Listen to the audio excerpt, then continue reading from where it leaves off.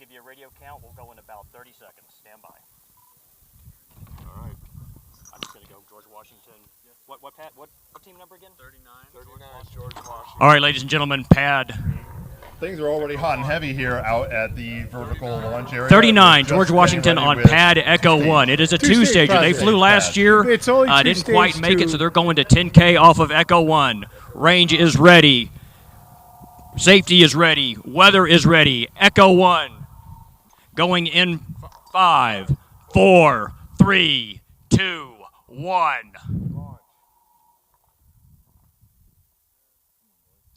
Liftoff off of Echo 1 to two-stager, looking for the stage separation, looking for a light. There it is.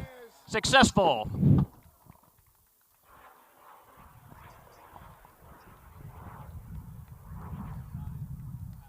All right, anybody have eyes on?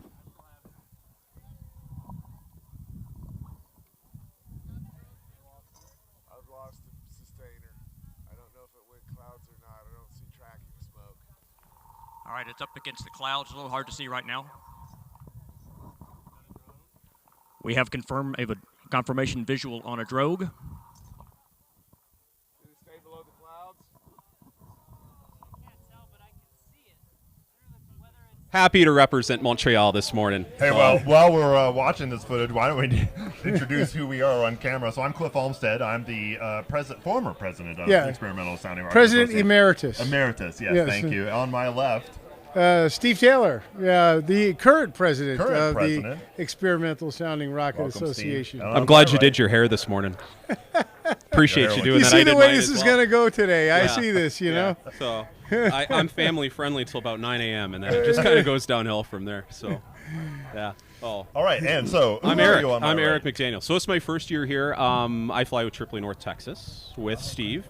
So, you know. And he still came. Steve needs friends in his life. He kind of keeps us close. So he wrote me into this whole thing, and here we are. So, so I'm the LCO this week. So I'm up on the perch. And, oh, fantastic. Yep. Everybody has to kind of survive my voice for the whole week so far. But I'm heading home in the morning. So they get Lee tomorrow. Everybody gets to take a deep breath and all right, have something a little bit more. We got a parachute here. Yeah, so that looks great. Good start to the morning. Yep, good start to the morning. So, but anyway, yeah, I live in Fort Worth, northwest side of Fort Worth. So I'm in DFW with him, and congratulations. kind of getting my feet wet here. So, welcome. Literally. Yeah, literally. I'm glad that you both could join us. So, you know, we'll have some little bit of commentary this morning on what's happening. And man, we just had a great first flight of the day and nice two-stage. Touchdown. Yeah, excellent. That's awesome. That's really awesome. So. We've had not to mention that's my daughter's alma mater that just flew. So, you know, no favoritisms, though. you feel like your money towards that education is now validated. She was not an engineer, though. That's great. Story of the week's really been weather, eh? Yeah. It's really been weather, which we've got good winds this morning and good temperatures, but this overcast is keeping it cool. Yeah, but we've got scattered layers around 6,000-7,000 feet and a little bit of a high scattered above it.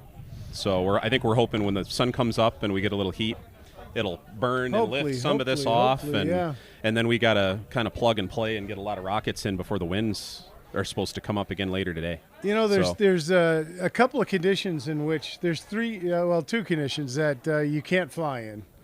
One you can't put a rocket through the clouds. That's part of our unified safety code.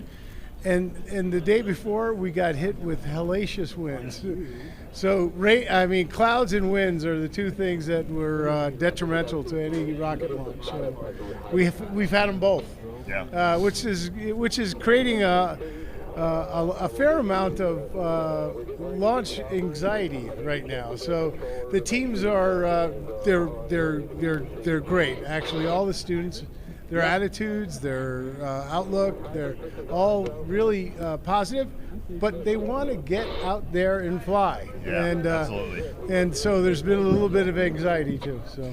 Yeah, for sure. We've had, I don't know what the total count on rockets flown yet in total. We had 32 the first day. Yeah, and then yesterday we had 21, so we're up to close to 60. Doing quick math, 53 altogether. 53, yeah. But there's 122 teams, so we're hoping. Best of all, the LCO has not hit the wrong button on any of the pads yet. All right. That's my biggest fear. Count that as a major success. So, Cliff, is this the first time you're meeting Eric? I'm learning fast. I figured I'd be fired by the end of day one, and I'm still here. So where's the here we kill are. button, you know? Yeah, this broadcast is on a 10-second delay, right? We were talking about the weather, and the evening of day one, we had that haboob come through, this giant dust storm. It shredded, half the tents at least out at, we call it Tent City. And there was a huge recovery after that, and that delayed us yesterday. Yeah. We weren't able to start flying until, I forget when our first flight was. It was 9-ish, 10-ish. 9:30. It was one of those. Yep. One of those acts of nature. Mother Nature has not been kind to us this year. That is true. We've had experiences with that in the past, and we've talked on other live streams where we just have to dance with the weather. So yesterday and the day before, we're kind of dancing with the wind, and if the wind lulls, we'll fly. If the wind stays high, obviously we got a no fly. And now it's going to be probably dancing with the clouds and the wind. Yeah. There's some hidden positives to it, though. I mean, because we've worked with college teams at our site in Tripoli, North Texas a lot, and one of the things I notice is actually taking the rocket to the pad and putting it on the pad and getting it vertical and arming electronics and going through that whole dance. That is something that a lot of times they don't do it until they actually come here. So we've done, 2 fire drills now, where we've had teams go out and put rockets on pads and then had to stand down and have them go out and pull them off. Been too, so they've gotten a bit of a dress rehearsal on getting out there and getting the rockets up and getting things going. So there's kind of a hidden positive there, even though it's like an emotional, kind of a deflating situation. At least they know what to expect now. So hopefully with the weather we get this morning, that'll kind of keep the ball rolling. That's the right way to spin this, Eric. So you know me, I'm all about spinning. Well, in sense of that efficiency, we talked about the teams that are the most successful here are the ones that show up super prepared and can, basically are knocking on the judge's door on the first flight day saying, hey, when are you ready? And, the hybrid teams especially, it's a complex process. And to your point, they don't, how often do you get a chance to practice that process before you can get out here? Great. And they don't realize how complex it gets to be. I mean, I think there's a mentality. It's like, well, we just go out and put the rocket on the pad. No, there's so much more. Much more. That's where any small deficiency in the engineering of the rocket or how you have things set up, that's when it comes out. Is that kind of at that moment? Yeah, it's the systems integration component. So oftentimes with large teams, they're doing independent components of the rocket. So you really need a systems engineer over the top of this thing to make sure that all the teams are communicating. I mean, we've had teams that, because of that sort of siloed approach to building a rocket, that have had difficulties because, there's that systems integration part is a real big part. Yeah, for sure. That's huge. And you're right about the complexity. You can underestimate it until you really start to put it all together and try to bring it home. So that's a challenge. So Eric, talk to me about what your responsibilities are as LCO. Just run my trap, keep my mouth moving. Gosh. I don't know if we warned the viewing. There's got to be a disclaimer. Wants right now. Actually, I've got this pen I can write on the screen. I could put like a legal disclaimer on the bottom. That's true. So I'm up in the perch here behind LCO Launch Control Officer. It's not just, especially in an event of this level, it's not just a single position. There's really kind of 4 of us that are all kind of in sync, having things going. We've got one person up there that's constantly running Trello, the computer system. The digital flight management and they're system. trying to get me all the information, because part of this is like the drama for the kids. So I try to hype it up. I try to get them kind of rowdy. We had trouble with the PA the first couple of days, so it didn't go so well. Today I think is going to be pretty good. Get them rowdy, get them going. And then, read their narrative to kind of like put some drama into it before we actually push the button. So the Trello person is managing getting me that information. And then we've got kind of an LCO supervisor, which is Dave. Dave's kind of looking at all the big picture stuff because I'm looking down at the screen running my trap. But then it's kind of my job before anything moves forward. We're checking the sky, we're checking the range, we're checking all these driving lanes. We are talking to MCC to make sure nobody's gone out into the recovery zone, which has been kind of an issue the last couple days. I think there were some teams that got into recovery areas that weren't supposed to be there, is kind of the vibe I get. But that way, if we've got something ballistic or something going kaplooey and catoing, they're not in a safety area. Yeah, for sure. Yeah, so. And one of the interesting. I'm sorry, I interrupted you. Oh no, please. But typical New Yorker. One of the interesting things is that we have each of the students, when they go out to recover, they have a GPS on their backpack. We outfit them with backpacks and water and a radio, so that when they go out there, we know exactly where they are, and we can see if they're in any of the zones that they should not be in, and we can communicate with them on radio, say, "Get out, we're launching." Yeah. So, and the other big part of that, the third and fourth person that's up there is the LCO spotters. And they're huge. So, I mean, especially when we're doing a 30K flight, it takes time to come down under drogue, to get the main out. I mean, you've got 5 to 7 minutes where you're under descent.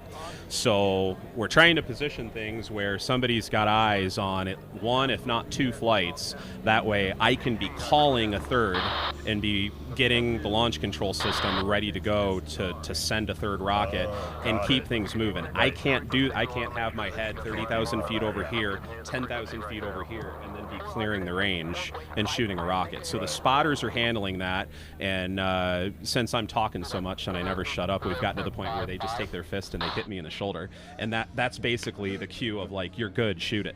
So, you know, day one was kind of rough. It always is, because this is my first year.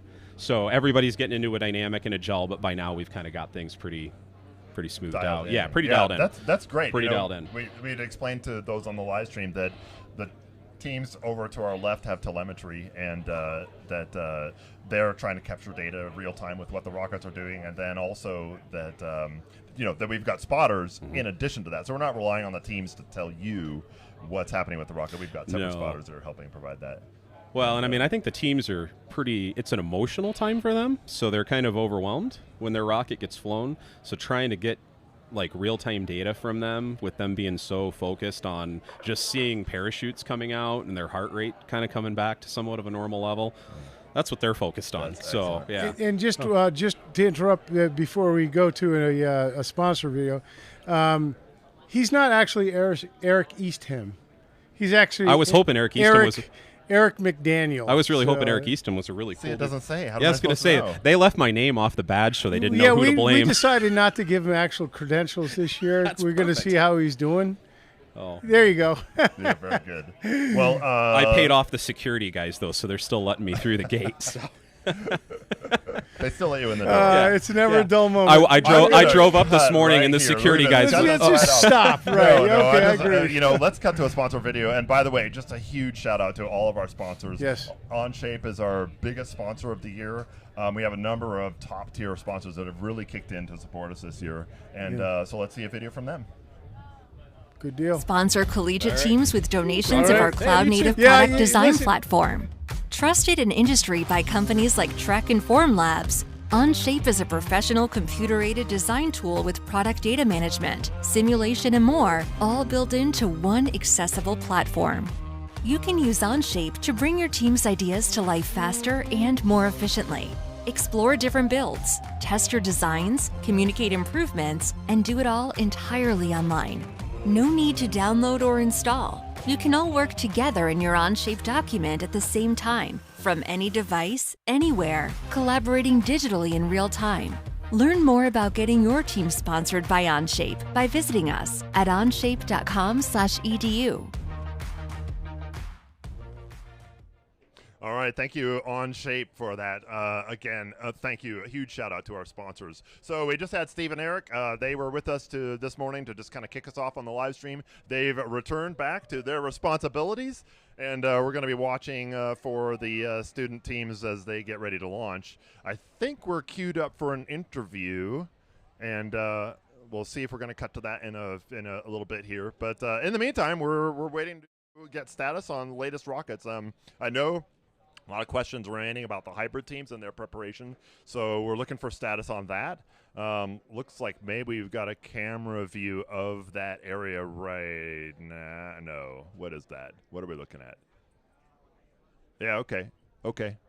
And so anyway, there's some activity there in terms of teams getting set up. The other aspect is listening for red flags. I think I had heard that hybrid teams are red flag in the moment, but obviously we've still got people there, so they're not imminently ready for a launch. And so we will go pass over to one of our universities for an interview and join back shortly.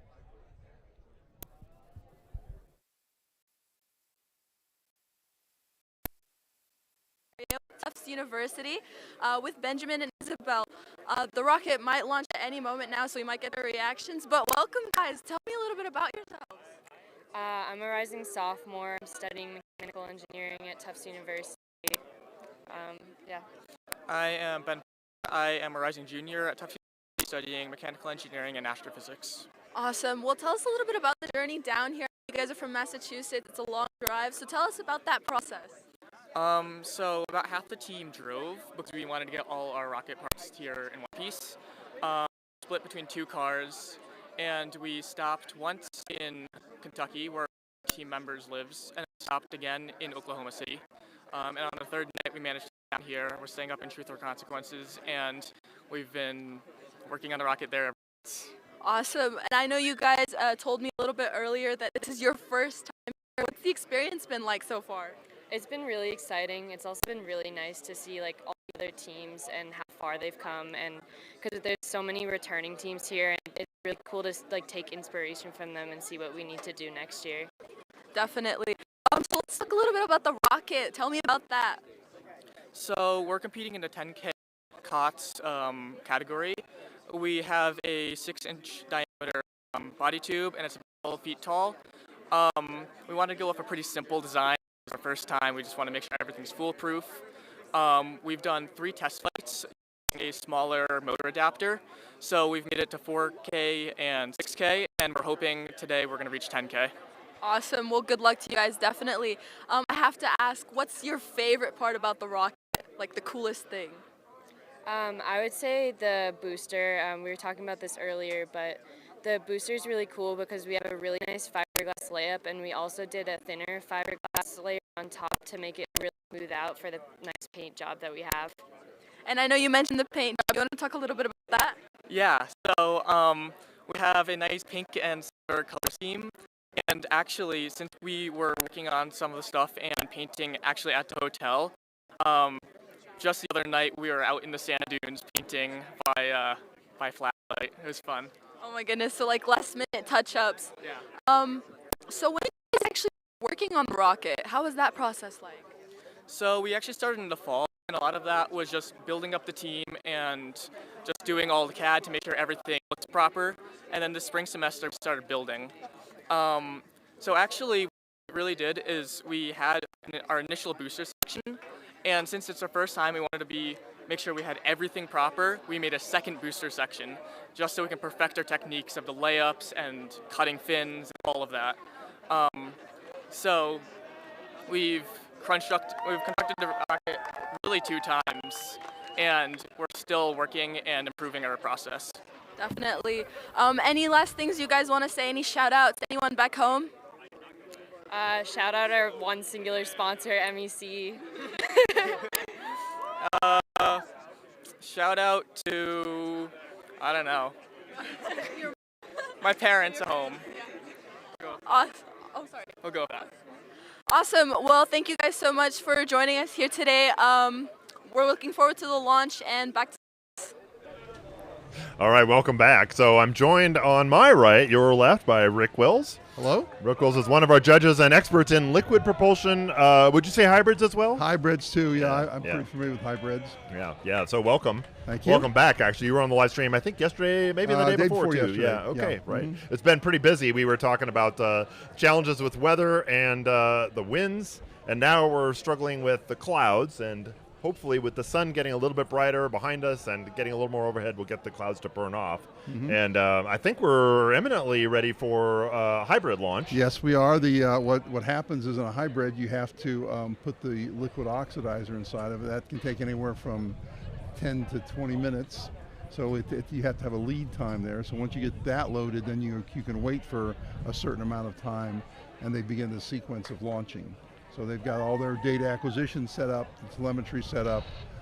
They have a distance, they're back 1,500 feet from where their pad is, so they all have radio communications, basically their wireless Ethernet bridges, and so they can communicate directly with their rocket and they fire. Yeah, that's a big difference. You know, one of the interesting aspects about solids, for example, is we generally, Ezra will provide our ignition system for that, and we can control the launch directly from the LCO station. Hybrids are different. They are different, yes. Why? Because hybrids, the sequencing is different. You have to load them, and once you load them, depending on what the range conditions are, you want to go as soon as they're loaded. 3 or 4 minutes, 5 minutes. If we ever went all liquids, we would have to load them, have the same thing. You have a limited amount of time. A solid, you can sit and wait 20 minutes, a half hour, an hour. That's true. It's not going to affect it. Here, we don't have that luxury. Now, in this time of day, it's in the middle 70s, beautiful day in the weather.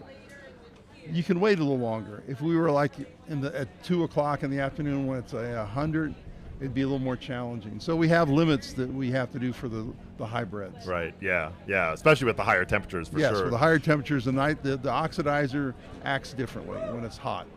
Yeah. Now, did we do something this year to help cool the... Yes, we did. We had barrels out there. We used a couple of them for different teams. The idea is you sit the nitrous in a barrel, you put water in it, and then you can throw ice in it. The ice basically cools the nitrous oxide. When the cooler nitrous oxide is denser, so you can get more onto the rocket. That gives you a little longer time if it's hot, that you can sit and wait. Now these temperatures, none of the teams have put their nitrous oxide, or I know Calgary hasn't put it in anything yet, but the Calgary has a beautiful little room that they have air conditioned. They have a generator right beside it to keep it at a very cold temperature. So they load right from that little room right in their rocket. You look at their rocket, around where the nitrous tank is, there's a little clamshell. Okay. And that clamshell can keep, because they've been here, Calgary's been here a few times, and they know how hot it gets. So when it's hot, if it's clamshell around, then they can wait a little longer. They have a little more luxury of time. And I think that's what we saw in some of that drone footage. Yes. I know there were a few people still there kind of talking about last-minute preparations before they clear out. Yep. But yeah, that's cool to see that clamshell. That's a really nice... I don't think I've seen that before. No, I haven't either. That's a very innovative. In fact, typically even the big professional rockets don't use that sort of technology. They're using it because it's a classic engineering problem. What do you do if it gets hot and you wait for, pick a number, 20 minutes, a half hour? We've waited that long. Oh, yeah. Something happens. And weather delays or other issues. Weather delay, you got the cloud delay, so they got that little clamshell, and they're good to go. I like it. That's phenomenal. And then the control system that they use to do all that has to function remotely from greater than that 1,500-foot range, so that they can be out of the the zone. Yeah, and they also have right before they launch, they have a little connector that connects the nitrous oxide to the rocket, and they have a little device that just pops it off. So that's, once they pop it off, that's a real commitment. They're probably going to go. So the idea is pop it off, hit your igniter, the igniter begins, the valves open for the nitrous, and then you start, and things start combusting, then it takes off. And this rocket should scoot off pretty fast, good high acceleration. So we'll see how it works. I'm really confident these guys are going to do well. They're a team that's been here before. They understand the problem. That engine, they've tested probably over 10, 15 times on their hybrid system on a static stand. So they're very familiar with what's going on. Right. And they've got 2 beautiful trucks. They've got they bring their own test site, test launch rail. They've got the little room for the cooling. So they're well prepared for this, Jay. Oh wow, So yeah. I'm excited to see them go. Yeah, me too, for sure. Okay, well, it sounds like we're going to do an interview with Team 76, and let's hand it over to them, and we'll join later. Okay. Good morning, everyone. I'm Heba. I'm back here in beautiful Spaceport, America, with the team all the way from New York. Please introduce yourselves, guys. Hey, I'm Dominic Case. I'm Donovan Barros. I don't know if you guys want to introduce your team as well. Absolutely. We're the Launch Initiative from the Rochester Institute of Technology. Awesome. Well, tell me a little bit about yourselves. Tell me about the rocket. I mean, we were talking about it a little bit earlier. We're going into a lot of details about that. Sounds really interesting. Thank you very much. So we're competing in the 10K COTS category this year. In terms of our process, this has been over a year in the making so far, so we're really excited to see it launch. Our rocket will be flying to a little over 11,000 feet. and it features a single bay dual event recovery system. So we have a lot of really novel systems on board. Some of the exciting ones are a load sensing bulkhead, which basically will allow us to measure the snatch force on our bulkheads when the main parachute deploys. And the reason that we're doing this is just trying to compare our estimates, which it's just estimates at the moment, with real world data and see how well they correlate so that we can improve our process. Additionally, we have fully student research and developed flight computers, which we're testing for the first time. We're getting telemetry back from the rocket on the pad right now, which is awesome. So we're really excited to see how it performs during the flight. Sounds amazing. And I know we talked a little bit earlier about your payload. Tell me a little bit about that. Absolutely. So the main mission of the payload this year is it's going to be deployable, and we're trying to do an everything system. So essentially what that means is we're going to pop out of the rocket with a constricted chute, and that will stay constricted until we want to actually reach our target deployment for the main chute, at which point we have a line cutter that will allow it to completely unfurl, expand, and bring us down to a safe descent velocity. All of this is student research and developed and controlled, or at least monitored by student research boards. That's amazing. Well, that's all we have for right now. The rockets are about to launch, so we'll take it back to you guys. All right, welcome back, and yeah, thanks for that interview. Really nice. And so we were just talking about the hybrids and the aspects of the controls that are required, the complexity. We actually just sent someone over right now to get a little bit of status on whether they've begun their filling operations. Yeah, and I think once they've started that, it's kind of means they're eminently close, and they're also kind of on the clock, right? Yes. Once they begin the process to load the liquid nitrous oxide from their okay, Echo 2-2 stage, Team 89 from the Technical University in Munich, Germany. They're doing a 30,000-foot shot. So much time. I'm going to keep this short so that we can get them flying before the winds affect us here. The booster's an N5800, and then it's going to be staging to an M. So Echo 2 is armed. Range and sky are both clear. We'll send Munich in 5, 4, 3, 2, 1, go. There we go. Nice launch. Well, that NASA. Excellent camera work. Look at Off that. to a good That's start. that beautiful camera. Where's that camera? Good separation. There's an ignition. Woohoo! Yeah! All right. Well done, Munich. Okay. What a great two-stage. All right, everybody, let's keep our eyes up on that. The sustainer is up over the site, kind of towards where the tents are. Munich. Very nice. Fantastic. And we've got eyes on the booster from LCO. It looks like it might be under drogue. Okay, we have a confirmed drogue on the booster. Oh, that camera work is so nice.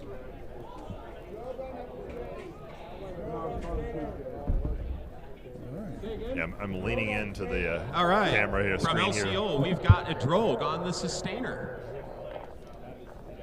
Round of applause for the Technical University of Munich, Germany for an excellent two-stage flight.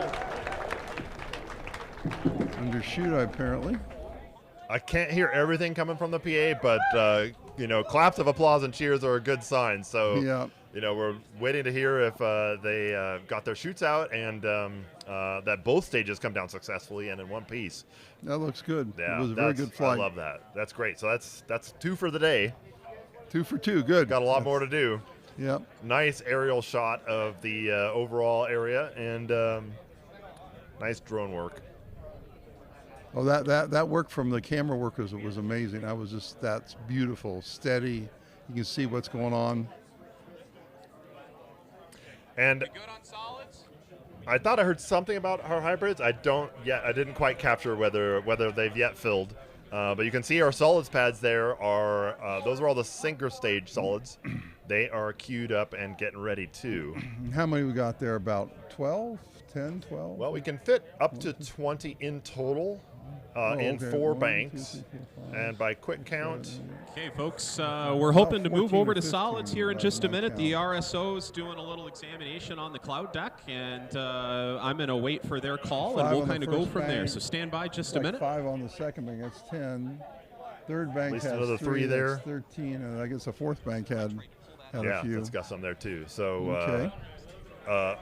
yeah, so I'm just looking behind and where we're sitting with clouds. Mm-hmm. There's some big puffy clouds, but there are breaks between those. Yeah, the cumulus are up there all right. Yeah. It's good that the sun is getting a little bit higher in the sky to burn some of that off. Okay, that's a hybrid. Oh, that's a two-stage bank, I think, wasn't it? There we go. Nice shot of Tufts. Good flag. So we'll find out who's up next in the queue, but meanwhile, we'll have continue with some good drone footage, and as we hear the launch control officer, we will jump in. I'll say that again. We'll let them jump in and announce what's happening. Okay. The hybrids teams are going to be interesting because, like you said, Rick, when they're ready to go, they need to go. They need to go, yeah. So sometimes we don't have a whole lot of warning. Right, exactly. And hopefully they'll announce when they do that. But if they got to do it, they'll launch, and away we go. So I'm pretty certain the advantage of a solid is you can sit and wait. Yeah. If you want to wait for 20 minutes, a half hour, it's not going to be that bad of a thing. Yeah, for sure. It looks like maybe Team 144 is going to be ready. Utah State. All right. Might be just waiting for clouds. The other thing that's interesting, too, the launch sequence for a solid is very fast, typically. Yes, it is. Once you make sure your igniters, it's called continuity. That means the circuit's complete to the igniter. You're essentially ready to go. You lift your, typically you have a key that makes it safe. Once you turn the key on, you have a light that comes on, says you have good continuity. And at that point, anytime you press your button, your ignition button, that sends the current down the road, hits the igniter flashes. There should be a little pyrotechnic that gets that flash going bigger, and then the solid takes off. Right. The solid combustion begins, and then once it builds enough pressure, it takes off. And these engines, the pressure building time is measured in probably less than 1/10 of a second, hundreds of milliseconds. Yeah, you can really see that. I was saying yesterday, we're looking for smoke, which is kind of that first indication that you've got the igniter lit and that you're actually starting to light the solid propellant, and then boom, it goes. It goes, yes. Yeah. The hybrids will be a little different. When you see a hybrid launch, the first thing you do is you turn on what they call the heater, and the heater basically is a charge up in the very top of the grain, and that fires off, and it's going to burn for a few seconds. Once you see that, then and there's flame in there, then you open the valving up for the nitrous to begin flowing. The nitrous flows down, it's sprayed inside, and then it catches fire, and then it takes off. So it can take you know how we see a solid will take a few seconds, maybe 3 to 5 seconds before it catches. Nitrous, when you have the same challenge, but you'll see a little flame coming out of it. And the first time you see it, you think, oh my God, there's a fire. Well, no, that's good. You see that little flame coming out of it. It's very small compared to a rocket, and it's not as a plume. It's more like a ball of flame. And when you see that, then you know the thing is started up, and you're ready to go. Then you turn a nitrous on, and it takes off. So do the teams actually wait to physically see that before they open the valve? Different teams have done different ways. Yeah. Some people can do a sequence. I've seen some people put thermocouples, have a thermocouple wire up in there. And so you say, all right, automatically shoot when you press a button, and that's really the way a professional rocket would shoot. It would all be automated. People don't shoot modern rockets by manual anymore. And this is a little like that. The thermocouple says, yeah, you're hot enough. Then the computer will say, all right, valve open. The valve opens, and then the computer on the rocket's watching everything at that point, taking data. So you can imagine the teams and the complexity that's required for the level of engineering and analysis and testing that's required. If you're going to really try to automate that. Yes, and that's a sequence. We go out there and they are doing that. That's one of. In fact, yesterday we had a team. In fact, who was it? Calgary? Maybe it was the Canadians. Wanted to test something on their thing. It's they set up and they. Basically did a little test, and it pushed the parachute out, and they tested everything else in there, and it worked. So a lot of teams have to do that whole sequence. Make certain, and a lot of times you have built into your software is it's an automated test process. Like we do today in so many things, there's an automated test process, and this computer says, all right, we're good. So they were testing yesterday, they tested pressure. They tested the pressure systems, make sure all the valves work. They use this light, like a nitrous, or not, they put nitrogen gas in it, pressurize it a little bit. Everything functioned, they shut it down, there were no leaks. That's the first thing, they leave it, they say they pressurize it for 10 minutes, 15 minutes, no leaks. Then they have them monitor the pressure, the pressure gauge, no leaks, it's good. Right, So yeah. That's a lot that goes into it, I love it. Yes, And it sounds like we may be prepping for another team interview. We'll wait for that. Meanwhile, we got some good close-ups of Team 144, their rocket on the rail. You saw earlier, I just saw it happen while you were talking, Rick, they had a close-up of the igniter. Now, this is obviously a solid rocket motor. Yes. But that igniter goes right up inside the motor and the central cone. Yes. And once that lits, you'll see that happen. So we're looking for that. And so let's hand over. We're going to do a team interview, and here we go. Okay. Okay, guys, so just an update. Obviously, we're waiting on the clouds here. We've got Tony Hewitt in that red truck down there, and he's cloud spotting for us and relaying back to LCO. So he's going to go down for a little while and take a look at the clouds next to the base and kind of see what we're dealing with. How are we feeling? What are the thoughts going on right now? And the minute we get an opening, we'll start getting solids airborne. I want to launch so bad right now. Hopefully we'll get I y'all don't in the even air know here what in to just say. a few. Yeah, we've been on the pad 3 times now. This is our 3rd time going vertical in arms, so we're hoping and praying we get a hole in the clouds so we can send it. Oh my God. Well, tell me about your rocket. What special features? What's up with the payload? What's up with that? Yeah, so honestly, I think we have the coolest payload here. Shout out to the payload team and Wyatt. We have a little rover.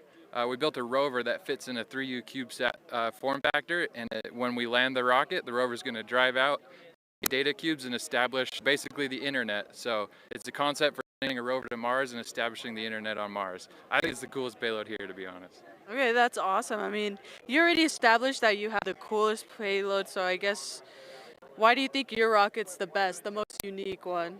Well, not only do we have an awesome payload, but Taurus has the sickest paint job on the planet. We got like blue flames coming from everything. Our team name is the Aggie Blue Burners. In addition, we have a really cool flap system that's going to get us to exactly 10,000 feet. Our recovery bay is really clean and neat and professional. It goes together super easy.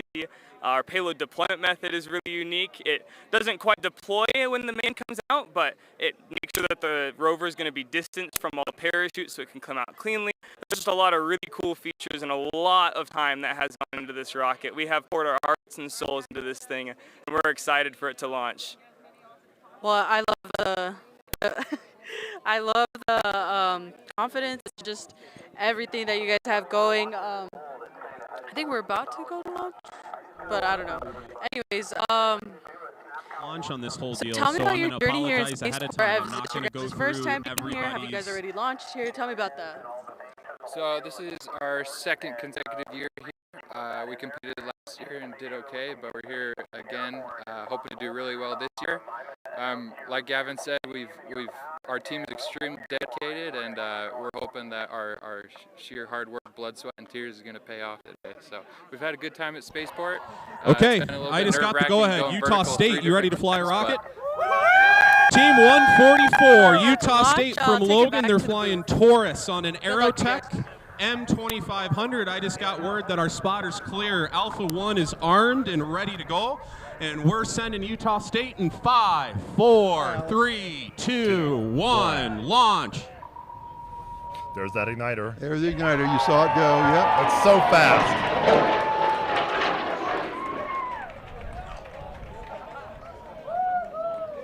Nice. All right, everybody, keep an eye on that. Oh, it's so great. We got that team reaction.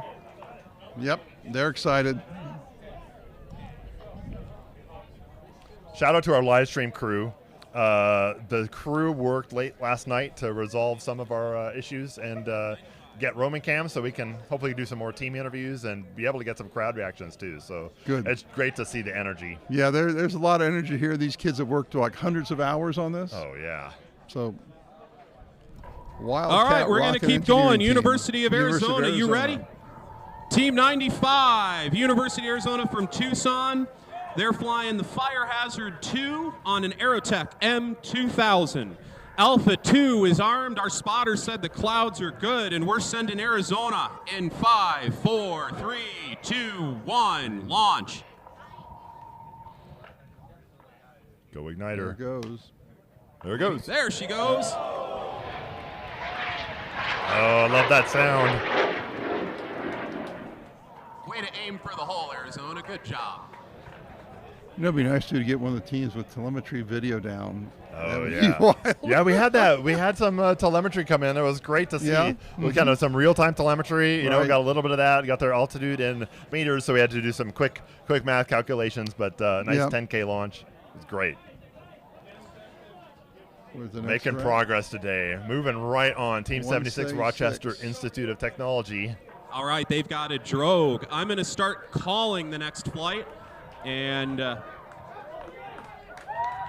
Got cheers behind us. Flyers have a main. A lot of kids back there. Yep, good. Parachutes, that's good.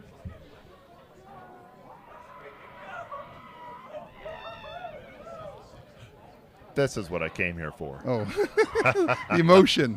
Yeah. The emotion. Yeah, that's good. good. That's good.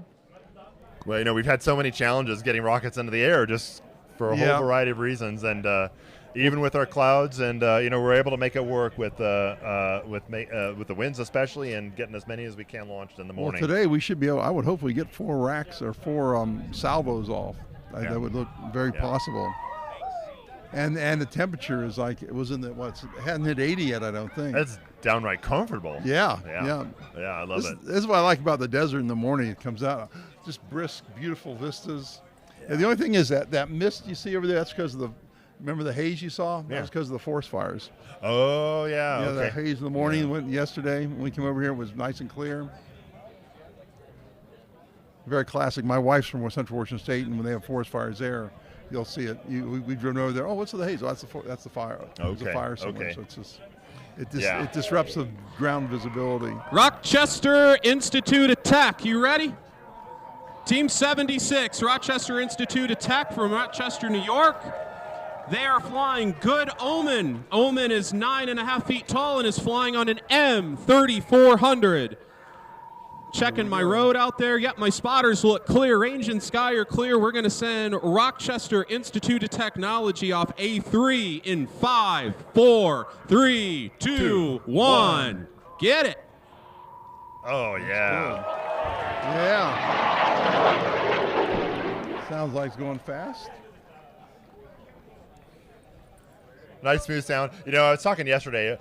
It was kind of, I didn't mean it to be pedantic. I was saying, well, we're looking for a nice straight track, and the smoke trail should be nice and smooth. What I meant was, that's true, but I'm looking for and making sure that in past events, we've seen a lot of trouble with fins coming off. Yes. And a lot of shreds, that kind of stuff. I saw one shred, I think. And a few rapid, unplanned disassemblies. Right. I think there's only been one or maybe two I saw one shred and one the motor blew up. Right. Looks like we've got so that's this pretty good moving ratio. on, It's really been good. And so when I'm saying I'm looking for that, I don't mean to be so simplistic about it, but that just tells me that, hey, this rocket's flying well. All right, they're good to go. It was well designed. It flew. Yeah. Next one up. Team 32, Embry-Riddle Aeronautical University in Prescott.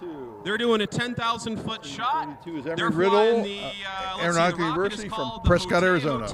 It's their first rocket, and it's going up. I don't have a motor on it, but I'm assuming an M or an N for a 10,000-foot shot.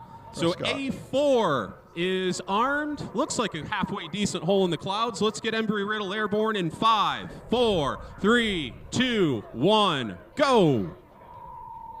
Ignition. There we go. Where is it? Please go. See a little smoke coming out. A little bit, not much. There it There it We goes. still got continuity. Takes a while. I'm going to press the button. Yep. There we go.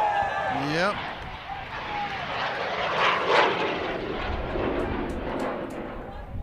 Oh, nice. There Nice. you go. There you go. Flame. Up and over, up and over.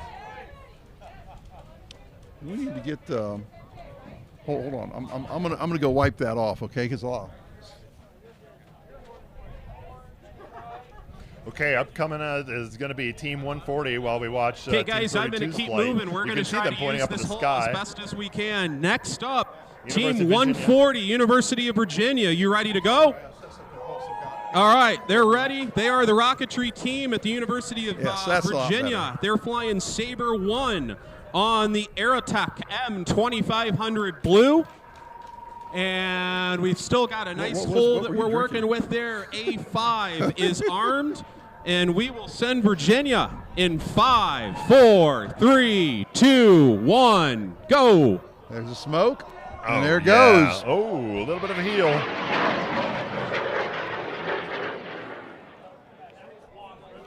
They seem to be having a fairly good cadence here. Rockets are going every 3 or 4 minutes, cadence. 5 minutes. Nice smooth burn. Yes. You saw that kind of kick over right as it reached the top of the rail. That was a wind effect. Yeah. There's a little wind, and it's going to keep the wind. It's a wind because you have stability, and once the rocket's put in a certain way, the velocity is going to stay aligned with the thrust. And it kicks because of the wind vector, and that goes. That's why it kicks over that way. Kind of catching those fins and just pushing over. Guys, I just got a hold from the RSO here for a cloud. I know. Big professional rockets don't have that so problem. Deflating. I'm sorry. It's not my fault. These things I'm all smiles up here. We'll listen to the announcers. Okay. I hear so many cheers. Yeah. There's a ton of teams out here. A ton of telemetry wires or antennas. Yeah.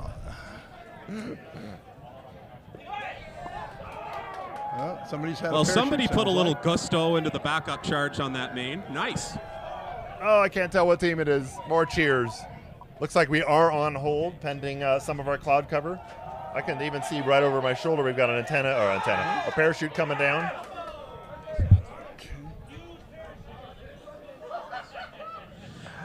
All right, folks, I just got the go-ahead. Let's start flying again.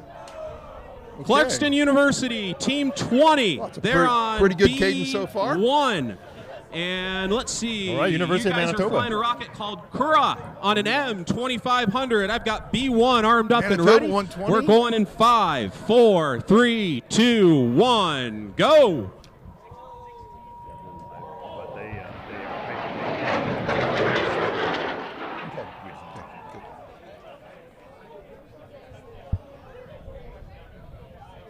Another one goes for Manitoba.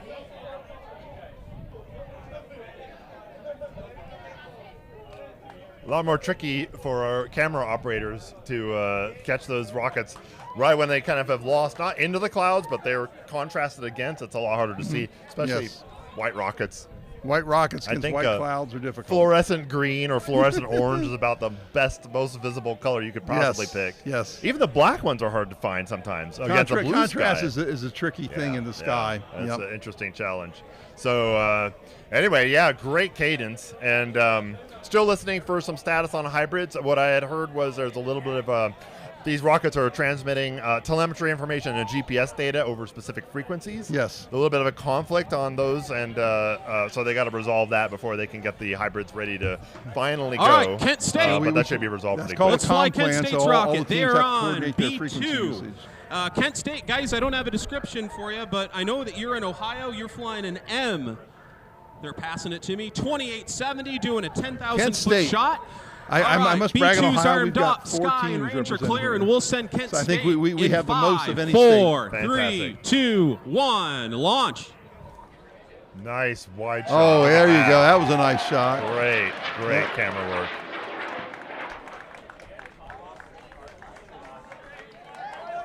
Beautiful. Beautiful launch. Go Kent State.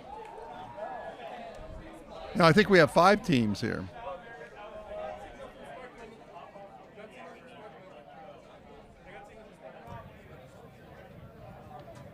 Okay, we're going to skip one of the rails. One team has no telemetry right now, so they're going to have to resolve that. But because we've got so many rockets on the pads, that's great. But I got to wait for an okay from the RSO to shoot it. And they'll have a chance to go in and resolve that. My Hamilton friends.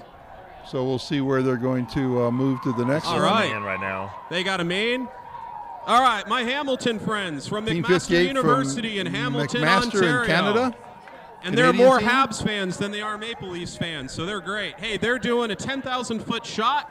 They're flying a rocket called Marauder, 37 pounds, and it's flying on a Cicerone M1590.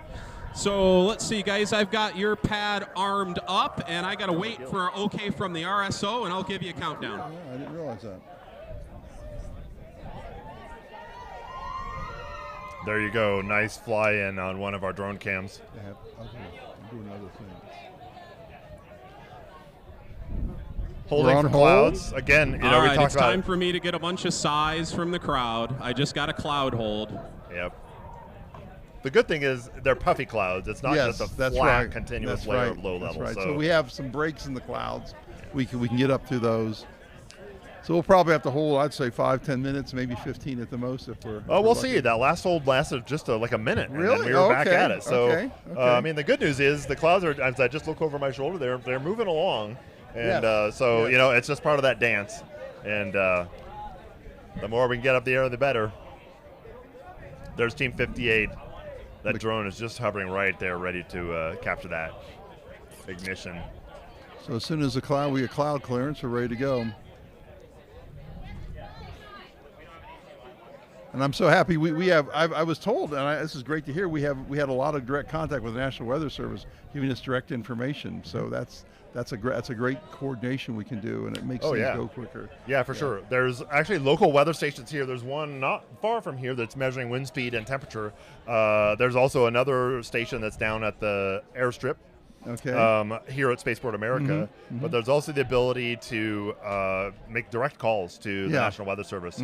We've got our friends at Spaceport have the right contact information, and they can tell us exactly with their radar what the clouds are doing. And so that's very helpful. Coming. I remember was it last year they called us and told us what the rain that was coming. We watched the thunderhead just roll in. Exactly. I remember that. Yep. Exactly. So we're all watching right, a few I just great got the go-ahead of the for one launches we just rocket had. here. So, McMaster, I've called your flight. You're going on an M1590. B4 is armed. See?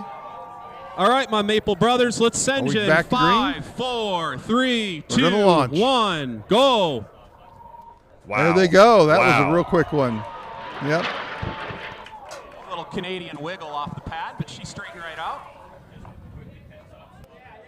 Oh, wow. That was a really fast ignition. Canada. Wow. It's all right. So cool.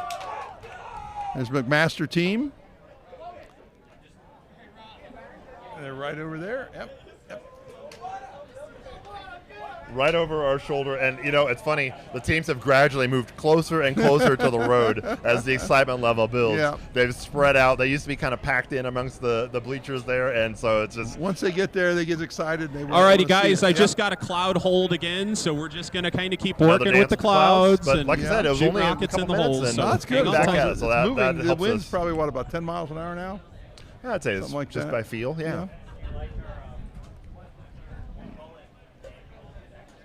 Yeah, hopefully we get this whole salvo off. And we're waiting to hear word on the hybrids with that frequency issue. Once they get that issue resolved, then I think they'll be in pretty good shape. Like you said, though, they've got that clamshell. They've got a whole refrigeration unit. So they can sit. Calgary has the advantage. They can wait a little bit. Some of the other teams don't have that kind of level of technology. Luxury, so once they load, they have to go. Got it. Right. Yeah. Okay. Very good. Hopefully we'll get the radio coordination set up. So it's Yeah. Exactly. Where's the radio board? The radio board's over in the. I remember you were the one who instituted that, the radio control board when we were. Well, yeah. So we used to literally have a dry erase board. Yeah. We would park that out here next to what is now the live stream media center, and teams would just come in, write down their frequency, That's and if right. some team had the same frequency, they have to go talk to each other to resolve it. Yep. It was pretty manual. Now with our friends at DaVinci Maker Labs, they've been a huge help for that. DaVinci's been great. Yeah, so they coordinate all the frequencies with all the teams, and they do their best to make sure that we don't have any conflicts like the one that we're running into now.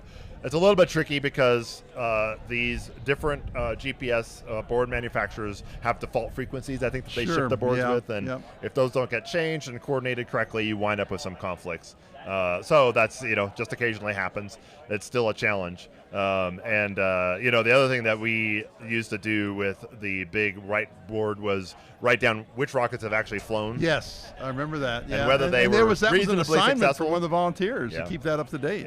Yeah. Now it's all done digitally. Yeah, exactly. We heard earlier from Eric, who's our LCO today, and he said that he's managing the Trello system, and that is the electronic system that we're using to track not just the status of which rockets have flown, but the whole status of which teams have actually gone through the various safety checks, which areas they've gone out to the launch pads, and so on and so forth. So it's an entire process control now. Yeah, it's much more sophisticated.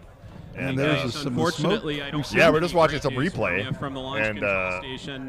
We so have who's been up? put Let's on see. a definite hold now. For Are the we still on clouds. hold? I guess.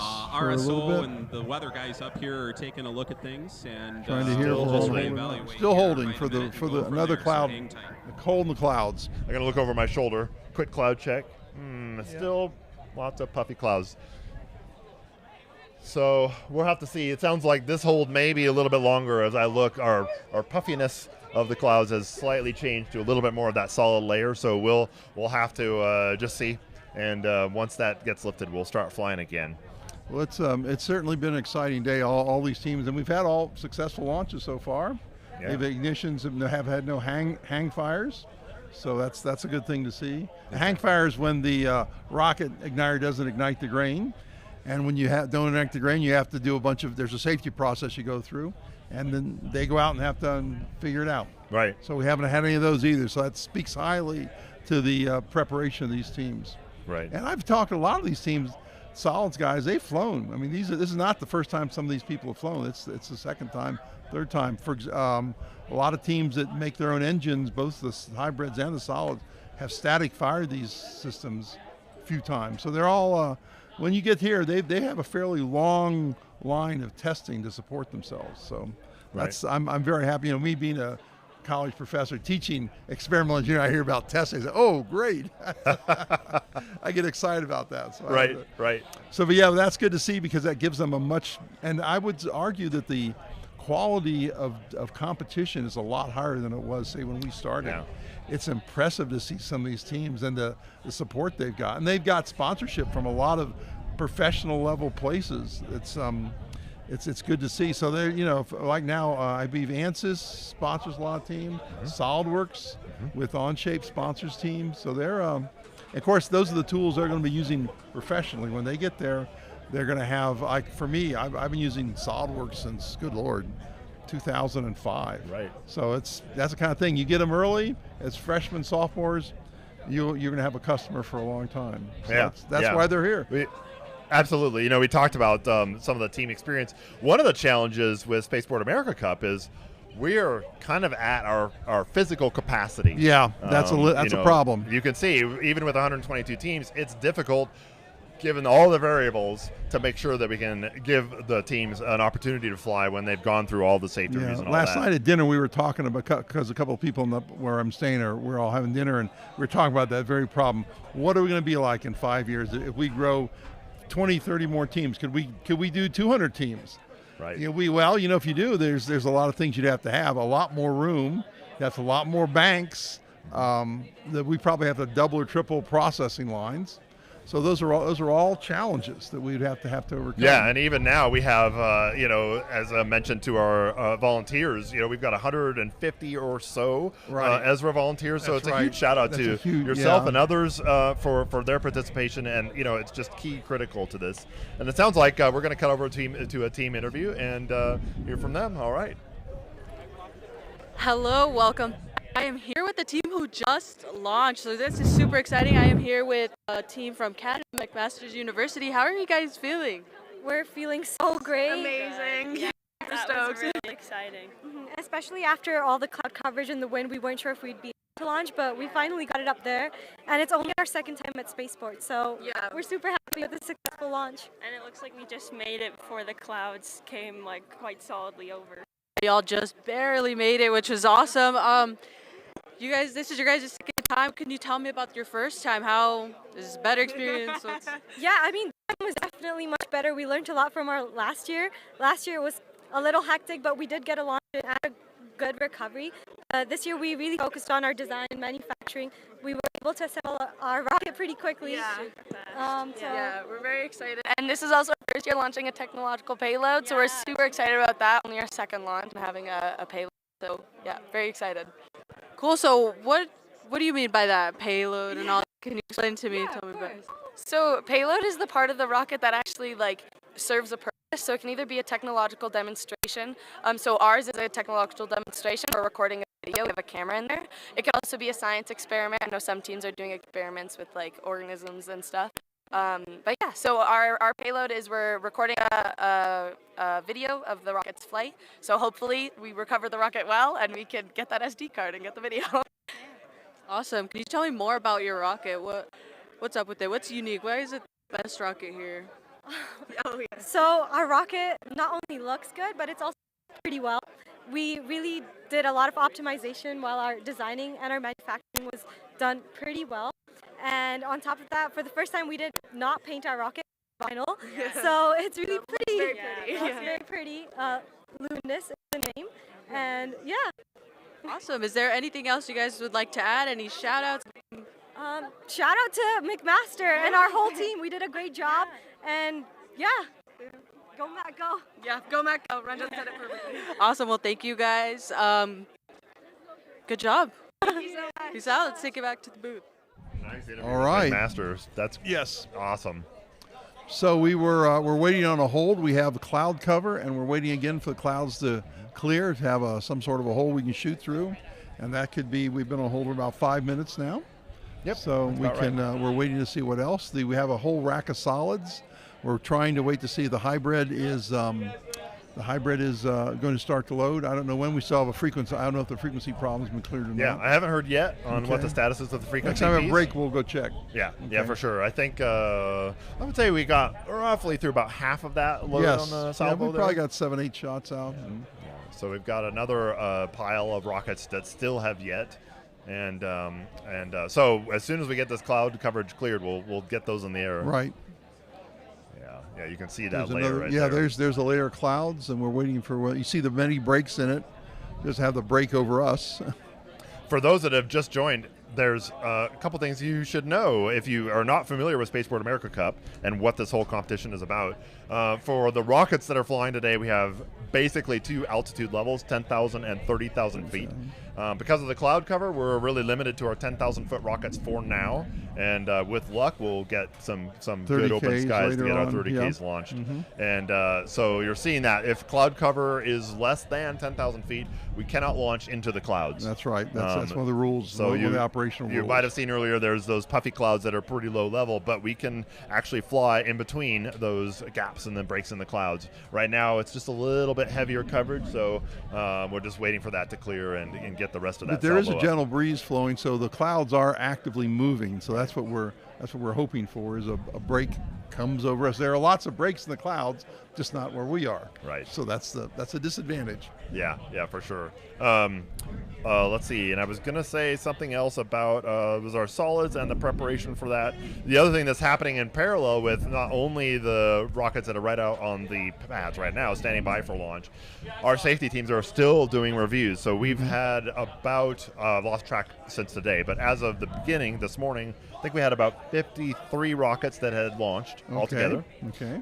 We've had another at Roughly least half, 10. yeah. And so that's good news out of 122 total. 122 and total. but those teams that have not flown yet and are not imminently queued to head out to the pads are still going through their final safety check. So there's a safety review. We may get drone coverage of the overall kind of base camp area or tent city as we've called it. And you can see where those safety checks happen. And once those rockets have completed that process, they get out to trailer. They can load those rockets onto solids in particular, get loaded on a trailer. And we're also looking for hybrids. The hybrids pad, the University of Calgary is on the rail, and we're waiting to work out a frequency conflict with another team. And once that's done, Calgary could possibly begin to load and launch. So that's the holdup on the hybrids pad. And the problem is now everybody had to pull off the hybrids pad, so the teams can't work as on their system. Yeah, because they're red flag right now. They're red flag, yeah, so the other teams can't come in and continue working on the rockets. That's right. And in fact, the hybrid teams work all the time and over the whole weekend. So it takes them a long time to kind of get prepped and ready. And they have to do a lot more things for checking the system pressure, make sure it holds pressure, make certain there's sequences of whatever happens for their system has to work functionally right. So they have to do that when they get here, assemble the rocket, make sure check the software, just not unusual like any other computer-based system. Right. They have to do the same thing, so it works. Yeah, absolutely. We've still got a bunch of teams over here, and we're going to cut over a team interview with Team 25, and go go from there. Okay. Beautiful Spaceport Let's see if we America. can I'm here with find the out. team from Duke University. I'm here with Josh and Vanessa. I heard you guys have a cheer. Let's hear it. All right, everybody. Let's go, Duke! Awesome. Well, Duke University, all the way from North Carolina. Tell us a little bit about your team. Yes, we are Duke Aero. We're flying a 10,000-foot SRAD motor this year. There's about 40 of us working on the rocket back in, and we've got about 24 of us here, and we're really excited to see this thing fly. Awesome. Tell us a little bit about the rocket. I know you guys are set to launch here in a little bit. Tell us about it. Yeah, so 10,000-foot SRAD motor, and we're super proud of the fact that we design and build almost everything in-house, from tubes to motor to our electronics and everything like that. Vanessa, do you want to talk about some of your favorite projects? Yeah, so my favorite project is probably our fin sight project, which we were able to do a podium presentation on. We have an embedded string PCB in our fins, which we make in-house, and from that we'll be able to measure the aerodynamic loading from flight and later see that kind of loading on our fins, and hopefully in the future we'll be able to design and manufacture more optimized fin sets. That sounds amazing, and I know I talked to you guys a little bit earlier about the payload. Tell me about that. Yeah, so we have 2 3U CubeSats that will be deployed at Apogee. One has solar panels and landing legs, and the other has a reefing parachute, and so it's going to be able to control its descent velocity. So at Apogee, they're both going to pop and fall under their own parachutes. That sounds amazing, and I know I was talking to you guys a little bit earlier, and you guys told me you all started on this project like a week after coming back from Spaceport. So take us through that journey. What was that like? Yeah, so we started right after Spaceport last year with our leadership team, kind of setting our high-level design goals and parameters over the summer, and then we came back at the beginning of the school year and we went through the recruiting phase, getting all our new members in, and then we designed in the fall, went through different design reviews, and then spring building the rocket. That sounds awesome. Really inspiring. Tell us a little bit about the challenges that you guys faced building this rocket. Well, we face challenges such as costs and recruiting. We always trying to teach our new members. That's our most important thing. We want to make sure that this club goes on for as long as it can, and every year we're building more and more successful rockets. Other things include making everything ourselves. That's really hard. It's not always achievable, and it's not always the same as industry, but hey, we're learning from it, and we take every opportunity we can to learn from not only our successes but our mistakes, and every rocket is just showing that we are learning and that we're using our knowledge to do that. That sounds amazing. I have to ask, what's the experience been like? I know we're just about to launch. What are the feelings like right now? Oh, I'm so nervous. This is my 3rd time at Spaceport, and yet this thing's my baby, I really want it to go well, and I want the work that all of these guys have done to really show off, and I hope we have a good launch. Definitely, I hope so too. Good luck to you guys. Just before we take it back, I just want to say the drip, y'all. Let's take a look. Let's get a shot of the hats. They got matching hats. We got matching team hats with Duke Aero on it. You can pan around and see everybody.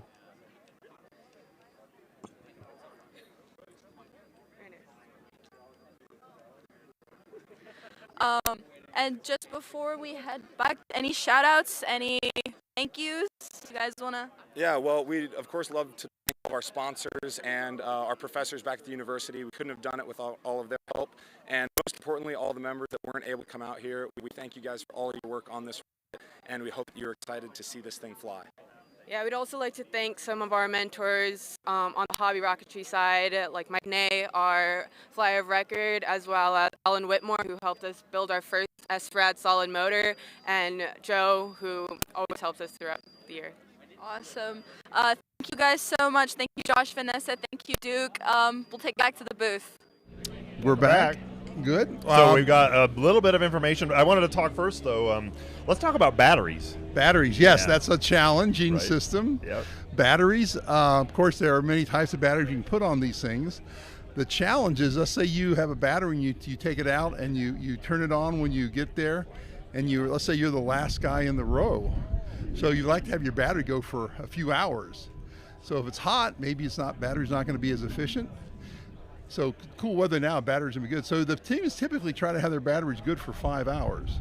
because also the transmitter, some of them have beacons, so they want the transmitter beacon to go for a long time. So they may have 3 or 4 separate power systems on their rocket, with each carrying a couple of typical. I've seen 9-volt batteries. I've seen a lot of different configurations of batteries. So I've discovered each team that builds it usually has a little different bend on it, on how to power their systems and the connections. And the other trick is you've got to get all your connections, power connections, so they're not going to come off when this thing accelerates off the pad at 30 Gs. That's another big challenge. Yeah, I've definitely seen examples of that. That has happened. Batteries some kind of sketchy wiring. Yep, exactly. So you have to be careful about that. The big issue gets to be that do you have enough power? Is it going to be able to take the environmental situation you're in, good or bad? Which is just what all the other professional rocket teams have to do. They have to know what your environment, how do you design for the worst case environment you'd see. And this is a classic example of the worst case environment's 115, 120 degrees, and you may be sitting there for 4 hours. Can your battery take it? And then when you start doing that, suddenly you have an issue of cooling on your integrated circuits. So those all, it's a very big electrical challenge. And typically teams have a separate group of people who do nothing but their electronics. So that's part of the electronics teams. They come, some call them telemetries, but those teams are the ones who have to figure all this stuff out. Just same the guys in propulsion at the end of the rocket have all their challenges to figure out. So yeah, it's a typical, we call it systems engineering in the business, and I'm certain you've done it a lot of times. Systems engineering, you want to make certain someone is keeping track of the entire vehicle and how every little thing affects the rest of the vehicle. Yeah, and that can be a big issue. I've seen it happen many times on some fairly noted rockets, aren't they? Yeah.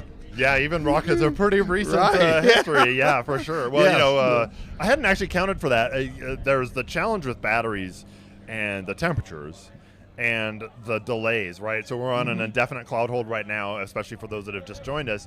And so while we're on hold, there's rockets that are on the pad that are just sitting there. They're on the pad, and those batteries are, right? So. But I had not accounted for the reserve you might need after the launch occurs, to have the beacons continue to transmit, so you get GPS data to know even where your rocket landed. Right. Sometimes you may, the teams might not get out there for 4 or 5 hours. Right. So. Yeah, that's very true. Well, and so what could happen, depending on how long this delay lasts, is teams will have to take their rockets back off the rails, and either swap the battery out or potentially, I don't know if they have to bring it back necessarily. But, typically on the batteries, at least the teams that I've looked at, they've almost got to disassemble the rocket to get to the batteries because it's a very tight, pretty package, integrated, pretty integrated. That good systems engineering, and then when you have to disassemble it, the battery's like. You got to take 3 levels off to get to the battery. That's true. It's almost like they need a ground support equipment to just keep the little and DC input. I have seen some teams that do that. Yeah, that may be that gets to be expensive when you start throwing ground support equipment out there. So that's a typical engineering trade-off. Do I have ground support equipment, or do I have a just an onboard system that's adequate? And maybe you pay a little more weight for a bigger battery. Tenth of a pound extra in battery, we may give you 40 hours more of size. So it's just a trade-off. It's a classic trade-off. Yeah, for sure. More complexity, but it's more complex, but if you want to get the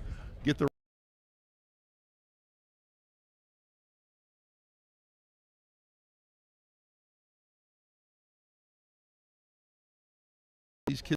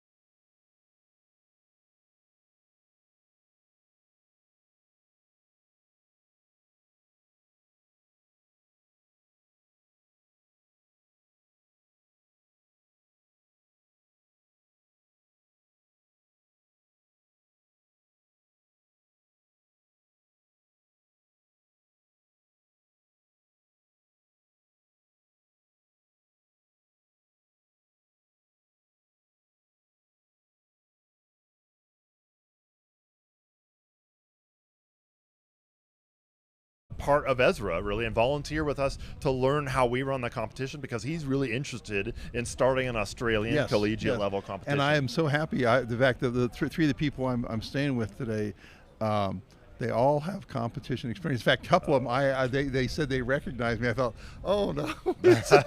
But yeah, so this is what we're seeing is the people who competed are coming back. For example, Matt Ellengold, who was the president of Ezra before you, was one of the original competitors. Right. So this has a long history. So I feel good being, I'm 72. I feel good that in 10 years, this event's going to be around. So I have a fairly good confidence that's going to happen. And and we were just talking about that over dinner. What's this going to be in 10 years? It's going to be, it's going to be different. We don't know how yet. Well, and it's probably not going to be us. Right. It won't be us. It's going to be the former competitors that have now stepped into that volunteer role. Exactly. And the thing that's really interesting to me as a former president, right? Before taking over for Matt, and shout out to Matt if you're watching. Yeah, Matt. And Dustin. Well, Matt, Matt got in. Did you ever hear the story about how I got in this? No, do tell. Matt was. They were going to have the first liquids team. So Matt was working at university. Where did he work? He worked on Wright Pat like I did. I was in the Air Force Research Lab, and someone told me to get a hold of him, and we had lunch, and he was telling me about what they're doing. I said, "That's great. You guys are going have a liquids. Well, I can help you on that." So I told my wife, I'm going to Green River, Utah. So I had to fly to Salt Lake. But she said, okay. So I was at the first, the 2015 one. So next year it'll be 10 years I've been participating in the 10 thing. years. Rock on.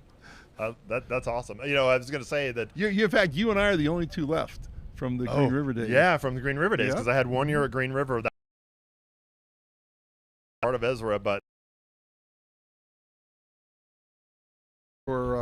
I think they're pretty close. They were testing yesterday. I think they should probably be able to go today. But those are the three teams that once Calgary launched, we'll have 3 teams left. Right. I believe we had 7 or 8 teams that signed up, and for some reason those teams couldn't make it, which happens a lot at the hybrids and liquids level. For example, the first there was another competition this last week for the Friends of Amateur Rocketry Oxidizer and Tournament. They had 15 people sign up, liquids and hybrids, and only 3 hybrids showed up. Oh, wow. So a lot of teams will look at this, say, oh, we can do that, and then they'll get into college. And these are all engineers. And I don't know if any of you folks out there will know that the engineering curriculum is a pretty stiff curriculum in terms of time commitment. It's a lot going on. So you throw on, you're building a rocket. And it's probably, I've asked a lot of teams, some people seems that it's at least 2 years, probably 3.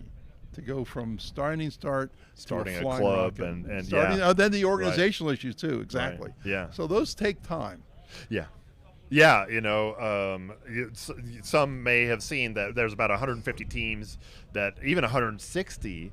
I think last year we had 160 sign up initially. Yep.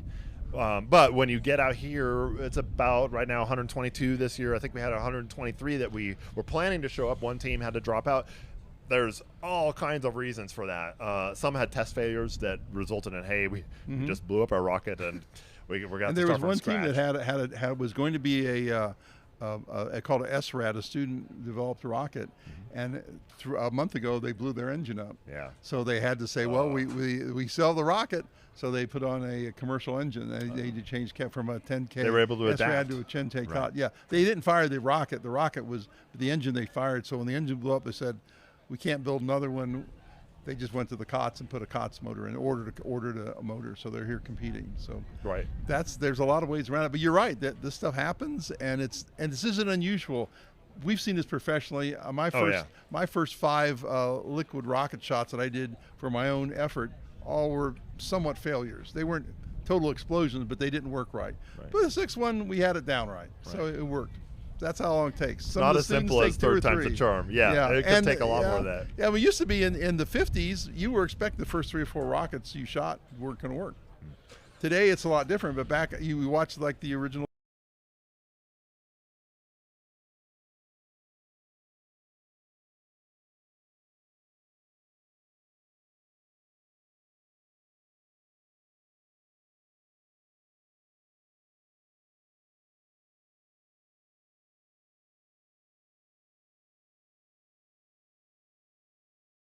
failure. And I've discovered that in my own testing. So it's you've seen that too. We try to mitigate that as much as we can. But the first one you do is not going to be the best one. Well, and you can see that it's interesting to see that in examples.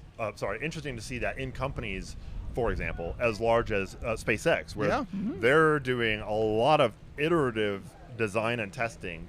And they're quite public with their failures, right, and they're pretty spectacular. But you see that growth each time, and it's a pretty big evolutionary. Well, the last change. time when they were in Quadrant with the Falcon 9, and they had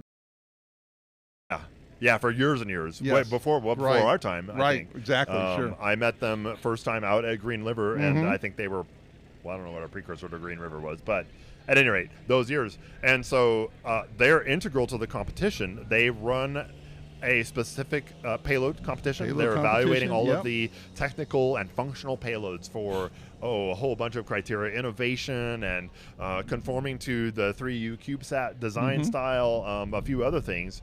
But what's neat about that relationship between SDL and Ezra is they've formed what has become an integral part of the overall competition and said, hey, we're going to focus on payloads. And, Ezra itself is really focused on the rocket design and the technical knowledge. And the teams don't have to have a payload. They can just carry extra weight. So if you want to have a separate group of people doing a payload, and almost every team I've talked to has a separate payload doing something, that's what they do. It's almost a separate team from the rocket. Yeah, in fact, we only require, if you look at our rules, if you go to soundingrocket.org, there's a drop-down that gives you to documents and forms, and the first link there is rules of the competition. And our only requirement is, I think it's 8.8 pound payload. That's it. And that's it. And it has to fit within a CubeSat format, and that's it. So if you choose as a team to build that functional payload, we talked about that, I think, yesterday a little bit. I mean, man, teams come up with really creative payloads. And the great thing I like is sometimes they'll get they'll go out to high schools, elementaries, and do STEM outreach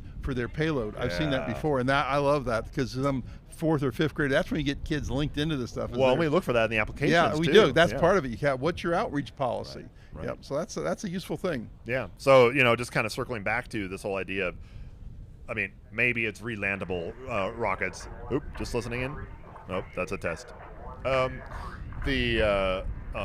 Maybe a company or an organization might want to sponsor a specific part of the competition that says, hey, we'll evaluate the team's abilities to re-land their rocket, and and that could be a spin-off. Well, all the rockets now are reusable. That they get back. That's one of the standards. How much damage was done to landing? True. So they are, to some definition, reusable. Now the question is, if we can get them to land vertically, under you're right. They do have to be reusable. reusable. So I misspoke. That's but right. Yeah, exactly. If you can land vertically and pull that off, that would be impressive. Quite impressive. Quite impressive. I have seen YouTube videos of somebody who did it. Yeah, BPS Space.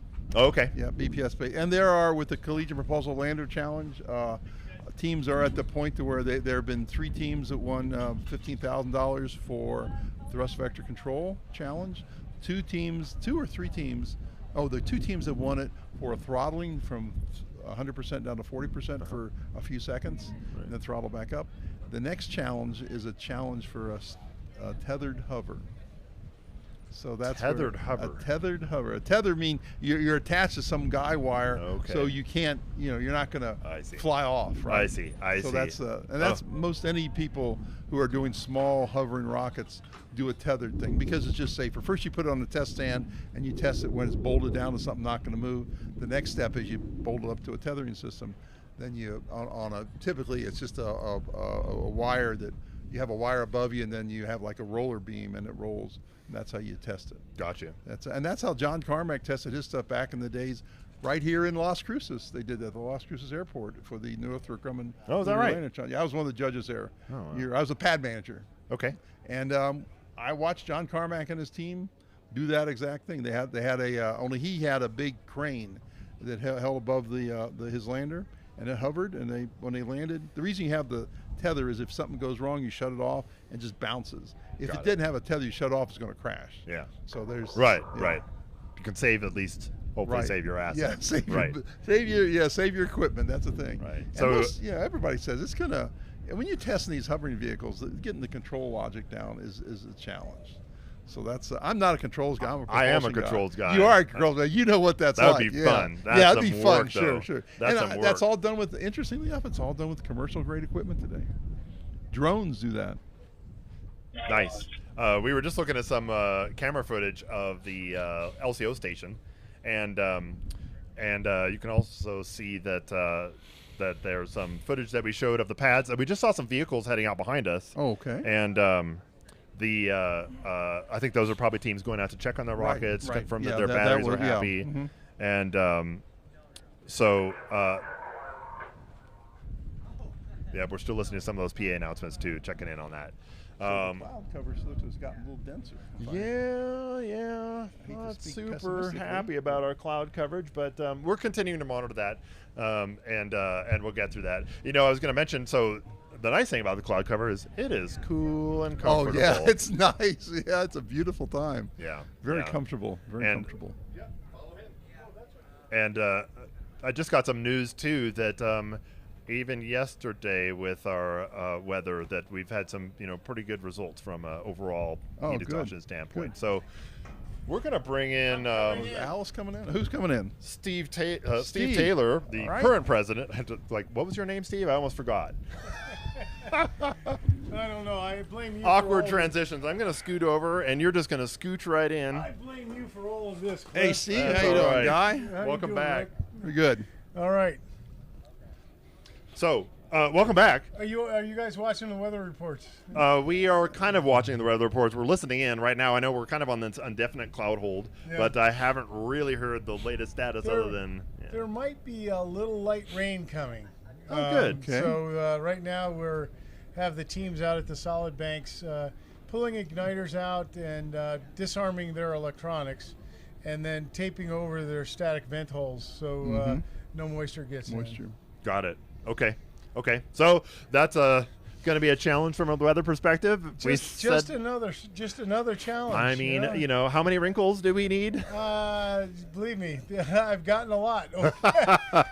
And if I had hair, right, you'd be pulling it out. I started this competition with shaggy hair, and now I'm getting to be. Oh boy.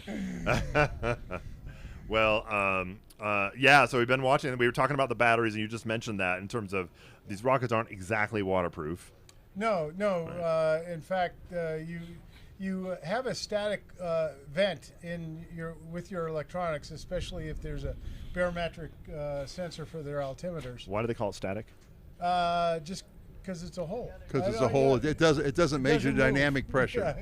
It's measuring air pressure, right? Yeah. Static air pressure. Just another little hiccup, but hopefully things are. We looked at the radar, and it looks like things are passing through El Paso now. That looks like we're getting a break after that. So still hopeful we get a lot of rockets in the air today. Yeah, that's good. Well, we had a good start with about half of the first salvo. I would guess that's about right. Yeah, I don't know. We're as the teams are going out to safe their rockets, we're adding teams so that there's no empty spaces there. So when it's time to launch, we're going to kind of go. Yeah. I know we'll take advantage of the window as soon as that opens up. Yeah. The other teams here. So we've had a big group here. The excitement was very good when we had all those rockets going. So you can imagine. I mean, to be quite honest with you, this is why I do this competition. To see that enthusiasm and to see when they get their year-long work and comes to a launch and they see an excellent result. It's just that's what gets me. That's what's the stuff that I come back for. So I personally have 6 children. So congratulations. So having an excited kid, and in particular in this discipline, I do have one aerospace engineer amongst the group. There you go. Very good. Congratulations. All the kids are very successful, so I'm happy about their career choices. But to see the, and I call them kids. They're students. I know they're young adults or whatever, but they're still kids to me. And to see their excitement, that's what makes it all worthwhile. It really, Yeah, it really has such an impact on the people watching this stream and having that influence. It sounds like right now we're going to actually cut over to a little bit of an interview with NASA spaceflight folks, and so stick with us. But we'll do that transition and talk to them. Now, not launching. The winds are quite nice, but the clouds are too low. And unfortunately, I guess we said earlier, both the winds and the clouds are low, and one of those is good and one of those is bad. So I came over to the staging area. Actually, you can see all the vehicles lined up behind me there, and this is where the next salvo of rockets have lined up and are ready to roll out. Of course, we need to get the first salvo of rockets off the rails, so hopefully these clouds do something good. But I came out over here to hang out with some teams and see what was going on. Nobody came here to see me, though. We came here to see rockets, didn't we? So I have come over to hang out with Team 68, and you're not going to be able to hear them unless I hand them a microphone, so let's make sure we do that. Team 68, tell us where you're from. How you doing? Hi, we're Team 68. We're from Oregon State University. This is our first year back out here. Yep. So make it so we can see the rocket. Yes, we got to there see you the go. rocket. Okay, cool. That's the star. We're good. So Oregon State was one of the founding members of Ezra, you could say. And last year we took a break, and so this year it's a brand new team, a whole group of new people, and we came out here in the 10,000 SRAD category. Our university has great motor mixing infrastructure, and so it's been a great year to learn the process of making motors, making rockets and stuff, and we've built a really strong team, and hopefully a lot of that team will carry on to next year, and we'll make an even better rocket than this one. See, this is why I don't hand people microphones, because we're all just like hanging out, talking about rockets. Then you hand somebody a microphone and they're all very official. Yeah. They're very official. Yeah. No, but so what's going on? Like, y'all are ready to go. You're fully integrated in the back of the truck here. Yep. I like the carrying yes mechanism for the rocket. What have y'all been up to this morning? Like, how did your day start? So it started at 3:30 a.m. A bit rough. I graded our batteries. From there, we were going to get ready to be on the first salvo, but we have our own launch rail out there. It's a 32-foot or 34-foot launch rail. You built your own launch rail? Yes, we have our own launch rail. Designed and built and towed out here, your own rail, huh? Yeah, so it's the OSU AIA rail. A lot of the other rocketry teams also use it. And so recently it was down at Fora, and it beat the FAR's collegiate altitude record. But now we drove it all the way back down here from Corvallis, Oregon, on a 24-hour drive. No kidding. Yeah. So right now it's out by pad B1A? I thought we were 1A. Okay, we're near it's 1A. I saw it out there. So it's currently retracted now, but we'll have to put the rocket on it, raise it up, put the actual cables down, and we're ready to go. We really want a longer rail because, well, we have a really heavy rocket. Even though this is only 10K SRAD, this is like 76 pounds. So we really want to get that 130 foot per second range off the rail, and we're really stable at that point. So we really wanted the longer rail, so we brought it all the way down from Corvallis. Nice. So that's why you build your own. Like, you need a longer rail. It's a heavier rocket. Yeah. And the speed off the rail is like the stability of the rocket. And if you come off the rail too slow, then you can end up tilting over too much and have a 15-mile hike to get your rocket. Exactly. Yes, in the past, was it on a Ezra rail or the 2022? Which one? Yeah. That would have been an Ezra rail in 2019. Yeah. You have to repeat whatever they say because they can only hear you. Yes. In 2019, we used an Ezra rail. It didn't go great, and our rocket went sideways. And because of that, the rail bent, boom, slingshotted us off. So is there footage of that somewhere? Yeah, on the live stream, you can see it just kind of go off to the side. Oh, jeez. And so we don't want to kind of risk that. We're going to make sure we recover and we're close in on the recovery kind of cone. Our rocket isn't too sideways off the pad. That also helps us maintain our altitude, obviously. Good deal. Yeah. So tell us a little bit about the rocket here. Like, do we have different people who worked on different parts? Should we pass around and talk to payload and talk to structures and talk to propellant? Or do you guys want to start with structures and then I can pass it along? Okay. Just do it live. Yeah. Just make it up. Okay. So I'm a freshman at OSU, but I'm the lead structural engineer. Yeah, a little concerning. It's perfect. It's fine. No. So what we have here is a tube manufactured by Innovative Composite Engineering in Seattle? No. Somewhere in Washington. Nice structural engineering job. Thank you. Okay. This was not us. But the tube, it's great. This was from, we have a liquid engine team on campus. They were going to do a subscale launch, but they changed their tube diameter. And so we kind of got this tube for free. We really like that because it is a very high quality tube. And that's why we have such a huge rocket for 10K. This was meant to be like a liquid fuel rocket that went to like a super high altitude. Because you got a free tube. Exactly. We're also didn't get as much funding as we wanted, so it's like we liked this. This gave us more wiggle room for developing motor and stuff. We'll talk about that in a second. Down there at the end, I don't know if you can get a camera shot of that. It's all the way in the back of the truck. We have a weird split fin design with our main fins in the back and then strakes. We're calling them strakes in the front. And the reasoning for that is during our first test flight, we had a bit of an incident where the main parachute got tangled up in some wires. We fixed that issue with this one. And that meant it landed pretty hard, but we only lost a foot of body tube. It could have been much worse, but everything was structurally sound except that foot of body tube, which meant that our center of pressure and center of mass got much closer together than they wanted, which lowered our stability. So we needed to figure out a way to add stability to the rocket without adding 2 kilograms of ballast that would have got us to like 9,000 feet, or putting it back in the composite oven because our tip-to-tip carbon fiber layups at the end would have delaminated or there could have been an issue. So we put on some G10 long fins. This keeps it like we keep them really short, really long, so they're less susceptible to fin flutter. There's less torque on the top, so it's like it's going to hold on much better than if we just try to do a separate set of fins out of only G10. We have a coupler here.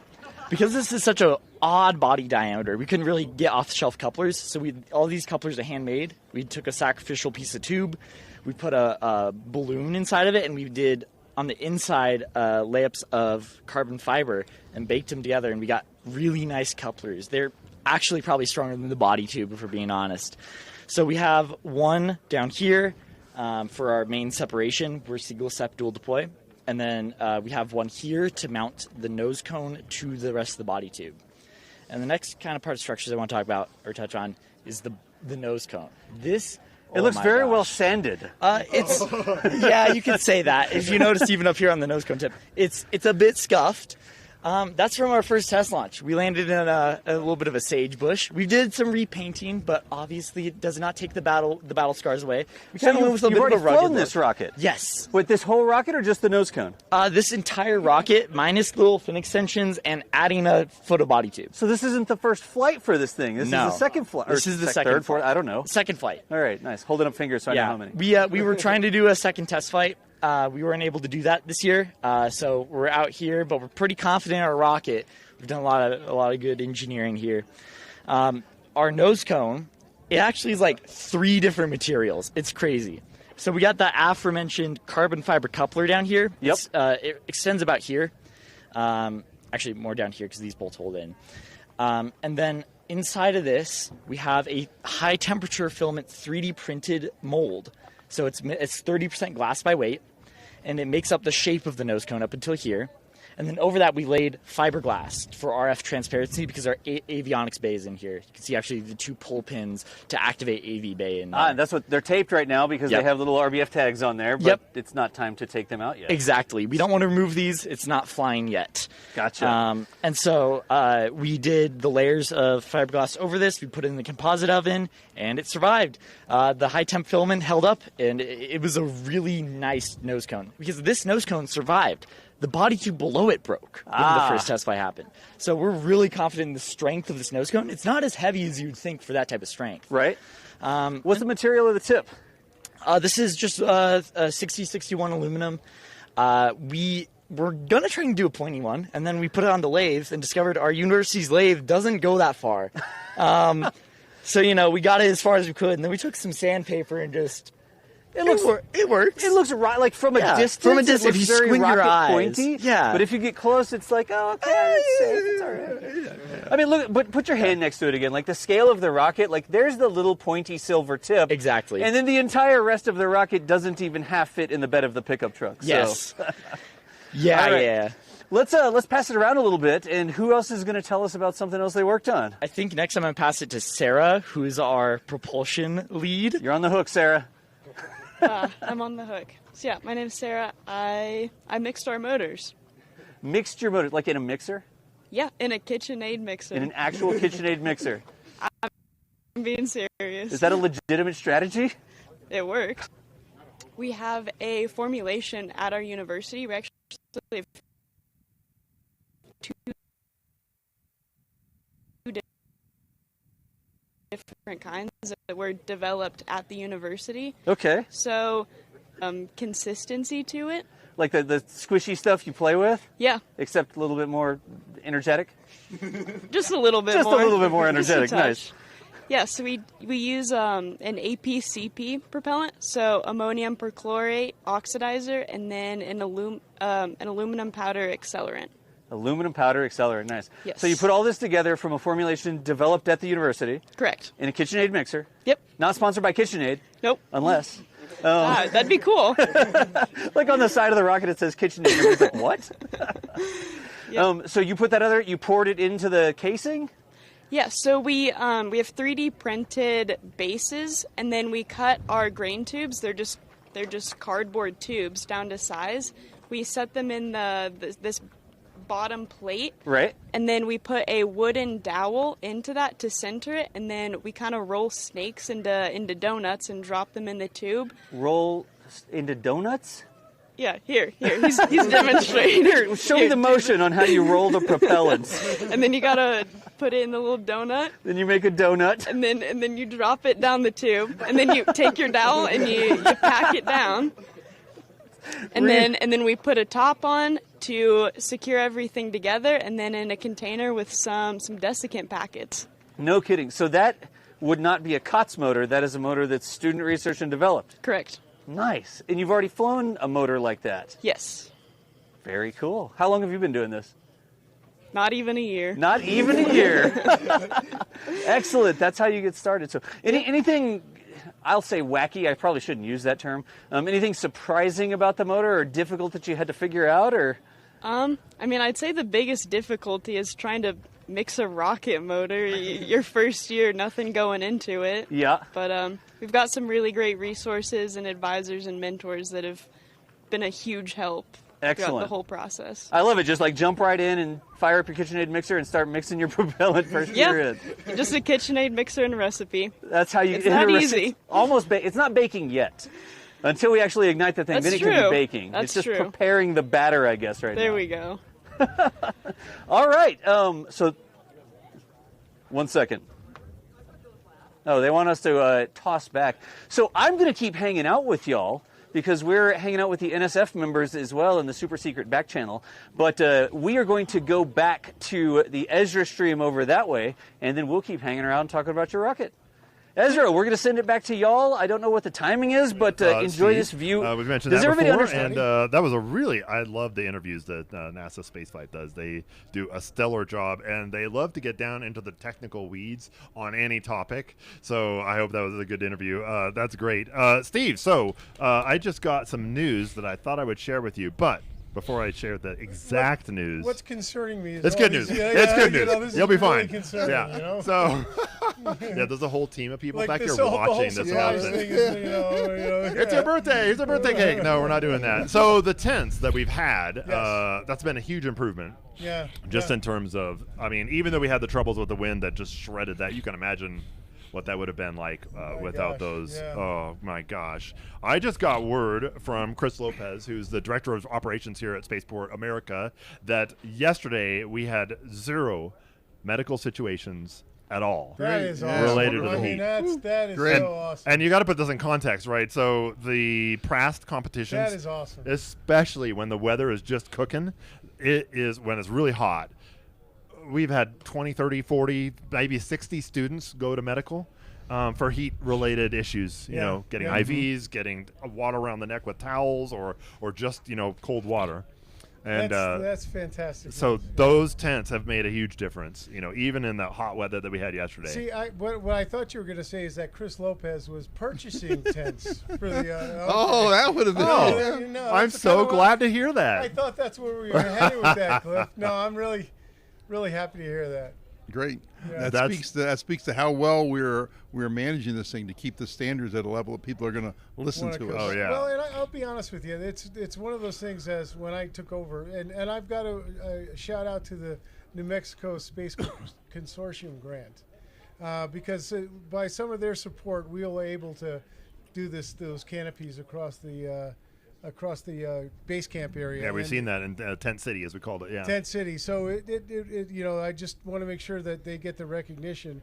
The need was always there, but now I'm really happy that it's working out the way I hoped. Yeah, nicely done. Yeah. And a huge shout out to our medical teams, and actually sponsored with us, Mountain View Medical. So they provide all of the on-site kind of emergency care. They have a triage center to help students that run into any kind of for the students, to us. Well, I think the immediate first aid. Yeah, the first aid is free. Yeah, sure. Right. Oh yeah, exactly. And our Fiore team as well. We saw the fire truck yesterday with that Cato that we had, and they provide some of those emergency rescue services if students get lost out in the desert for some reason. We've got the radio comms with our Da Vinci Maker Labs. It's just a huge team that comes together. Oh, your favorite truck on the left, and the medical truck on the right. You can see in that screen.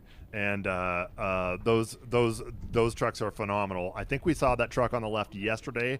We have not yet, and I don't hope that we do, but it is a fun truck to see, which is their big, I forget the name of it, but it's got nozzles for shooting fire off the top. It's a phenomenal truck. Maybe we can arrange to get some video footage of that truck and maybe an interview with the team. But let's go ahead and cut over with an interview with one of the teams, and we'll listen to them. Good morning, everyone. We're back here in the interview booth. I'm Heba, and I'm here with a team all the way from Ohio. Nice to see you guys. Thank you for agreeing to do this interview. So just introduce yourselves. Yeah, I'm Ben Rubenstein. This is Christopher Rivieres, and we are from Cleveland, Ohio, Case Western Reserve University. I'm the competition lead, and he's one of our payload co-leads. Awesome, amazing. And tell us about your rocket. I know we were talking a little bit earlier. You guys are hoping to launch, hopefully, if the weather clears up. So tell us a little bit about the rocket. Yeah, so this is our second year competing in the 30K COTS category. So that means we're trying to launch at 30,000 feet. We're on a bot motor. And we're on hold because of the wind and the weather. It's really cloudy, and earlier this morning they were able to get a few of the 10,000-foot ones out, but because we need to go so much higher, they need to have some more space for us. So we're just waiting it out right now, Yeah, definitely. Like I said, we do hope that weather clears up. But tell us about the rocket itself. Sure. How did you, when did you guys start working on it? What was that process like? Just tell us a little bit about that journey. Yeah, so this is our first year doing a totally SRAD airframe. What that means is that we made the entire airframe ourselves. We took carbon fiber sheets, we rolled them up into tubes, and made the entire fin can ourselves as well. And this year our rocket is carrying our payload. So I'll let Christopher tell you guys a little bit more about that as well. So this year we are flying another iteration of our CubeSat recovery test. So that is flying on a payload singularity. That test involves using a guidance system to control a parafoil descent to land in a target spot, so that makes recovery easier, and also has other applications across the aerospace industry. Definitely. That sounds amazing. Tell us a little bit about your journey down here to New Mexico. Definitely all the way from Ohio. Tell us flying car, how did that work? Yeah. So we have shout out to Garrett. He's our team member with the biggest car, and so we loaded up all of our equipment into his car, put the rocket all the way down the middle aisle, and he drove it with another team member, Thatcher. We have a few other team members that were able to drive down, and most of the team flew here and met us in El Paso. Yeah, that's amazing. So going back to your rocket real quick, what's y'all's favorite part about it? What's the coolest thing about the rocket? Well, so this year we weren't actually able to get our air brake system functional, but I'm really hoping for next year. But we were able to actually put the air brakes mechanism in this year's rocket as well. So that's, I think, one of the coolest things that we have. And also the fully carbon fiber airframe is really awesome. So being able to see all the work that the team put in throughout the course of the year, all the test layups, and making sure that the rocket would perform the way that we wanted. And I think it looks beautiful with all the paint and the carbon fiber as well. It sounds beautiful. And like we said, that they're set to launch hopefully today when the weather clears up. What are the emotions right now? Like, what are y'all feeling? Nervous, excited? Well, so when the rocket's done and it's all integrated, what I kind of do is like, it's out of my hands now. All we have to do is turn it on and put it on the rail. So I try to stay calm and just hope that when the weather clears up, we have a successful launch and successful recovery. Definitely. Yeah. Yeah, and excitement. Yeah, I think we definitely are excited. It's been a waiting game, right, all week since Wednesday. Actually, I think a lot of the teams have been waiting, and so for us to be able to kind of have the opportunity to launch, I think that's when the excitement will kick in. There were some nerves yesterday when we first got to safety, and they gave us the green light to get lined up. But I think at this point we're mellowed out a little bit more and playing the waiting game. Definitely very exciting. And how's the experience been so far for you guys? It's your second time here in New Mexico, or? So it's our third year, but our second time competing in this competition bracket. And how have you guys found New Mexico so far? Hopefully the heat isn't, like we said, there is some weather, but hopefully the heat wasn't too bad. We've been drinking lots of water and trying to get as much sleep as we can. So really loving the food and just trying to focus on getting this rocket in the air. Definitely. That's again another reminder to everyone, be sure to hydrate. Have you guys done any like tourism here in New Mexico? Are you guys gonna plan on staying a little bit after the competition? We'll see. We've been enjoying some of your really good food, and we took a little bit of a trip around Wasilla yesterday. But other than that, I think a lot of the teams can attest that when you're here, if things go wrong, you want the whole team to be there to prep. And so we've been really focusing on using our nice Airbnb's garage in order to make sure that we can deal with anything that's come up with the rocket. Yeah, definitely. That's all we have for right now. Thank you guys so much for agreeing to do this interview. Good luck, and we'll take it back to the booth. Nice job. Thanks. Nice interview with Case Western University. Cool. Very cool. If you're just joining, we're still on our indefinite weather hold. In fact, I was just pulling up the weather radar on my phone, kind of see what the status is. Man, technology's changed. Anyway. Very much. Weather radar on the phone to see what's happening. And there is a front coming our way, so we're keeping an eye out for rain. In fact, there was an announcement earlier with the teams. They've mostly dissipated now, and those that had rockets out on the solid pads and probably hybrid pads too are taking precautions to protect in case there is some rainfall, cover up their static pressure ports, make sure no rain gets obviously inside the rocket. It's really bad with lots of expensive electronics and batteries. We don't want anything to happen on that and front. Support equipment too. The hybrids have support equipment that helps them, so they have to be wary of all that. Right. I think most of the schools now understand it can rain. Yes. In the desert, yes. And in fact, I'm looking over my shoulder and seeing what the weather does look like. Yeah. And so it does look like that front will pass. It may take some time. I'm not sure exactly when it will get here. We'll have to rely on our friends at the Weather Service to help cue us in on exactly what's happening. And I also expect, just as the wind picked up right now with a little bit of a gust, that if that rain does come through, we will get some quite windy conditions temporarily. Yes, it will. We probably have 20, 30 knot gusts. So. Yeah. Once that wind and front passes, it sounds like there's clearer skies behind. So yes, hopefully it's totally clear. But even if there's a few wisps, that's and there's okay. the people that are on the rails. They're actually rail. They could go out and start loading again. For the next those rack. are the teams that have been queued up to go to the rails. In fact, that's our rocket sled right there with the trailer there to load those rockets. I don't know if they're going to take those out yet to the pads until we get the weather conditions taken care of. But they'll be at the ready, which is good news for them. And also, with these weather conditions, we need as efficient launch preparation as possible. That's right. So we have to push these things.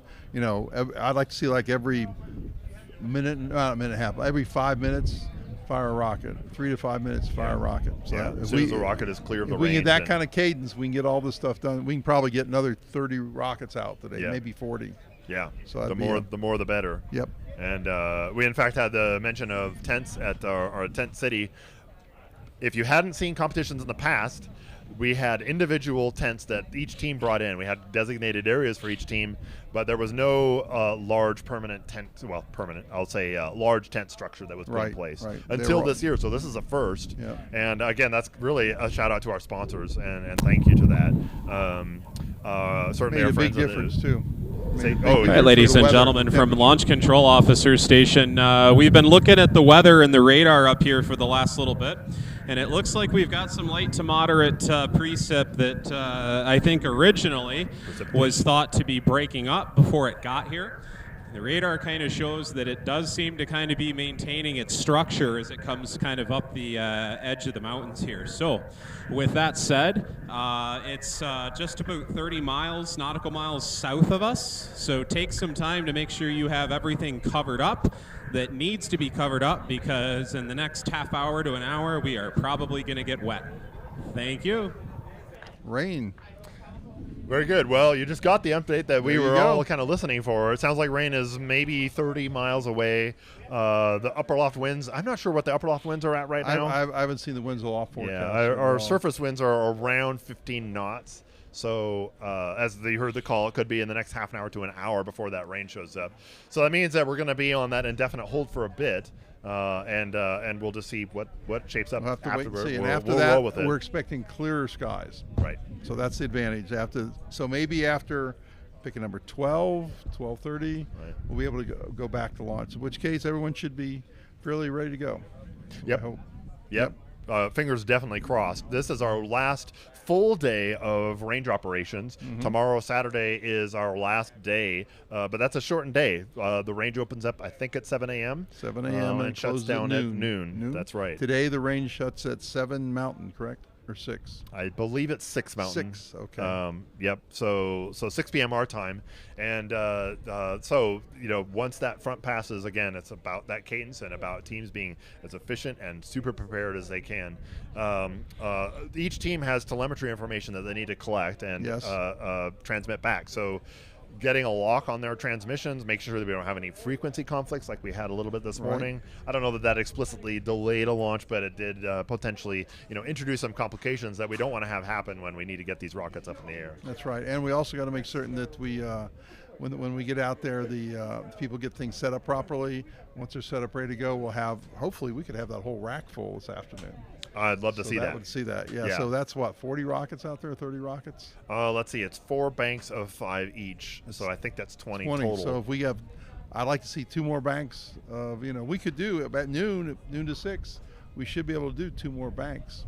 Yeah. So that would maybe make a we get huge another 40 dent. Rockets out. Yeah. That would be almost bring us up to. That would bring us up to about 90 total. 90 total. So we'd have 15, 20 to go Saturday.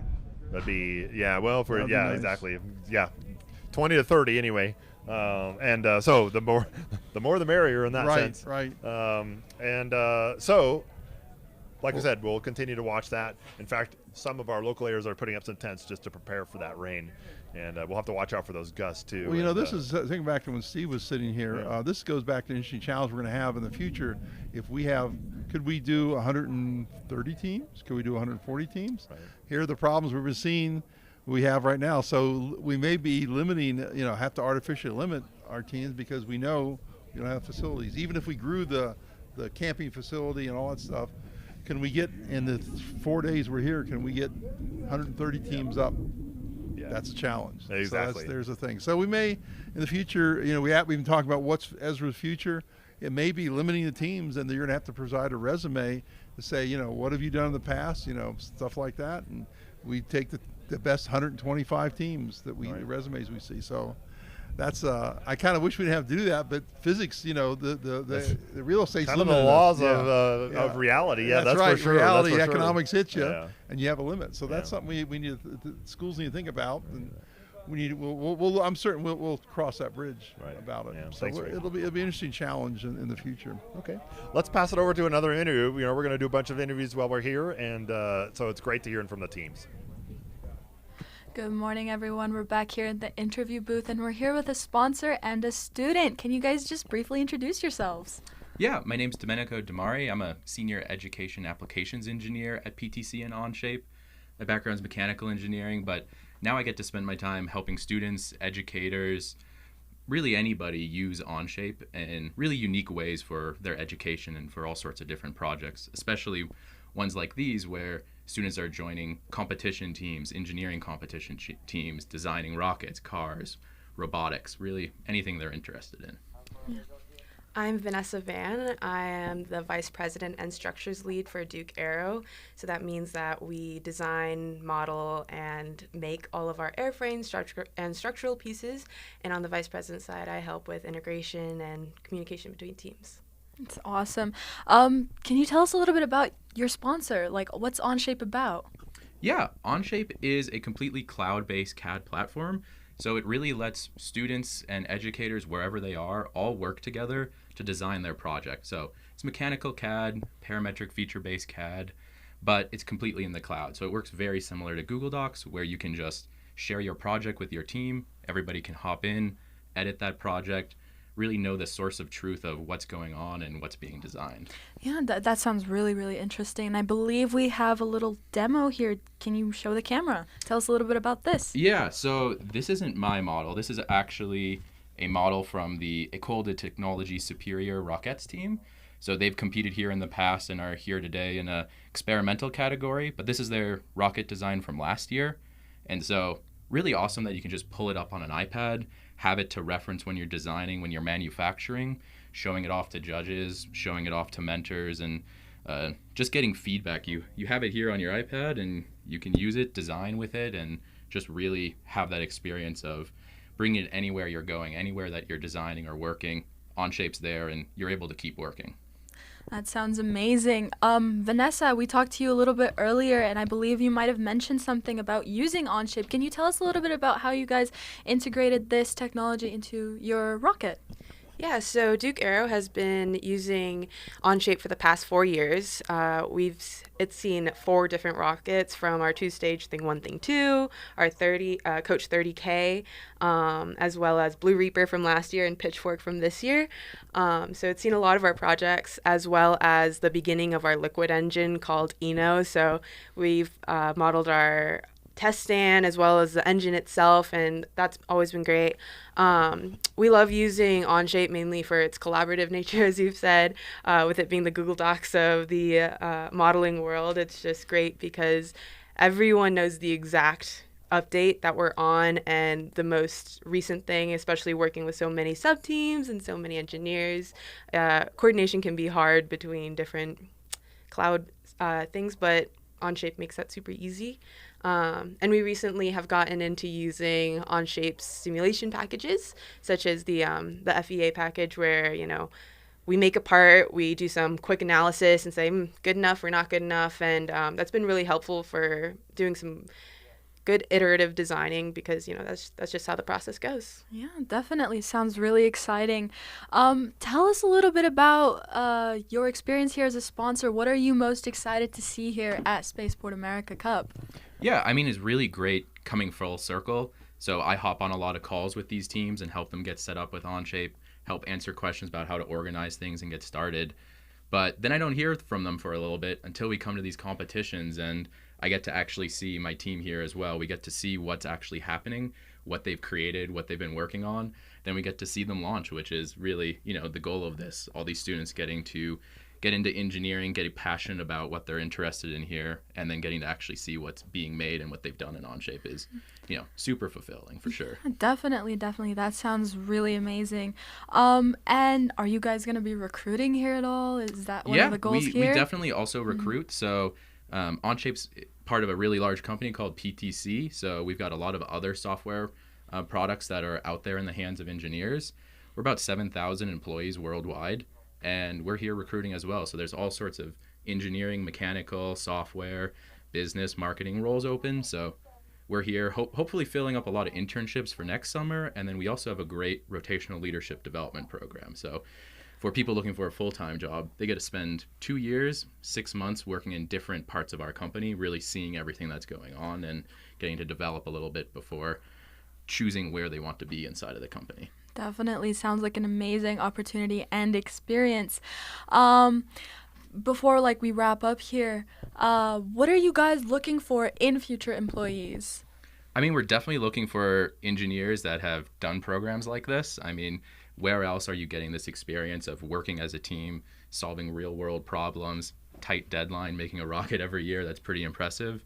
So any sort of these engineering project competitions, we're looking for that. anywhere you've demonstrated your knowledge and applied it and pushed beyond the classroom, that's what we're really looking for. Definitely. And what's the experience been like? I know we're here on day 3. How are you guys feeling about everything? I know we have some weather today, but how you've definitely seen some rockets launch. How's that been?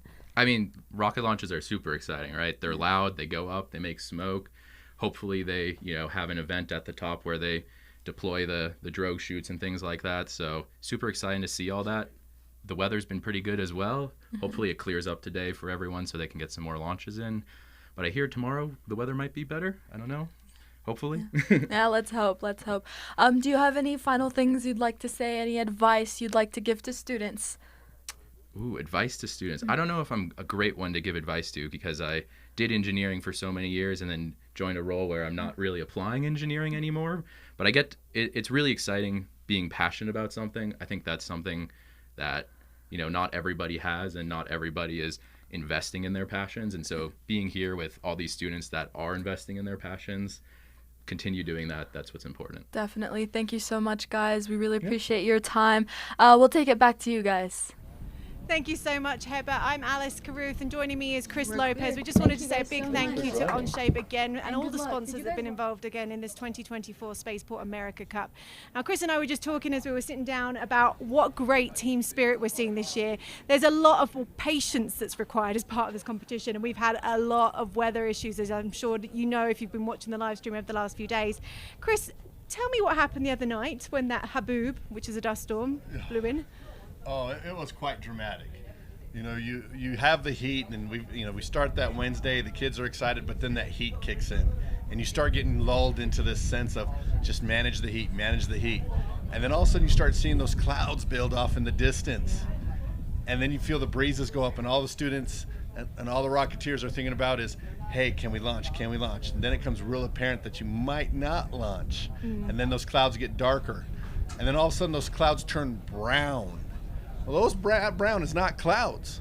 That's actually the winds kicking up so violently in the distance, it's kicking up all the dust off the desert floor. And when you see that, that's when you know you're going to get dramatic winds that are very, very dangerous. My husband actually showed me a satellite image of it moving in. It was quite incredible to see. When you can see it from a satellite coming across the desert, coming across the White Sands Missile Range, and then into Las Cruces and on beyond to here, it is quite a sight to see. But there was a lot of complications that were brought in because of that dust storm. Can you tell us a little bit about that? As a result of that, quite a few things got triggered. So safety is paramount. Not only are there very strict processes during the rocket launches of how we get those rocket pads down there and the processes we use and the Rocketeers follow, but even up here at base camp, because we still have 1,000+ people that we're having to make sure we take care of. So we see this off in the distance. It's time to start evacuating people from underneath tents, because no matter how sturdy those tents are, you can't beat Mother Nature. When Mother Nature decides to just wreck a tent, it's going to wreck it. And Mother Nature coming in, so we had to put immediate evacuation orders in to make sure we kept teams safe. Luckily, that went very well. There were several teams that we had to really help try to get out, and it did happen. Now, as the time went on, that was probably about 6-ish time frame. We were able to move the students out. But then I think the term from a very sturdy tent, very bulky tent, turned into, I think, what you'd call a twisted pretzel. Quite dramatic, those winds. But again, it was the safety and the communication plans, getting those teams out of there, getting them out safe. But also now it's that travel off-site. Because these kinds of winds do cause problems for those people traveling up and down the highway. Absolutely. People don't realize just how much visibility goes down when a haboob comes in here. You pretty much can't see more than a couple of meters in front of you, more than 20 feet, say. It can be quite difficult, and I think we did a great job really getting all the students off site, making sure they were safe. But there were some teams that stuck around to help support the twisted pretzels, as you lovingly called Tent City at that point. Well, it's quite amazing, and it's why Spaceport America believes in this competition, and we're going to talk a little bit about that team spirit that this rocketry community brings. I like to remind the Rocketeers that they're developing how they want their industry to look years from now, and it's amazing the response we get from so many of the university teams So we sent out crisis notes the night before. We evacuated everybody off. Stay very safe. Yeah. But now, how do we fix those tents? To put it in perspective, Alice, sorry. So good. To put it in perspective, we had 130 safe spaces for teams to occupy. It's a big tent city, yeah. Big tent city. By 9 o'clock that windstorm evening, there were only 20 spaces safe. We had no shelter for the students, and we still had at least 90 plus teams still needing to come out to site. We worked with our vendors, we worked with our emergency response team, the Ezra team.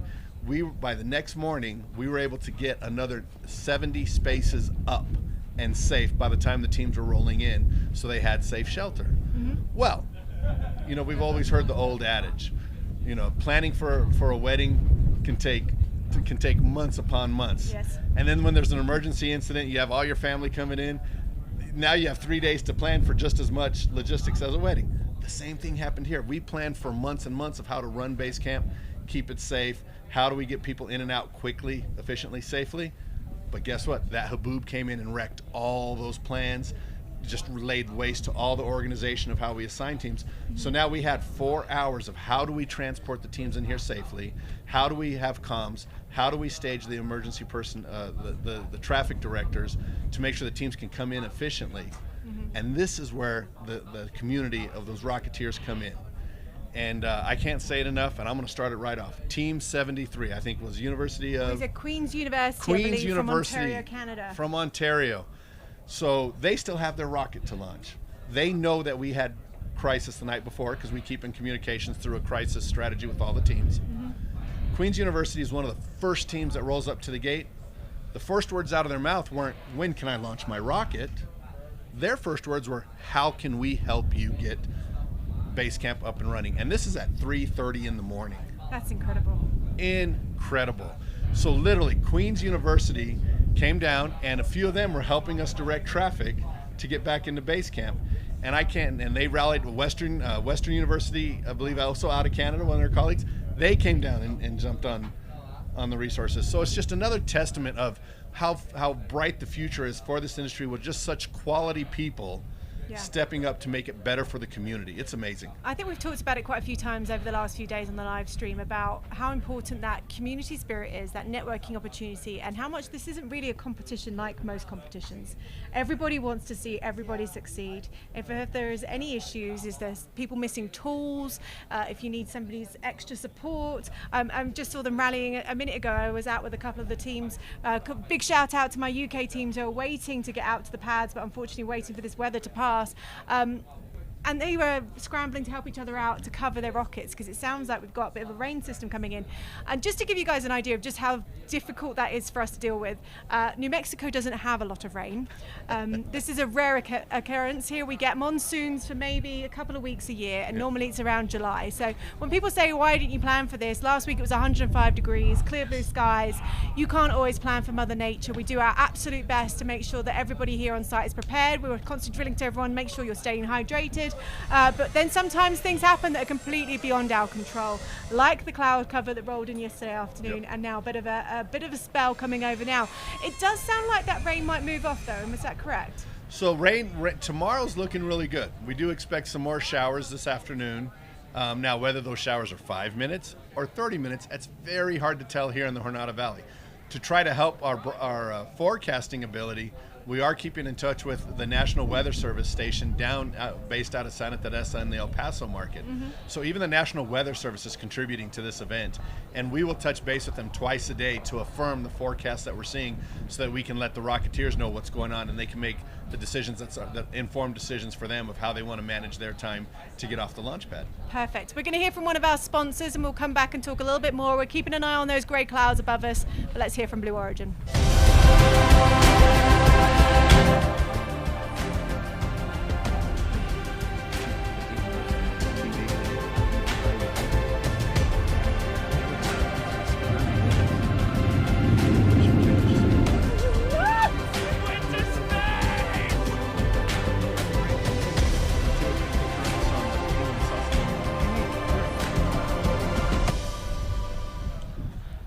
also just talking about how the teams have stepped up, even in the heat. You know, I've got a bit of a nickname here being Rocket Mum, because I go around telling everybody to stay hydrated, make sure they have their electrolytes and their hydration salts. But it sounds like that information is getting through to the teams. Can you tell us a bit about what Team 89 from Munich were doing with the security guards? Team 89 from Munich, big thank you. You contributed to this event.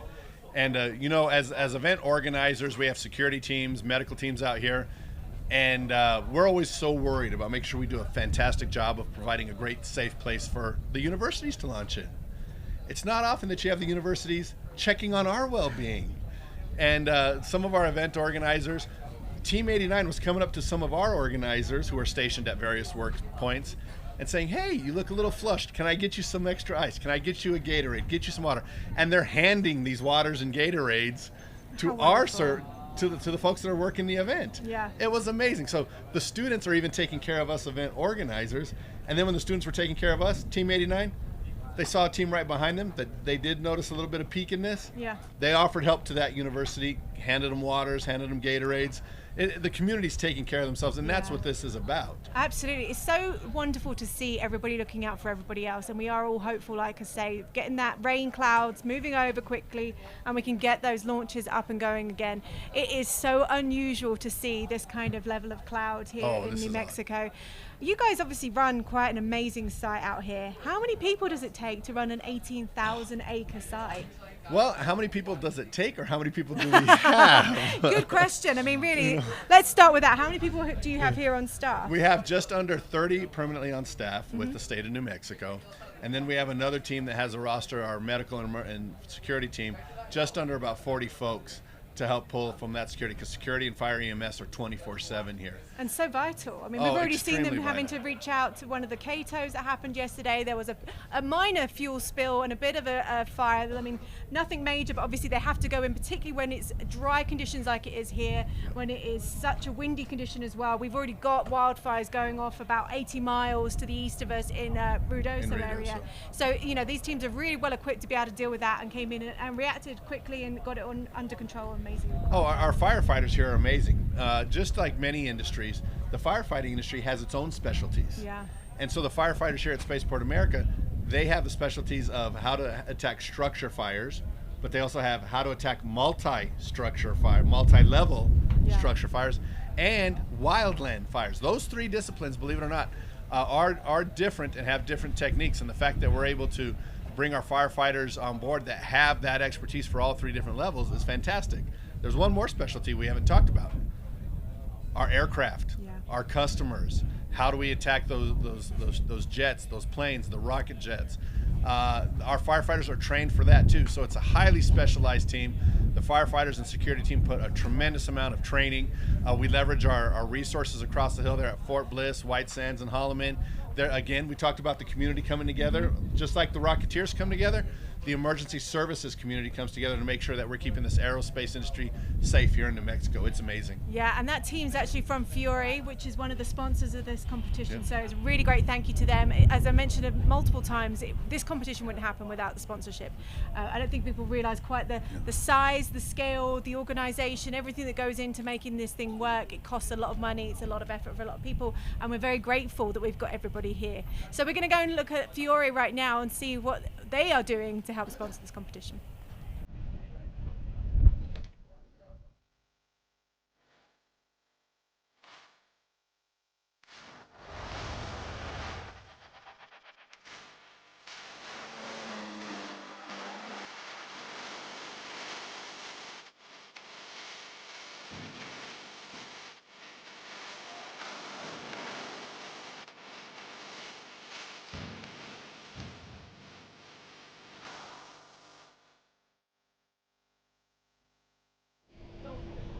Great team, as we mentioned there, that are here 24 hours a day, 7 days a week, ensuring that not only everybody here on site is safe, but they're informed of what's going on as well. So they're also part of that communication system. Now, you were mentioning earlier you send out a message to all of the teams to keep them up to date with what's going on.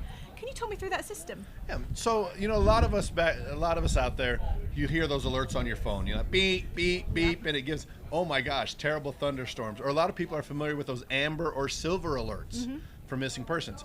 We have a similar system that we use here at Spaceport America campus. It's called the RAVE system, And so we can pre-program phone numbers and emails into designated lists.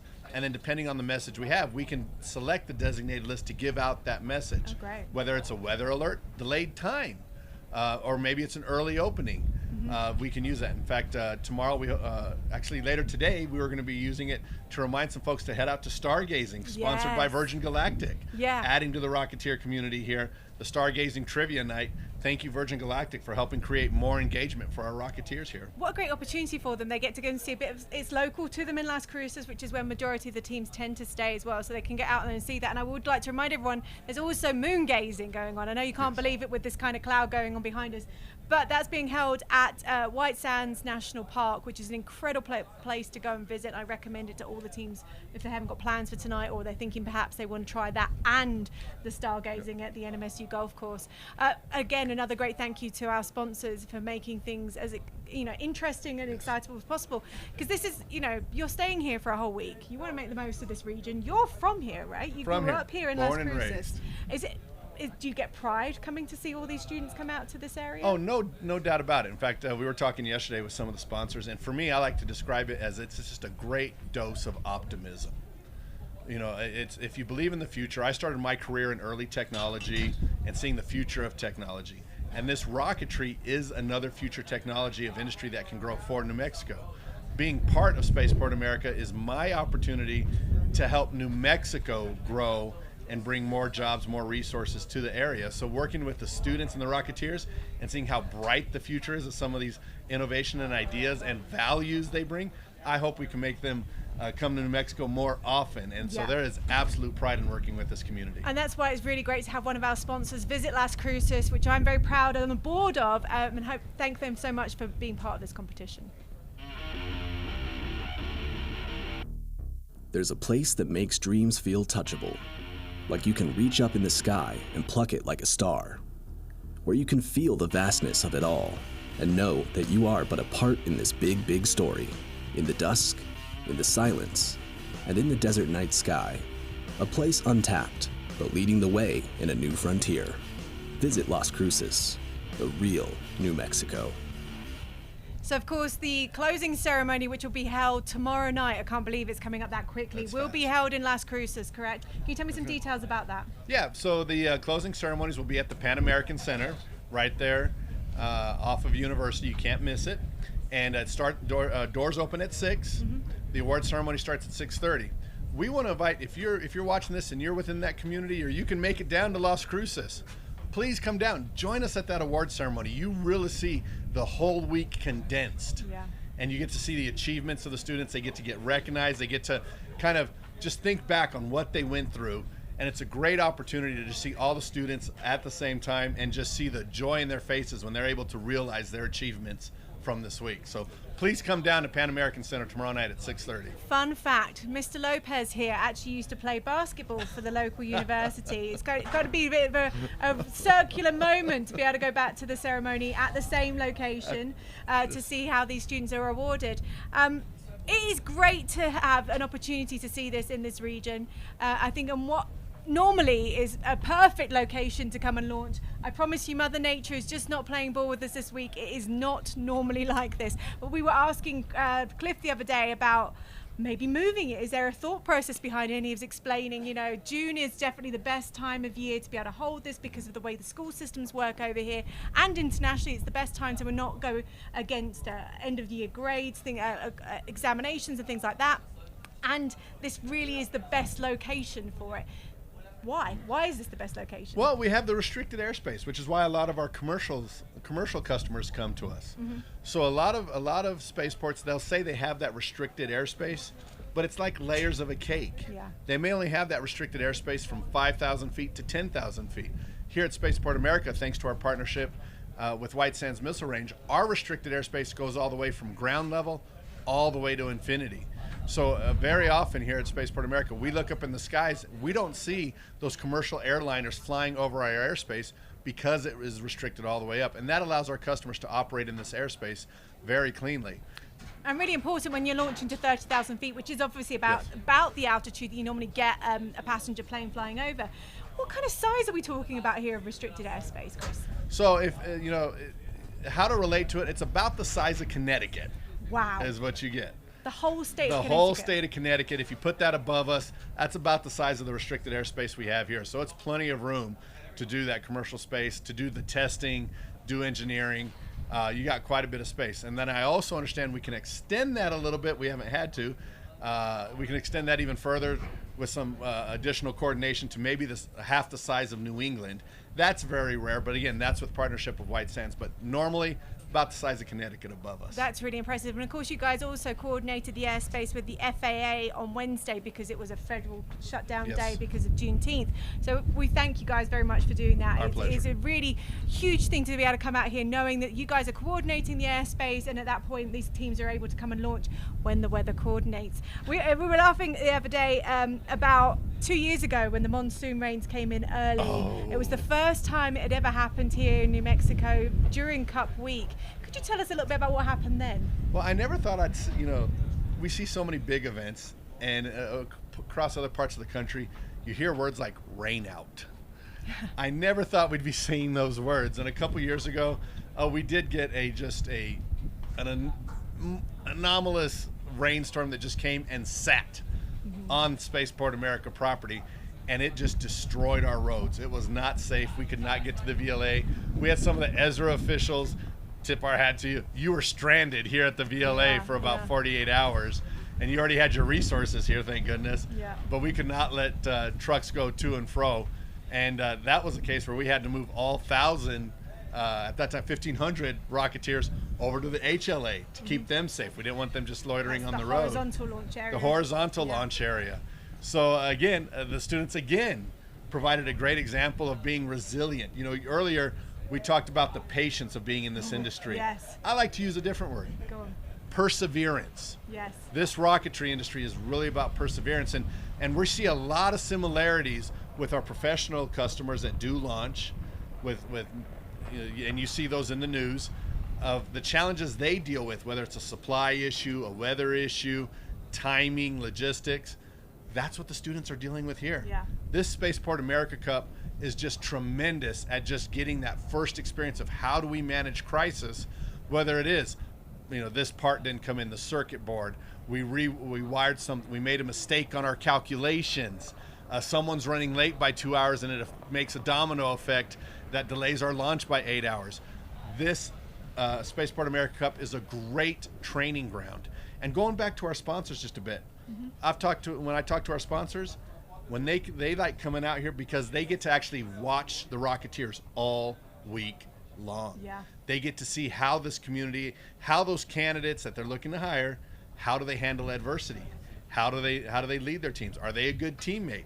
So this Spaceport America Cup is just a tremendous, you take a year's long worth of experience that you can watch a company with, and you condense it, and it's that team, name your number team, and you see all the same variables, and you can see how they respond and see if that'll be a good addition to come onto your professional team, whether it's at Blue Origin, Murata, OnShape, our title sponsor this year.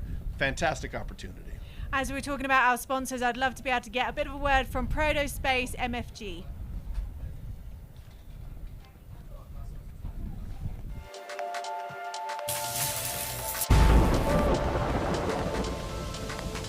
Protospace Manufacturing is proud to support the 2024 Spaceport America Cup. When you need fully finished parts and enclosures, the last thing you want is to have to wait weeks and weeks for your order. Protospace Manufacturing is the world's fastest aerospace and defense supplier with 2 to 3 day lead times and no minimum order requirements.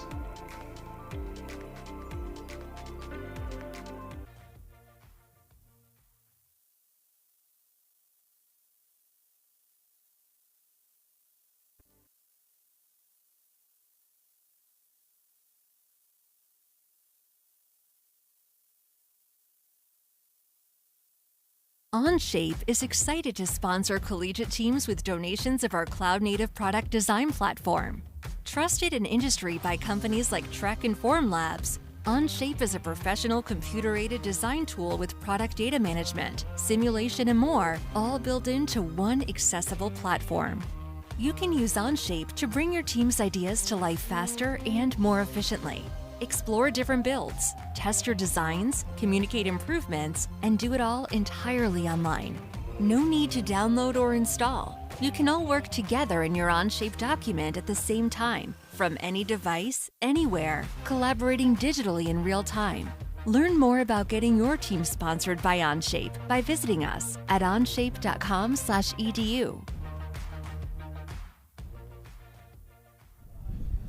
And thank you again to our title sponsors this year, Onshape. What a great support they've been giving to both the teams here and to the teams that are managing this competition. So we were talking a little bit earlier about how important this competition is to New Mexico, and this year we're starting to see more New Mexico sponsors coming in and using it for recruitment as well.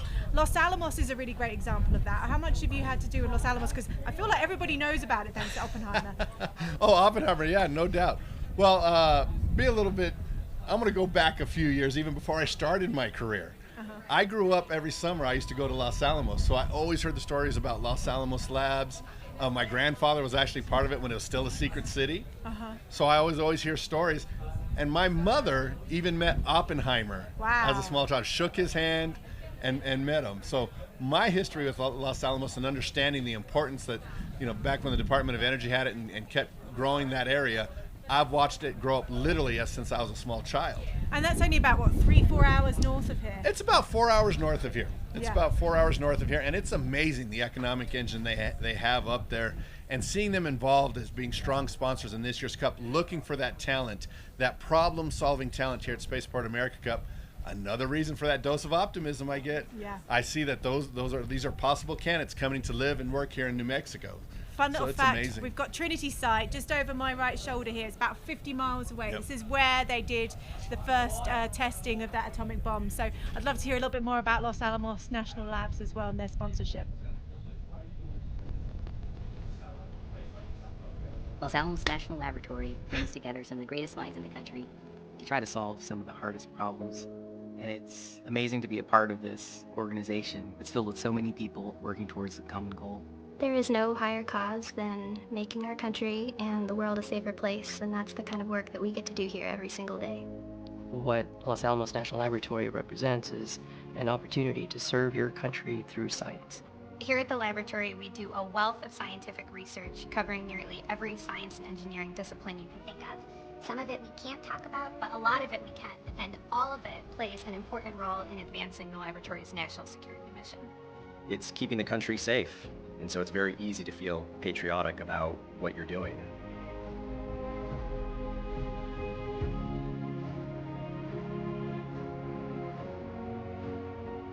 The laboratory is a national security institution, but there's a lot more to the lab than just nuclear weapons.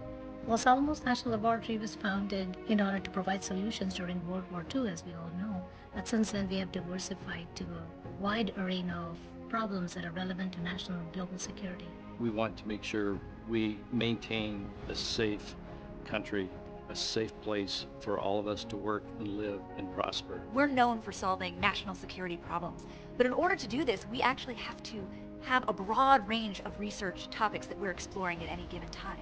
This laboratory focuses not only on its very relevant mission, but also in basic science aspects that support that mission.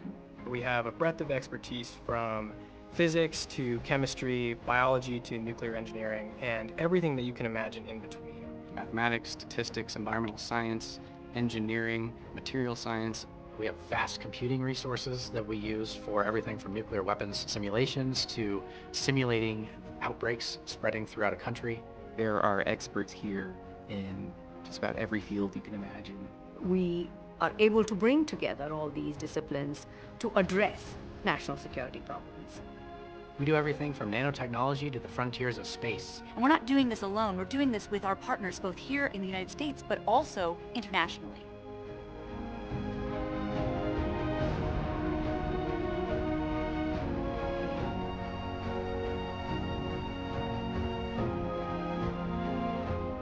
The laboratory is really a huge institution, and it takes a very large number of people to keep it running. One of the things that we really value is the diversity of our workforce.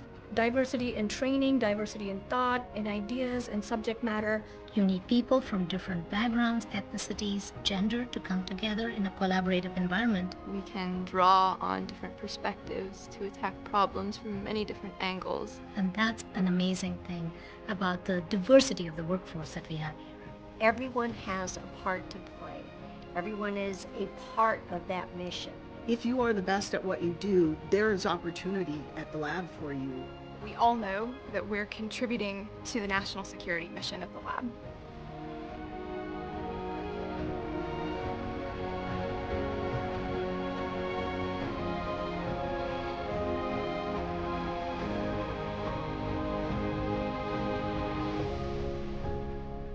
Los Alamos has a giant mission. We secure the nation by making sure our nuclear arsenal works, to ensure that the United States remains safe. Because of the breadth of science, we are able to address diverse national security problems that range from nuclear weapons all the way to handling global pandemics. So definitely there is this aspect of great history, that Los Alamos is the place, to solve hard problems. The original reason Los Alamos was established was to solve a very complex problem and to address something that was very timely and critical. We are still addressing a different threat landscape perhaps, but we continue to expand and redefine our value to the nation and our value to the world.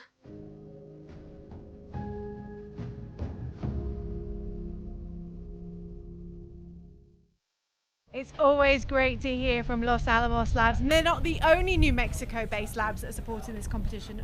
No, Sandia Labs out of Albuquerque also are supporting this competition, and they do amazing work. I wish I could describe exactly what they do, but let me tell you, if you have a technical problem, whether it's engines, it's board circuitry, semiconductors, Sandia Labs up there in Albuquerque does fantastic. And for those at home, whenever you hear manufacturing, you always think about how many widgets can we make? Can we make 10,000 widgets in a week or two? Sandia is opposite. You're making such unique parts and such high reliability parts.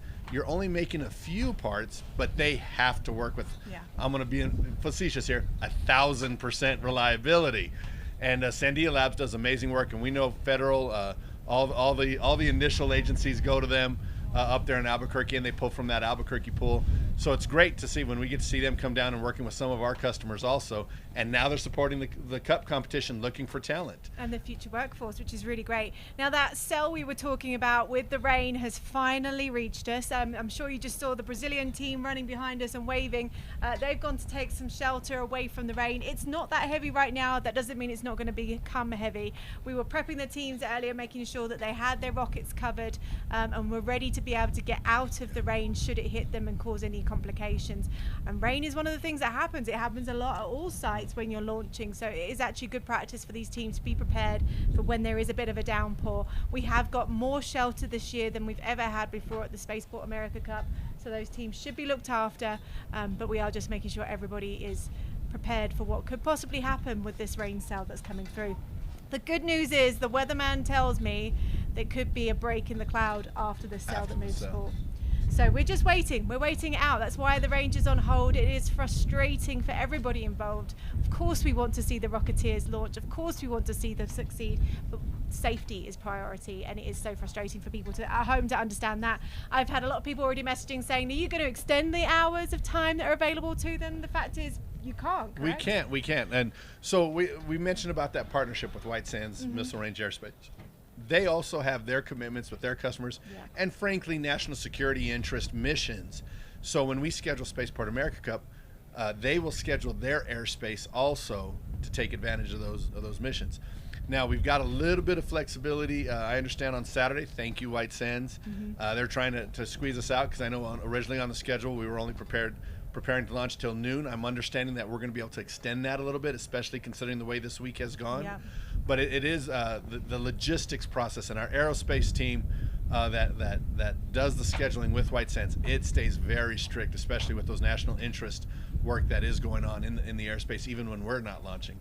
But right now, the skies were ours, It's just those darn clouds that we can't control. And as a reminder to everybody, we did open the airspace up at 7 a.m. on Wednesday, which doesn't normally happen. And it was 4 hours before we saw the first launch. And that was the perfect weather to launch a rocket, those 4 hours. So hopefully the teams that have come here this year have learned their lesson a little bit, to know that they've got to get ready and be prepared to go as soon as possible, to take advantage of the best weather when it comes in, because it is unpredictable. It's unpredictable everywhere. It's not just New Mexico. So at least they know now that this is the way it could possibly happen. They've learned hopefully a little bit from the wind patterns that we saw yesterday in the cloud cover. They might see a little bit from the rain today, but certainly come here, launch early is generally the best time you can do it. And we do feel for those teams, there are a lot of them ready. I think we've still got about 15 rockets that were on the rail ready to go before this cloud cell came in. Hopefully those guys can be prioritized to get back onto the pads and launch as soon as we can. And you can see some of them still are on those rails. We had a few questions about whether or not avionics would last that long, but they are warned ahead of time that they could be on those rails for several hours. So hopefully they've got their batteries well charged. And there is a whole team that are waiting to go out onto those pads. And I said to them, it might well be a very last second announcement. It might just be that the clouds break and it's go, right? It's go. You see, it's often we see that at launch control. We all run up to that starting line. Imagine getting your high-powered race car ready, and it's just revving right there at the race car, and you're at that start line, and you're waiting. Well, if you idle too long, that race car will start running on fumes because it's burning fuel while it's idling.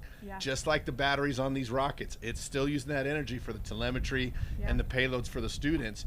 And so now we've got that race car at the start line, and then we don't know when we're going to say go, but we're going to say go. You must take off now, and that's what we've done with launch operations. I think we got almost 10 rockets off this morning. I think so far. So, yeah. So that's probably around 60. We're up to nearly halfway through the rockets of the 122 teams that we've got going. So we've still got a lot to go over the next several hours. We've got 12 hours or something left of launch times over today and tomorrow. So we're hoping we can get them going as soon as possible. Oh, update.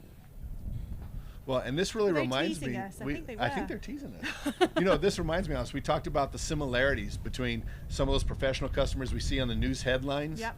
Weather affects them too. All the time. In the last few weeks, we have seen stories and confirmation of delays out of things out of control from weather, from those very large companies that do launch. Yeah, absolutely. And so this, we talk about the Cup just being a great proving ground of, are you prepared for the challenges of this industry? And I talk about crucibles. The challenges you experience here at Spaceport America Cup is almost like going through a crucible. But just like sharp objects, dull objects will go in that crucible, come out, we work them, shape them. Now it's a very sharp instrument that we can be very precise with and use as a useful tool. These engineering students, rocketry students, are honing their skills here to be great employees and teammates or entrepreneurs as they create their own companies. So great experience out here. Absolutely, and I do want to mention that there's a lot of the teams here that have more than just engineering students involved. They have a lot of business students. I've met people that are videographers, chemists, physicists. It's great to see that they're expanding beyond the aerospace engineering pool and making sure that they start themselves up as a little company, essentially, so they could perhaps go on and do their own things. I'm looking all around us right now. People are sort of taking some shade, trying to get themselves out of this weather cell. We're not expecting any lightning or anything from this, correct? We're not seeing any lightning, and I'm watching that horizon, and I don't see anything going on so far. And even last night when the forecasts were coming in saying there was a high reliability that moisture was going to come through, there was no lightning. And oddly enough, I think that haboob that we talked about earlier, that very dramatic haboob, cooled us down a little bit, and that helped keep a lot of the lightning out of the air because you don't have that moist air mixing with that hot dense air, creating all that friction in the clouds and helping create that. It's a giant static electricity bolt in essence. And I have to say, as much as we don't want this weather here for this rocketeering week, I know that our neighbours over in Ruidoso and the Mescalero area are probably very much looking forward to having a bit of precipitation to help with the wildfire situation that's going on there. So, it is what it is. We'll take it. We'll make sure that those teams are ready to go as soon as we get that on-hold status lifted. And I'm looking south right now, which is where the weather's coming in, is looking pretty grim and grey. I can't see any breaks just yet. But as soon as we see something, I promise we'll keep you guys informed. And we're going to go and speak to one of the sponsors, Protospace, MFG, and my good friend Chris, who's over there to talk to us.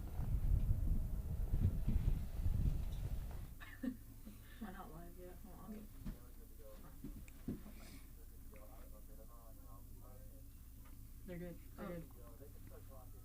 You guys are live. Hey everybody, it's Chris here from Protospace MFG. They've officially let us take over the live stream, which is kind of crazy, but now here we are with a special guest today that we wanted to bring in. We have Spencer from BYU. So Spencer, actually, if you want to just introduce yourself and just let everyone know the role and team that you have. Yep, so my name is Spencer Stoll from Provo, Utah with the BYU team. I'm a payload engineer, and so I got to work on our 3D printer that we had in the rocket this year. Awesome. So we've been chatting with you a little bit this week, but I figured why don't you just let everybody know, you and the team, what were some of the challenges that you faced coming into this year's competition? So at least from my perspective, this was the most ambitious payload that we've ever attempted, and so we knew there was going to be a lot of time and hours put into that. And then at the same time, trying to come back from last year's win with the same high expectations, same quality of manufacturing, just in every aspect of the rocket. We had a lot of weight on our shoulders coming in this year. Mm-hmm. And you've been telling us, and we've been hearing from a lot of teams that a lot of people have been coming to the booth and talking about that payload system. So with that question, is there any pieces of the design this year that you guys are really most proud of? Well, there's a lot of challenges associated with putting a 3D printer inside a rocket, trying to battery power a 3D printer, trying to get it in such a small space. It's a 4U payload, so it's about 40 centimeters tall. All of those challenges led to some really creative innovations. So for example, we're using polar coordinates on the 3D printer. So it's got a rotating build plate with a radial gantry that gives us a lot of build volume for a very small amount of mechanical space. We're also using a research style of 3D printing called direct inkwrite. And so we are extruding a liquid resin out of the nozzle and then curing it with UV light while it prints. That makes it so we don't have to put a really power hungry heater cartridge in there.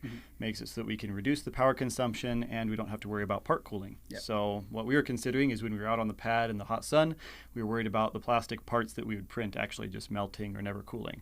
So this system actually worked out quite a bit better for us. Awesome. Glad to hear it. And so one of the things, because we're on the third or fourth day here, so you guys have already launched. How did everything go? It went really well. Good. We were really happy with how things happened. We had no damage. We were really close to our target altitude, and all of the systems on the rocket functioned really well. The really big downside was that the onboard camera we had that was supposed to collect footage of the flight overheated. And so this is the second year in a row that's happened where we haven't had really good on the rocket footage. Gotcha. And obviously if people are watching the live stream, they're wondering where's this heat, because in the last 2 days there's a lot of clouds and wind and stuff like that. But we're here having fun. That's the main thing, right? So anyway, that's all. We just wanted to sit and have a couple conversations, a couple questions with you guys. And we've been having great conversations. We wanted to figure we'd bring on the live stream and say hello and talk about some of your subsystems. So anyway, thanks everybody for taking the time to watch this interview, and hopefully Man to be able to bounce off of right now. So Chris has just gone to make a phone call to NOAA to get an update on that. The rains when they hit here, because we are in the high desert, we are 4,500 feet above sea level, and we are in a very, very dry climate. When the rains hit here, it can cause a lot of chaos. We're not expecting it to be too heavy, which is the good news. It could be a little bit of precipitation in the bottoms of arroyos. I mentioned yesterday, an arroyo is where the rainfall comes off of the mountain ranges and causes a natural kind of flow area. So we are keeping an eye on that to make sure that we're keeping those student teams safe out here, and everybody else that are coming to spectate and watch what's going on in this area as well. So once we've got an update from NOAA, we will bring that to you, make sure you guys are aware of what's happening. So we're just watching this grey miserable cloud around us right now, which is kind of very British of me, right? We do love to talk about our weather. It's very unusual for New Mexico to be this kind of cloudy, this kind of grey. We get monsoon rains normally that don't come in until July, so they've obviously arrived a little early this year, and we will take it how it comes. Now Chris has just joined me again, and he's just got off the phone from NOAA. What have they said to us? So, well, normally this would be good news for the desert. Yeah. And this is disappointing news for our rocketry competition. We're going to get light rain, so we're going to keep cool so we can keep everybody safe, which is good. Yes. And then you hear the word showers. Oh my gosh, does that mean lightning? Are we going to get those flash floods that you see in the desert? Question. The really good news is it's just going to be light showers, light rain, so enough to just keep the dust down. We're not expecting anything dramatic, but even better news, we're not expecting those heavy windstorm events that come with moisture sometimes. Yeah. And we're not expecting any lightning. Good. Now, a little bit of the more somber news. Oh dear. So for the next couple hours, we expect that moisture to come through. It's rolling through Las Cruces and tail end out of El Paso right now. Right. Right now, it's up in what's called the Hatch area. Yep. After that rolls past us over the next 2 hours, will those clouds lift? We're not sure. You know, we're not. It's not looking like it. Okay. Yeah. You know, the betting person would say no. Those clouds are going to continue to stay low, which brings a bit of pessimism of our launch opportunities. But we know the ESRA officials I was just visiting with, we know we're going to try to do our best of keeping in touch with the teams, and we talked about having their avionics and electronics prepared to be opportunistic. If there is an open patch in the sky, we're going to be prepared to launch, and it's going to continue to be ready, launch, go, you know, like we talked about earlier. Yeah, I mean, it is frustrating, as I've mentioned before, for everybody involved when the weather comes in like this and we're not able to launch. But it is what it is. We can't control Mother Nature. No. I wish we could. And we are keeping everybody as updated as possible. So you guys heard that information straight away. That information also then passed on to the teams so that they're prepared and they know exactly what's going on. Hopefully they're taking some shelter out of this weather. It doesn't feel like it's going to come down too heavy, but I was just talking to one of our camera crew from NASA Spaceflight who've been supporting us the last few days, who was telling me that from his perch, because he's been up on the scissor lift this last week, he could see the Organ Mountains, which are about 60 miles south of us from here in Las Cruces, New Mexico, and was watching the weather front come in. He said now he cannot see them, which does suggest that there are quite a few downpours going on in Las Cruces, which for people who live in Las Cruces we're quite happy about. We don't get enough rain, to say the least, and there is a lot of agriculture down there that could certainly do with this weather coming in and helping them. We mentioned Hatch, which is known for its chili, of course. If anybody's ever gone into any sort of supermarket around here or anywhere in the whole of the US, you'll find cans of Hatch green chili. I'm just listening into the announcements here from the PA system. I think they're telling everyone to take shelter. Again, we're not expecting lightning, but we don't want people to get wet. That can cause all sorts of problems. So we're going to go and have a look at some of the replays from the launches that we had earlier today, because we did get around 10 launches this morning. And they are very exciting to see. In fact, the first one I saw was a 2-stage. As I was driving onto site at 7:42 this morning, I was turning onto the road and I saw it go up very clearly and knew it was definitely, here we go. This is the 2-stage that we saw at 7:42, our first one this morning. It was a beautiful shot. And I wanted to start whooping, but I was all by myself in my vehicle. It wasn't quite as exciting when you're by yourself. When I finally got out here to site, there were crowds and crowds and crowds of students ready behind me because we had a whole load of them ready to go first thing. It is so unfortunate to see this weather causing the delays as it is today. And as we've mentioned multiple times already now, we are doing our absolute best to be on standby and be ready for this. And we might end up taking a break, I'm assuming, from the live stream for a little bit, as it's going to be a couple of hours, we think, this cell coming through, and we'll keep everybody updated by social media, but we'll let you know if we decide to do that. For now, you're just going to have to put up with Chris and I. Yes, well, and you know what? There's a silver lining to all these clouds. More launches tomorrow morning. More of an opportunity to come and watch launches tomorrow morning. So if you happen to think, you know what, there's a good chance they could launch first thing tomorrow, how can I come out here? Are spectators allowed to come? Spectators are welcomed. We would love for you to come out here, learn a little bit more about the competition, learn a little bit more about Spaceport America Cup. We have food trucks. We have shade. We can keep you safe out here, hydrated, the conveniences as best as possible. And, you know, we were talking about the launches we saw this morning. I saw a few small children there at the spectator area. And what's really neat is you'll see the children watching the launches, and you'll see some of the older adults there. And it's so amazing how they have the similar expressions of both of their jaws drop. Both of them are pointing in the sky going, wow! And it's not often that you'll see multiple generations watching the same event having the same reaction. It's quite incredible. I think it's quite amazing. I've probably seen hundreds of rocket launches in my career working here at Spaceport America in my previous role, and coming out to the Cup since 2018. And every time I see a rocket launch, my little face lights up like I am a child on Christmas morning. If anybody follows me on social media or follows my podcast, T- Space, you will attest that that is the sort of person I am. I do love rocketry. I'll attest to that. Remember, we worked together for some years already. I mean, I've even got my daughter made me a bracelet that says on it, Space Nerd. Literally, that is how my children see me. It's how my friends and family see me. I am that person. I love rockets, and there is nothing more exciting. And I think that's one of the things I like to see, particularly with students when they're young, is to get them interested as soon as possible. I've been talking a lot to former Rocketeers in the last few days, Chris, who've now come back and are supporting ESRA, which is really exciting to see. And I've asked them all, you know, at what point did you get excited about space? You and I were kind of late to the party. We weren't really into space before.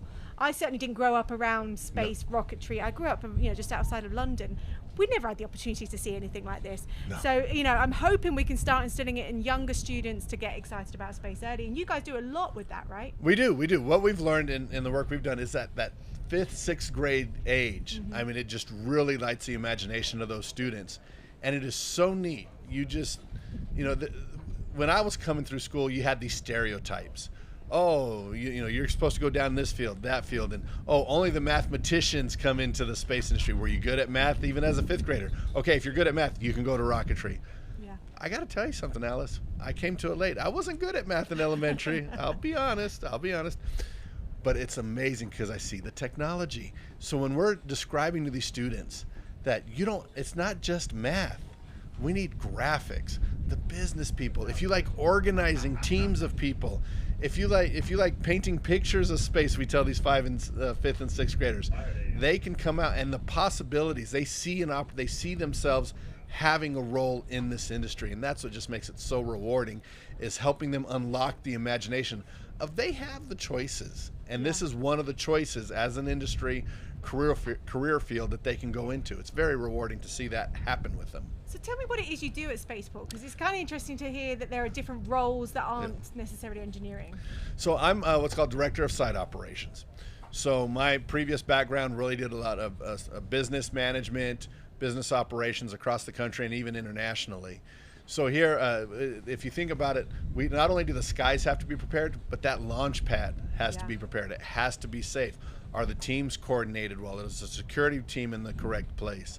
Are they prepared for the next type of rocket that comes up? Because a lot of our customers have different technologies. And if we do have to respond to that technology, from one week to the next, it could be very different tactics of how to keep everybody safe, depending on what the customer's bringing on board. But also, one of the most, I won't say overlooked functions, but fundamental functions that's needed, we got to keep the lights on, Alice. Oh, yeah. So we have a miniature city out here in Spaceport America, but we think of it as having to run our own utilities from top to bottom. We have to bring our own power in. We pump our own water in.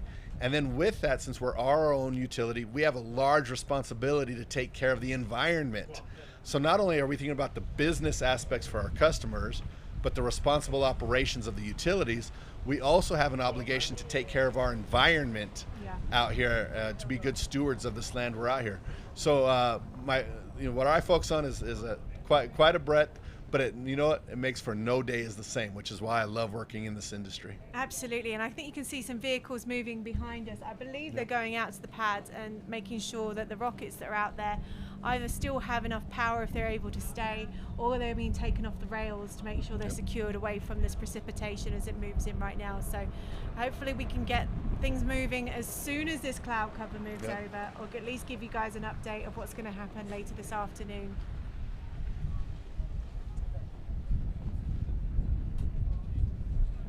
I can see the Brazilian flag flying proud over there. These guys are probably not so used to. There they are. They're giving you a wave. Proudly representing their country. I love the fact that we get so many international teams here. I feel like they overcome so many hurdles to get to the US as it is. They have to travel. I mean, the cost, because you imagine, for those people to travel up from whatever country they come from, to bring the equipment with them and then to stay here and do this for the week. Big hats off to our international teams, and a big thank you to our teams from Brazil who are representing there with their flag. I love to see people doing that. In fact, it's a bit of a running joke. Every year we get the British teams come out, and every year I ask them, do you have your Union Jack? and quite often they don't, so I have to go and pull mine out of the garage. So. No. And out of the 122 teams that did make it here to New Mexico, almost 50 are international. That's incredible. Oh, it's amazing. I saw 5 teams from Turkey. We've got a lot from Canada.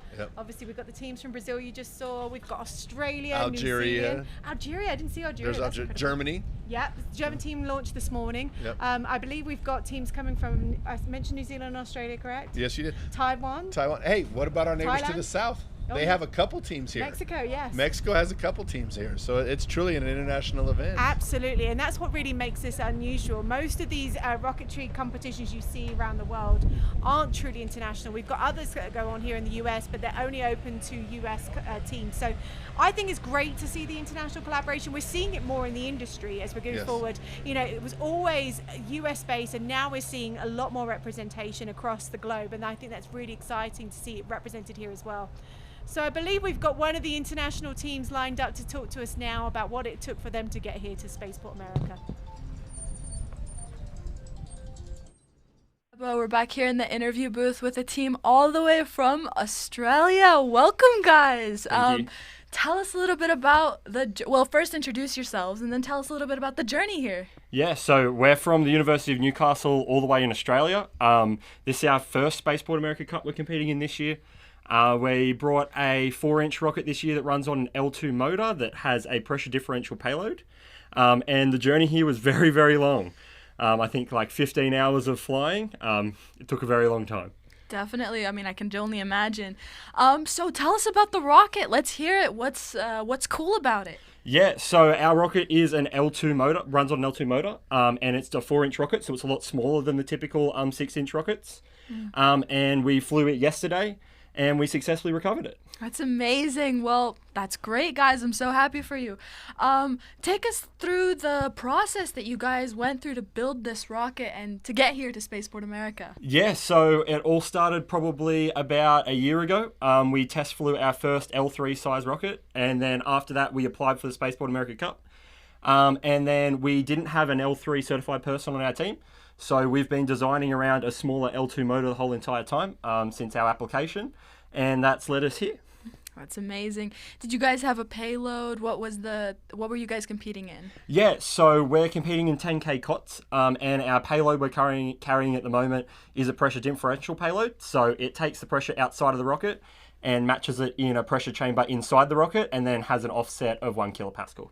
Wow, that sounds amazing. And tell us about the experience. How's the experience been so far? Do you want to cover the experience, Kurt? Yeah, sure. The experience has been really great so far. It's been great really being around a lot of like-minded people at the same spot, launching cool rockets, seeing a lot of cool different experiments and payloads and all that kind of stuff. So, yeah, really good, really valuable, and learned a lot.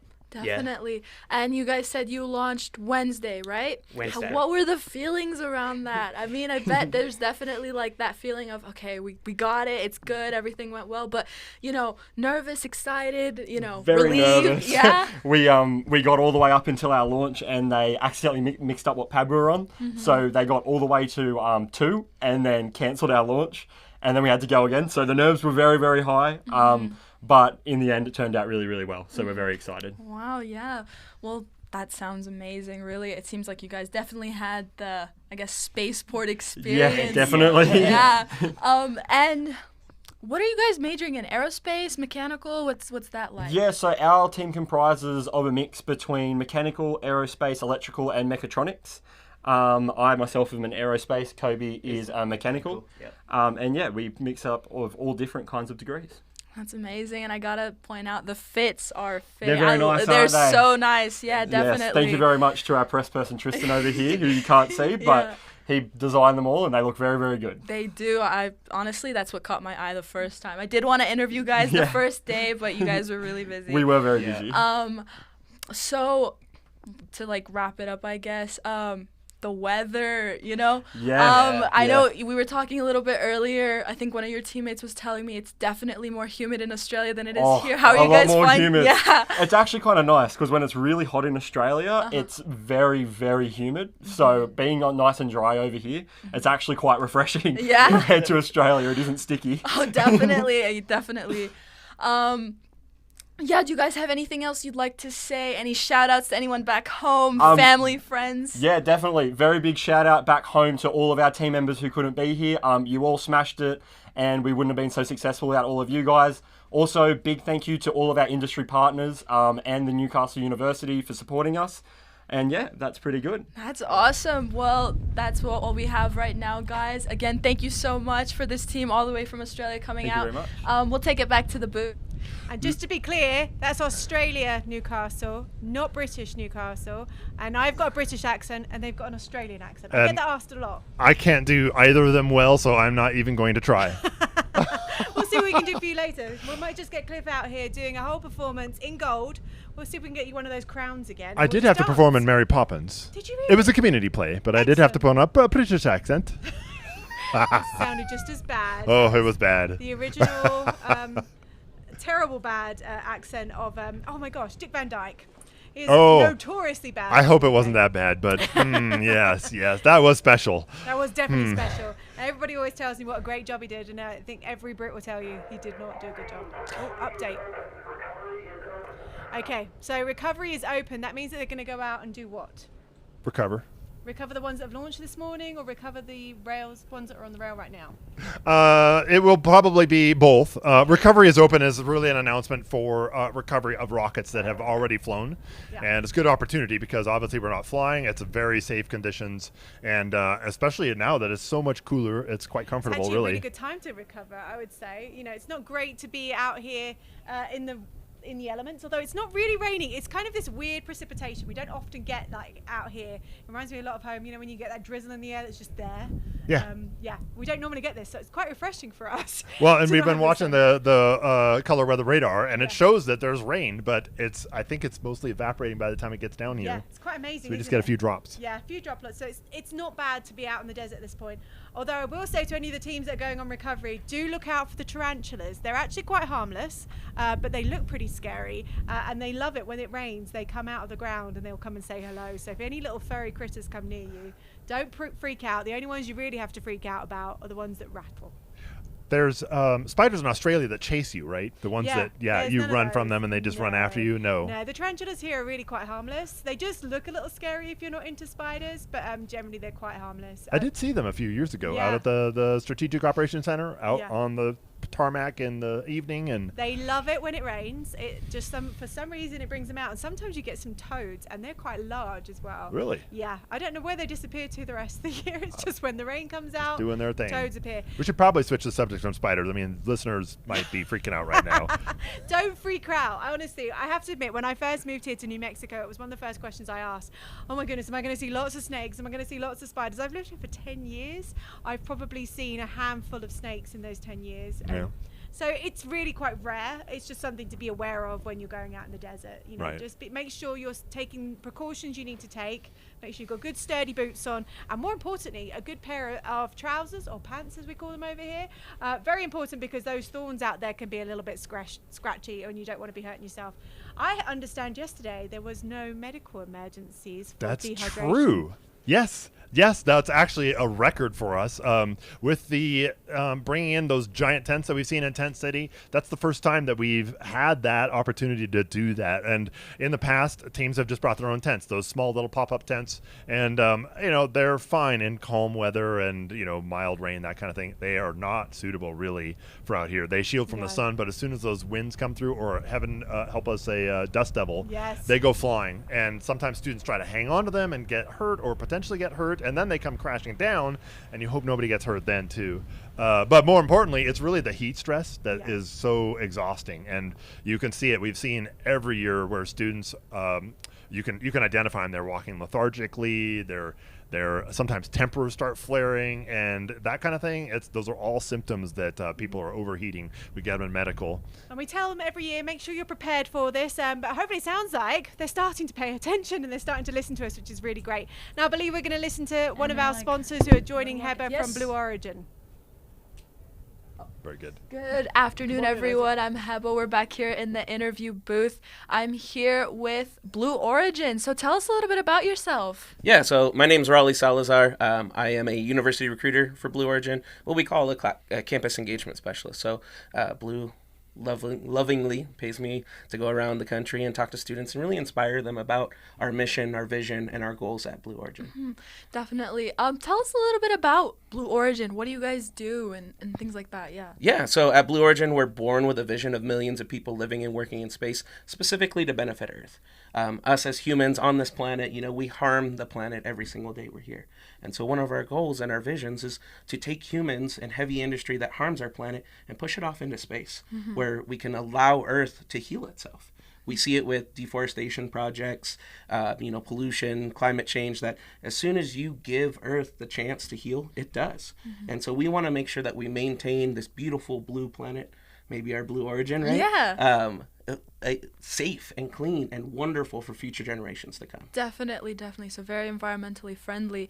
Kind of going off of that question, what made you guys want to sponsor this year at Spaceport America Cup? Yeah, so we've been a long-time sponsor of Spaceport America Cup. Us being a spaceflight vehicle company, really focused on rocketry and propulsion and getting humans into space. The students that come here and compete and design these vehicles, they transfer very well into our industry too.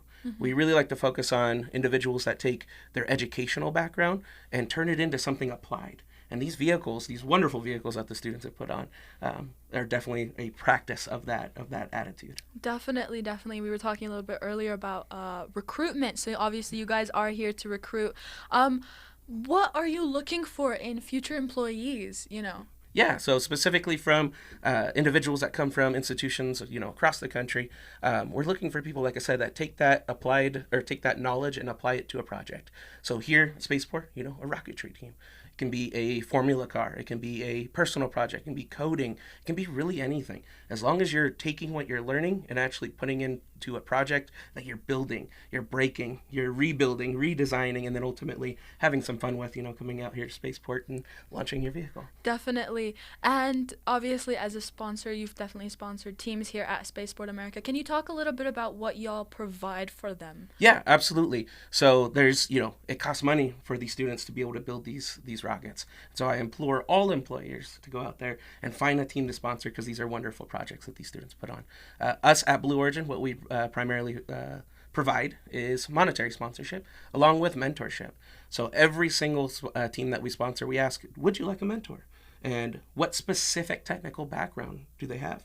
And so if we have an alumni that was on the team back when they were in school, we like to provide them so that they have a personal connection as well.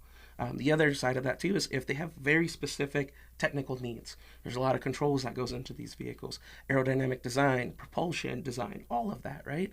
And so we look for somebody who is technically sound, a subject matter expert at Blue Origin that is passionate about student engagement, and we pair them with the team, and they sponsor them for the year. Definitely. And talk about your experience here. I know we were talking a little bit earlier. It's your 4th year here. How is it really? Yeah, I love Spaceport. In the past, melting in the desert for 10-hour days was amazing because I got to see all the rocket launches.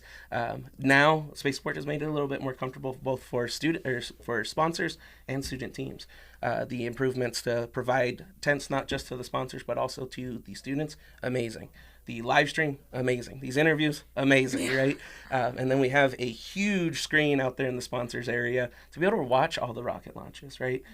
Big shout out to Chris and Felicity from Spaceport and all the Ezra volunteers coming out here, because it just improves every single year. Definitely. And what's been your favorite part so far? I know we're on day 3, so we're almost there, but so far, what have you loved about this year's competition? Every single year, I am just floored by the caliber of students that are out here. The amazing projects that they put together, the way that they work together as a team, and the way that it builds leadership from within as well. I hear many strategies from different teams, younger leaders, older leaders, passing down knowledge, focused on, increasing diversity on their teams as well, recruiting women, people of color. Like, that is what we're looking to do in the industry. And so I'm just always impressed by the teams. Definitely. It sounds like you've had a blast, no pun intended, guys. Yeah, thank you so much for coming on, and back to you guys. Of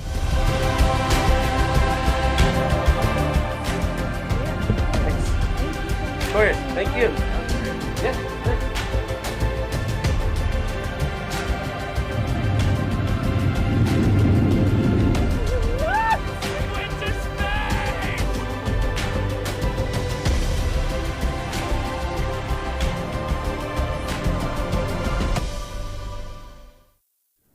Back to the booth. So I'm Cliff Olmstead. If you didn't see me earlier, happy to be here. Also to my right, your camera left, is Isaac Sims, who's joined us all the way from Australia. Welcome. G'day. Thanks, Cliff. Thanks for having me. No problem. I'm going to pull this microphone just in a little bit so we can hear you better. All good. And so you've actually come, thank you, A, for traveling all the way out from Australia to volunteer with us this year. And you were out here last year, too. Yep. So I actually came in 22 and 23 with the Monash high-powered rocketry team. Shout out if you're back home and watching. I'm sure they're probably tucked into bed. We had 30K COTS in 22 and 10K COTS last year. And such a great opportunity for students, not just here in America, but around the world to build these rockets and to develop their engineering skills and their business skills in a lot of cases as well. And so I felt like there were things that I could contribute again, and here I am in a blue shirt this time, and excited to be here. Thank you. Yeah, we've talked about that again a few times over the live stream, where the opportunity for students who've been on teams to compete and then have a chance to come back and work with Ezra and volunteer and just carry on the tradition, really. So that's really great. And so you're familiar with weather conditions coming from 2022 to now. Absolutely, yeah. This is slightly reminiscent. Fortunately, I don't think we're going to get the mud. I said it. I'm knocking on plastic wood. But yeah, I'm quite familiar, and it's such a tough position to be in as a member of a team. You've spent all year working on your rocket, and it can come down to just to this weather. Right. Yeah, exactly. The the fact that these weather conditions come up, and to your point, this is 1 week that's set in time, and so being able to predict that how it's going to go is, it's really impossible. So you do the best you can and try to prepare as much as possible, and then you got to hope for the best, and that's kind of where we're at. So as you can see, we've been on this extended hold, and with the drone footage that we're seeing right now, you can see the cloud cover that's pretty solid. I was actually just looking at the weather radar. It looks like the front that's passing is stretching to El Paso. It's making its way north slowly, but we're just kind of in the middle of that right now. We're waiting to see what's on the other side, frankly, and hoping that the rain and the clouds will lift so that we can get flying again. So yeah, tell me a little bit about what you encountered, if you recall, from 2022 as a team in terms of just dealing with the weather. And yeah, of course. Well, my story from 2022 is a pretty crazy one. Personally, we lost our rocket on the way here. You might be familiar. Oh yes, I do remember that. We were quite fortunate. We missed the horrible weather day for the most part. My team came down and we had a look and tried to get in, and we looked at the spaceship out there at the front for Virgin Galactic. But I was actually on a plane, I think, for most of that first launching day, recovering our rocket from the airline and from customs. So fortunate to have missed that. But then it rained again, I recall, on the second day. And my kind of lasting memory, I had a pretty horrible time. We just got the rocket and we're trying to integrate it and get it ready to fly. And in the end, we launched in the kind of final launch window, and that was all good. That was a happy story. But my lasting memory is actually the landscape out here in New Mexico, in the rain with the flooding and all the water, and being able to see just how the kind of natural, the beauty of the rain and how the landscape was made was phenomenal to me. It was a terrible circumstance for so many teams launching, but I felt it was a great opportunity to see New Mexico in a way that many possibly don't normally get to see. Yeah. No, I totally relate to that. Coming from Seattle, we have a great area there, but you don't see this kind of land, this terrain that's just flat and the high desert. I really like that. So we're taking a look at the cam right now of the pad area. This is the solid pads. You can see some of the rockets are still out there. We've taken precautions to safe those for the rain that we're getting. Right now it's just a light sprinkle. I hope it stays that way.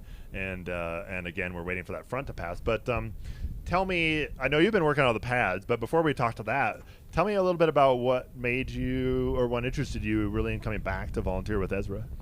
Yeah, for sure. I guess the big thing actually probably was the chaos of those pad holds in 2022 and even 2023. It feels like a lot of the struggles that teams have are just related to logistics and the kind of lining up of getting your rocket, getting through the queue, getting out to the pads. And I gave some feedback at the end of last year based on that to Ezra, and the kind of email back was, come and join us, come and fix it. And so that's what we've been trying to do. And I know I've got Erica down there from the Minnesota team, shout out, Twin Cities Minnesota team, I know there's a few. Also who came back after competing last year to do our best to try and grow the opportunity for the students to get out to the pad as quickly as possible. So I'm glad to be helping directly in that context out of the pads. Yeah, no, super appreciate that. And I know, geez, there's been a whole bunch of improvements, I think, made to the overall flow. Have you felt, or have you seen some of that in terms of, you know, the nature of the progression of getting to this point? Yeah, I mean, I really want to shout out the registration process and how much better that was this year. That was fantastic and clear as daylight between last year, just night and day. So that was magic. This year, I think when we got onto the range, there were some teething issues. I'm sure some students will be familiar with that. But overall, the DFMS, I don't know if you need that acronym broken out, there's a digital flight management system that's kind of tracking each rocket through its stages of getting out to be launched, is actually working really well. It might be hard to see in front of the scenes, but behind the scenes, that is keeping things ticking along quite well. I think as we get through the week, we're getting better at it as well. So there's been a lot to learn. That's good, yeah. And particularly the first day, we were learning hard. And now I think we've caught up, and the weather, of course, has caught up to to get us from the other side. Yeah, exactly. There's only so much we can do, and unfortunately, the weather is not one of the dials that we can adjust.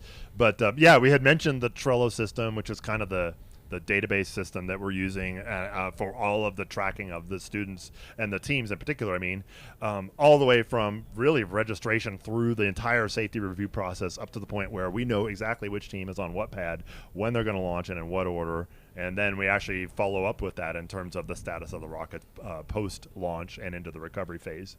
Yeah, so there are a whole bunch of blue shirts actually out there, not just helping the teams get their rockets installed on the pads, and we're going to talk about that shortly, but at each point in the process, someone's on a computer, and they've done a bit of extensive training, actually, to make sure that they can do all the data entry and not have anything kind of floating through the system that's in error.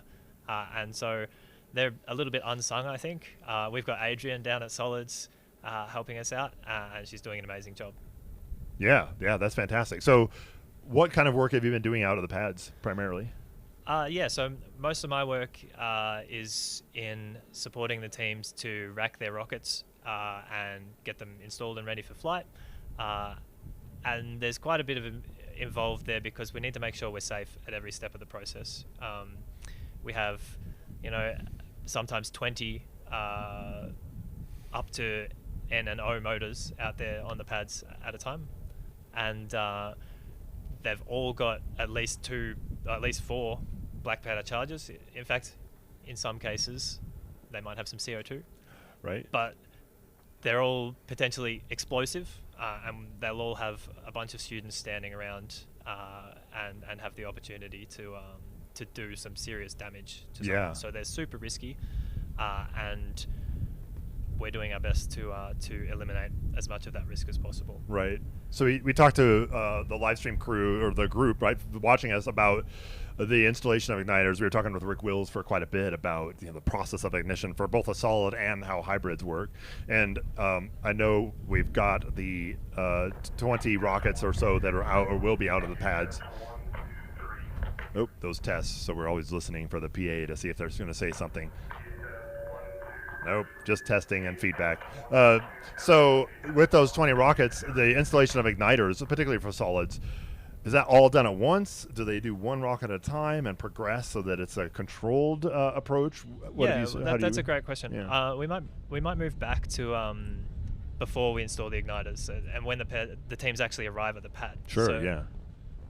So the teams will come to us, and we've got them now coming straight to a pad manager, which is my role, a pad bank manager rather, and we'll assign them to their number along the row. So before they come out, they're told which bank they're going to. We've got Alpha, Bravo, Charlie, Delta, and then we'll bring them out and we'll give them a number, and we'll get them to put the rocket on the rail and not arm any of their electronics. Now at this point, they're horizontal on the rail, like you can see on the screen there. Now we don't have any rockets horizontal currently, because they could potentially be affected by the wind in a bad way when they're horizontally. They're rail guides that take them up the rail and keep them stable until they're at the right velocity for the fins to work, are kind of susceptible to bending in that axis around the rail. So we don't want them busting a rail guide. So that's why we've kept them upright at the moment for the wind. I see. But we get them horizontal on the rail, and I could draw a little rocket on here. Yeah, you can actually draw on there. Yeah, go for it. I'm told. Let's see if it works. This is new technology. Oh no. Oh no. I am trying, I promise. I'm watching the drawing on the screen, but it's not showing up. I hope my orange juice didn't ruin the pen.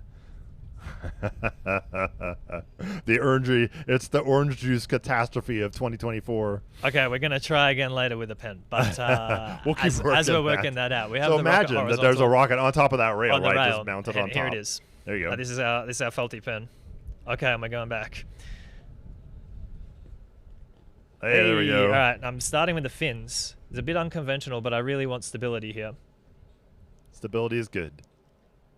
Well, we talked about fins in the context of stability and the velocity launching off the rail. Yeah. Perfect. So with our rocket installed horizontally, this is our point in time where we want them to arm the GPS. Now, there's a lot of different options for GPS tracking out there commercially available, and some of them may integrate the GPS with their deployment device, and in that case, we actually don't get them to arm until they're vertical.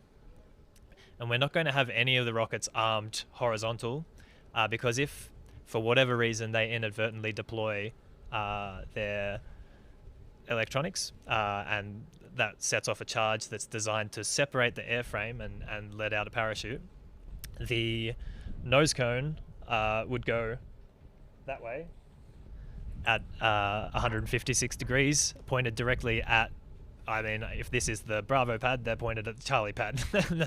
They could hit a team or any of our equipment. Oh, I see. Right. It's not okay. particularly safe. So Right. we need them to not arm any of the energetics while they're horizontal. But if we can get a GPS lock while they're horizontal, that gives us the best opportunity to troubleshoot the GPS. We'll then raise the rocket vertical, and I'm sure we'll go to a vertical shot shortly. And at this point in time is your last opportunity to take that picture with your rocket and wave it goodbye. Right. Because then we're starting to have live energetics, and so.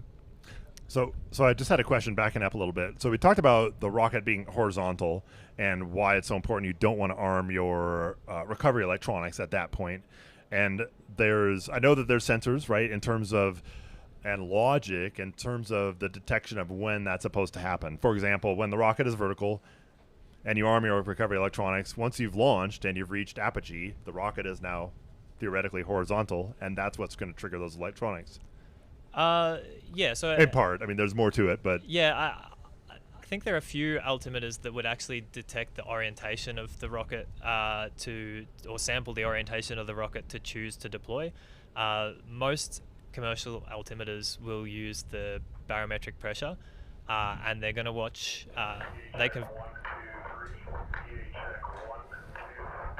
We're just listening to the PA then again, but it was just a test.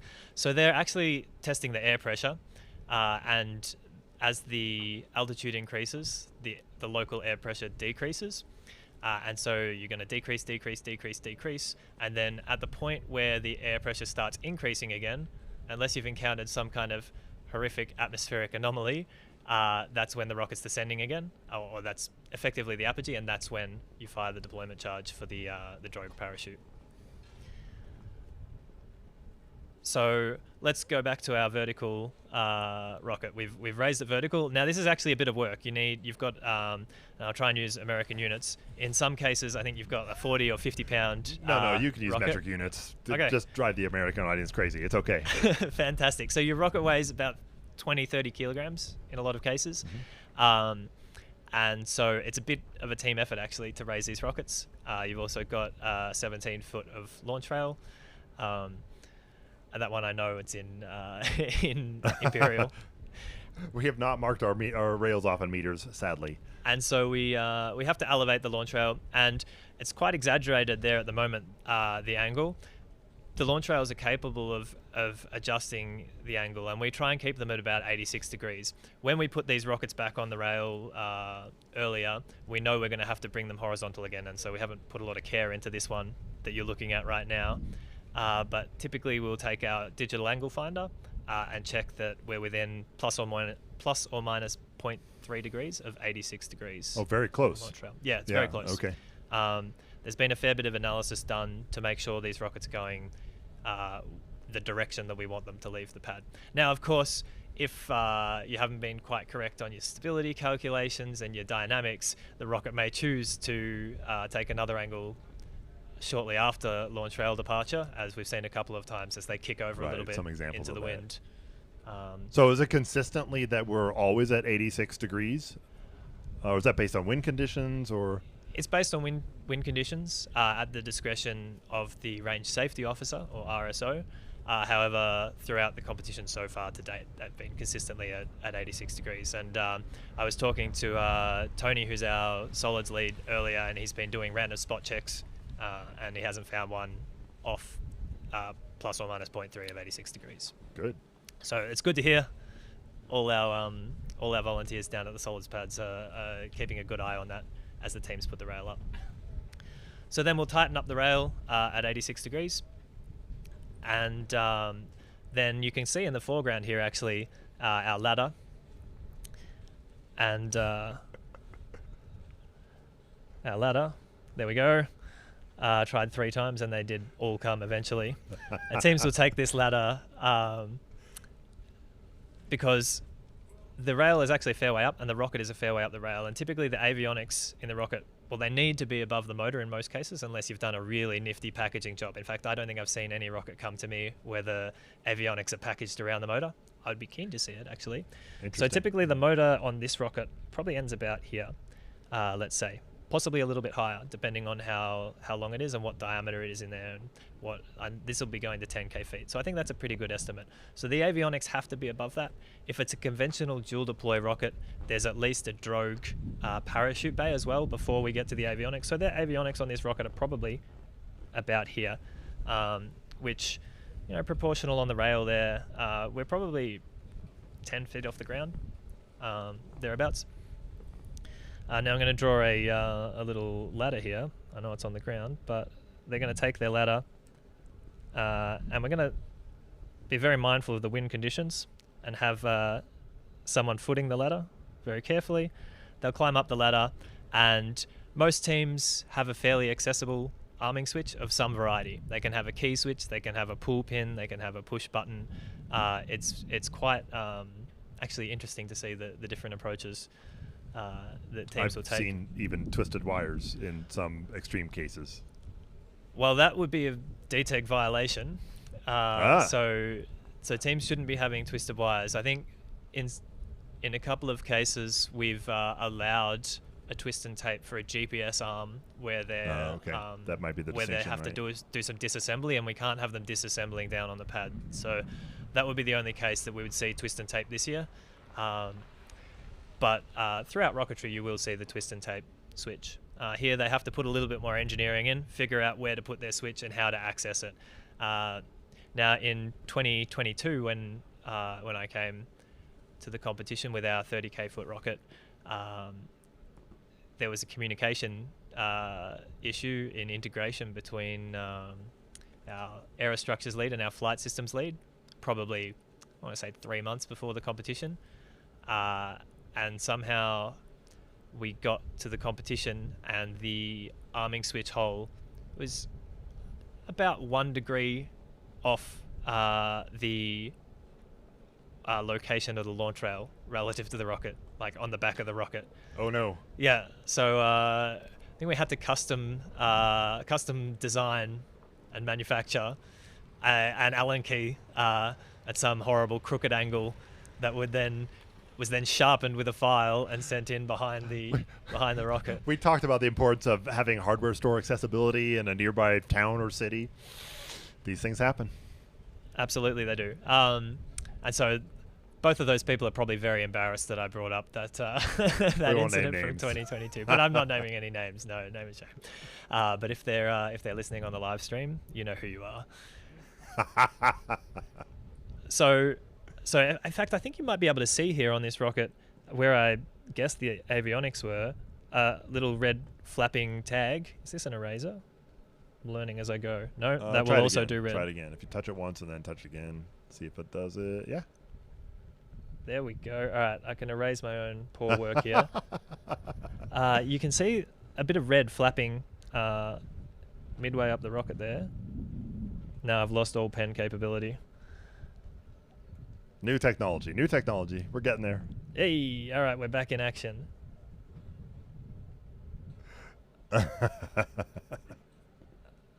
So you can see a red tag flapping there. It looks from here like a remove before flight tag, which probably means they have a pull pin or a key switch. That got it. Mm-hmm. In fact, they might even have 3, or it could be some tape flapping. No, I'm good. It's remove before flights. Fantastic. Right. So they've got a bit of tape there holding them in. So it's probably a pull pin switch. And then they'll have a checklist in their hand, and hopefully a checklist manager as well, not actually standing on the ladder. Right. Who's telling them, okay, remove pull pin switch 1. We're arming the GPS. Remove pull pin switch 2. We're arming the... Can I name brands of altimeters? We're arming the RRC3. There's a bit of free marketing for you. Remove pull pin switch 3. We're arming the Raven, or whatever the case might be. Right. And they'll tick that off their checklist as they go. And they're probably going to wait between those because each of the flight computers will be beeping out a bit of information for them. This is critical information. For one, you want to know the flight computer's on. But more importantly, you want to get whether there is continuity, which means connection of the E-matches that are going to control the deployment charges. If you don't have that continuity, then we can't proceed any further through the arming process, and definitely not to igniter install. And we may have to pull the rocket off the rail, which is pretty heartbreaking, but it's what needs to be done. And so part of my job down there is to make sure that while they're doing all of this, particularly at that point where they're pulling the pin switches out, they have their safety glasses on. Right. You didn't see that very smooth pull from the pocket of the safety glasses. We're trying to recommend a face shield as well this year.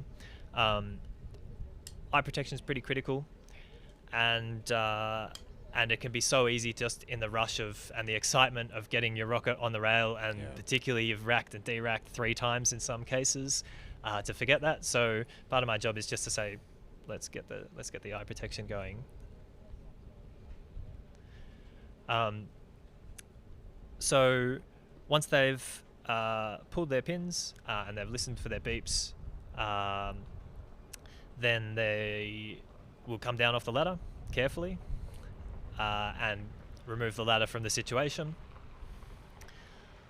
And then it's time to install the igniter. And that was your question to me about 10 minutes ago, I think. Oh, yeah. No, full circle. This is great because, Fantastic, it's really interesting to hear the little bit more in depth about exactly the process. Yeah. Now, our insurance policy says that, or our Tripoli insurance policy says that a level 3 flyer needs to be the one handling the igniter and installing it. So part of my job is to check that they have their flyer of record with them, or someone who's level 3 certified. In some cases, that's not possible. There's a lot of volunteers that act as flyer of records, and they're out maybe at the hybrids pad or doing something else, which then makes it very useful that I'm level 3 certified and I can step in and help them install their igniter. The igniter will be inserted, and you asked whether that happens all at once or kind of one at a time for the teams. Right, for each of the rockets, right. And the answer is it depends. So typically we'll flow the process through to the point where we want people arming when it's safe to do so. So that was the electronics, the avionics. We'll typically do that when there's not someone working intensely next to them on a horizontal rocket. Right. And then once they're all armed, we're pretty happy for them to insert the igniter. without connecting the leads to the igniter box. Once those leads are connected, that's when we need no one anywhere near the rockets. Right. And we'll keep one or two of the team members to listen for the continuity check, and I'll talk more about that in a second. But then we'll send everyone off back to the cars, except for those one or two members. And so each of those teams, as they're armed, we get them to proceed through to that igniter install and then send them back to the cars. And so that's probably as efficient as we're going to get it, I think. For those of you who've been through that process, you kind of know. And then we'll move back to the flight control or the launch control box. Well, I'll tell you what, why don't we actually pause right there for a second, because I want to know a little bit more about the igniters, and then we'll come back to the control box too. But we're going to cut to an interview. Let's talk to the teams. Hi, we're here with team number 45 from Mahidol University, all the way from Thailand. We're going to do this interview mostly in English, but we're going to throw in a little bit of Thai at the end, and I'll make sure to translate as best as I can. So, สวัสดีค่ะ สวัสดีครับ Would you both like to introduce yourself? So I am the head of the interior of the team. My name is Bright, and here's our team leader. My name is James. Yeah, so how was your journey here all the way from Thailand? It was a lot of trouble. To get here, we have to take more than 24-hour flight. We stop in Korea for 8 hours, in LA for another 4 to 5 hours, and then to Albuquerque to the last cruise. It was another 4-hour drive. So yeah, it was very exhausting, but it was worth it. Yeah, but you made it, and you got some cities to check off of your bucket list if you have one. Yeah, and how's the weather here so far? I know it's also hot in Thailand, but it's very dry here. Yeah, it's not the same. We took quite a few days to adapt to the dry weather here. We have sharp lips, nosebleeds everywhere. So yeah, it was a fun time, yeah, I would say.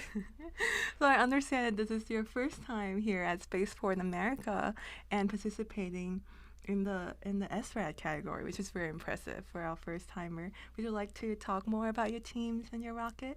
Yeah, so we are very excited to be here. We start out from competing in CanSat competition in Thailand, and then we moved to CanSat competition in the USA, and our passion for aerospace just keep growing and growing and growing until at one point we are doing sugar rockets and competing here. Yeah, that's awesome, and we're glad to have you guys here. I heard that you have a really cool payload that does aerial photography. Would you like to talk more about that? Yes, we got that idea from all of our CanSat competition. We kind of want to bring our background here too, so we try to implement an aerial photography during the descent of the rocket coming down. Yeah, and what are some of the challenges you face while building the rocket? Well, I think first and foremost, the transportation to here. We have to ship everything in 1 month beforehand and then fly here 2 weeks before the competition to try to assemble everything in last crusade and then bring it here. Yeah, so how are you feeling right now? Excited? Hopeful? I know that you both are planning to launch today, right? Yes, we're both anxious, excited, hopeful. Everything is kind of been anxious with the weather and everything not in our favor. So we are really hoping that this afternoon the skies clear up and we can launch. Yeah. Yeah, fingers crossed. All sorts of emotions here at the competition. And yeah, is there any I'm going to switch to Thai actually for the next questions. ก็มีอะไรที่อยากจะขอบคุณคนที่บ้านหรือว่าคนที่ประเทศไทยไหมคะ I just asked if there's any shout outs that they'd like to give to the people back home. So I'm gonna let the team lead speak. Okay, ก็อยากขอบคุณอันดับแรกเป็นทางมหาลัยมหิดลนะครับที่สนับสนุนทางด้านองค์ความรู้ต่างๆแล้วก็อยากขอบคุณสถาบันเทคโนโลยีป้องกันประเทศที่มีโอกาสให้เราได้ศึกษาพวกความรู้เกี่ยวกับจรวดครับผมก็แล้วก็ขอบคุณสปอนเซอร์ทั้งหลายแล้วก็ครอบครัวที่สนับสนุนทำให้เรามาถึงจุดนี้ได้ครับผม So they'd like to thank all, their university, Mahidol University, and what was the acronym for the defense? The DTI. And the DTI, and their sponsors, and their team members and family back home who've been with them throughout this whole journey.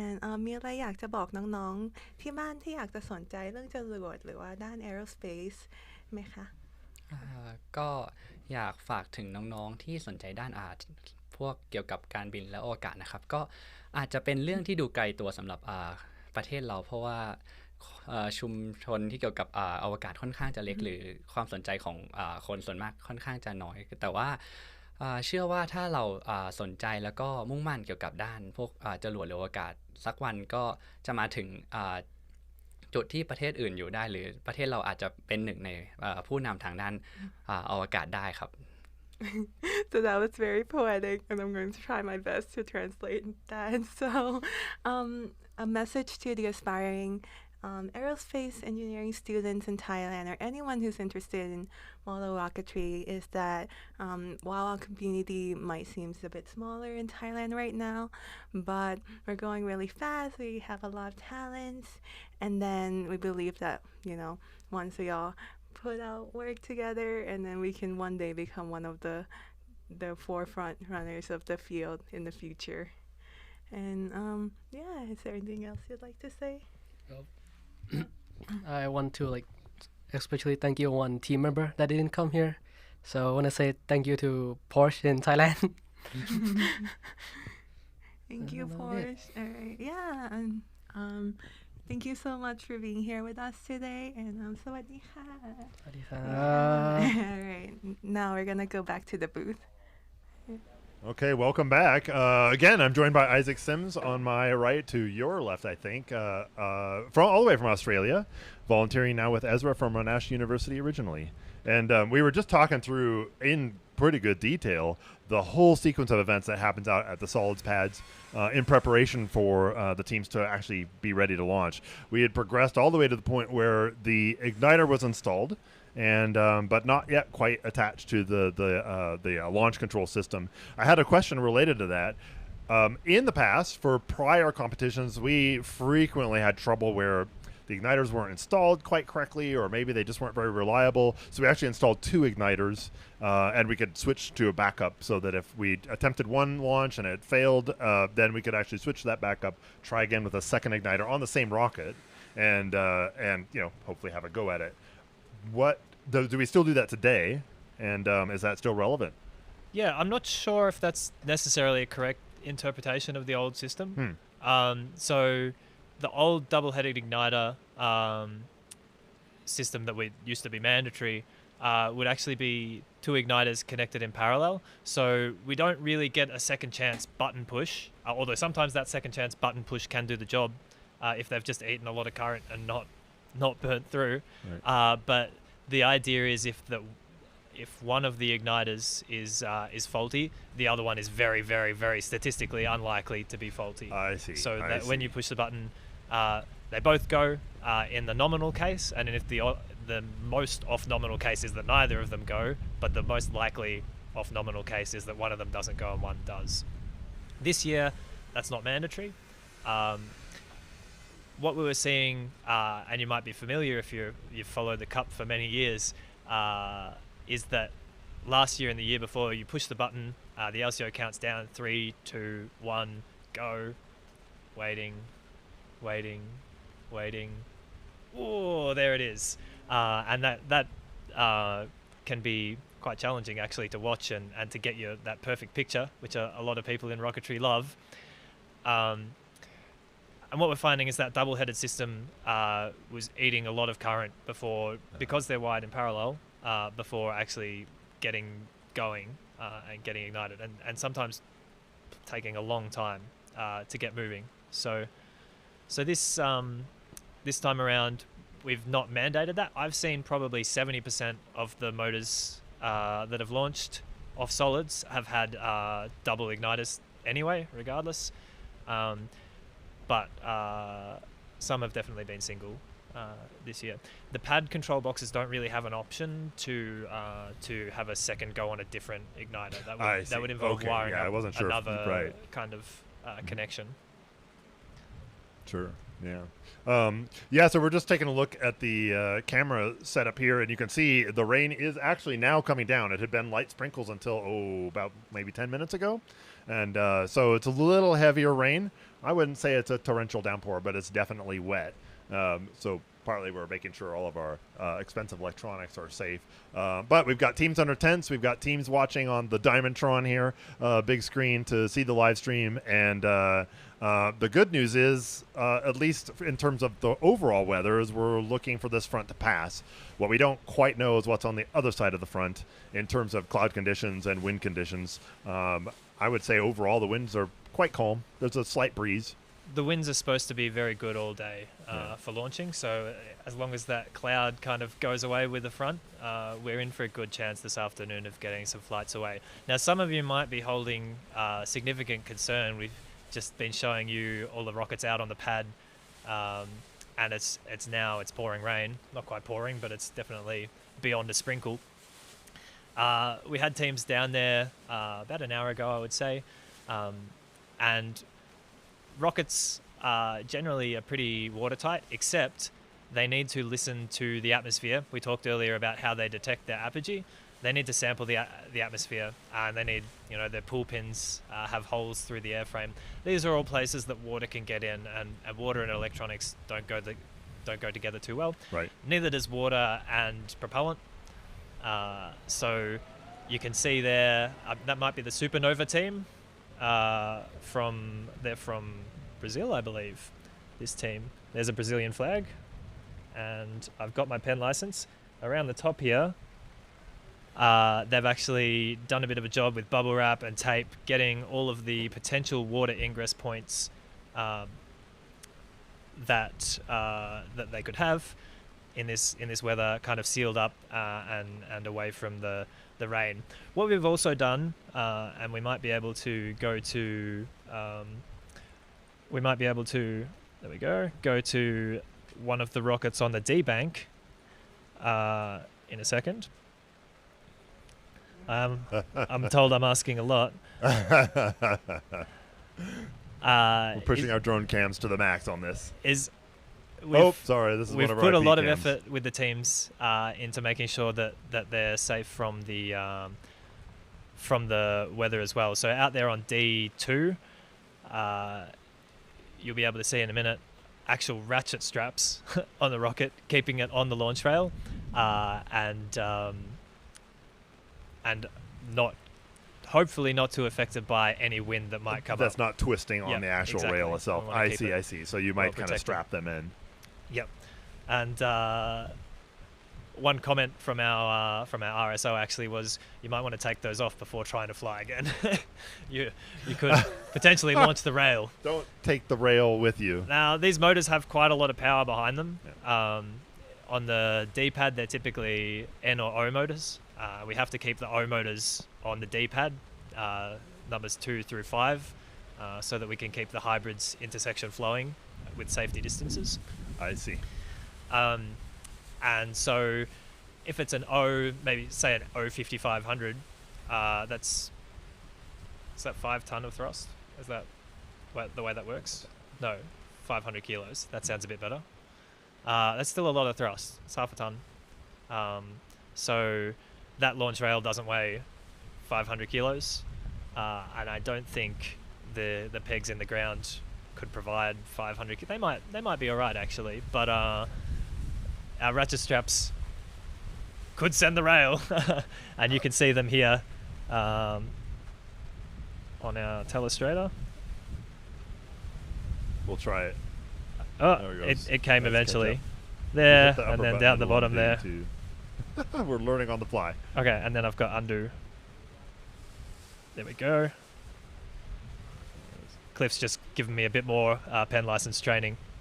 Watch out. So that's a sight you're probably very unlikely to see quite often is a rocket ratchet strapped firm to the rail. We're going to make sure that we take those off when we get back down there. Thank you. That's why we rely on a good crew to watch out for these things. So you've back to the igniters. So you had the igniters installed. You do a continuity check at the pads, right? Yeah. So once everyone's clear, we've got a couple people from each team standing with us by the. Once everyone's clear and we've got a couple people from each team, that's when we connect the igniters to their alligator clips, and so the motor is connected to the launch control box, and the launch control box provides the current to ignite the igniter. via some alligator clips. So each of these igniters will have 2 wires coming out, sometimes 4 if they've got 2 igniters and there's a little bit of circuitry to do. And they will have 2 wires. There's no polarity there. They just need to be connected to each of the alligator clips that connect it then to the battery that provides the current. Right. Through a little bit of control circuitry, not directly to the battery hopefully. Right. And so we get the alligator clips done, and we really need to make sure that the alligator clips aren't anywhere near each other, or any of the wires, because if they touch, they'll short on each other, and then the current will just go directly there and not through the igniter, and you just won't get any joy when you push the button. So keep them separate. Then we bring everyone over and well away from the rockets. And when you do a continuity test, this is the really dangerous time. If there's a fault with the igniter or the control box, you could potentially accidentally send some current through the igniter and light it. I've never seen it in rocketry, and I'm pretty young. I've been to a few launches, but I think it's a pretty unlikely event. But we look away from the motor just in case. We press the button on the box and it makes a beep to tell us, yes, we can see that there's an igniter here and you haven't got a short or something else that will prevent the igniter from going off. And then we leave and we all get in our cars and we drive. And that's the convoy that we see with all the cars. Exactly, you see the convoy coming back. Somebody gets the red flag up there, and we're ready to go. And with that, we're going to convoy over to the interview room. Excellent segue. Nice. Hello guys. Thank you. This is Álvaro Fernández, and I'm here with the the Autonomous University of Baja California team. Let's get started. The interview is gonna be in Spanish, so I'm gonna be doing a small summary after what they say, so our English speakers can understand. Hola, pues mucho gusto, un gusto tenerlos aquí. Platiquen un poco de su viaje hacia acá, a las cruces, de cómo llegaron, qué día llegaron, cómo les fue de viaje, etcétera, etcétera. Y el que quiera hablar. Pues primeramente, muchas gracias por la invitación. Es un honor estar aquí con ustedes en su programa de Ezra Comunicación. Y pues nada, respondiendo a la pregunta de cómo llegamos, bueno, pues nuestro equipo se distribuye en varias localidades en Baja California. Entonces, siendo nuestra facultad la que se distribuye en Tijuana, Mexicali, y tenemos incluso algunos miembros en Ensenada, como yo mismo, tenemos como que esta multidisciplinaridad donde nosotros nos conectamos, ¿no? Entonces, en este caso, pues nos reunimos en Tijuana y en Mexicali y hicimos un viaje de alrededor de 15 horas saliendo desde Tijuana. Entonces, unos salieron desde Tijuana, otros de Mexicali y manejamos hasta acá, básicamente. Okay, guys, so to summarize, the team is from the state of Baja California and Mexico. They are composed of 3 different cities. They have different,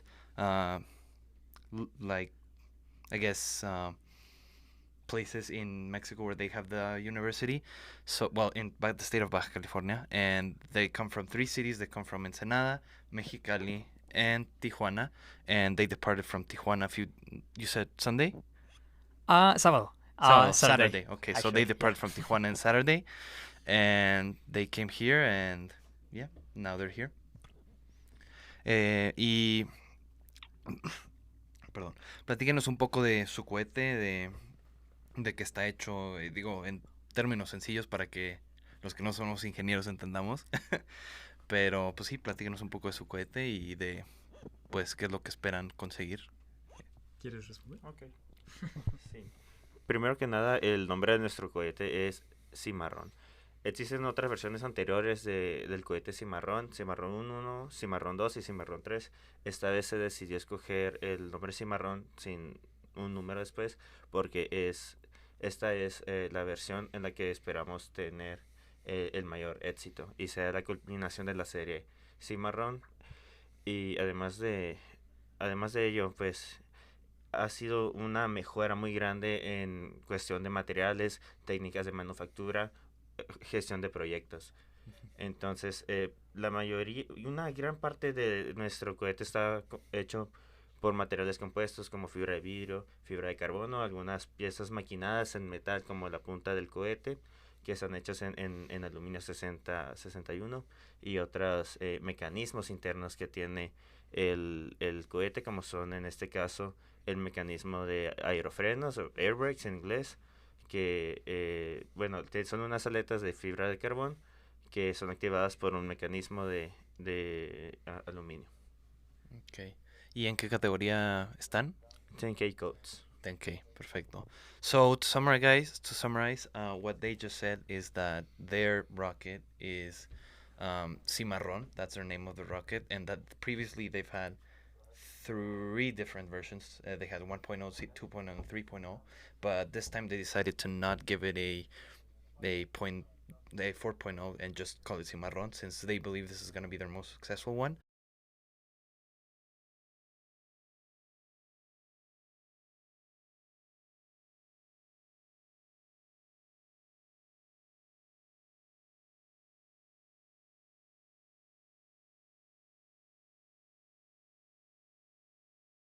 Los últimos preparativos.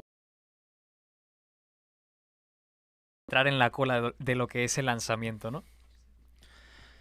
So what they just said is that they had to do safety reviews, which they already did, and they determined that it is safe to fly. And now that they determined that it is safe to fly, they are just waiting, and they're in the queue of, because we have the weather situation, so they're waiting on the weather and to get on the queue and then get flying. Pues nada, muchísimas gracias por darnos su tiempo, por haber venido. No. Bueno,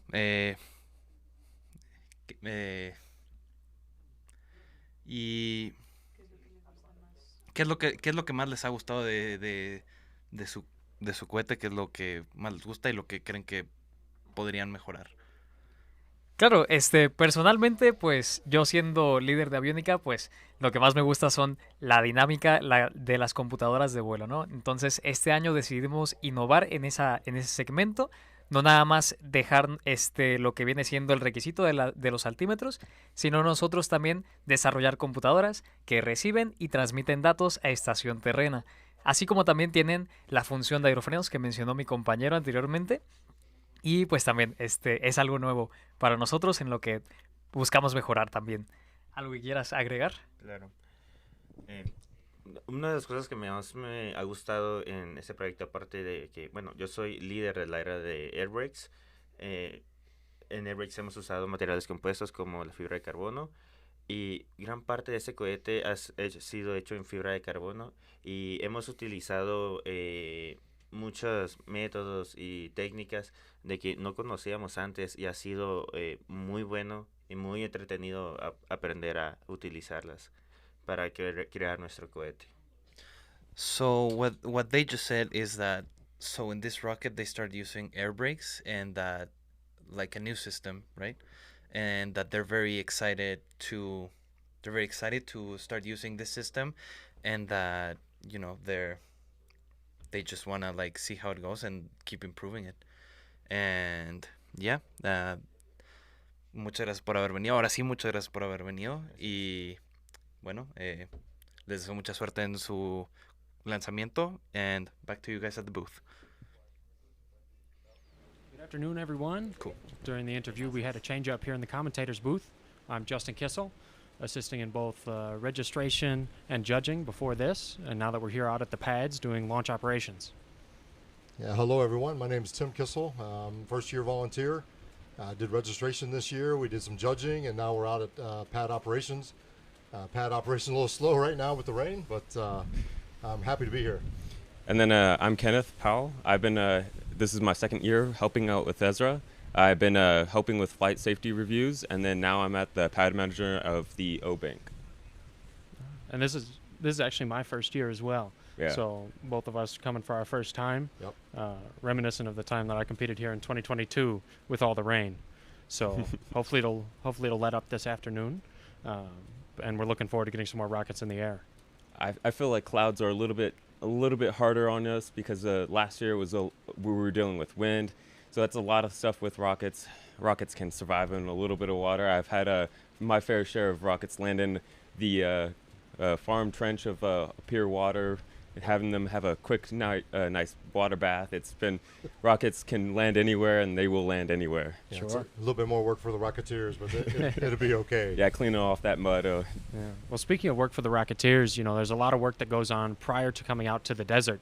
That's what we spend the first part of the week doing here, Monday and Tuesday, and really what the teams and volunteers spend all year preparing for. So the first big event when teams get here is registration. I worked with my fiance who's actually running registration this year. Hi, Sierra. She's not out at the desert today, but hello. We worked all weekend in order to pack all the swag bags for the teams. Everybody gets a backpack, a T-shirt, and some other swag from our sponsors and everybody else. And not that we're counting, but it was 1,800 backpacks. That's correct. 1,800 backpacks in 2 days. So we're pretty proud of our record, and we're happy to beat it next year if we get some more folks. Yeah, and just thank you to all the teams that pre-registered. It was great. Ezra had everything set up to be able to go through and get how many team members were going to be here, how many people were going to be on the recovery teams, and so all that was logged into the computer, and it made registration go very easy this year. It did. There's been a lot of process improvements over the past couple of years, and things that we still hope to do to make it more favorable for the teams. Just make the event as best as we can. Yeah, each year. And I think that even attributed to the flight safety reviews. Like last year, it was a lot more congested, and it was like teams didn't know when they were going to get reviewed, and it's like one of the last steps you have to do at the convention center, because that was. It just felt this year was just much more smooth. The teams were able to like sit down, relax, and not worry about being, we're going to need to get checked. We need to do this. We need to, we're not going to be able to fly without this. It's like, okay, we could sit down, we could eat, talk to the people around us, learn at the convention center, actually walk around. That's what I've been hearing a lot. They were actually able to walk around and then get pulled in for their flight safety review, and then actually get checked and then be green to go this today or this whole desert time. And part of that too, as a judge, we went from one day, which was Monday of registration, and then actually Monday afternoon, because registration went so smoothly, we were able to go and start interacting with the teams. And I've got to say, as a volunteer, that's my favorite part, is to be able to go and talk to all the teams that come from all over the world. And we were assigned 8 different teams. Justin had 8 teams. I had 8 teams as well. We were able to read their project technical reports in the prior months, and then to be able to go and actually interact with those individuals that wrote that report. So it was really neat to be able to kind of close that loop, and then of course to be able to get through that judging so they can move on to do the different reviews. Yeah. And those technical reports are no small feat either. There's a lot that goes into them, and especially it's something the first time teams learn very quickly when they get here, that there's a lot that is expected, both in the report and with the state of our launch site, how we're a bit of a different launch because we have all these universities and because we can do these cool things. The technical reports, they have to have all of their checklists in, all of their testing that they've completed. These teams have been working for, some a full year, some even longer, for things like hybrid motor development that take a really long time, and lots of, as Isaac may have talked about in the last round here, not only a very long time on the pad, but before then. Yeah, it even with the 2 stages, that they're a hard group to follow with. It's like you look at solids, they're I would say a A, and then you get there's 2 stages. There's a AA, and then hybrids are just an S rank of difficulty. The complexity continues to it just ratchet goes up Yeah. because it's fun to watch that. That even with me with 16 years of flying model rockets and getting in this hobby, and then coming out here of you got to go out here and volunteer when you finally learned, this is a premier site to go and visit, and then finally getting my level 3. It's like these students have not been able, haven't flown ever or even dealing with rockets, and then they're coming in here and doing one of the hardest things you can do in the hobby to start out. And it's like they don't have the experience, but they're learning, they're picking up that little things, and it's so rewarding just to see from my point of view of looking at these guys, and it's like, wow, I don't know if I would have been able to do that my first year. And it's like you look at them and it's like, wow, that's pretty impressive at where we're at that now, and it's really cool seeing all these students come from all around the world too. Yeah, and I think one thing, talking about the volunteer and the activism as well, I think teams could really get a leg up if they have any alumni that, I think if you compete this year, next year, get at least one member of your team to be able to come out and volunteer. there's a huge amount of different jobs that you can do. Anything from media to flying drones, flight safety review. We have volunteer support where they're going out and they're keeping us fed and watered the entire competition. Of course, if you do get your L3, you can come out and help us on the pad. And it's we need judges, we need everyone. Yeah, we do. So and I think it would be valuable for those alumni to be able to help their teams, to be able to help them understand this competition, because it's not just a simple 2 or 3 page document. They have the IREC, the DTAG. There's several documents that are 50, 60 pages in length. Yeah. And it takes a lot to be able to know every single one of those details. And then I even came up with I was actually trying to get my teams that I'm going to be mentoring to say, hey, send 1 or 2, come out, learn the little trades of the thing before you even compete. Yep. And it's like you would actually pick up so many little things that you would, we need to remember this one toolbox, this is, everyone else is running this toolbox way. We wouldn't have even thought of that, our normal way of rockets. And some of the teams have really good processes in place for them to learn rocketry as well.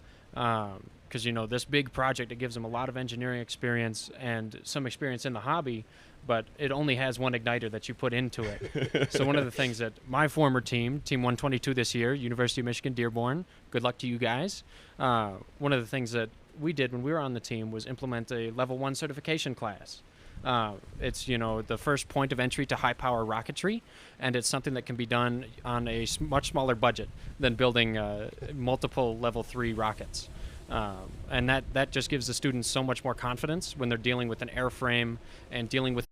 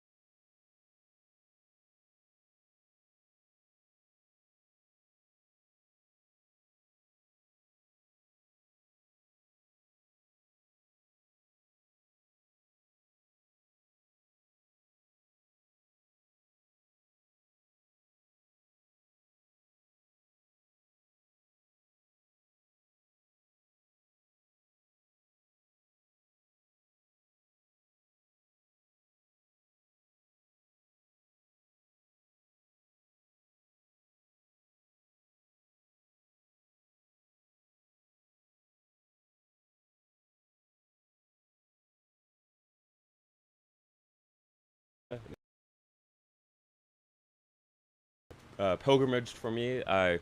It came out, I went out there and it's like you go to the playa. It's not like this. It's a whole different feeling. But it's going to be. I'm going to say it's a A and B. It's so close. It's you come out to the playa. You have the balls to go out there because they're the big boys out there, right. and you have to be self-sufficient there, right? There's no facilities there no, at all. There are no facilities out there. But you go out there and everyone's so friendly to help you out. Yeah. Like you go out there ready for your project, and you have your set ways of how to do it, and then but if something comes up, there's a will, there's a way. You're gonna fly a rocket out there. When you talk about teamwork and being so friendly with everyone, that's what we're experiencing back in the paddock where all the students are as well. It's very interesting to see students from the United States and different countries that are working together. Oh yeah. To be able to make this successful.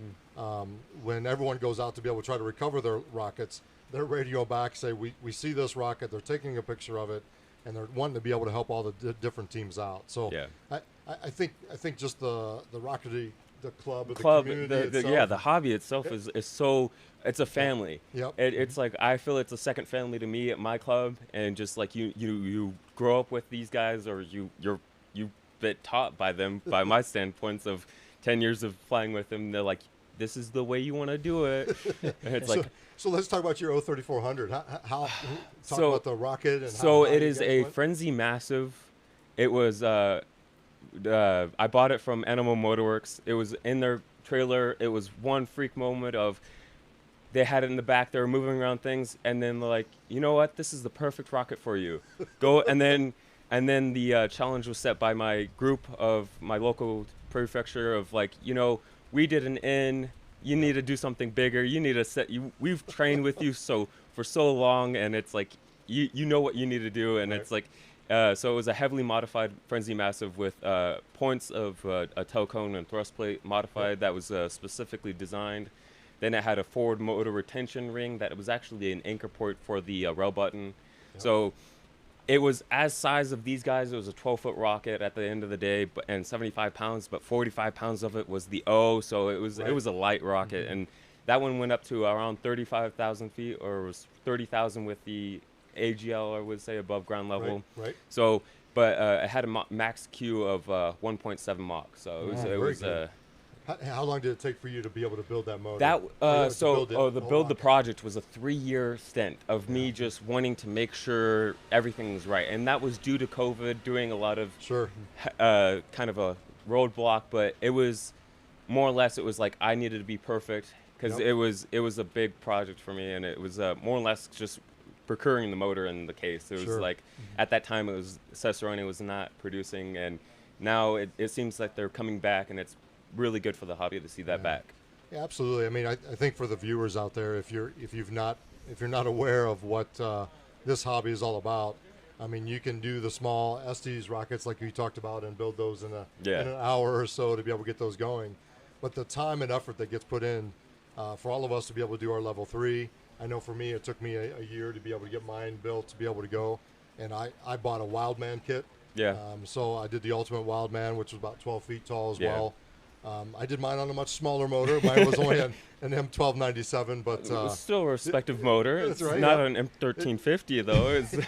It gets you to that level 3, but to be able to put all those pieces together. Oh yeah, it's a big step. And then as these are the level 3 size, it's quite. Oh yeah, we could do a live chat. Okay. We're getting called from our controllers. So, yeah, we're here. getting Looks controlled like for we're our live chat. Yeah, okay. So is that going to be showing up on our screen here? Yep.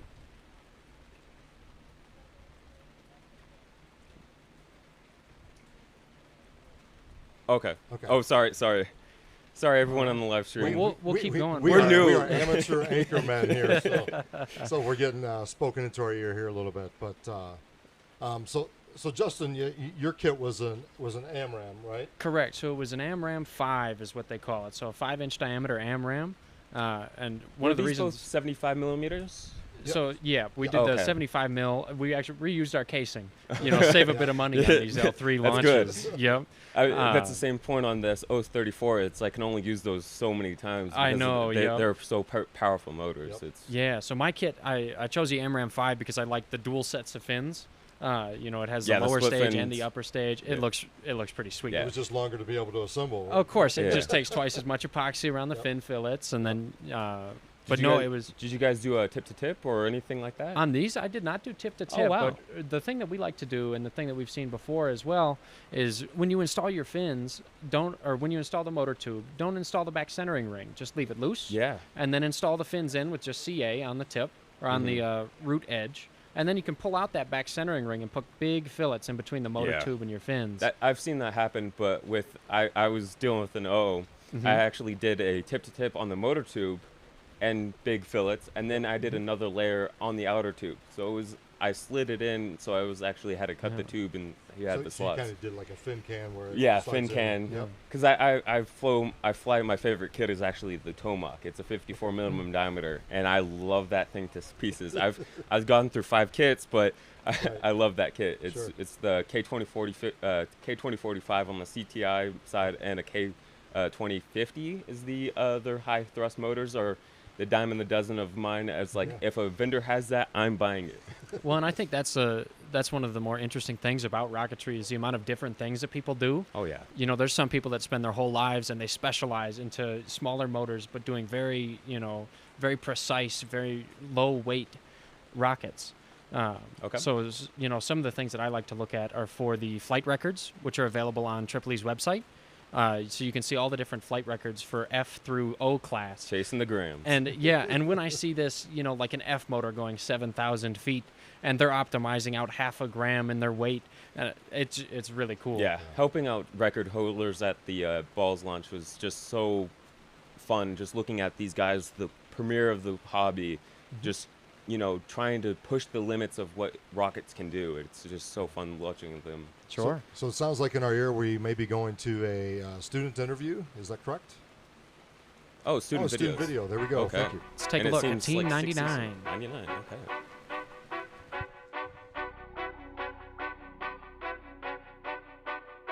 Let's get it. Yeah, let's do this. Matthew Montoya, Avionics. Jackson Perrine, Special Projects Lead. Alyssa Pina, Special Projects Lead. Ariana Yanez, Lead Engineer. Juan Diaz, Project Manager. Samuel Diaz, Manufacturing Lead. Austin Salas, Payload Lead. Hi, I'm Alex Walker. I'm the project lead. I'm also the head of rocketry for USF. I work on the aerodynamics for this rocket. Hi, I'm Isabel Crossley and I'm acting as a safety officer.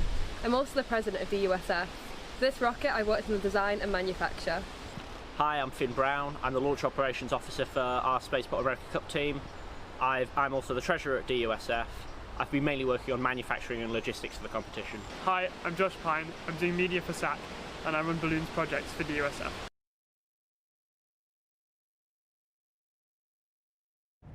We are Propulsion UNAM, proud representatives of the National Autonomous University of Mexico.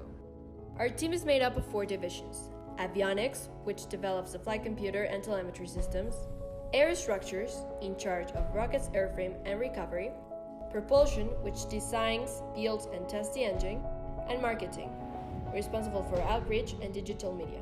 We are Propulsion UNAM, forging the future of Mexican space exploration today.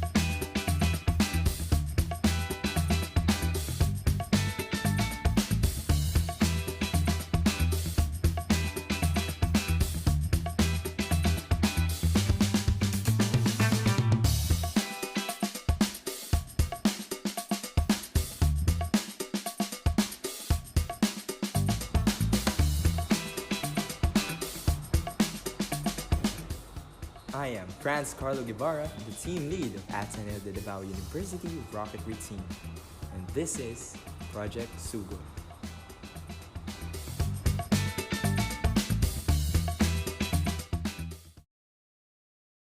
Hello and welcome back. We are still waiting on that weather to move out of here, but right now I am joined by Das from NSF. I keep wanting to call it NASA Spaceflight. It's okay, NASAspaceflight.com.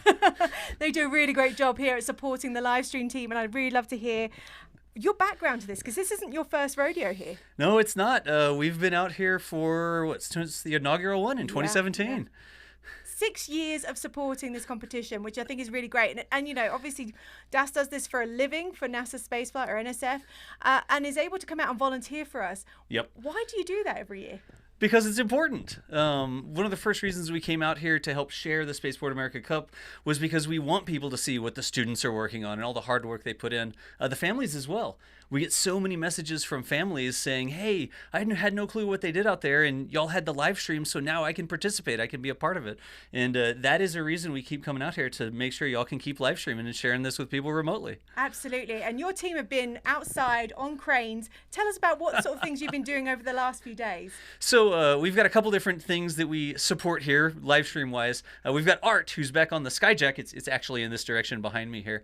And that's one of the tracking cameras. So when you see some of the tracks of the rockets or parachutes going, that's run by Art, who's on the Sky Crane back there. We also have Kevin, who's been working on some of the replays. So this is the first year we've got replays working. So you can get instant replays of what's happening. That is Kevin Michael Reed over in the production booth. And then me, I have my mobile broadcast pack, which is a descendant of the original broadcast pack we shared the first Spaceport America Cup with.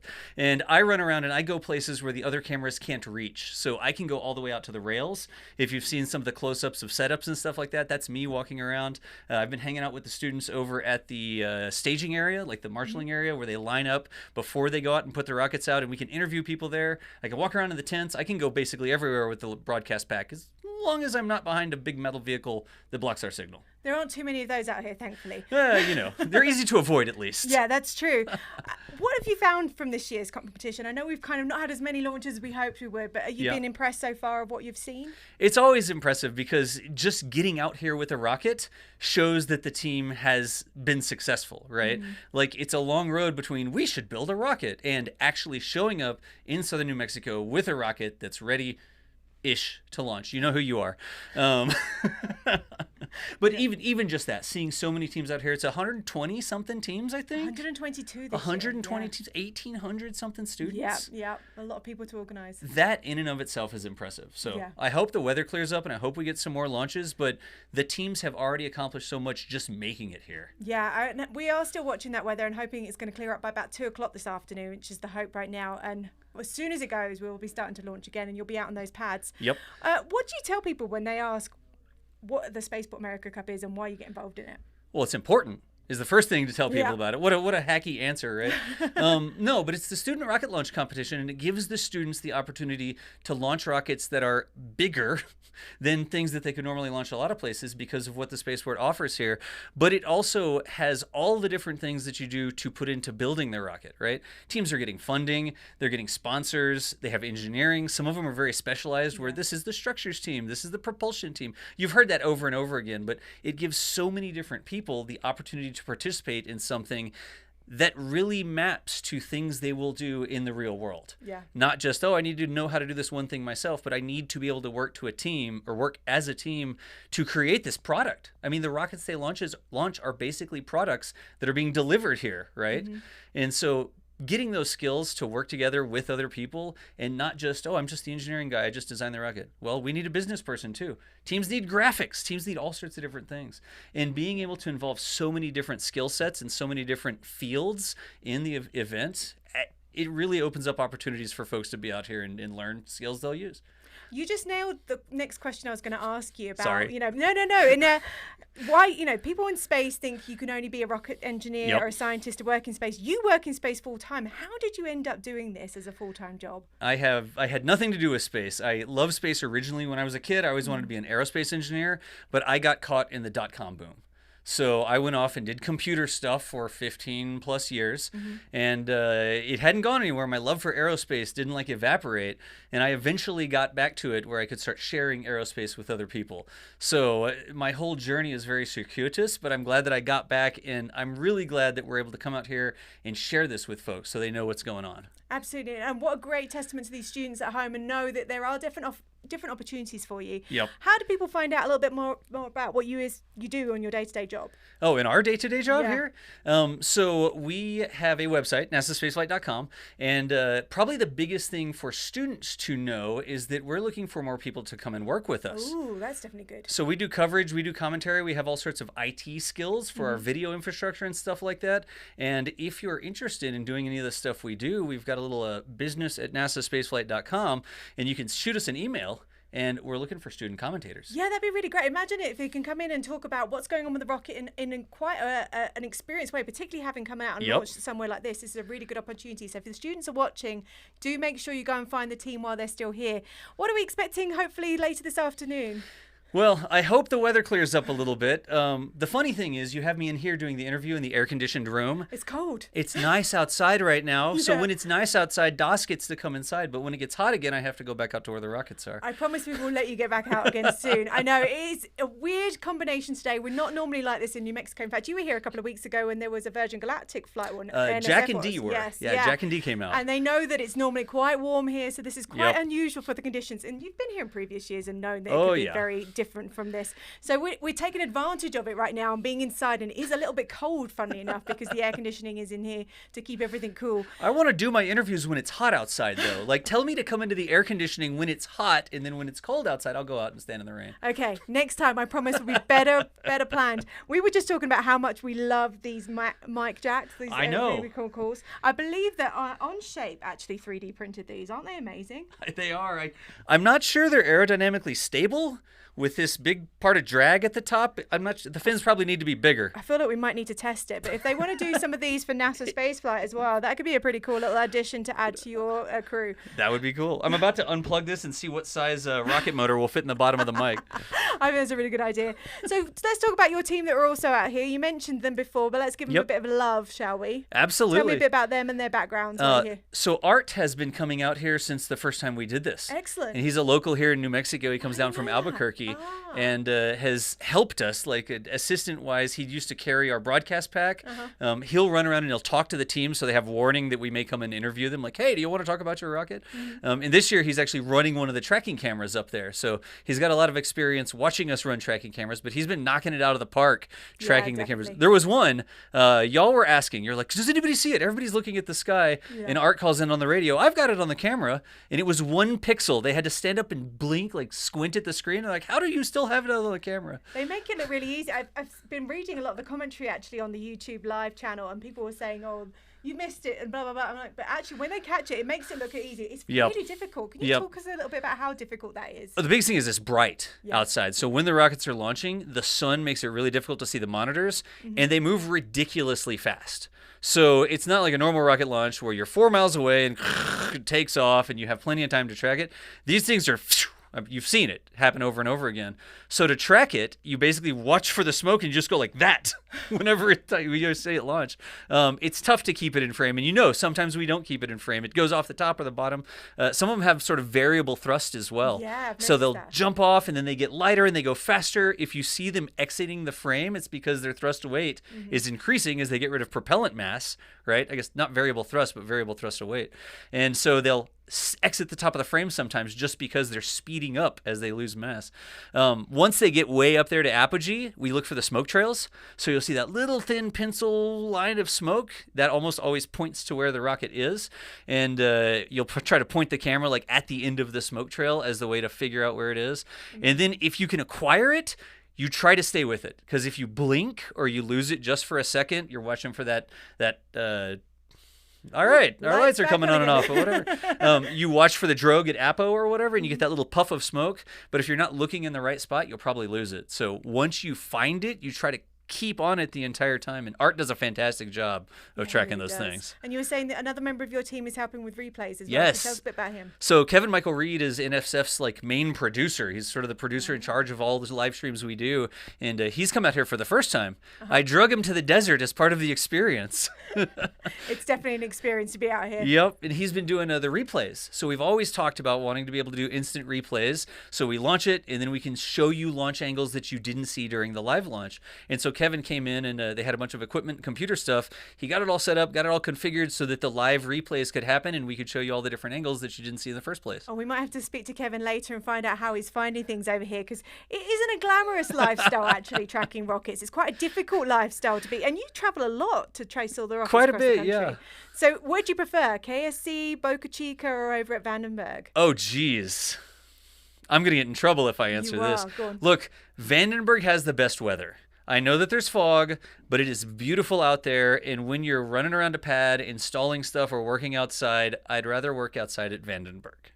I understand that one entirely. Now, it is important to work at Starbase because a lot of exciting stuff happens at Starbase, but it's ridiculously tough out there. Yeah. It's salty, it's sandy, it's hot, it's humid. We just had a tropical storm come through. So we had an entire situation where we were preparing camera equipment and sights and solar panels and stuff for the impact of the tropical storm. But if I had to guess, or had to say just by working outside, I like to work outside at Vandenberg. Who knew, right? We talk about spaceports being coastal, but maybe sometimes we might need to have some inlands. And I do hope we're going to see Orbital from inland at some point soon. There are some incredible sites around the country that are setting themselves up for it, so we can hope and see that really soon. The more successes they have, I think the more comfort level they'll be with overflight of land. Yeah. So we see more rockets that are more proven at this point, you could say. The more they do that, the more confidence we get that that's going to be something that's allowed, and hopefully we get inland launches, especially point-to-point. Yes. If they ever get around to doing point-to-point, you're going to need some inland places. And of course, you've seen quite a few of these SpaceX flights that have been going on, Starship certainly recently. Oh, yeah. Do you think we'll ever get to see something like that launched somewhere like this? I would love it. Right now, the plans, they have Starbase as the developmental place, and they have KSC as sort of the first other site. But if Starship really is as successful as they hope it's going to be, they're going to need more launch sites. They're not just going to do it from 2 or 3 places. So I hope that we see big rockets flying from places like this. It'd be quite amazing, wouldn't it? I mean, we've obviously, this is like the new little space valley down here in the southern region. We've got Van Horn just the other side. Have you been over to see a Blue Origin flight over there? Yes, we have. Excellent. We've been out there to see a Blue Origin fly as well. That's about 100 miles from where we are stood right now. It doesn't feel like it, because if you're driving out there, it takes forever. Is it really just 100 miles? As the crow flies straight over, about 100 miles. Kind of crazy, but to drive you have to go all the way around through Las Cruces, through El Paso, back around. Yeah, so it really is a really great little area to be able to come out and see some launches. Hopefully we'll get them back on air later this afternoon if the weather starts to comply. And you guys are sponsoring this year. How does that work for being here for the Cup? So NSF provides resources to help with the live streams. Yeah. So we'll send out folks to volunteer. We bring a bunch of equipment. We provide all of our own stuff, and then we just let that plug in so that y'all can continue to share what's going on. So our sponsorship is all the equipment and gear and talent, I guess. Talent? I don't know if we say that. Experience maybe is the way to do it. Honestly, to help the live stream work. The stream has changed so much in the 3 years. It really has. Yes. Oh, Everybody has commented this year about how much more professional it is. And I have to keep reminding them that even you guys who are professionals are still volunteers to be here. So if people have complaints, we'd love to have you out here next year to help us with this. Yeah. Well, you think you can do it better? Yeah. All right. Come on down. We throw that gauntlet out there to you and say, come on, let's come and join us. What lessons have you learned from the last few years that you've been doing this with Ezra? So a lot of different lessons learned, I think. For our stuff, it's a very technical lesson. And one of the things, one of the benefits we get from doing this is it helps us cover other things that happen at Spaceport. Yeah. So when we're out here, we're working with our own equipment, we're creating new equipment or new systems so that when it's time for Virgin Galactic to launch something, we can show up and we can... The way it actually works is I can trust that if I put Jack in a car with a broadcast pack, we'll get a cool live feed as long as the clouds aren't in the way. So we get benefit from this as well. Not only do we get to meet the students and talk with them and maybe get some more folks to come and do commentary with NSF, but we're also gaining experience out here ourselves working at Spaceport and covering what's going on. We're all honing our skills. It seems funny when you say I'm a professional podcaster, you're a professional camera operator and commentator for space, but yet we're still learning as we go along. And it's certainly something we're hoping students will learn from this as well. I'm hoping we can hear a little bit more from some of our sponsors coming up in a little while, and we are keeping an eye on that weather outside. Because it was a little bit wet, to say the least, as we came in, so we kind of escaped it, and we're hoping it's starting to clear up. Any update from the teams that we can hear about? I think that's a great question. It is a really good question, isn't it? So we're just going to stick my head out the door? I'll just look outside real quick. Like that, we're hang on. Hidden in here. Okay, Das has gone to sea. What's it look like? Is there precipitation? It's still cloudy. It's still cloudy. It really is unusual for New Mexico to be this cloudy for this period of time. And it's so difficult when people are watching at home who are saying, well, I've got my team there. I've got my children there, my friend there. Why are they not allowed to launch? And the fact is, we just have to make sure safety first, and that's a really difficult one for us. The clouds are such a big thing. You don't want to launch the rocket into a cloud and lose visual on it. Yeah. Because then you don't know what happened. If the drogue doesn't come out, the main doesn't come out, you have a ballistic rocket coming back down at a high rate of speed. It's just not safe to do that. So it's a super bummer, to put it lightly, to come out and have it ready to go and then have the weather come in. But remember earlier when I talked about real world skills? Yes. Guess what happens with real these are real rocket launches. Guess what happens with big commercial rocket launches? Yeah. They have to deal with the same sort of stuff. So patience is also a skill that you can hone. I was going to say, you must have experienced this several times when you've been out at KSC, Vandenberg, even Boca Chica. Because I remember watching the last Starship and there was a lot of fog there as well, wasn't there? Oh, yes, always. There's always something to deal with when it comes to the weather we're having to pick up from. So hopefully students who are watching know exactly that this is just normal, guys. So be patient. We will hopefully get Mother Nature on board and she will let us launch pretty soon. So we're going to hear a little bit from our sponsors right now. With every advancement this industry makes, the limits of technology move forward. So we forge ahead. With every barrier we collectively break, there's another one waiting beyond. So we push further. With every new possibility we discover, we uncover new ways of defining the future. So we all look deeper. We aren't content just knowing what is. We want to realize what's next. Because what's next is how our organizations fuel innovation. It's how we drive performance and how we power revolutionary ideas.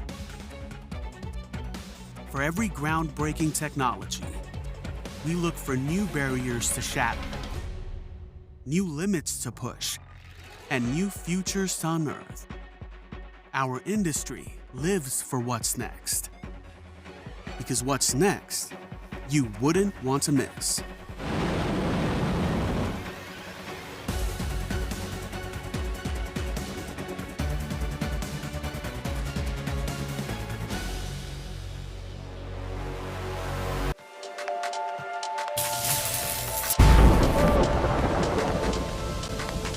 Protospace Manufacturing is proud to support the 2024 Spaceport America Cup. When you need fully finished parts and enclosures, the last thing you want is to have to wait weeks and weeks for your order. Protospace Manufacturing is the world's fastest aerospace and defense supplier with 2 to 3 day lead times and no minimum order requirements.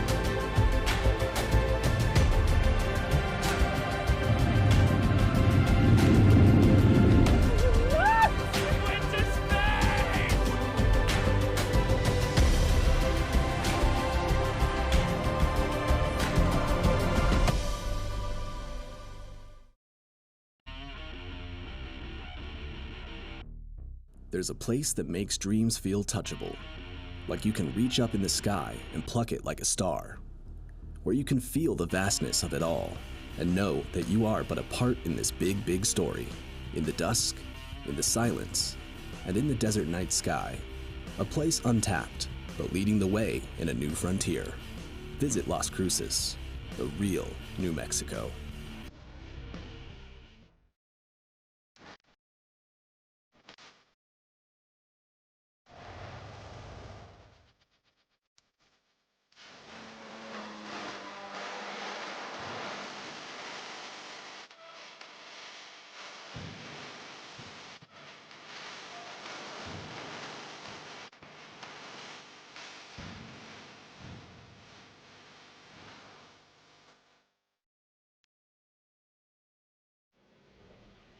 Hello, everybody. Thank you to our sponsors, all the videos that we just saw. Spaceport America Cup definitely would not be possible without them. So keep supporting.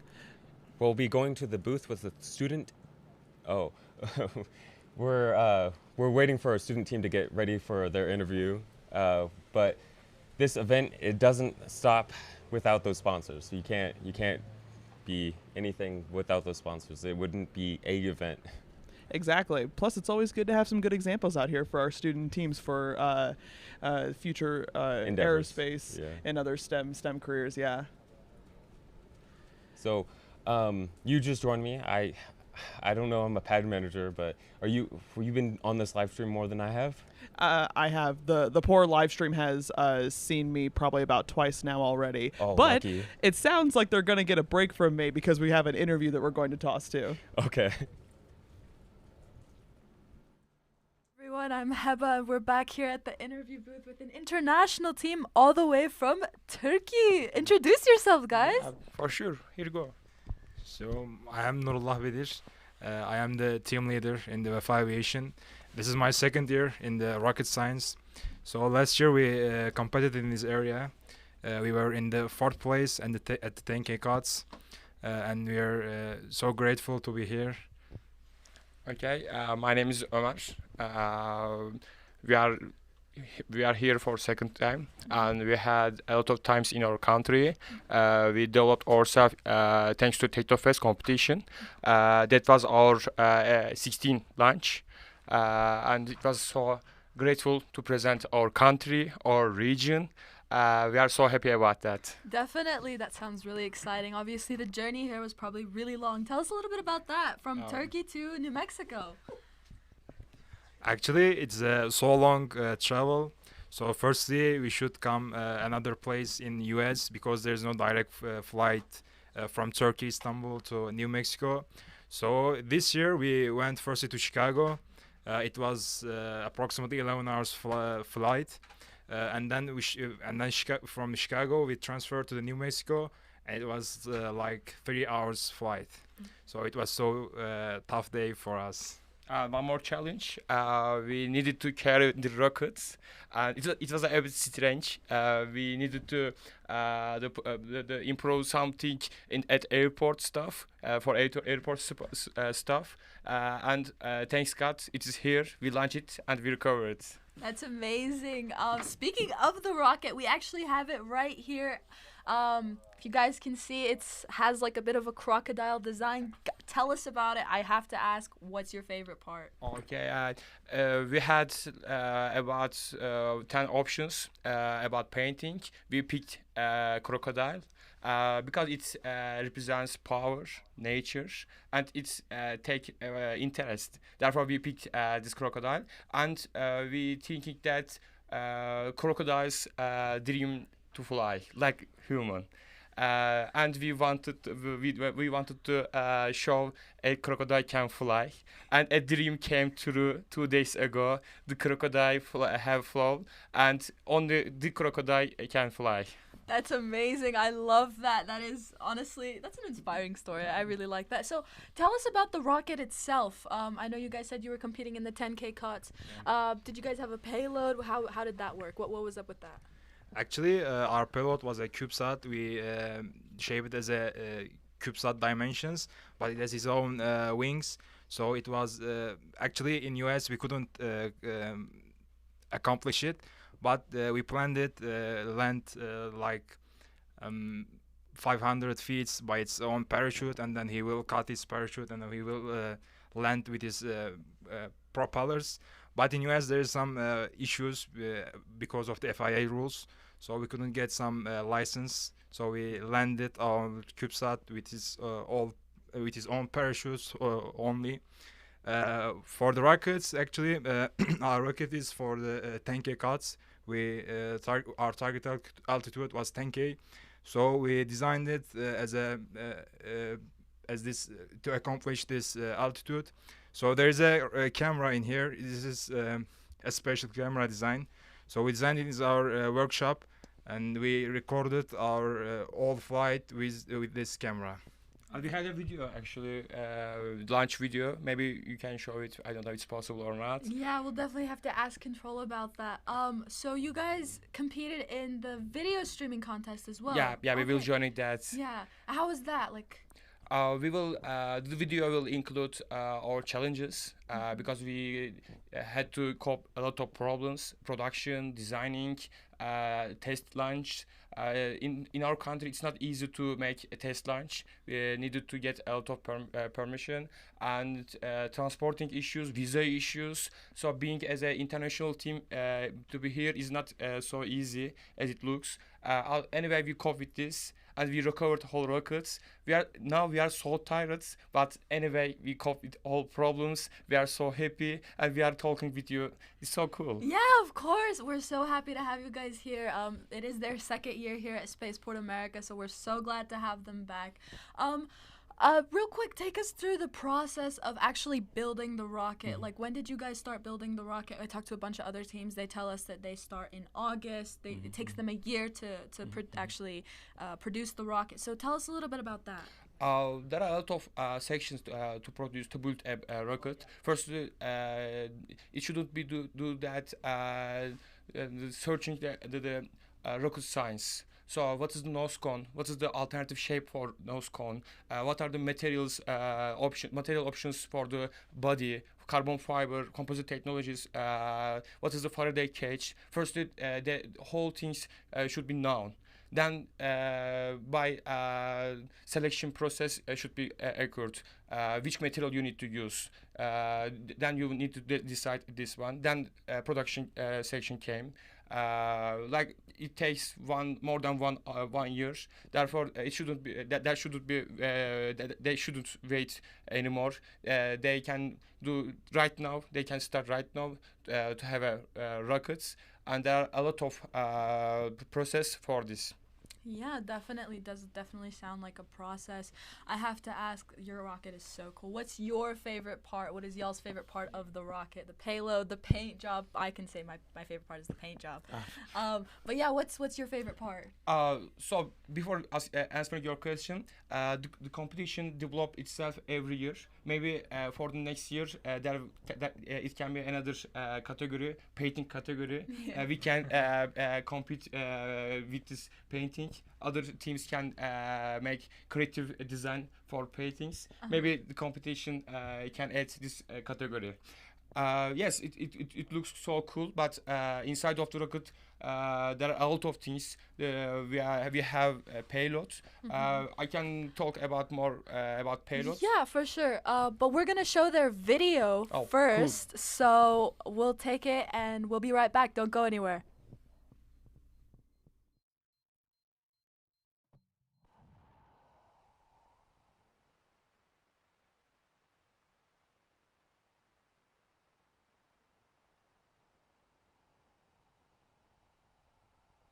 Where did they see the video?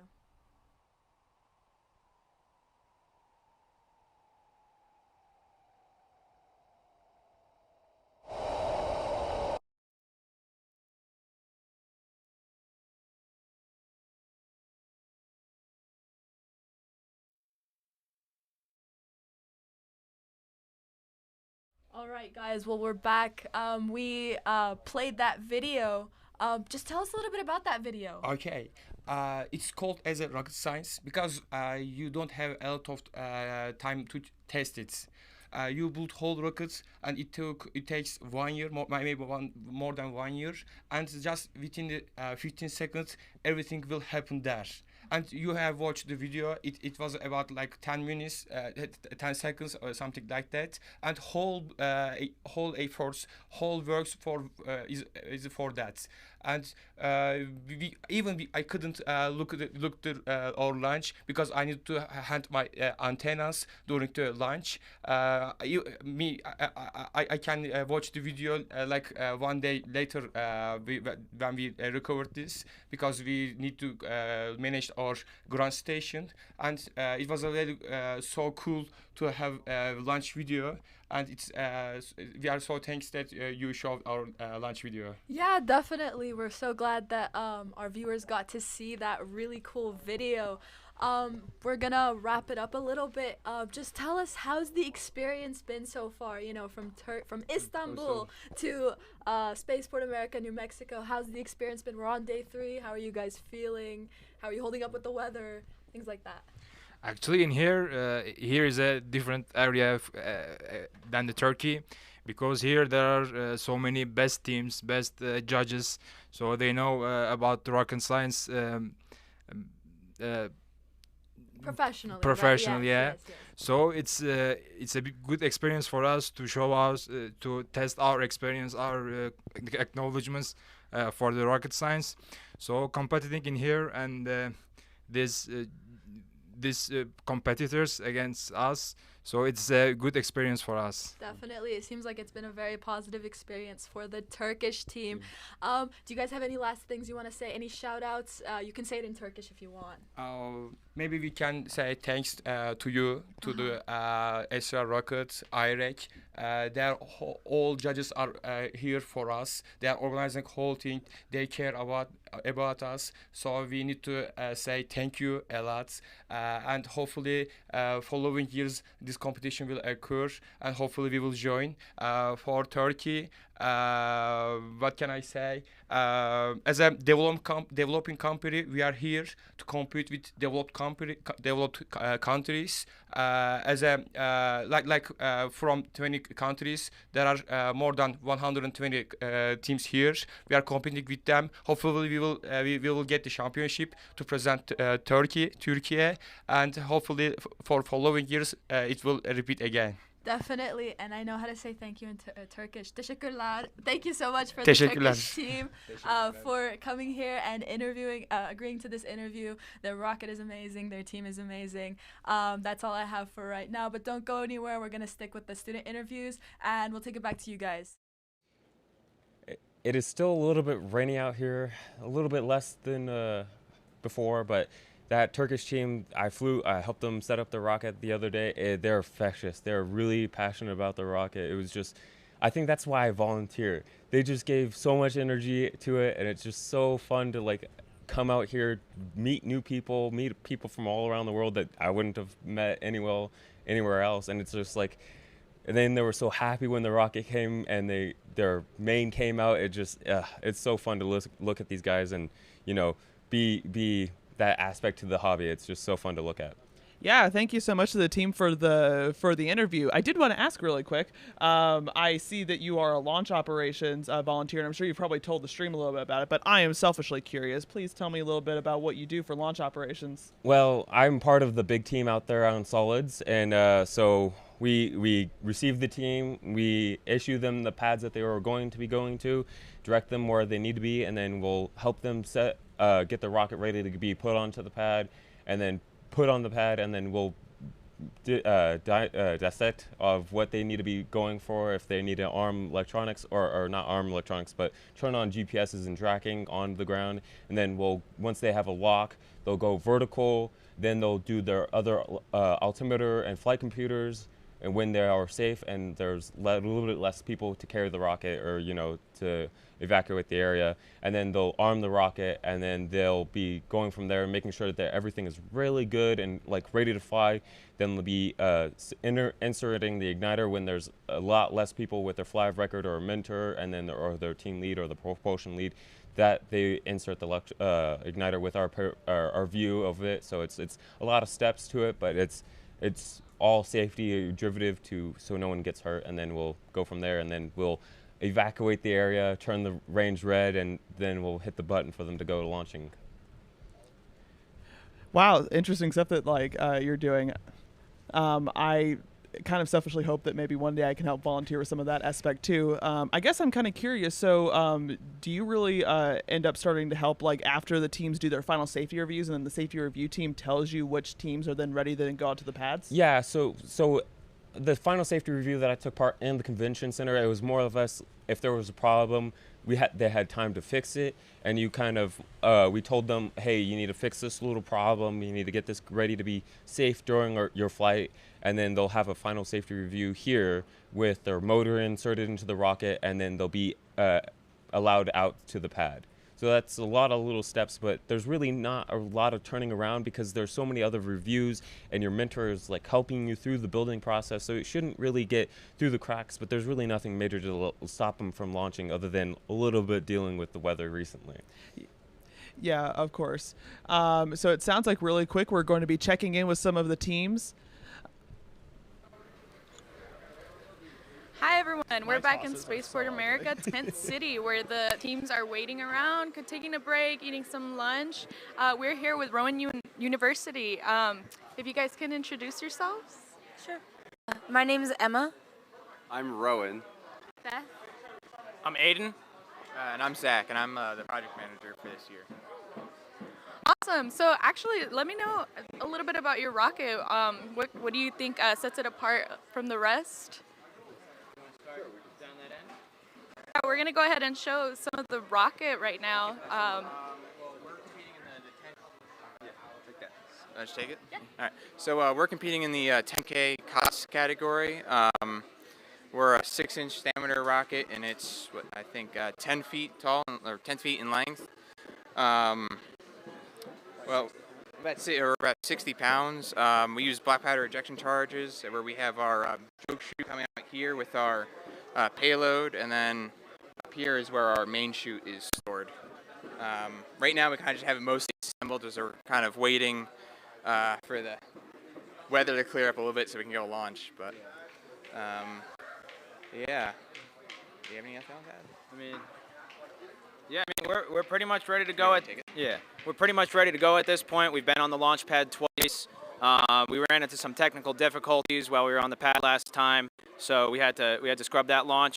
But yeah, we solved all those problems. We were able to get some help from another team, and so we tested the problem, fixed it all, and we've shown that it's reliable. So we're ready to go back out there whenever the storm clears up.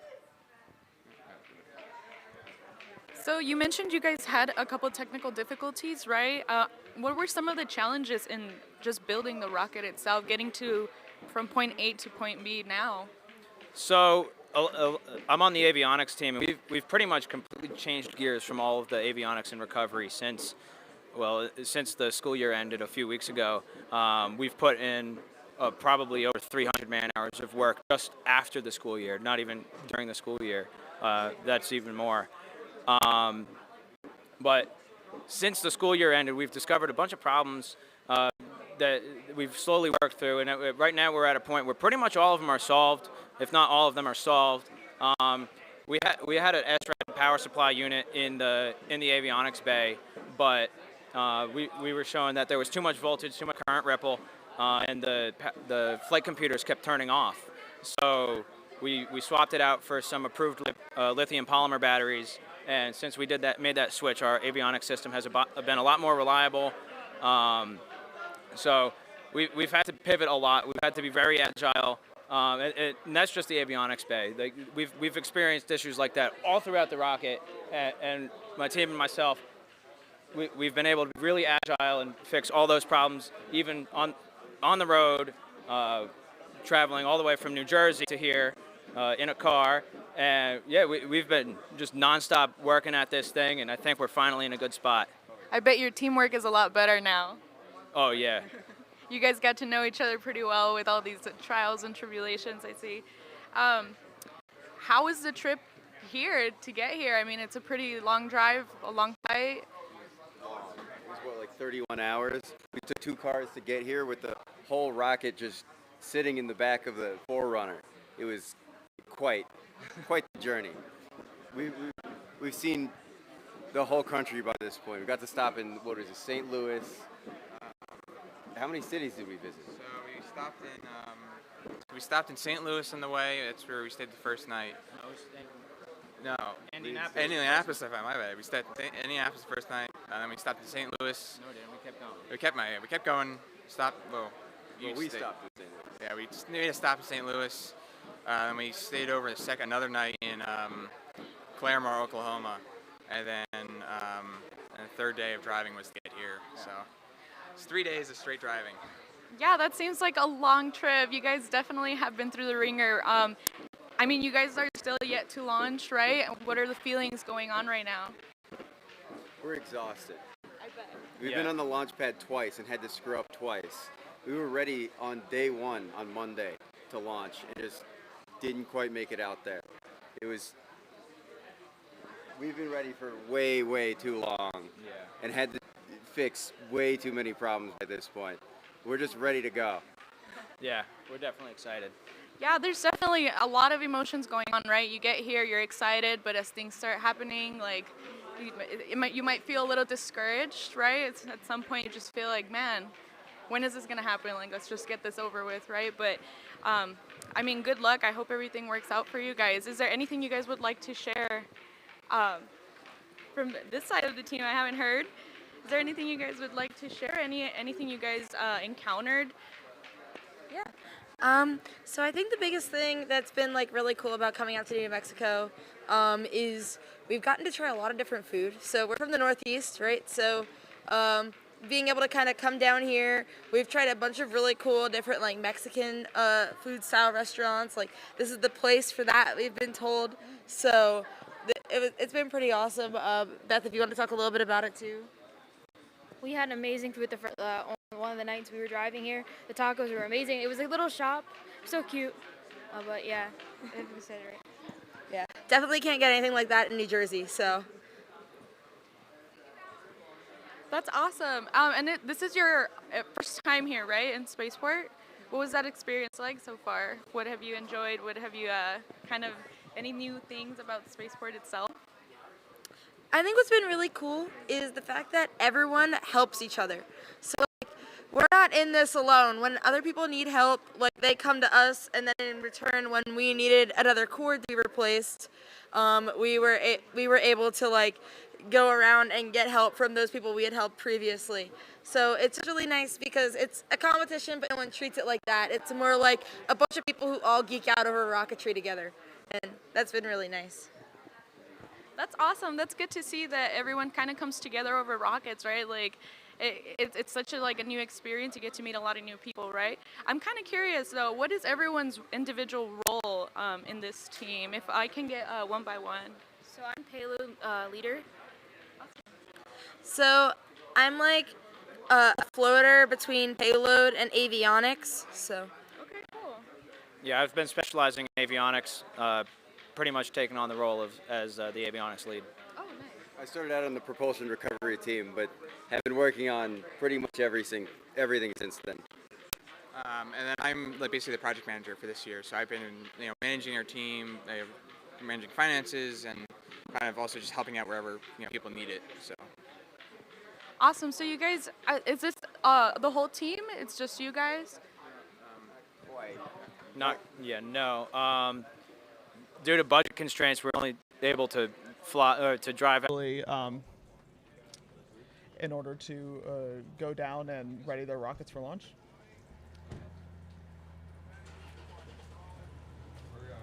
Ciao. Okay. Yeah, so we see some of the students here moving back and forth. I'm trying to see if I can tell what some of the teams are, but unfortunately, I did not bring my glasses today. I see some red shirts there. I believe some of the Turkey teams have red shirts on, and are loading themselves up into the vans. I'm hoping that we can get stuff moving soon, because I think we have another salvo ready. Also in order to go down after we end up launching this next set of rockets that are currently out on the pads. Yeah, it looks like there's definitely a lot of movement heading out to the solids pads here, which is a great sight. It seems like our pad managers are heading out to the pads, which is wonderful after we've been sitting out here for quite some time. And I'd just like to introduce myself. I'm Matt Ryan. I'm the live stream technical director. I'm not usually in front of the camera, but we're having a little fun today. Checking every different angle out. I want to apologize to our viewers online. The weather here has actually degraded our internet connection, but fortunately we found a way to get back connected. So the past hour and a half that you haven't been seeing us, our folks here at the pads and at the VLA have been enjoying, and you might be able to hear some of the sounds of the water that's built up around this tent, but maybe not. So welcome back to the stream for those who missed us. It feels like I'm in a bit of a water fest here. But we just want to apologize for losing the feed. Our internet connection travels about 1.5 miles back to the HLA, the horizontal launch area here at the Spaceport America. And when the rain comes in and the cloud comes in, we actually aren't able to transmit as well as we are traditionally able to feed. So I'm getting the thumbs up from one of our IT members, informing me that Starlink is actually boosting our service. So fortunately, we were able to swap internet providers over to satellite-based communication, which isn't affected. So thanks for joining us back online, and hopefully as the weather clears up, we're going to get some launches coming out soon. Our LCO and our pad managers are headed out. So yeah, it's there's been some funny content as students have been hanging out here. There we are. You can see, you know, we're actually getting into a position where our skyjack is actually able to get back up into the air and get this wonderful shot of the set that we have here. Yeah, so, you know, the PA check is just getting ready to make sure that students are, you know, good to launch, and you can probably see behind us the car movement. So, Hannah, it's great to be back out here. You know, I'm usually the one talking in your ear, so thanks for joining me, and thanks for hanging tight earlier today. Yeah, of course. It's good to see you out here, I guess, next to me instead of just hearing you through the headset. Yeah. Just in case anyone's curious, Matt actually judged my team when I was here at Spaceport America Cup a couple years ago. Obviously, we were atrocious, right? Worst team you've ever judged? I think the Virginia Tech team at the time was, you know, they were definitely doing their best, and I think they put down some solid effort. I don't remember the details super well, but I do certainly remember you and the crew that came out that year. It was definitely a chaotic year with the weather, similar to the one we're having now. I think we got swamped out more or less when you were here, right? Yes, I do remember.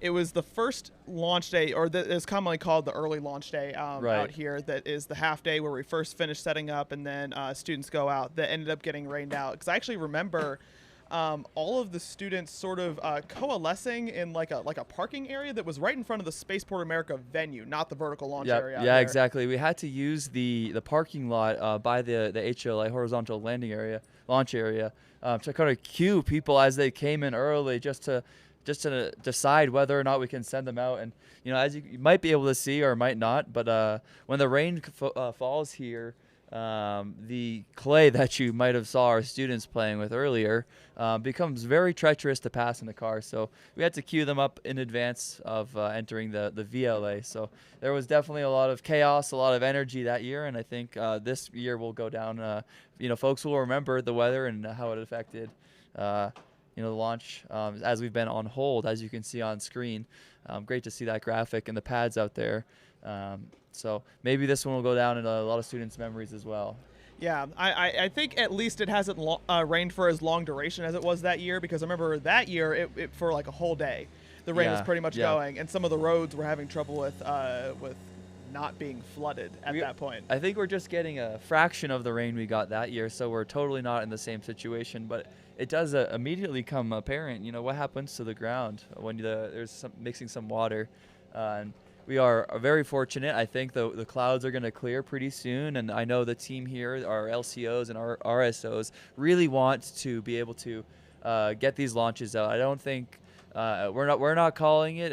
You know, I'm not making an official statement here, but you know, the will of the people. No one wants to call this launch early until our window is absolutely expired. So we're going to give the students every possible opportunity to give them the shot to demonstrate all the hard work they've put in. Yeah, just in case people were sort of curious about how operations go out here.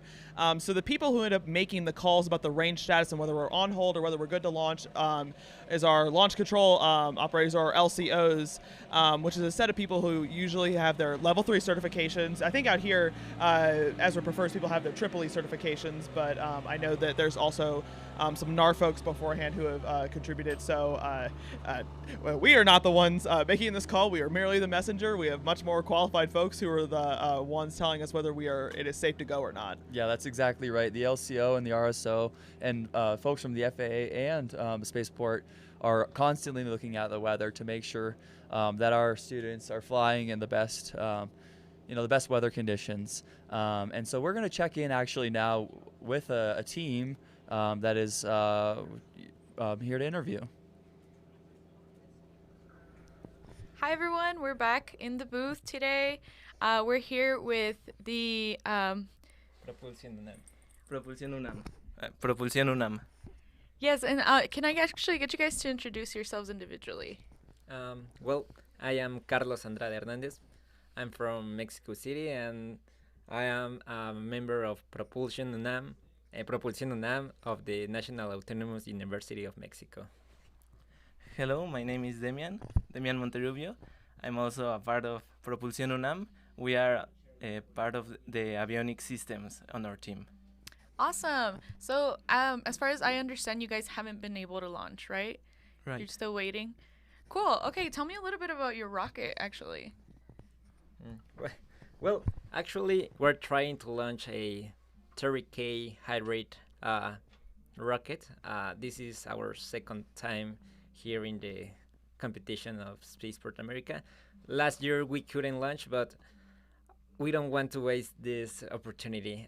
The weather didn't let us to launch yesterday, and also didn't.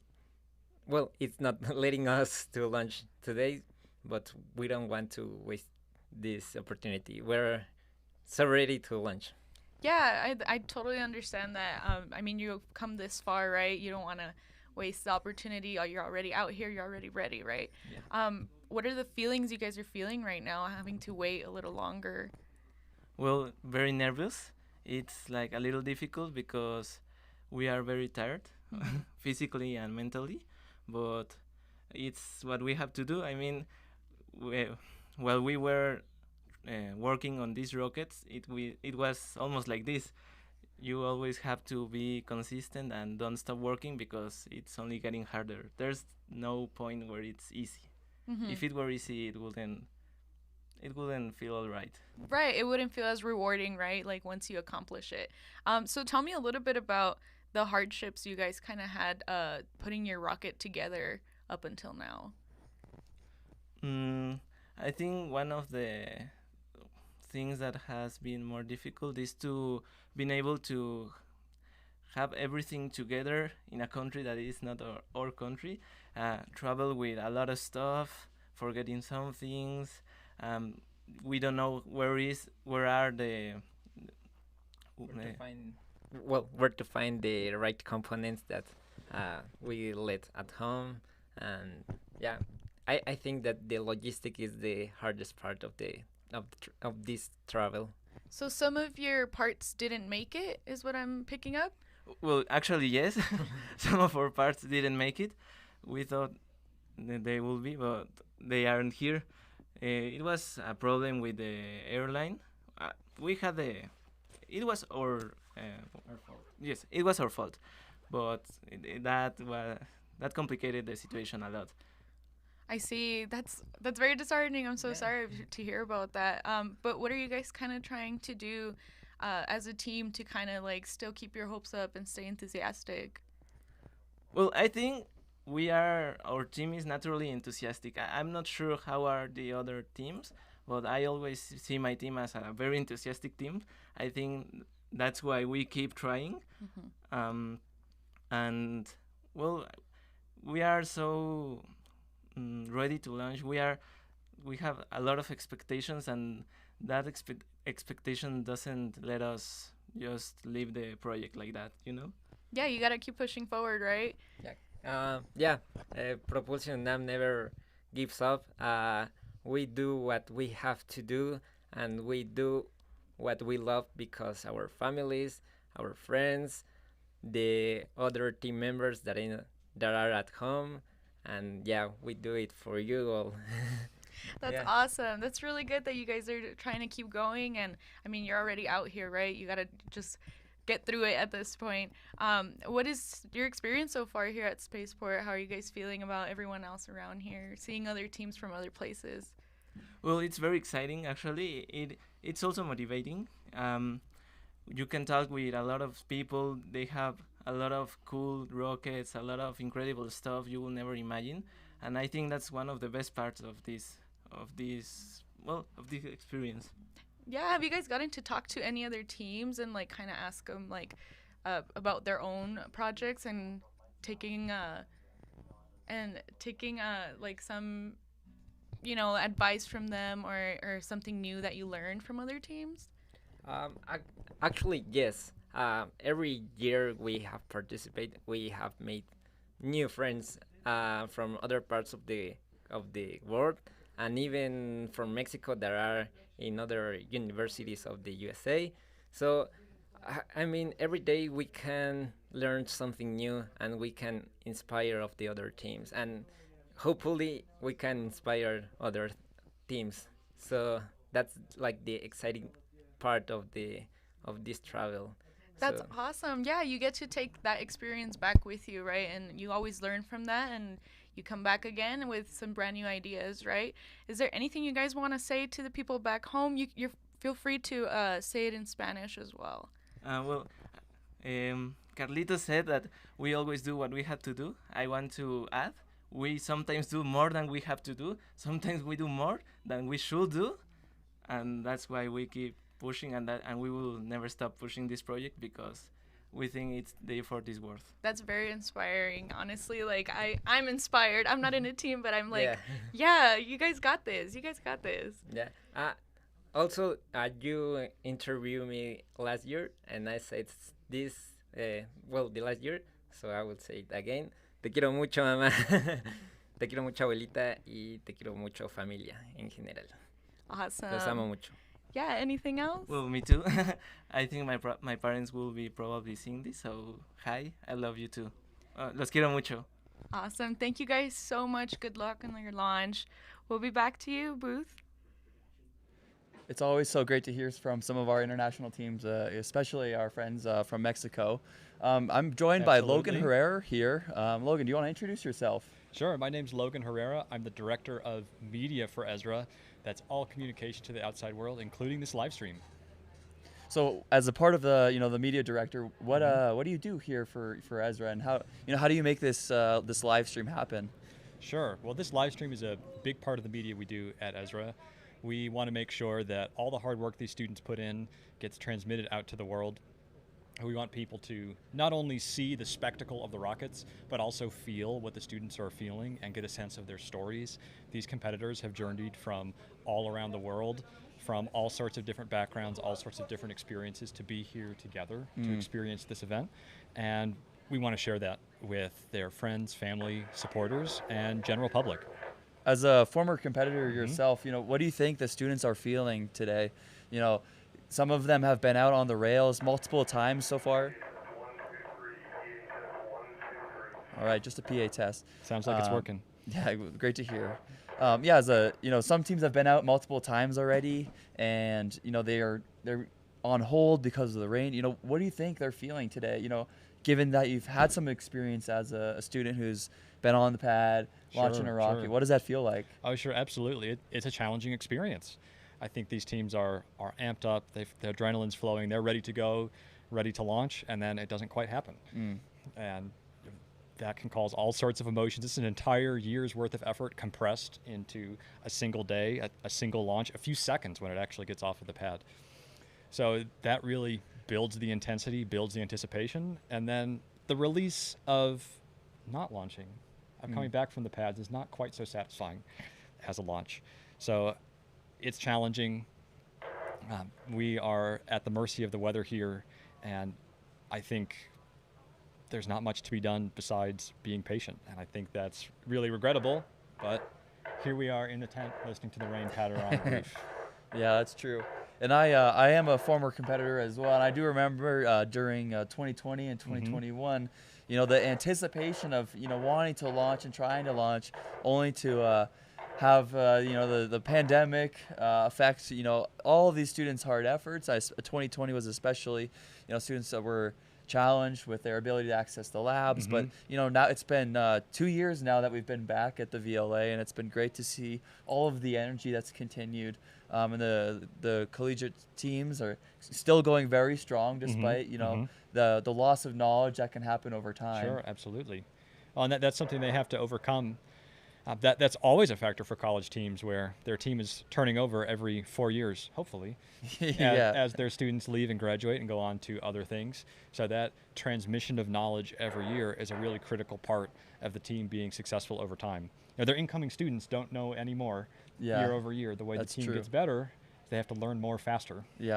Yeah, learning fast is just a part of the the experience of being a part of the teams out here. But it's also super important that our teams are well supported, and we try to do our best to support them throughout the year. But a lot of teams are supported by their faculty, their sponsors as well. All of that makes this possible.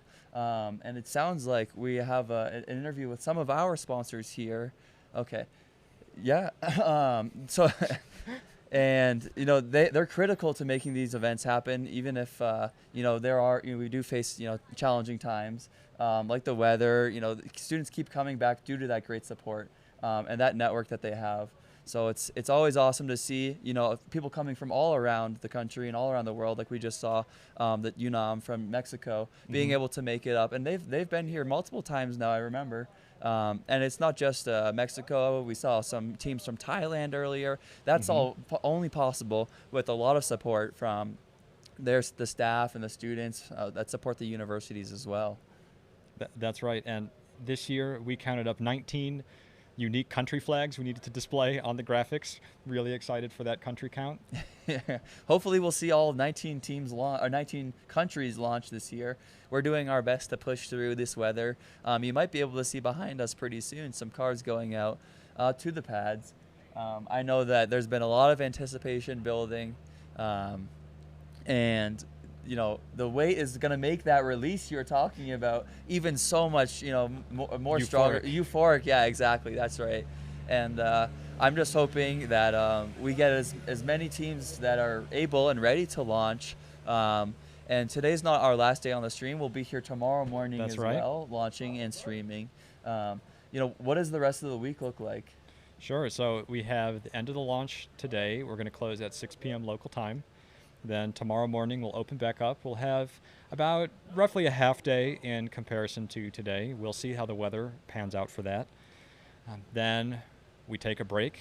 The judges collate all the scores, deliberate, and we go to the awards ceremony at the Pan American Center. So this year, I think there's a few new awards, live stream in particular. Do you want to, talk to the folks back home? We're very excited to be giving out a few media awards this year.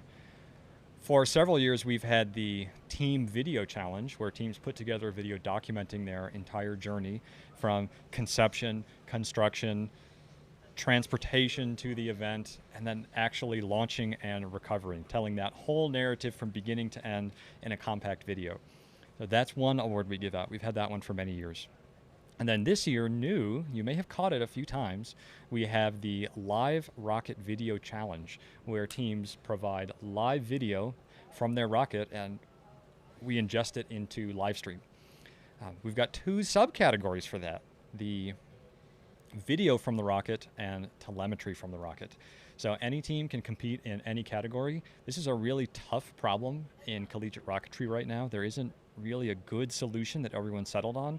So our goal with this challenge is to stimulate some innovation and give a structured challenge for the teams to work on and give us on the live stream great views. Yeah, we've seen some great views so far from it's the telemetry coming off the stream, and it really brings the collegiate rocket level telemetry to the top notch, like what you'd see on a SpaceX stream. So I'm really looking forward to what next year looks like. Oh, absolutely. I think we're just I look forward to finding out the winner for this year. That's right.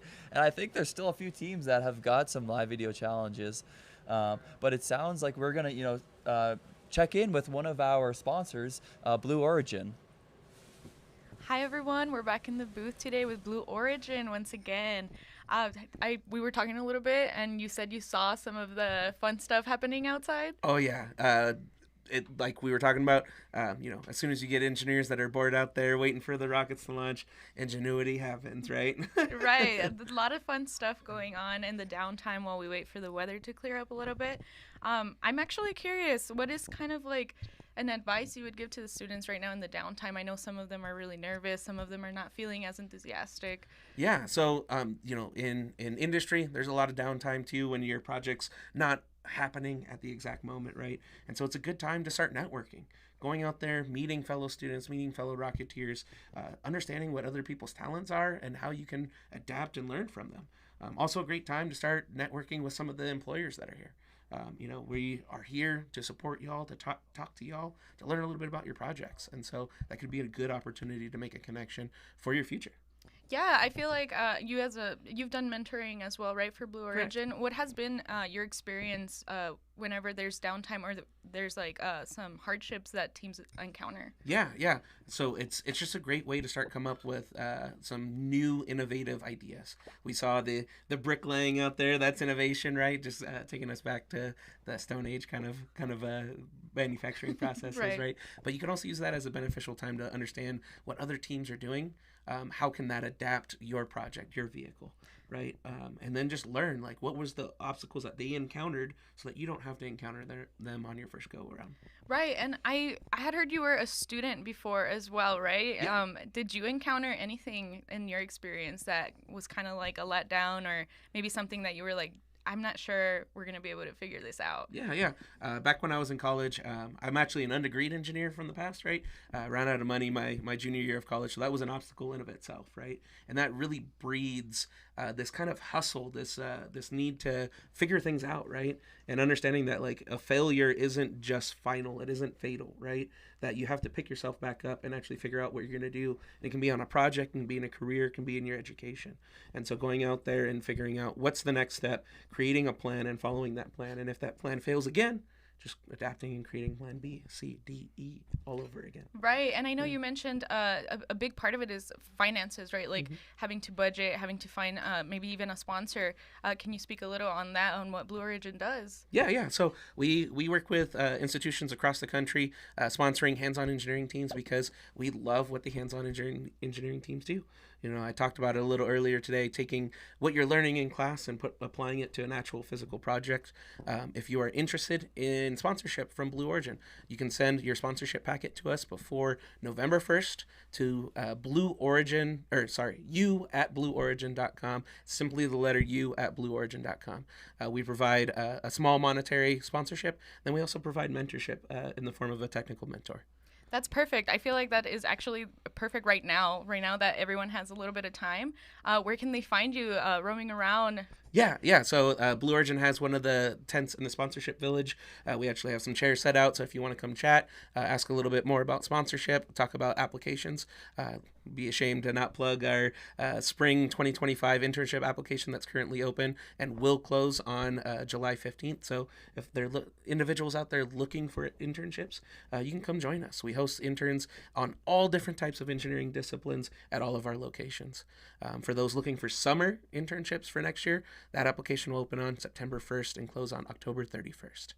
Awesome. That is perfect. Guys, please go find Blue Origins if you have any questions.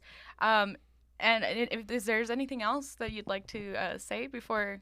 Yeah, I just want to give a quick shout out to all of my wonderful Blue Origin engineers that are back home making New Shepard, New Glenn, BE4, BE7, all the programs. And then a huge shout out to my team that's here.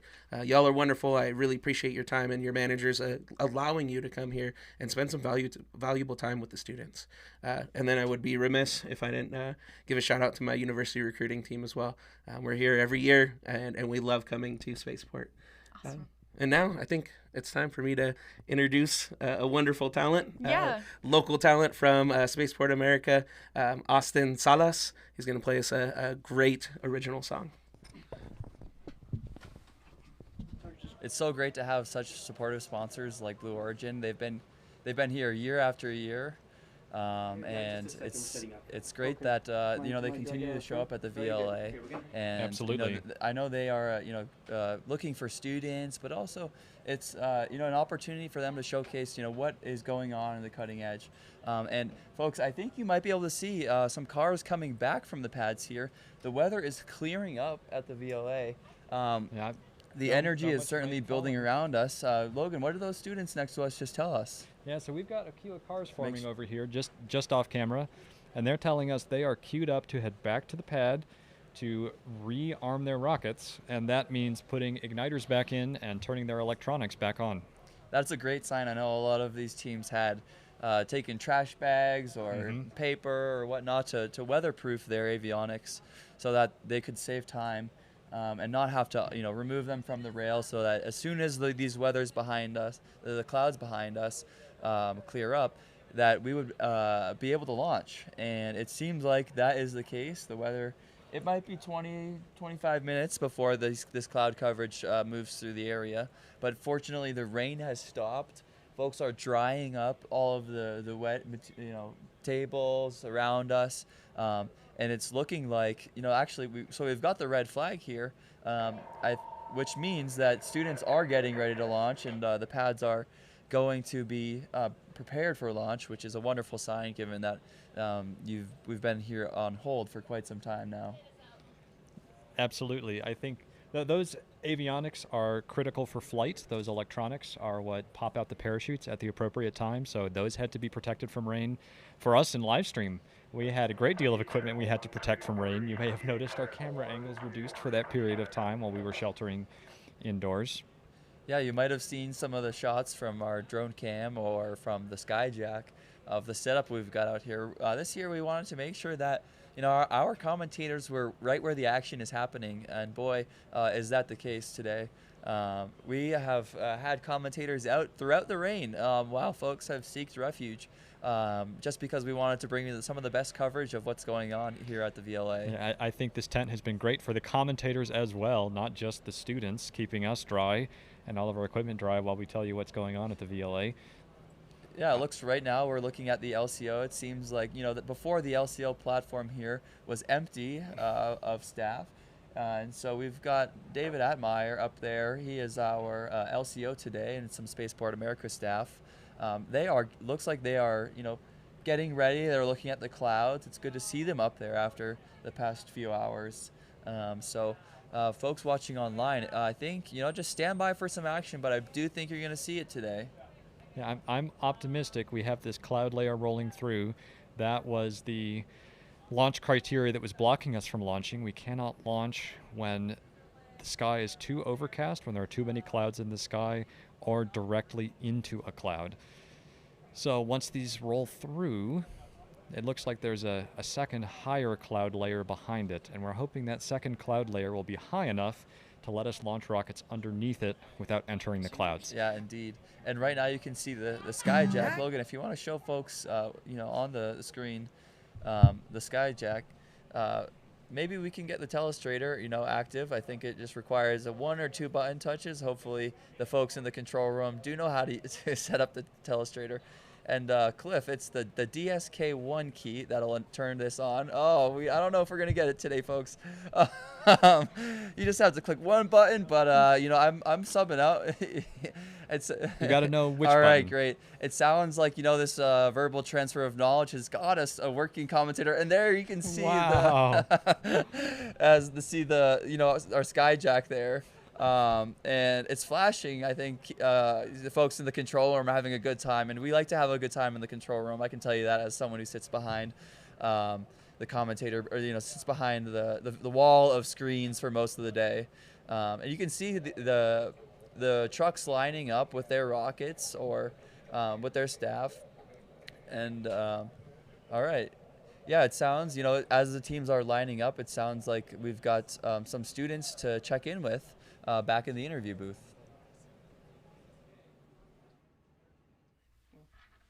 Hey, my name is Austin Salas. I am part of Team 66, Atomic Aggies, and I'm going to play a song for you guys. This is a original song, and I want to give a big thanks to Raleigh because he actually introduced me, and he did a really good job speaking. Make sure you guys go check out Blue Origin, check out all the sponsors, and do all that stuff. But for now, I'm going to try to entertain you guys a little bit with a song, and it is called Petals in the Wind.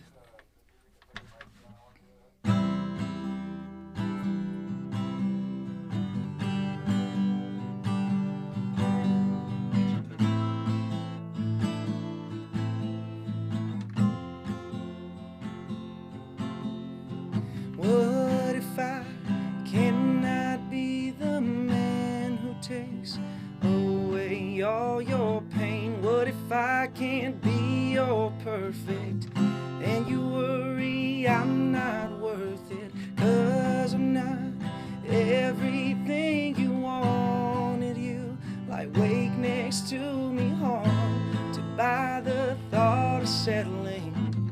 'Cause I can't give you everything, so I'll go thinking that you're better off alone your own, thinking that I never really even deserved your love. I am not good enough. crazy ripping up these roses, wondering if you really love me or if you love me not. It cost my soul a lot to leave petals in the wind.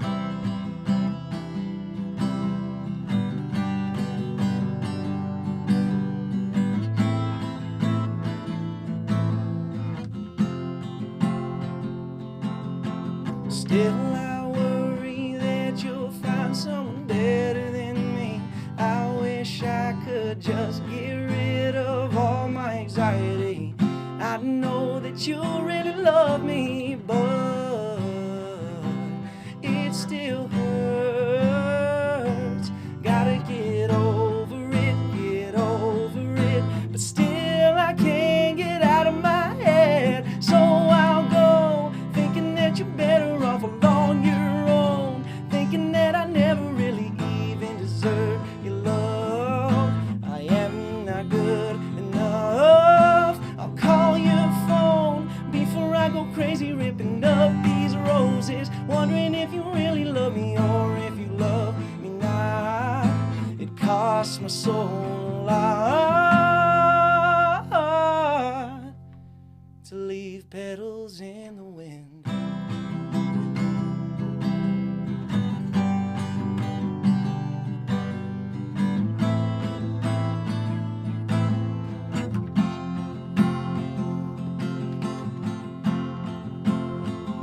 So do you love me or do you love me not? Oh, I do this a lot. All I have are second thoughts like, do you love me or do you love me not? Oh, I do this a lot, always leaving all these petals in the wind. Thank you. I hope you enjoyed that, and it's called Petals in the Wind. My Instagram handle is Austin_56 if you want to follow that. I don't post my music much, but thank you. Yeah, thanks for the opportunity. And hopefully we start launching soon. So let's get that show on the road too. But yeah. Yes, great job. Round of applause. Austin, that was great. I hope this this footage is used for when you go viral, and we can just be part of your success here at Clip Ezra. that right out. I didn't know we had such a musical talent, Austin. I think if this whole aerospace engineering thing doesn't work out for you, you've got a good future as a musician. I certainly enjoyed hearing that over the headsets. Me too. Maybe we could get an Ezra theme song. Yeah, as long as it's track. yeah, Austin. I hope that isn't copyrighted music. I don't want to get demonetized here on the stream either. Well, as we were saying before, if you're just joining us, welcome. The range is starting to become more and more active as the weather is clearing.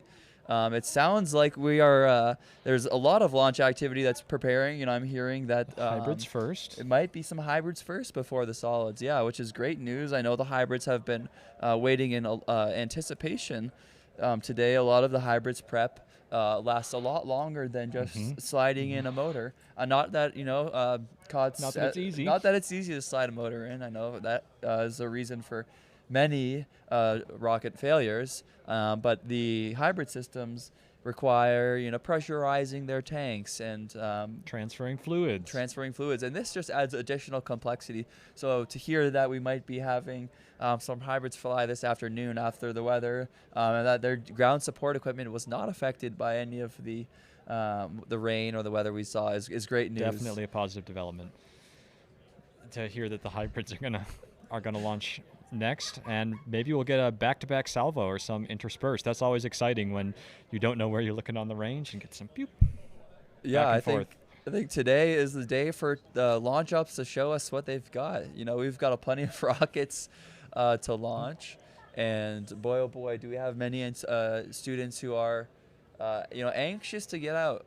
This is our second to last launching day, and tomorrow will only be a partial day. Yeah, year after year, the folks here who coordinate Spaceport America Cup have been working to make this event more and more efficient over time, and it's been great to get some younger energy. I know you heard from some of the team about the registration process, and Isaac was on earlier as well, about the work that we're trying to do to make the launch ops more efficient. And I'm really hoping that today we get to see the fruits of their labor. Absolutely. It is always a challenge to get these rockets off in a timely fashion, and based on the weather, based on the exact circumstances, the personnel, the teams, there are varying degrees of success. So we're hopeful that they will be on the successful end and able to be efficient with our final hours today and our final hours tomorrow during the launch. Yeah, and as much as we work to improve our processes here at Spaceport America Cup, we are faced with some things that are outside of our control, like the weather, which is very unfortunate. As much as we would love to just launch and punch right into the clouds, we operate in a collaboration with the FAA and through the EEE to make sure that our rocket launches are safe. So and fully insured. Fully insured. Yeah, we want to make sure that everyone's safe, and obeying Mother Nature is certainly one way to do that. Yes, and obeying Mother Nature is a theme that runs throughout the event. On the best of days, it is challenging to be out here in the high desert, low humidity, high temperatures. Yeah, earlier this week was some of the hottest weather I think we've had out here at the VLA. I think some of the peak temperatures, I think Sunday when the team was setting up was around 106. Is that right, Logan? That's right, around 106, which to our knowledge ties the record for the highest temperatures this week in June at the VLA. Wow. Well, now it feels totally different than it did on Sunday. Just a little bit of wind and cloud coverage really goes a long way. Very, very humid. I can feel the water in the air. A stark contrast from earlier in the week. As much as our Rocketeers do not love this cloud coverage and the rain that's stopping them from launching, I'm really enjoying it now that I have to sit outside. It's not usual as the technical director for the live stream to be outside that often, but I do really enjoy being able to see all around me what's going on. It's just such great energy, and I think we've had a great success with teams, and then also showcasing back at home this year, and I think we've got a lot to come in the future. Definitely, this energy is infectious. That's right, and it's great to see the teams. They're right next to us, carefully just off frame, but I can assure you they are right next to us and around us. All right. And it sounds like we've got one in our interview booth too, so let's head over and see what they have to say. And hello guys, we're back here, Alvaro Fernandez, with another interview. We're here with the team from Instituto Tecnológico de Buenos Aires, and yeah, so it's gonna be the same thing. The interview is gonna be in Spanish. I'm going to translate a little bit, summarize what they said, and that's how we're going to do this. So, pues, muy buenas tardes, ¿cómo están? Espero que bien. Platíquenme un poco de cómo fue el camino desde Buenos Aires acá, y pues el cambio de temporada, de pasar de invierno a verano, acá al calorón, ¿no? Bueno, definitivamente fue un camino largo. Venimos viajando hace ¿cuánto tardamos? ¿Como 2 días? 2 días. Y bueno, nada, sí, el cambio es bastante grande. Venimos de allá que hace mucho frío, los días duran poco tiempo, a estar hoy a las 8 de la noche con un sol que te quema la cara. Así que sí, el cambio fue bastante abrupto.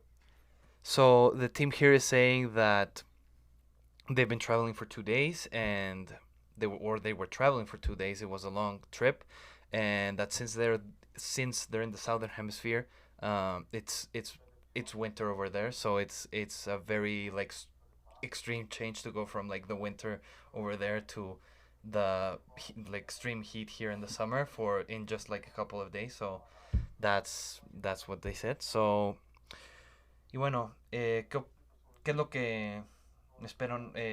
¿Qué han opinado del torneo aquí, de las cruces de Spaceport, y pues qué es lo que esperan un poco de su cohete? Bueno, nosotros esta es la segunda vez que venimos a la competencia. El año pasado competimos en 10K COTS y esta vamos a estar con nuestro primer cohete híbrido, que la verdad es que fue un cambio bastante grande. Las expectativas son completamente diferentes, es un proceso mucho más complejo, que hasta ahora lo venimos llevando bastante bien, así que esperamos tener un lanzamiento exitoso, idealmente hoy. Y la verdad que las cruces nos quedamos bastante sorprendidos. Es la primera vez que estamos tanto tiempo y es una ciudad bastante linda, pintoresca. Obviamente el sol no ayuda, pero muy bien. No sé vos qué apreciación, Axel. Y sí, hace mucho calor. Estamos trabajando ahí en el Airbnb donde estamos con el cohete hasta tarde y sigue habiendo sol, sigue habiendo calor. A veces no se puede estar afuera, pero Está muy bueno el ambiente también para laburar. Por suerte tenemos aire acondicionado ahí, así que zafamos y podemos laburar adentro. So they said that it's their second year here, and that it's their first hybrid rocket, and that it comes with a lot of expectations and a lot of different challenges that they're not used to from their previous rocket. And they said that they've loved it here in Cruces. Like they think it's very nice, but the weather is tough. But that they've been able to work comfortably with the rocket because at least they have AC there. Y bueno, ¿qué es lo que más les gusta de su cohete? Bueno, actualmente lo más innovador que tenemos en nuestro cohete es principalmente todo lo que es el sistema de propulsión y de presurización. Nosotros, la verdad es que en todos estos años lo que venimos desarrollando en la universidad es la capacidad para hacer tanques reforzados con materiales compuestos y un poco esto avanzando hacia la propulsión líquida. Así es un poco lo que venimos a probar este año. La verdad que es lo que más expectativa tenemos y lo que más orgullosos estamos que hemos desarrollado. So they said that they're very proud of their propulsion system and their... ¿Qué has dicho? Es un COPP tank. Dice un tanque reforzado con materiales compuestos. Oh, and the plate of the rocket, the plates you guys use for the rocket too? Yes. Okay. So they say the propulsion and the rocket, that they're very happy. It's something they've been working on for a few years, and that they're just very excited to try it out. Y bueno, allá en Argentina probaron su cohete cerca de Buenos Aires y qué es lo que se dieron cuenta que pueden mejorar en las pruebas y pues cómo les fue en las pruebas que hicieron allá. Ahí, Axel. Y sí, hicimos varios ensayos estáticos del motor, varias pruebas, junto con una compañía que nos prestó el predio para probar, Lia Aerospace, te agradecemos mucho. Hicimos varias cosas, aprendimos mucho, nos dimos cuenta que la temperatura influye mucho, que acá también nos enteramos que los otros equipos lidian con los mismos problemas para este tipo de tanques cargando el óxido nitroso. Y nada, prueba entero el motor del cohete completo no hicimos, esta va a ser la primera vez que vuela, así que estamos muy ansiosos para saber cómo va. So they said that their team, they want to thank their partner that borrowed them the land where they were able to test the rocket, and that that they had to, what they realized in their trials and their tests was that they had to account for the temperature here, and like most teams did, and so that was like one big thing that they realized with their test that they need to work on. Y para finalizar, pues qué es lo que esperan del lanzamiento y a partir de los resultados les gustaría volver, les gustaría seguir haciendo esto. Bueno, nosotros en algún punto no tenemos que recibir, pero la verdad es que sí, nosotros un poco lo que queremos es pavimentar ese camino para que Argentina y más equipos argentinos y latinoamericanos puedan venir acá, puedan vivir esta experiencia. Y la verdad que la expectativa más grande que tenemos es lanzar, no necesariamente ganar, pero sí poder demostrar la tecnología, mostrar lo que hicimos y representar un poco a todas las personas que están del otro lado y todas las personas que están detrás de nosotros 8, que somos un poco la punta del iceberg, un poco la universidad, el IDVA, nuestras familias, nuestros sponsors, Kiyoshi, CTDF y Lia Aerospace, y un poco toda la gente dentro de la universidad que nos acompañó y bueno, hizo que estemos hoy acá buscando este objetivo de lanzar este cohete. Well, they said that they are very, they want to, represent Argentina. They want to show the world that Argentina is ready for, for rockets and for aerospace, and that they wanted to thank and show support and put the best foot forward for the people that they've worked with and, the people of Argentina, and they want to show that Argentina and other Latin American countries can do it just as well as the others. Bueno, pues muchas gracias. Fue un gusto haberlos tenido aquí y pues les deseo mucha suerte en su lanzamiento. Bueno, muchas gracias. Muchísimas gracias a ustedes y nada, vamos carajo que hoy se lanza. Vamos a entender. Back to you guys. All right, thanks, guys. Great to hear from you. And like we were saying earlier, it's so wonderful to see the international teams coming all the way from Buenos Aires. Is quite a feat. I know just getting up to America is quite the long flight, and making it out here to the desert with all of the all of their rocketry equipment that's needed. Just getting out here, I hope they've had a wonderful time. And it's such a wonderful. I think that's the 2 of the 16 flags we've now seen while we've been seated here. Hopefully we can get through them all. I also know we have teams from Peru and Brazil. The Brazil folks, I just want to, recognize you. You have been incredibly active in the chat, and we love to see that energy. Keep it up. Next year we'll have super chats and bring them on stream, and I think there will be no shortage of Brazilian flags if we've got the chat on stream. So thanks for your activity in the chat, and we see you out there. Don't think we don't. And see you, Carleton University, the Frogs. We've definitely been watching you in the chat as well. It's always great to be able to bring some of what's going on here back home and engage with the folks. I know Thrust MIT. I just want to give you guys a shout out. Lots of fans watching from home, so keep it up. We love to see it, and I know your team members and families and friends who are out here at the vertical launch area really appreciate your support. Absolutely, and I can't help but notice the teams that are most active online also tend to have the most spirit in person. Those two things seem to go together. And if you've got a watch party going or a group of people watching this live stream, watching your team from afar, tag us on social media, post us, and let us know you've got that going. Yeah, where can they find more about our social media and ways to engage with Ezra? Sure, Ezra has an Instagram. and also we got the live stream, and what else do we have, Matt? I think we've got a LinkedIn as well, Facebook. That's right, a Facebook. Maybe well, obviously we've got YouTube here, for the folks watching back at home. Maybe next year we'll be multi-streaming on Twitch. But I think for now we really are focusing on our Instagram and our YouTube, obviously. So continue to engage with us, tag us. We try to showcase some of the great things we're seeing here, and I hope folks have been appreciating some of the energy. We've had some great volunteers. Joy has been helping us out with our social media, and if you are someone who is a part of the event and thinks that you'd love to spruce up what you see as part of the Ezra Media package, and all of the Absolutely. What we're showing. We'd love to have you and help strengthen our events coverage and engagement across all mediums and not just the few we have today. Yeah, I think putting on this live stream, there's about 15 people active at any given time, and 15 people active throughout 4 to 5 days of coverage, which goes from 7 to 6 o'clock many days. That's a long day for a lot of us, and boy, do we need as much help as we can get. And I've been so pleased to have a much bigger team here at enable this production. So if there are other opportunities which you want to engage with volunteering at Spaceport America Cup, we would love to hear from you. Yeah, you can let us know about that by finding the volunteer page on Ezra's website, soundingrocket.org. Or you can DM us on Instagram. We are checking that daily. And as much as we like your support, I'd just like to encourage you to smash the like button and subscribe to our YouTube channel here. That helps us, helps you get the content you like to see. We aren't very active most of the year, so you would certainly wouldn't want to miss the 5 to 6 days we are pushing out a lot of content. That's right. Just like the students, for us, a year of work is compressed into a very short time period. And that compression is certainly felt in the mornings before we're going live.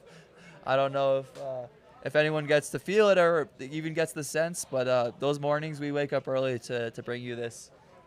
I'm excited. There's some teams building next to us. Logan, what are we seeing over here? Oh, I see them assembling. Let's see. I can read some Tufts rocketry shirts. I'm seeing a host of antennas pointed out at the rockets. They're trying to make some connections, get some data, hopefully some video for our live video challenge. We'll have to see.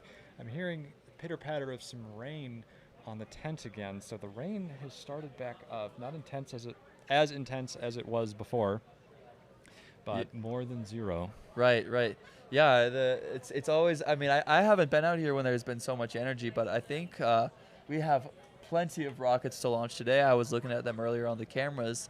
They are strapped down to weather the storm, but I think we are seeing cars behind us. Right now, we're looking at an aerial view of Spaceport. You know, sort of the launch area, not the launch area, but rather the base camp. And you're seeing a white camera pull into base camp here. And this cloud, I'm really hoping is starting to move. Yeah, we're looking upwind right now, so those clouds are moving toward us.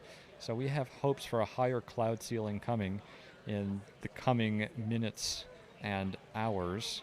Yeah, Logan, can you talk to me about what the cloud ceiling requirements are for our students to be able to launch here at the vertical launch area? Sure. The key criteria are that the sky can't be too overcast. We have to have generally good visibility in the sky. There is a specific criteria the launch control officer and range safety officer are using.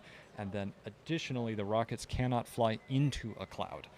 So we have to have generally good visibility plus no clouds directly above the rocket. Gotcha. Do you know, could you share some, the folks that aren't familiar with the requirements of a Triple E launch, for example, what are some of those requirements that are permitted? A few more are no lightning within 10 miles. So we are watching and listening for lightning, and also my understanding is our range safety staff has some lightning detectors they're using to watch out for lightning strikes within the keep out radius of 10 miles. Then we also have wind criteria. Usually that's our top problem at Spaceport America is the wind. Yeah, we recommend that students get out to the VLA as early as they can before the sun starts to heat up the area.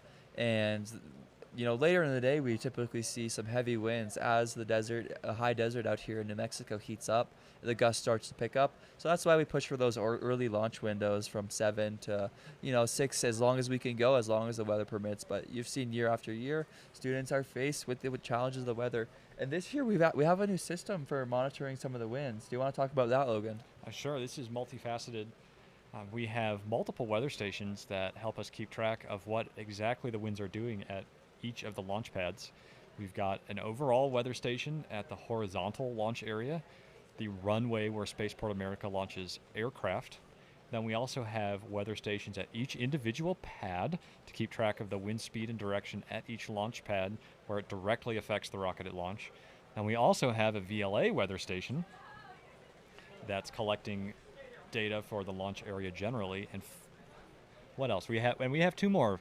Thanks to sponsor Honeywell, we have a laser wind profiler. This one's a little more experimental. We're collecting some data, seeing how it might help us. We had them on earlier on the stream. They are using a laser to interrogate the atmosphere and figure out what is happening with winds aloft. We've been seeing the jet stream, and it's a little higher over the last couple of days, so it's not really interacting with our rockets. But in previous years, the jet stream has definitely been a factor for recovery.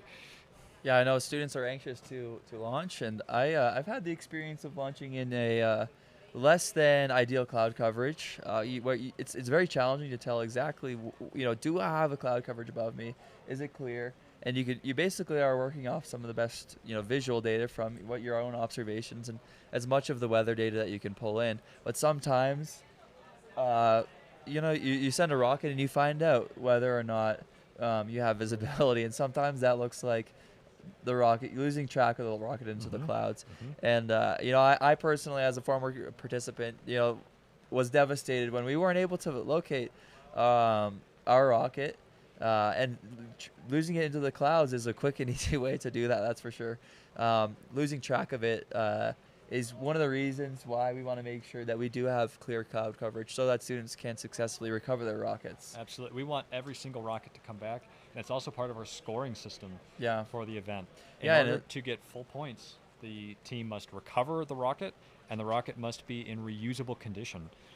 Yeah, it's always lovely to see the drone go up. It's one of my favorite shots here at in the booth where we switch all of our shots. We're getting a tour of what I like to call Tent City. I don't know if I coined that or somebody else, but I'll take credit for it. This is our new setup where all of our students are queuing. These are all cars lining up with rockets or without rockets, and they're just going out to arm their rocket and prepare for launch. And what we're over now is Da Vinci Maker Labs and the Ezra support staff, where our teams are coming back from recovery, and this array of tents, which were affected earlier by the winds we were talking about, or where our student teams are setting up and preparing. And I think this has been a great addition. From what I've heard earlier from Chris Lopez, it sounds like teams are not experiencing as much fatigue out in the sun. But it's great to hear the drone above and get these shots running towards the solids pads. As you can see, the cloud coverage is certainly still present, but the conditions are apparently sufficient for one of our drones to fly. That's a good sign, and we desperately want to be optimistic and see if we can launch soon. We'll have to see. We're putting it to the test with this drone. We're also sending some folks out to the pads to get a first-hand view of conditions. Yeah, let's check in on what's going on here. I think we've got several teams out here. I can't quite see on camera who's out there, but yeah, look at them. They're giving us a wave. Yeah, welcome. Saying hi to the live stream. I hope we see some of those teams back here close by.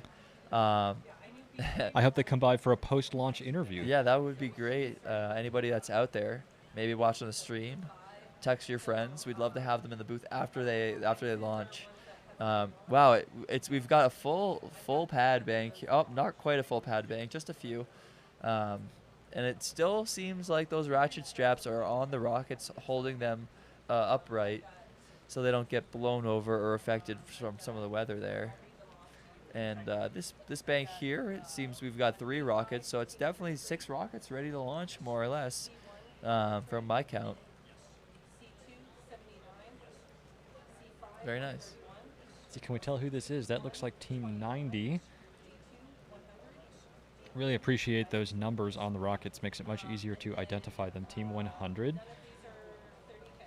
Yeah, this is great. From the corner of my ear, I'm hearing our LCO communicate with our student team manager, some of the teams that are ready to at the pads, getting ready to launch.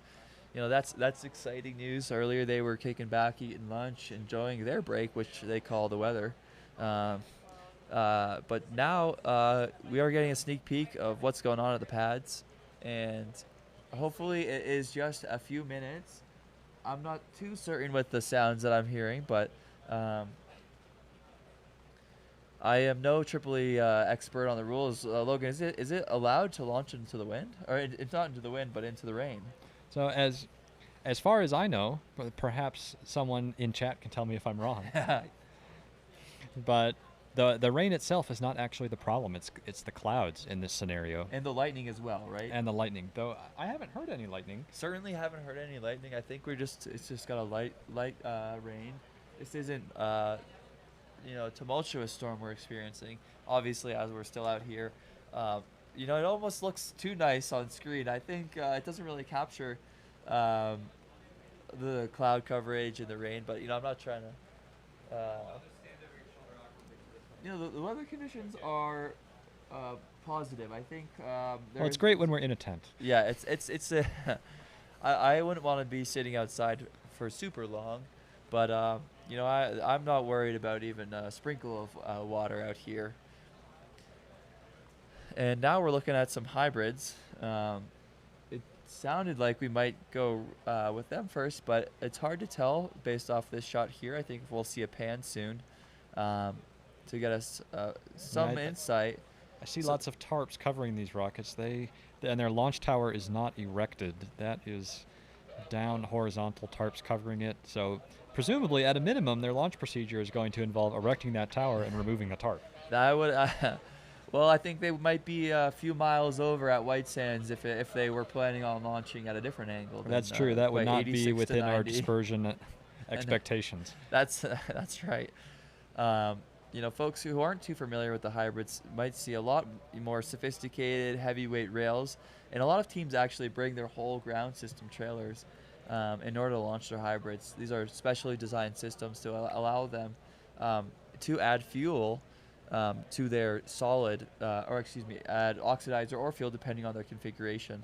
to allow them to launch. But what that requires is some sophisticated and large and heavy launch rails. And we're getting a nice shot here of the trusses that make these launch rails. I think this one will fold up to a tripod, but it's certainly not loaded with a rocket right now. I think the one with the trailer and the tarp is the first one to go. The tarp is a good sign that they're hiding something, and that thing they're hiding is probably a rocket. You know, I'm no investigative, rocketeer, but I'm sure the folks on the NASA spaceflight who watch Boca Chica streams can tell me a little bit more about what's going on here. But I do my best to make my guesses as a commentator here. Yeah, from this great eye in the sky we've got circling around the pads, letting us know what's going on over there. I'm sure some folks who watch the NASA spaceflight streams wish they could get this close to what's going on down there at Boca Chica. And I actually think we might see one of our friends, Doss, down at the pads. It is hard to tell exactly, but it looks like there's a guy with the backpack, but I can't tell too quick. You saw Doss earlier today. And I just got word that we are indeed launching hybrids first. It seems like University of Calgary is going to be our first hybrid to launch, and that is great news. We are looking at them down here. To the best of my knowledge, they'll still have to clear the pad and prepare. Let's see. Oh, yeah. So what we're looking at, Logan, can you want to take any guesses about what we're looking at here? I'm seeing a host of piping and valve, looks like. I see an air conditioner sticking out of there, so I'm going to take a guess that's to chill some nitrous and some valves to fill, empty, load. I think you're right. The air conditioner is certainly a novel addition I haven't seen out here at Spaceport. Oh, and perhaps some pool noodles on some pipes along the ground. Yeah, this is starting to look like a pretty serious setup with all their ground equipment. I hope it works for them. Yeah. Hopefully all this complexity will give them a smooth launch. Right. And I think a lot of our hybrid teams are used to trying to launch with 90 to 100 degree weather, cooling some tanks, which makes the process more challenging. That's true. Today's a bit unusual in that we are actually trying to launch when the weather is much cooler. They may have been designing for, say, a 95 to 105 degree day at Spaceport, and that is not what we have today. Yeah, no, certainly not. I think some of our volunteers would like to hang out in that AC cabinet there. They should come interview with Livestream. The Livestream yeah, that building is true. is air conditioned. The Livestream, some days I walk in and think it's almost too cold, but I dare not say that to any other Ezra volunteer who's working out at the pads in fear of, seeming overly endowed with our great resources in the Livestream control room. And it seems like the full team. Oh, yeah, that does look like DOS. No, I can't tell, actually. Well, and I can see Hybrids leader Paul right? down there. I see his mustache certainly stands out. You want to highlight Paul there, for the folks watching at home who might not know his distinct mustache. It might be tricky with... Okay, let's drone 2. Let's get in there. All right, this is a collaboration between our drone operator, as you can tell, our control room, who relays some of this information back to us to get this live action. And man, we might need come on, Cliff, hit that button there.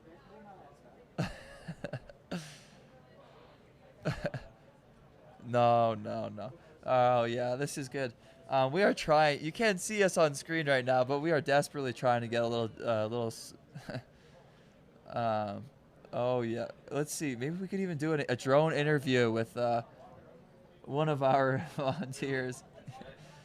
I'm not sure how they would hear the audio, but they would just have to talk to us.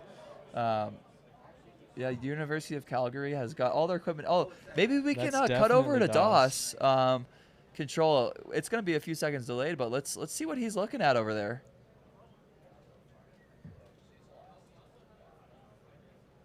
Oh, can we take his feed, actually? I think it's going to be... There we go. Let's check DOS's feed here. We're going to take part in their little interview.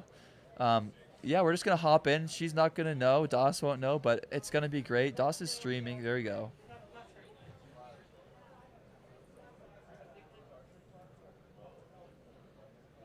So this is Doss's feed if you can't hear. There's maybe a chance that you can hear me. Well, I will let you get back to it over here. Thank you so much for walking us around the system. Yeah, no problem. Thank you. Let us understand how things work. Oh. Thank you. All right, good deal.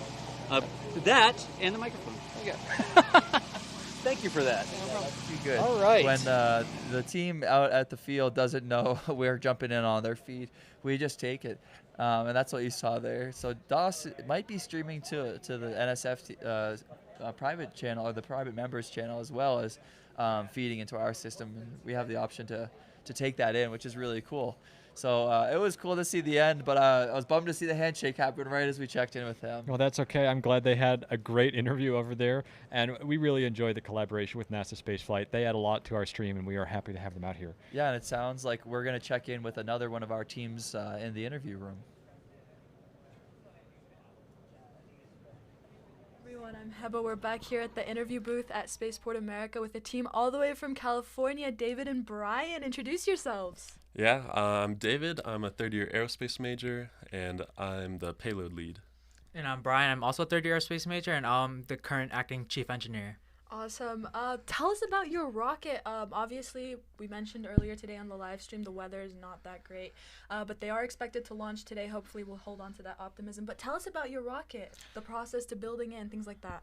Yeah, so we are a brand new team. We started last year, and this is our first time at Spaceport. We're currently competing in the 10K COTS category, and we're making a rocket under an M motor Aerotech right now. Right now, we're also participating in the SDL Payload Challenge, where we're creating a CubeSat. And David could talk about that a little bit more later. We also have an avionics system do a deployment. We were on the rail on Wednesday actually, but we were canceled due to weather. But we also decided to not come yesterday as we had telemetry issues, so we decided to fix that. But everything looks good now. We're just waiting to get on the rail right now. We're the next in queue, so hopefully the weather gets a lot better so that we can launch and see all the other teams launch, especially the international teams as well. And if David wants to talk more. Yeah, so I could talk a little bit about, we are launching a 3U CubeSat, which is a data collection module. It's a redundant system for our avionics, so we're super excited to get data from our avionics and that, see whatever we can learn from this flight and improve for the next years to come. And we hope to be back next year. Yeah, it's, again, like he said, we're a really new team, so this experience has been great for us, just learning from all these really experienced teams. But I'm super proud of what the team has done. Like, we've gone from basically nothing all the way to being here. So it's just super awesome. Yeah. And I'm really hoping this launch we can go soon and it'll go well. Yeah, hopefully, fingers crossed. So you mentioned something about the payload. Can you tell us more about that? Yeah, so it's a 3U CubeSat. Our structure is stainless steel, and then we have 3D printed stacked layers with a few, like 4 atmospheric sensors. So we're just recording that data constantly to an SD card.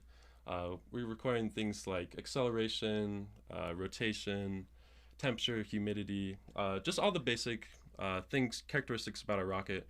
And that just helps us for the future. We can learn a lot more than just visually looking at what happened to the rocket. Definitely. It sounds like a lot of work went into that.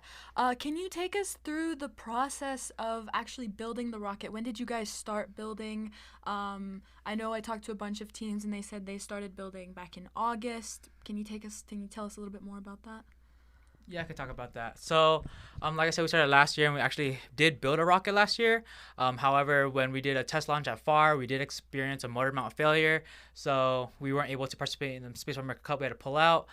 So we started this summer, like redesigning it, and with the idea of rebuilding it this year, and that's exactly what we did. We started off fall with just major redesign, seeing what we need to do, and then in winters when we started fully designing, we started with the static test fire. So we first made a lower airframe with just the motor mount and then the outer airframe, and we static test fired that with the same motor that we're currently using right now.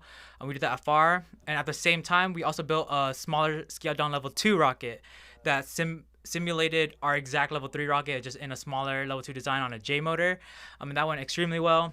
Right after that launch, that's when we started purchasing the parts for the level 3. We built the level 3 at the end of the winter quarter, and then we did launch it at the end of winter quarter. Very successful. We hit around 9,200-ish feet. And then obviously we saw the data and we wanted to make changes. Then in the spring quarter, we are a quarter system compared to like the semester schools. So in the beginning of spring quarter, we were making those changes, making improvements, and then we did another test launch. However, it didn't go as planned. However, we were able to recover the entire rocket, and then we made the current changes that we needed to do, and now we're here. And we're just waiting to see what happens again. Definitely. It sounds like you guys went through a lot to build that rocket. So I guess you guys are really anxious to see how everything goes. Definitely good luck to you guys for that. Can you tell me a little bit about the challenges that you guys encountered? Because it did seem like you guys, you mentioned that you had to pull out last year from Spaceport. So definitely there's a lot of feelings, I guess, being here this year. Just tell us a little bit about the challenges that you had to overcome. Yeah, so I can talk a little bit about that. So, yeah, as he said, last year the team did attempt to compete in Spaceport, but unfortunately had to pull out. So the beginning of this year was basically rebuilding from that team, because unfortunately a lot of the people from that team graduated, and then we have a new wave of people coming in, trying to basically rebuild from the scraps. And we've done a really good job addressing all the mistakes and all the different design problems we've encountered. And I think we've really improved, and I think one of the things that sets us apart is just how fast we go about this iterative design approach. We get to launch like once a quarter, which is really good, and each time we just learn so much, and just that really helps us just push. And I'm just really impressed with how fast our team has improved. Yeah, definitely. So anything else you'd like to say to anyone back home? Like I said, we are live, so any shout outs, any thank yous? Mainly shout out to UC Berkeley. They have helped us a ton, especially in regards to preparing for Spaceport, as they've had a lot of experience. Also shout out to Rick Maschek. He's our flyer of record and also our mentor. He's here right now as one of the volunteers, and he's helped us greatly.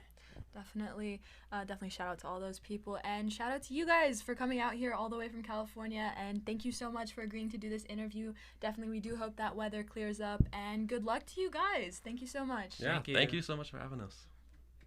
It's great to hear from some California teams. Logan and I are currently residents of the great state of California, coming from UC Irvine.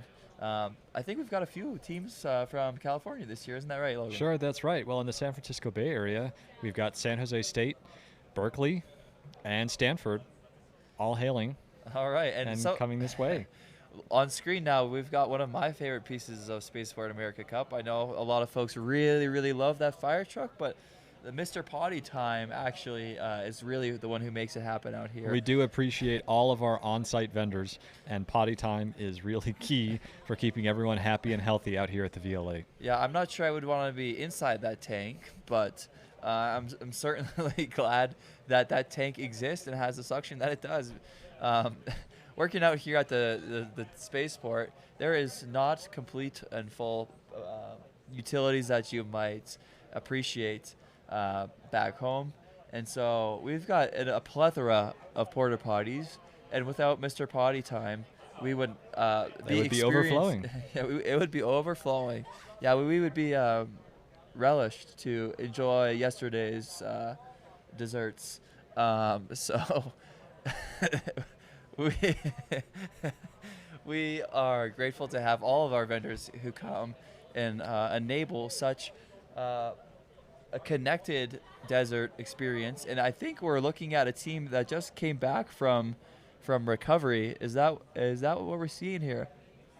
It looks like a rocket without a nose cone to me, Logan. And what are you seeing looks there? like to me? Well, I see a tube and fins on the back. Oh, and everyone backed up, and one person bent down. Everybody backing up, and it looks like he is wearing a face shield. shield. I think we're about to witness an ejection test. Yeah, the other alternative I could think of is if this rocket was recovered without a main deployment. That is very possible. I would be very impressed for them to find it in this condition. But that's, miracles do happen. I would be very happy if I was that team and that was the state of my rocket without a deployment. And we are still waiting for some rockets to launch. What I'm hearing is hybrids are about 10 minutes out from launching. That is exciting news, Logan, isn't it? Absolutely. that I'm really looking forward to seeing those rocket launch. They say 10 minutes. We'll see how many minutes it actually is. But I interpret 10 minutes to mean close, and they have a specific plan for launching. That is a good point. Good point. I don't think anybody should be saying with that level of confidence that their rocket's going to be launching. But the hybrids do manage the pads differently than the solids. Isn't that right? That's true. They have to manage that fill process. Well, for example, as we were looking at earlier, those hybrids all tend to elect to bring their own launch rail. It lets them test precisely with the same equipment they're going to launch with. It also lets them have a longer launch rail so they have more time to get up to speed before they start free flying through the air. Yeah, and I'm still seeing that red flag out at the solids pads, I believe. Or is this the hybrid? Yeah, this looks like the solids pads. There it is. Yeah, I just always get confused by that truss, which is common for the hybrids teams. Those teams are still out there. Red means they are likely arming their avionics. But I do know that the plan is to start with hybrids and then move to the solids pad. So those waiting patiently today, our teams are doing the best they can to get out there to prepare for their launches. Well, and one of the great benefits of being at Spaceport America is our range configuration. These hybrid pads are totally separate and distinct from the solids pads. Exactly. And they are sufficiently separated that one pad can be working while the other one is launching. That's very unusual for a launch site. It gives us a lot of operational flexibility at Spaceport America Cup. Yeah, our viewers were just seeing a red flag, which is what we were talking about earlier. But one thing I did want to note was that red flag was not flapping in the wind. That flag was sitting very still, which is a great sign. I like the look of that. The wind is the other criteria that can stop our teams from launching, in addition to the cloud cover. And you might have seen earlier on the stream or yesterday, at the end of the day, some of the wind that was keeping those flags up. And we've got a second shot, a second glimpse of this rocket here. What do you think this student is doing? Well, let's see. Our drone operator is doing a great job to get as far. This is challenging. Logan, I'm gonna take a look at. Can we maybe get a little telestration action here? You want to circle those fins? Sure. Let's take a look. Drone operator, can we get a little closer? Okay, very good. Do those fins look intact to you? It's hard to tell at the left one. This one here.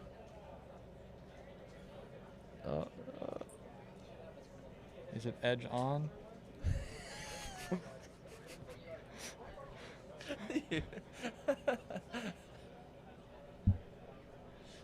Let's try that again.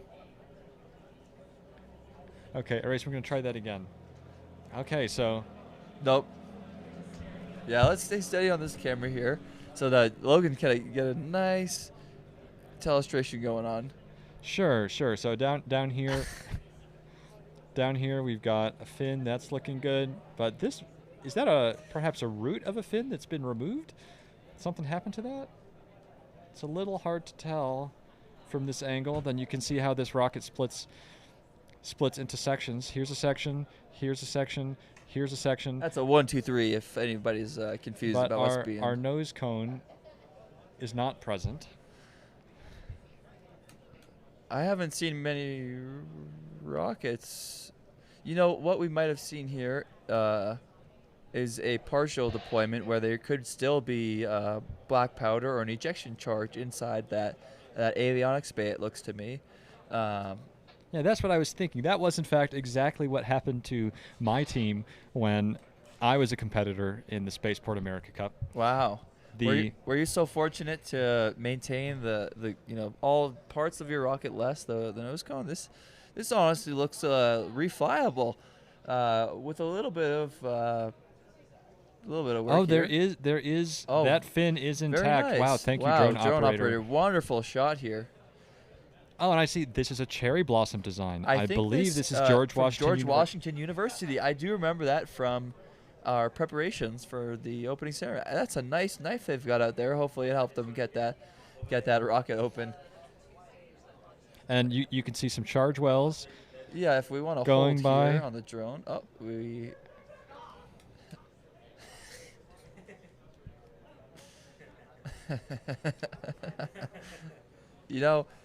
the drone operators are working with the best they've got, and sometimes they're business doing a great job.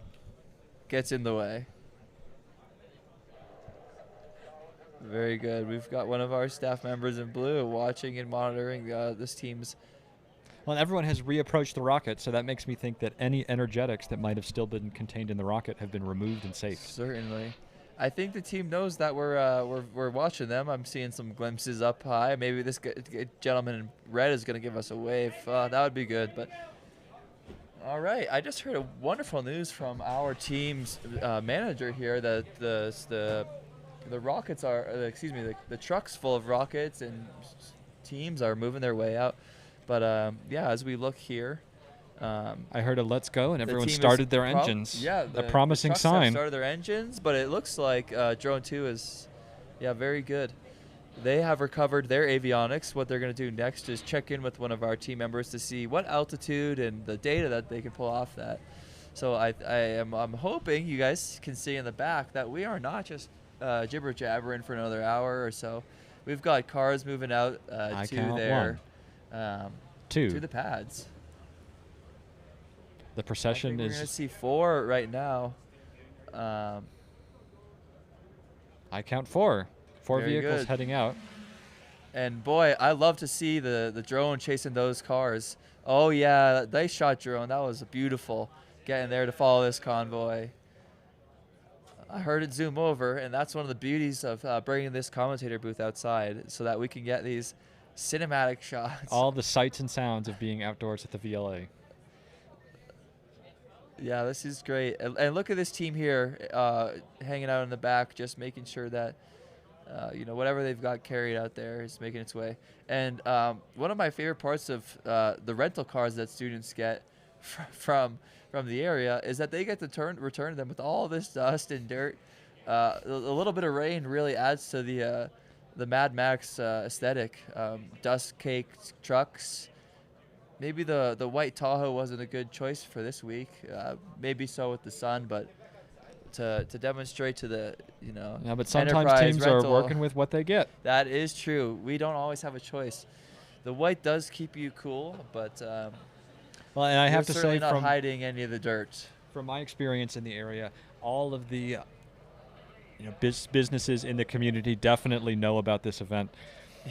They see teams in uniforms coming through asking for rocket parts and transportation. Yeah, and that's pretty unique. Yeah, one of the great things of the Spaceport is that it's only about an hour away from Las Cruces, and so all of the conveniences of Home Depot and Lowe's and Walmart, Target, those are all very accessible and reachable. We were at Home Depot earlier this week, and I think our students are well known to the staff at Home Depot. Looking for a variety of 1/4-20 bolts that are welded or eye bolts that are welded, not looped, as the DTEG requires. That's the design, technical, what's the last two there? An evaluation guide. There we go. That's what our students follow in order to make sure they are compliant with our rules and systems that we interface with. It's wonderful to see that the pad banks out here now. There's not a whole lot of activity, but I think those 4 cars are making their way out. I see some blue shirts walking around, checking in on the pads. Our pad managers, you might have seen earlier, Isaac Sims is probably out at this pad here as he's helping support. Wow, what a beautiful shot we've got. Nice active pan. I hope our viewers are appreciating this and not just the folks who work behind the switcher. Yeah, very good. Our drone pilots do a great job.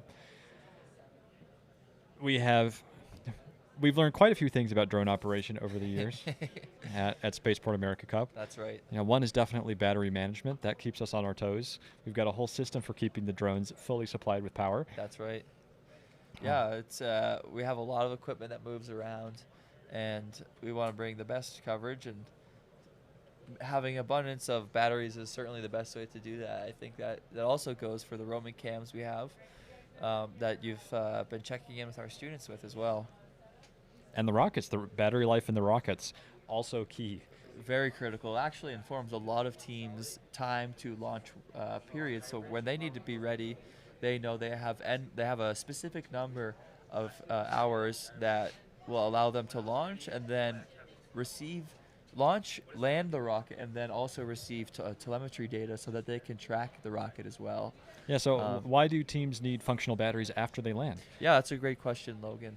It's sometimes the teams don't have the best signal throughout the descent of the rocket, and so by having an active transmitter that is transmitting the GPS data from their rocket, they have the opportunity in an extended window to receive those GPS information, and so they can bring their transmitters out into the field to receive that for an extended period of time. And so they might not have had the best track throughout the flight. The best they can hope for is to receive some of that GPS data after the fact while it's out in the field. I see. So it helps them find the rocket after it's landed. Exactly. Yeah, and wow, it's wonderful to see those teams unloading from the cars we just saw roll out. Everybody seems to be making their way to their ratchet-strapped rockets. And we need to release those rockets before they can fly away. That's certainly true. That would certainly be an exciting launch if the I rocket wouldn't mind attempted seeing to that take on the off. live stream, Logan. I think those 80-20 rails we have out there Pretty sturdy. They're pretty sturdy. They're pretty chonky, but some of those motors, they're lifting 100-pound rockets. I wonder what else they could do. That's true, though they are staked down, so it would definitely be a tug of war between a rocket motor and the Earth. That's very true. A lot of teams will test their motors on vertically mounted stands. And look at that. We've got a team lowering. If we can get, there we go. This looks great. This team is going to probably be removing whatever they placed around their avionics, which is the electronics that control the release of their parachutes. And yep, the bungee cords are coming off. Folks, so this is exactly what we want to see. This is a wonderful indication that this team is about to launch, and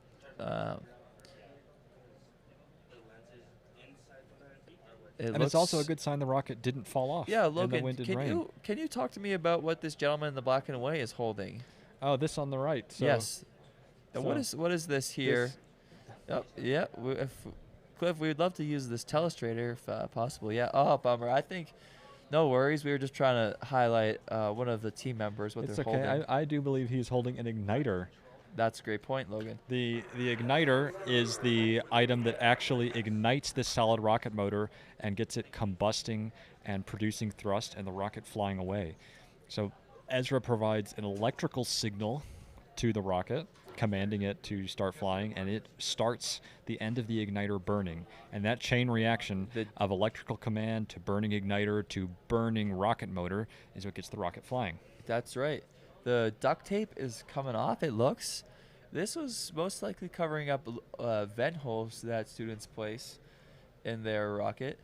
And they are opening some of those ports. What's the purpose of a vent hole? Yeah, a vent hole allows the altimeter in the rocket, which is the device that tracks the altitude, the height of the rocket off of where it was launched from, to sense the barometric pressure. So that's how a lot of teams are determining how high their rocket is based off of a barometer, and the barometer allows the computer to determine when to open or send an electric current, like you're talking about for the igniter, to the charge caps, which they have in there, which are full of black powder, to pop open the sections of the rocket which contain the parachute and pull it out so that it can come down under a controlled descent.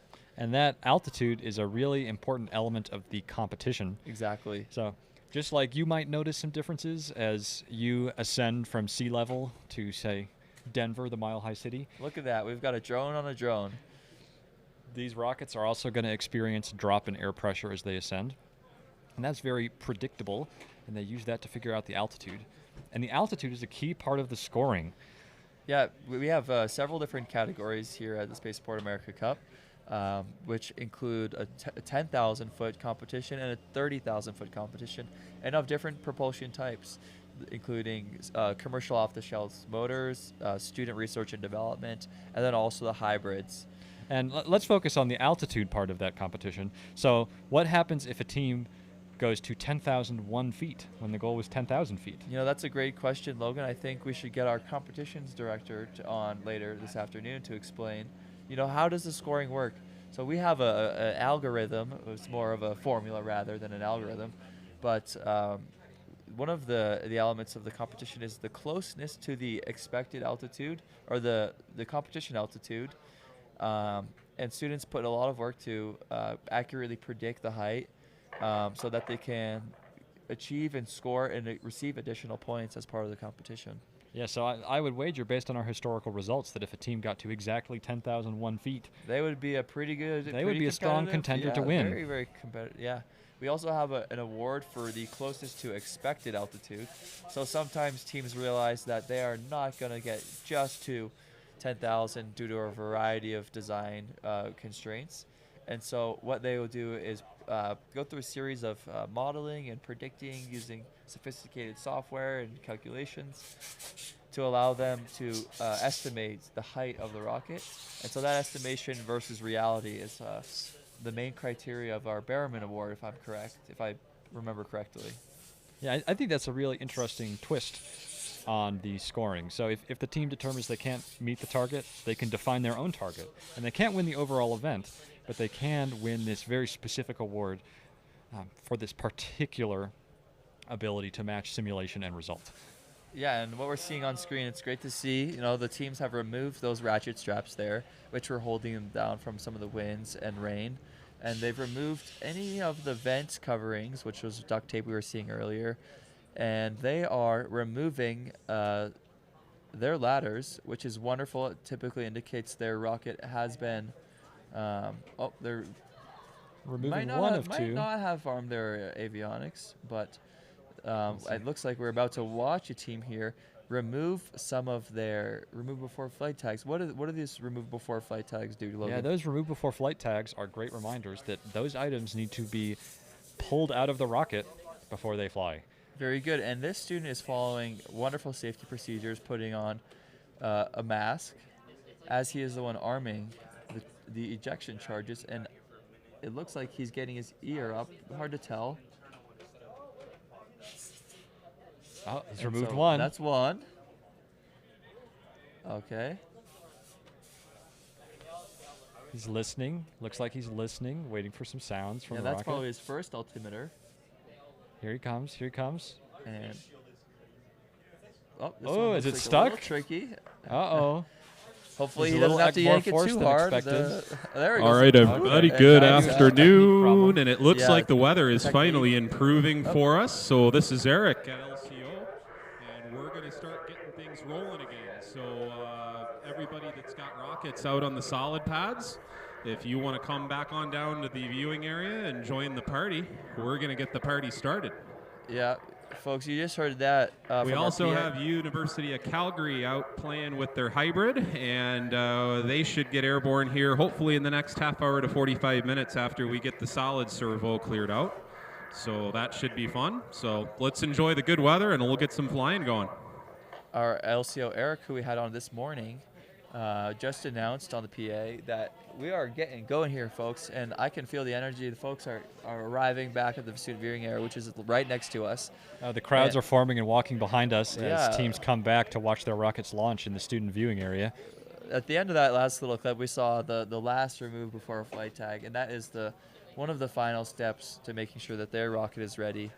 And I believe that was St. Louis University, Team 79. Very good. And so we've got a handful of teams out of the solids pads getting ready.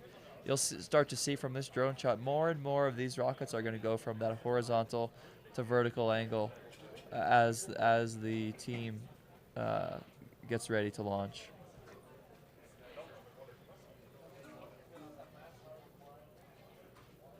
And we're circling slowly, watching this activity.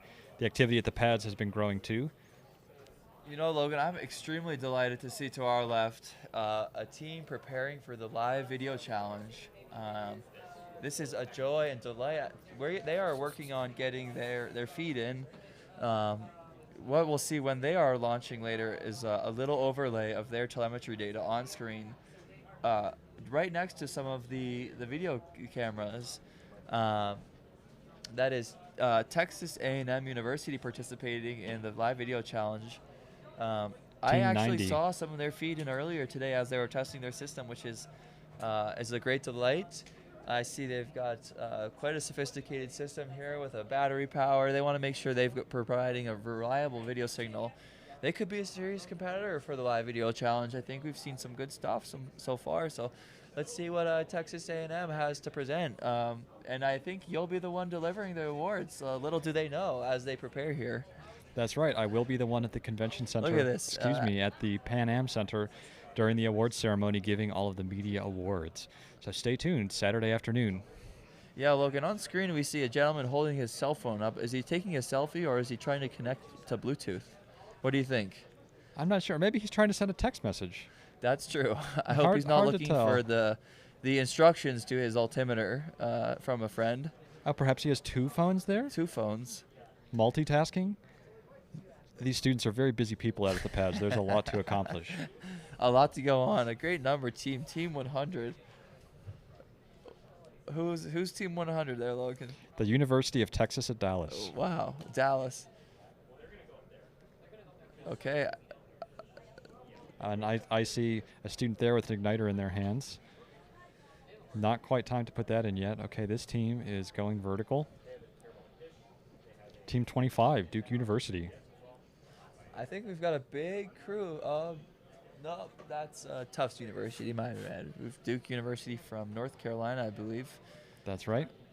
I think you're a proud North Carolina native. Is that right, or is it South Carolina? No, North Carolina. All right, I'm glad my memory serves me correct. So always happy to see a North Carolina team succeed. I don't think I've seen any team from New Hampshire. If the University of New Hampshire is out here, let me know. I'd love to see you guys. Yeah, or if they don't have a team yet. Yeah, or Dartmouth, I'm sure you'd be but happy I'm to not help sure and mentor. Yeah. Well, I'm not living in New Hampshire anymore, but would always be happy to look over some reviews, certainly.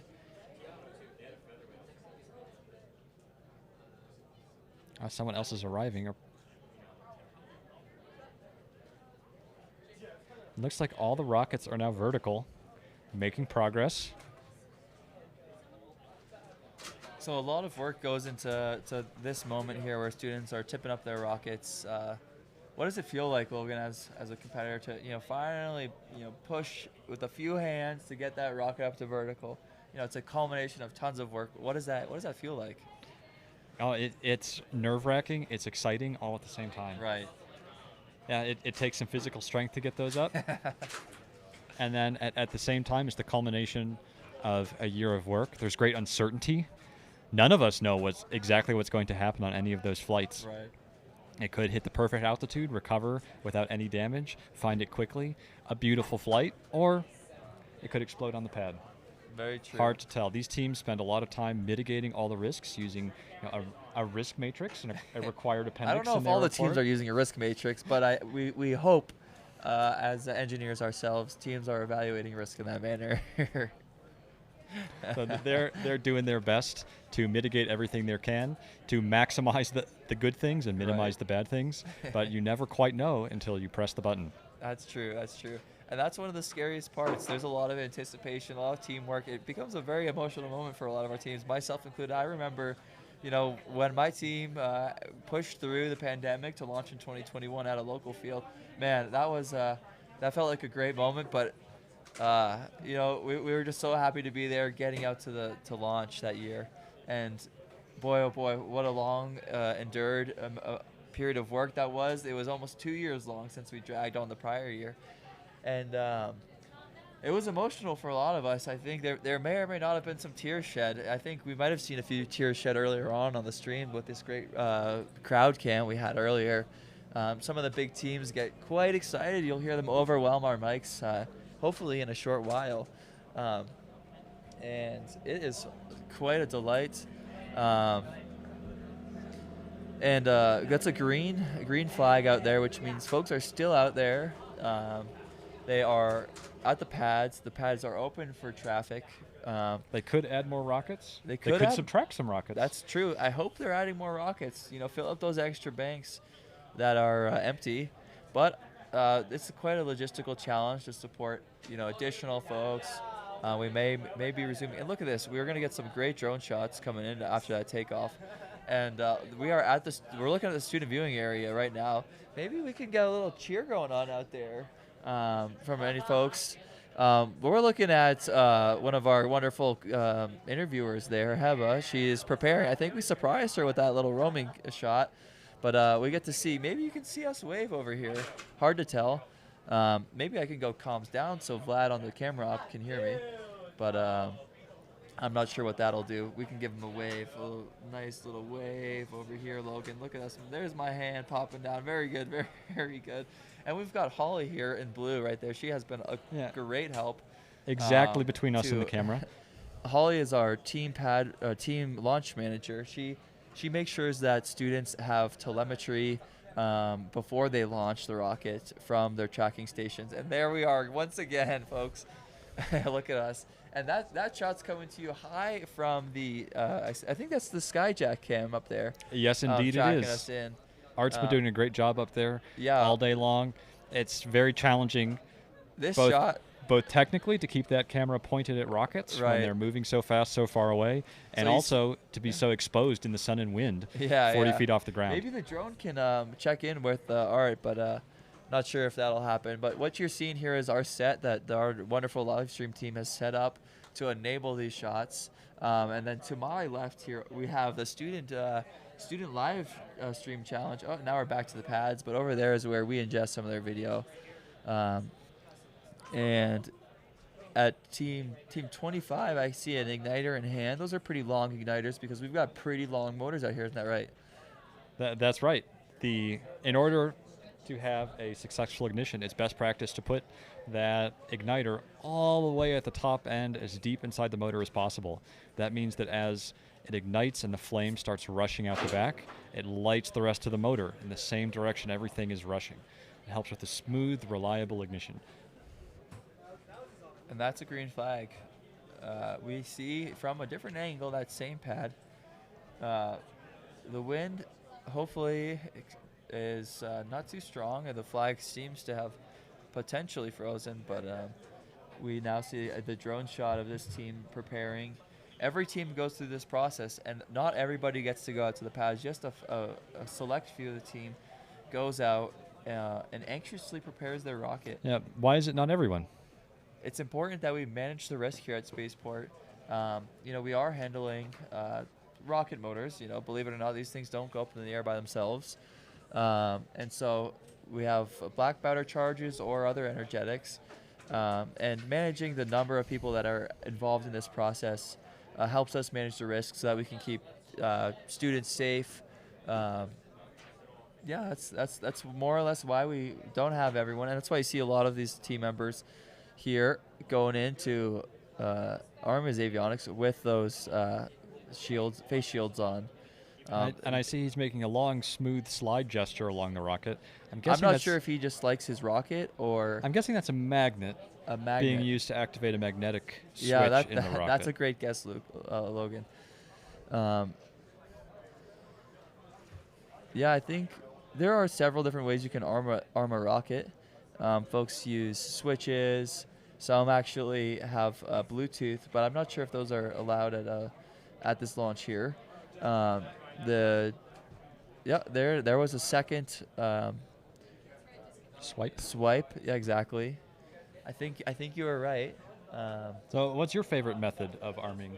To be honest, I am a Bluetooth guy, but I do understand the risks that come with remotely arming a rocket and the connectivity issues and potential software issues that could come with it. But that's why you test and make sure the board you are using has resilient communications so that you can safely use. It's always nice to have a more sophisticated, me personally, I'm sure folks in the chat will tell me the best altimeter out there. But there's many ways to skin the cat. I think that's what they say. A magnetic switch or a Allen key switch are some common ones to do that. Oh, exactly. And these are exactly the kind of trade-offs that student teams are asked to make during their design process. When they write their technical report, the primary way they're graded is based on their logic, their reasoning, that their final design flows from good principles, that they're using a sound engineering process to come to their decisions. that lets us grade based on an engineering process and good engineering thinking, as opposed to which team has the most technical sophistication or most resources. Right, right. Yeah, that's the engineering process that we want to really reinforce. And the trade space, or the decisions, the trade-offs that, the requirements of, I need to be able to achieve 10,000 feet. Well, there are many ways to achieve 10,000 feet. And our process to evaluate in this competition looks at the engineering process Logan was just describing. And folks, this is a great site. We've got white vans coming back. No, normally not always a great sight, but today it is, seeing them come back. The cars are coming back from the pads. Folks are leaving. They've armed their rockets. They are ready to go. And hopefully we'll see some rockets launching pretty soon. And I think the camera can show us a little bit of the teams that are hanging out in the student viewing area getting ready. Look at that. Maybe we can get a little cheer out of these guys. Woo, yeah, there we go, Wave. Come on. I don't know if they're going to win the Team Spirit Award, but I think they're waiting. They know that it's going to be not just 5 or 10 minutes like those folks at Hybrids thought it was going to be. There we go. Now the waves are building up over there. Oh, this guy, he's going to win the award. Yeah, it's great to see the teams out here supporting they separate. We've got a red flag. Oh, that's a wonderful sight. Okay, we've got a bit of wind going. Got a red flag, so that means rockets are being armed. Igniters can be installed in motors. Yeah, as we see teams build up here, I think we're going to be able to check in with them pretty soon. And it's always great to hear from a team before they launch and then after the launch, because you get to see the results. So we're going to check in with a team right here. And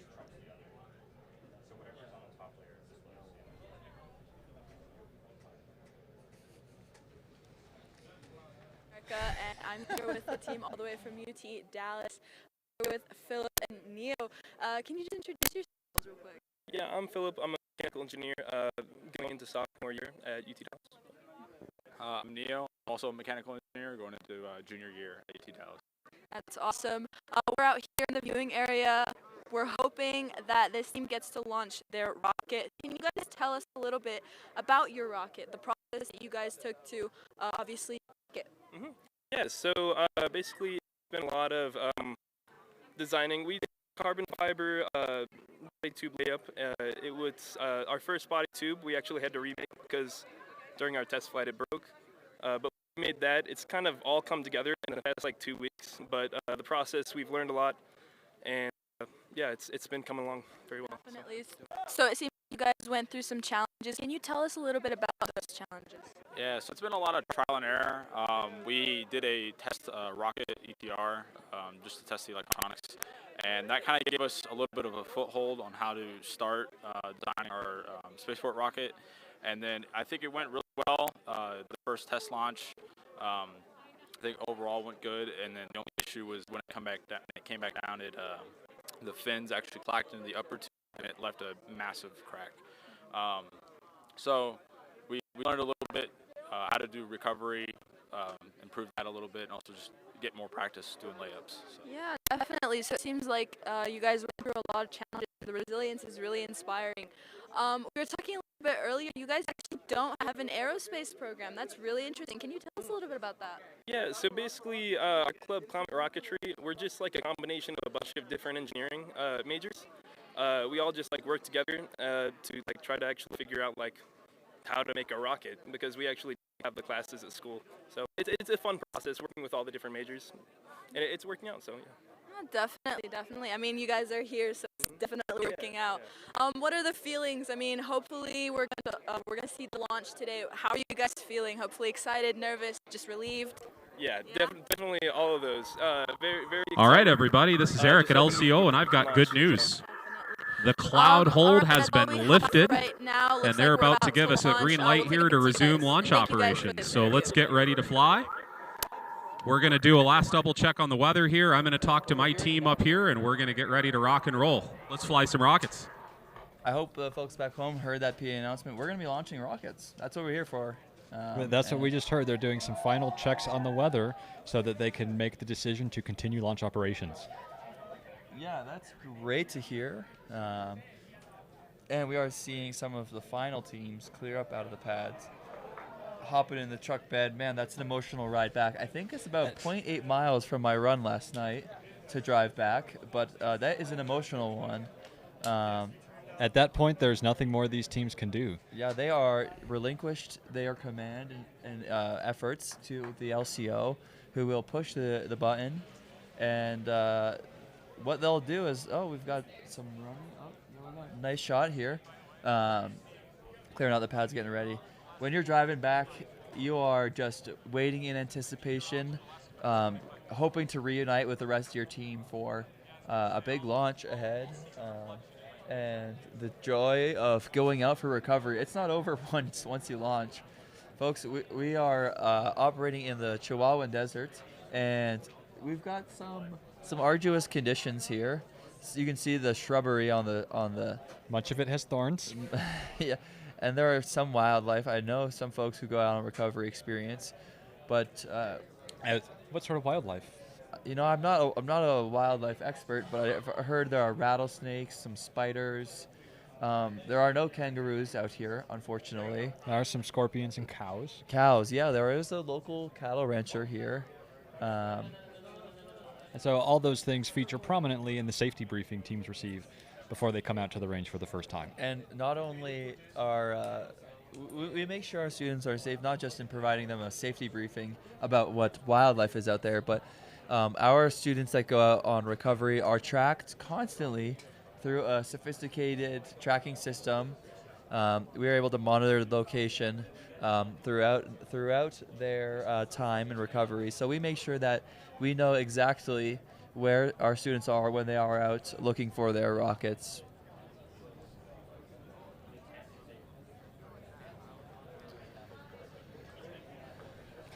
And we're hearing in our ears that the two teams for the live rocket video challenge are looking good. Yeah, that's great. I am excited to see what we can put up on the screen. And this is going to be a new test for our control room operator. That's right. I am excited to be outside of the room, being part of the action, but I hope our control room is ready for some of the spice they are about to experience. Well, and that's why we created the challenge. Yes, it's a challenge for them, and it's a challenge for us to capture some of these rockets, because boy, do they move quick. And we do it to give you, the viewer, something exciting. That's right. To see. Oh, yeah. Man, I love to see this big old Wagoneer coming back covered in dirt, because that means his team is ready to go. Or that could be a pad manager, now that I'm looking again. And actually, that's right. The pad managers are making their way back. And they're always the last ones to leave. That's the last one. I think our student teams have already connected over here. And it is wonderful to see after a long hold. I know that's actually one of my favorite mottos for doing rockets here, folks, is do it right. Their team, the teams are gone away. Everything they've done is done. It's all baked in. This is a Brazilian team numbered 33, Federal University de Juiz de Fora. I don't have the best Portuguese, but folks in the chat, I know the Brazilians are out there, so let's see those Brazilian flags. Come on, let's see them. All right, very good. I know there's a few in the chat right now. Team 33, are you guys ready to launch? Hopefully you've done it right, like Lowe's recommends. All right, where's Brazil at? And I think we see this. Brazil. Hey, there you are. All right, Brazil, I've got a button here for you that's going to put your rocket in the air. Let's do it. All right, ladies and gentlemen, let's go flying. Team 33 from the Federal University of Juiz de Fora in Brazil. They're doing a 10,000-foot shot. They're flying, the team name is Supernova. They're flying Astra on so an hopefully we get to see all of the great angles here. All right, B5 is armed. Brazil's ready to go, and we're going to send them in 5, 4, 3, 2, 1, go. And we see ignition there. Oh, look at that great tracking shot. Wow, oh my gosh. I can hear the team behind me. They are excited. Not yet. First launch after days wind hold. I still see it. And we see it ascending there. We've got a great We will track. follow the track, yeah. Very good. Man, I love the energy out here today from this Brazilian team. That is so wonderful to hear. Team 33. Flying Supernova. Flying Supernova. Very good. It sounds like we... LCO spotters reported Drogue. Drogue is out for Brazil. Man, it's really great to be out here because, boy, the sound of a rocket launch is a lot different through speakers than it is through... Oh, and it looks like we have a deployment. It seems Drogue like is out. The Drogue is out. Very nice. That's great. Drogue is the first parachute.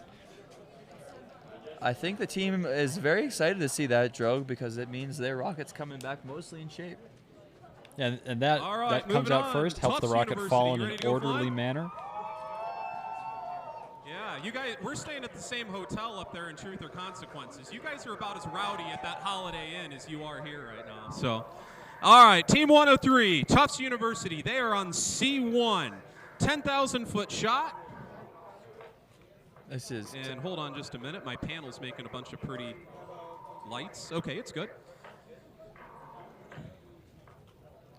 You know, I think I now understand the supernovas I was seeing. Okay, this is their first entry into Spaceport America. They're flying a rocket called CRAM, 12 feet tall, weighs 45 pounds, and it's going up on a CTI N 2600. So we got C1 armed up. Let's put Tufts in the air in 5, 4, 3, 2, 1, go. Ignition there. Very nice. Smoke. We've Come got on, a she's good thinking light, about but it. it's Ooh. having Go a on, tough use time the getting off the motor. pad. There we go. Nice. Look at that launch. Beautiful. Straight line up and a wonderful track we have. Oh, you guys totally get love the style energy points here. for flying a Sparky Great track. motor. That's awesome. Are we going to see an event? Oh, the rocket's coasting. Oh, the team is cheering. They're excited. They're waiting for that first parachute deployment. There it is. And we've got an event. The drone is out. What a great flight. All right, we got a main on that first flight. Well done. Looking good. Hey, like and subscribe if you like that great launch.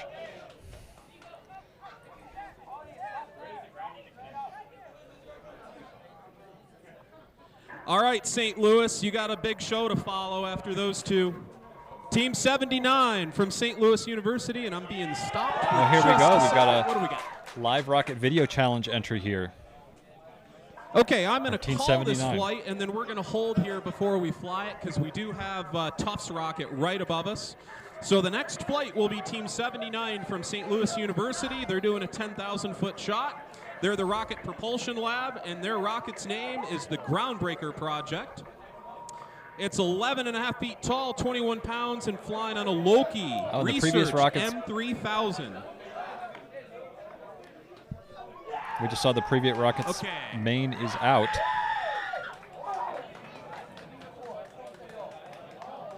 St. Louis, I'm going to hold you for just a minute because Tufts is coming down here just ahead of the LCO. Here comes the main. Hey, oh, don't tangle up you. There we go.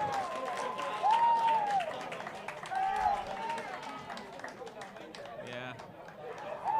Boy, that was a good deployment, guys. It just kind of tangled when it opened up there. So you're partially collapsed, but you're going to be okay. All right, St. Louis, let's put you in the air. Your flight is called. You're going on this Loki M3000 off of C2 in 5, 4, 3, 2, 1, go.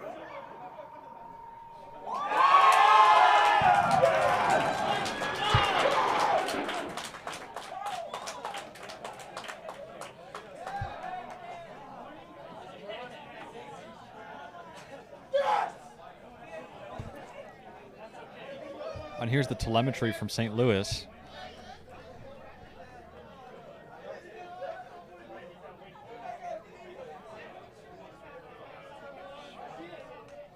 All right, we got a drogue on St. Louis from the LCO spotters. And it sounds like St. Louis might have popped a main. All right, St. Louis, you're lucky the winds are down a little bit. Otherwise, you guys would be walking a bit, eh?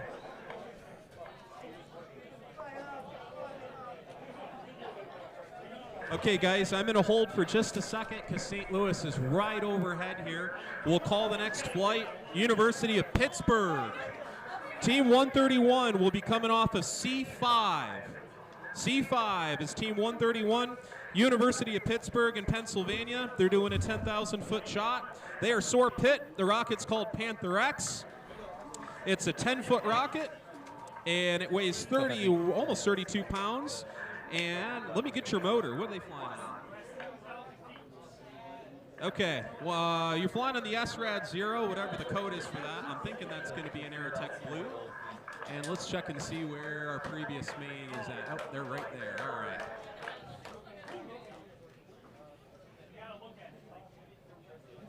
Okay, so the Charlie 5 flight coming up next looks like it's going to be an EX motor, an N2203 we're looking at. 2330. Awesome. All right.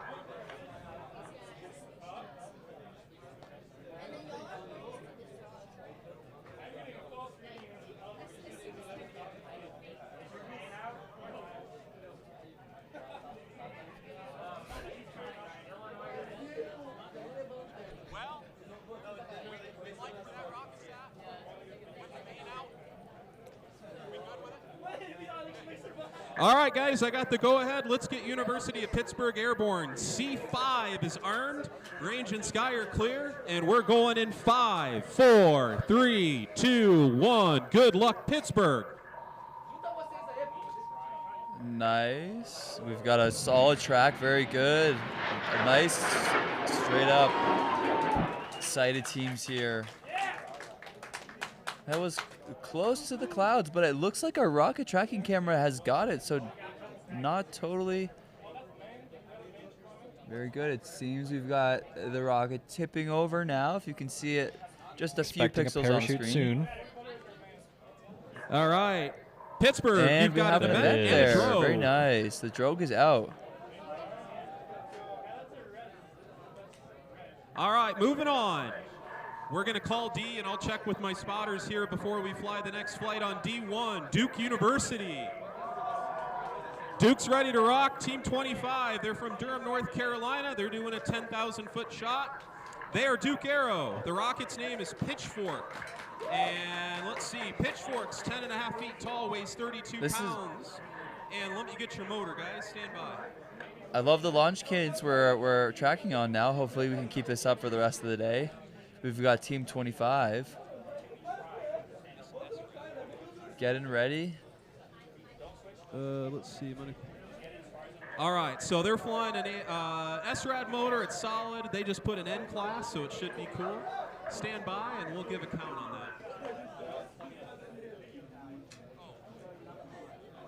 So we just overheard we're standing by for something. Okay, D1 is armed. Duke, let's get you airborne. Going in 5, 4, 3, 2, 1, go. That's a clear ignition to me. Oh, and I think the rock. Oh, wow. That is, folks, multiple pieces. At least we have a successful payload deployment right here coming out underneath the chute. Right, Duke. Oh, it looked to me like that airframe folded in half. Well, that team does not have to go far for recovery. I can tell you that. Okay, LCO tough news, really tough news for the team. I'm sure they would have liked to see a little bit different results today. But look at this drone shot we have. Isn't that incredible? We are coming down. Drone. Oh, man. Descending under parachute. Now, this is very nice footage from the drone tracking in on the rocket. Unfortunately, it didn't look like their rocket went off nominally. But... All right, there's cool and there's really cool. That was really cool. All right, moving on. Oh, I know these guys. They're troublemakers. Texas A&M, how about it? All right, on pad D3, Team 90 for Texas A&M University in College Station. They're doing a 10,000-foot shot. They're the sounding rocketry team, and the rocket's called Telemachus. It's 11 feet tall, 38 pounds, flying on a Loki M3464. D3 is armed up. A&M is standing over here completely nervous and ready to go. And we'll send them in 5, 4, 3, 2, 1, go.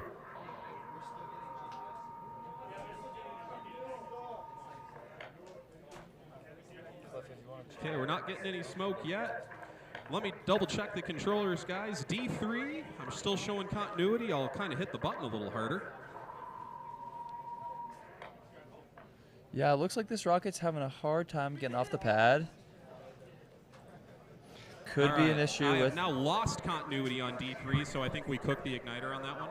Sounds like igniter burnt out, but didn't... All right, ladies and gentlemen, that's it for the solids right, on this servo. Good flights by everybody. Let's get the next one going. We're on to our next rocket here. Unfortunately, it seemed like the last rocket I was... igniter did not quite kick off. And we saw no smoke at all.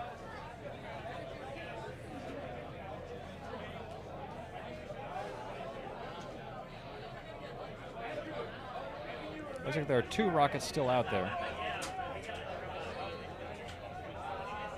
And I'm seeing some of the crowd move over. It might be from the sheer excitement of having just successfully launched a rocket, or not so successful. Yeah, we've been very fortunate to have few failures. That is true. I think we've seen a few fun ones from the drone this past week. But fun for the drone is not always fun for the team. So understand. That's right. One of the benefits of being on the live stream team is that no matter what happens during the launch, it's exciting. And we've got some of the best camera angles. If you've been out here at the VLA, it can be challenging to see some of the rockets.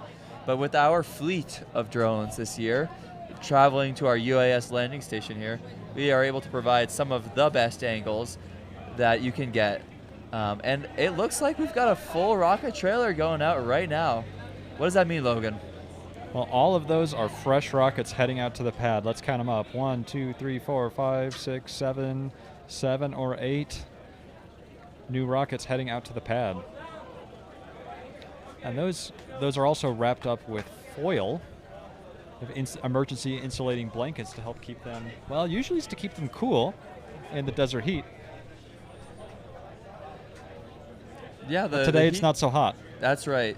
And we've got tinfoil wrapped rockets here on our rocket trailer. This year we've built a new rocket trailer to be able to carry a larger, more rockets at the same time, so we can fill out our pad banks. And we've built more of them. I think we have several, a fleet. And man, the folks on the back there are making sure that their rockets are safe. They are strapped down. But this is like the Raptor being carried by the Cybertruck for us folks out here at Spaceport America Cup. And that trailer represents hundreds of person years of work. That's right. Yeah, I was wondering if you're going to say person hours or person weeks or whatnot, but it's certainly person hours, that's for sure. Because each team has many, many students involved. And I love to see the country pride here at Spaceport America Cup. Even though it's Spaceport America, we do have plenty of international teams. And I think they are very excited to come and represent their countries. I know Manipal Institute of Technology, I believe, Thrust MIT. I love seeing them very, very active. We'd love to have you guys in the interview to share some of your excitement and energy. And the Brazilians always show up in the chat as well. And the convoy is assembling behind them with all the students that are about to erect and arm their rockets.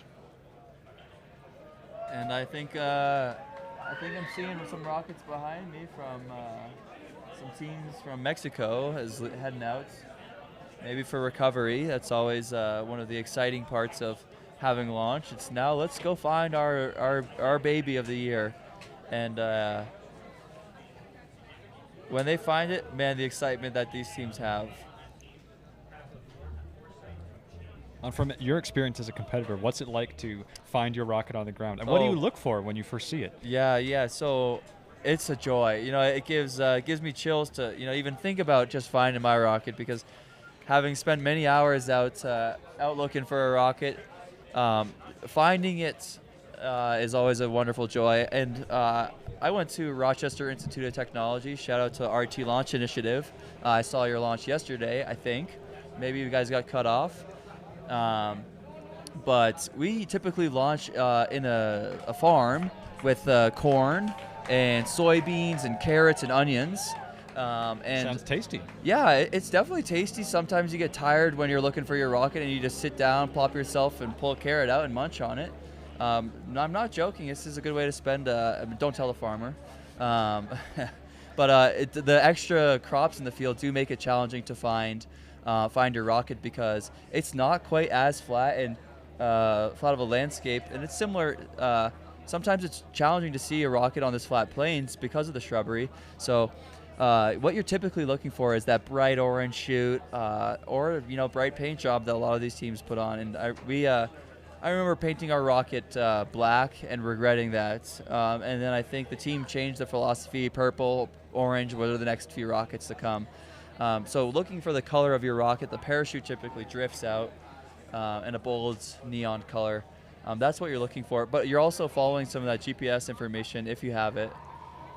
Team 100, if you could please report towards kind of towards LCO, and Steve Taylor's looking for you to make sure we go down and get your rocket taken care of out of the solid servo.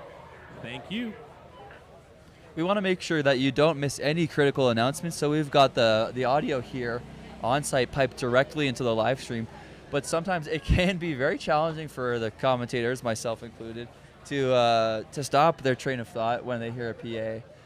So we apologize if we ever talk over them, but we're just trying to get you the most pertinent information as soon as it's available, so you can feel as immersed as possible out here at Spaceport America Cup.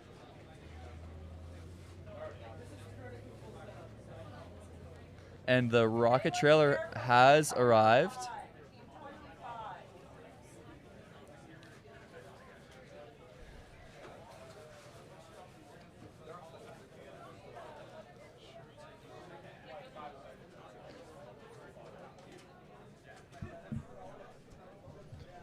And that rocket trailer has arrived. Looks like all the pad managers are holding up the signs. Yeah, we've got a B. A C. Bravo, Charlie. I'm also looking for an Alpha and a Delta. I think at the airport they have marshals, but we have rocket marshals here, showing which pads are going where. We have pad managers for each, so they marshal in the teams so that they can begin setting up at the different banks. So you see those lines, 1, 2, 3, 4 here. Maybe you can circle them if you want to show the viewers back home what we when we say we've got a rocket launching from pad A1 or B1. Those are our different banks there, and our pad managers are marshaling the cars and their team members to begin setting up. And we are grateful to have a very experienced staff who are very, very familiar with setting up. So in case any of our students don't have the requisite experience, no, maybe not requisite experience, not the right way to put it, but some of the familiarity that comes from launching rockets for 25 years. I know there's a few goats out there like, Rick Maschek, who works the pads and is beloved by many of our students who get to visit him out at Fora as well. And he gets to come and spend a few weeks with us, a week or so here, working with students, making sure that students get off the rails. I think that's our priority, and it's certainly Rick's when he's a pad manager. And the layout of these pads is new this year. The total area available has increased. We split this out into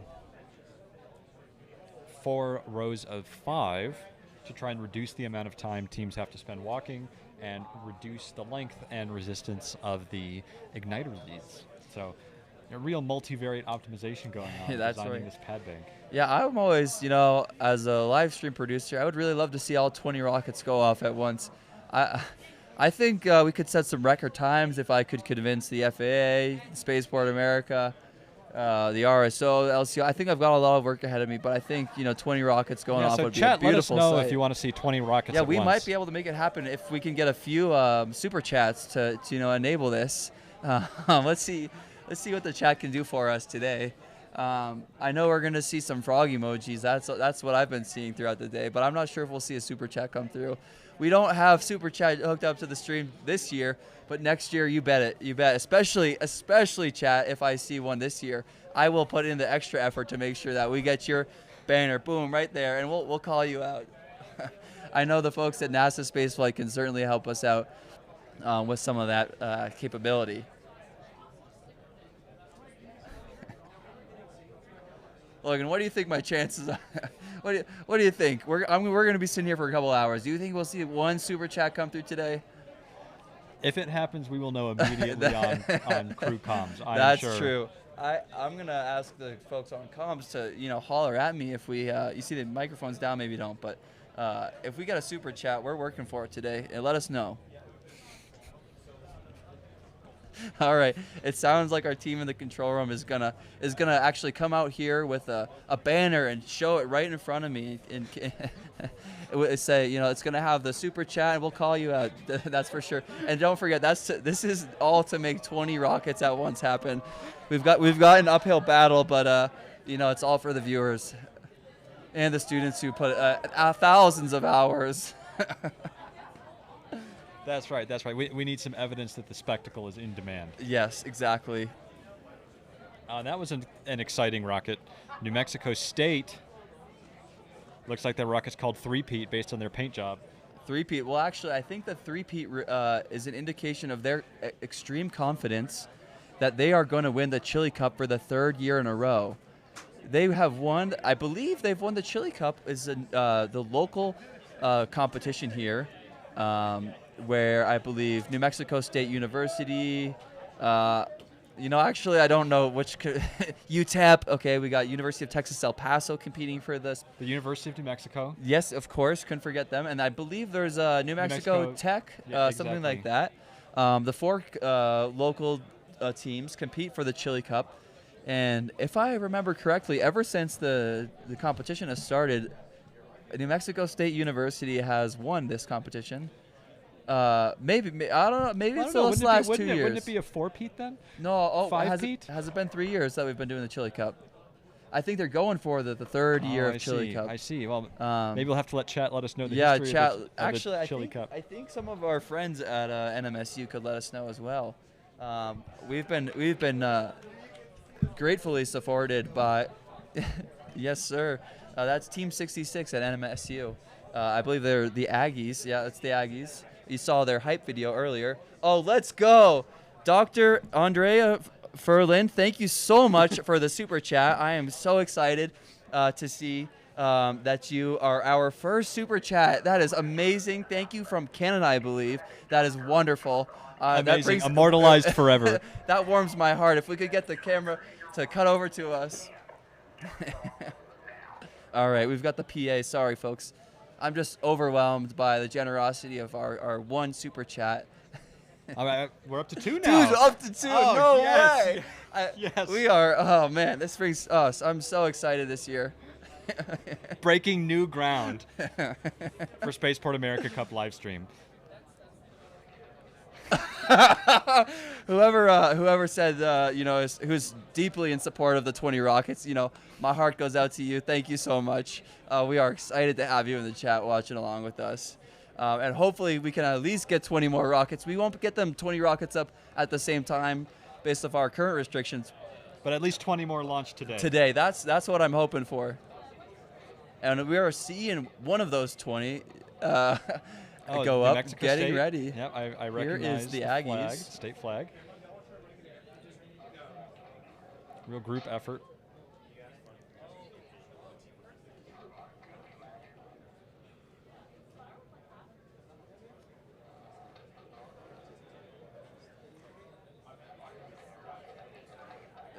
We've got New Mexico State University here coming from Las Cruces, getting ready. I'm hoping they are doing it right, like Lowe's and Home Depot are recommending.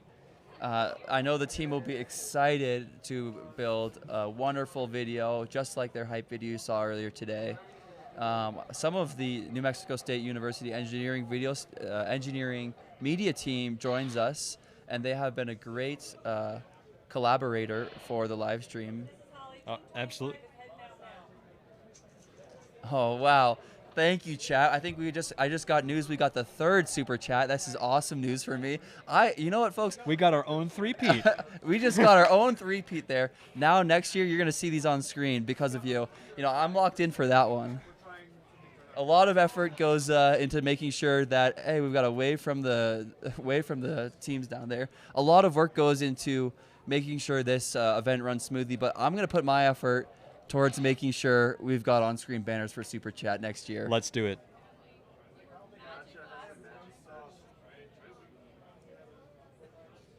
I just want tea. Thank you for that Super Chat. We really appreciate it. And we're looking at 113, University of California, Irvine. Oh, they're filling out their sign. And they are putting down their flag. We love to see it. Love to see it. I noticed we had 2 teams put down some interesting flag emojis in Progress Report 3 this year. I think we saw a penguin emoji. We got a black flag and a penguin. Yep, that's true. So shout out to those teams for whoever filled out Progress Report 3. You really tested our spreadsheets. Yes, we look at everything. They are reviewed. It's like Santa Claus. We're making a list and checking it twice. Actually, it's probably 4 or 5 times given the number of lists we've made here to make this event happen. Every team who supports, as a part of the ESWR, we've got registration, we've got the live stream, we've got the launch up. Everybody's making a list. They all feel like Santa Claus here. And I think when these launches go off, we're going to find out who's been naughty or nice.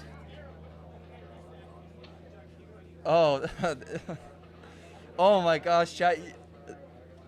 Acronauts super chat from Ohio. Thank you so much for the super chat. This is awesome. You don't even get to see the joy in my face because we're looking at rockets, but the activity in the chat is making me so happy out here. Normally I'm watching the chats getting flamed by you guys, so in order to hear a little bit of support, it's truly wonderful. It feels like the tides are turning, the weather has moved out, we are launching rockets, so I think we are going to see some great action. Oh, no way, guys. Another from UC Berkeley. Thank you so much for the super chat there. This is so awesome. I think, oh my gosh. Who do we have? I'm not joking, folks. I'm getting the handheld deliveries. Dennis Crawford, thank you so much for the super chat.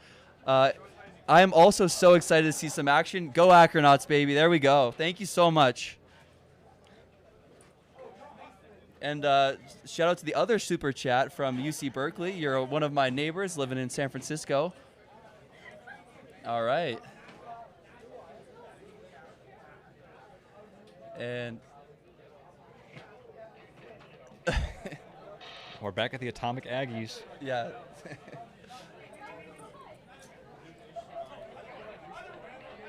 The Aggies, I think the Aggies are putting out a lot of great content this year. One of my favorite, I think, I got so hyped watching their intro video earlier today. But the heartwarming serenade from Austin Salas, singing live from the VLA. That's a first for us here at the live stream. I hope it's not the last, though, Logan. Absolutely. Hey, any other teams with musical talents or just musical enthusiasm? Yeah. Bring them over. Yeah, we are always looking for new, exciting, engaging content to deliver to our viewers here at the VLA watching live from one of our new editions, but also to our viewers worldwide. And so if any of you folks have a guitar, maybe a piccolo, anything, let's feature you. Hopefully there's no bad weather, but when there is bad weather, we are looking for stuff to showcase. So thank you to Austin for paving the way for our future musicians and Rocketeers. Oh my, I am...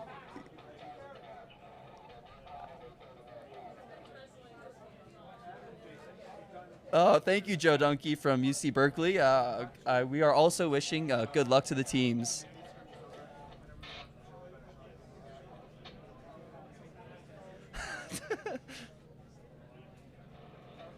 All right, Patty from University of Buffalo, I believe. I went to Rochester, so close upstate New York alums.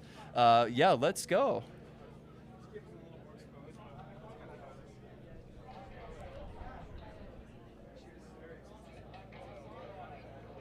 ORST, thank you again from our other super chat from ORST Rocketry. Go Beavs.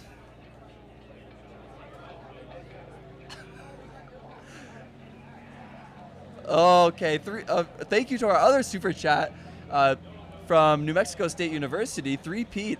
I'm also, I'm anxiously anticipating the Chili Cup Award, and I don't want to be biased, but now that I know we've got super chat fans from NMSU and a great team of volunteers who helped make this live stream team, I think I'm a little biased now. I'm not gonna lie. UTEP, I know it's a great school and I've been there before, but I'm not seeing you guys in the chat if you're out here this year.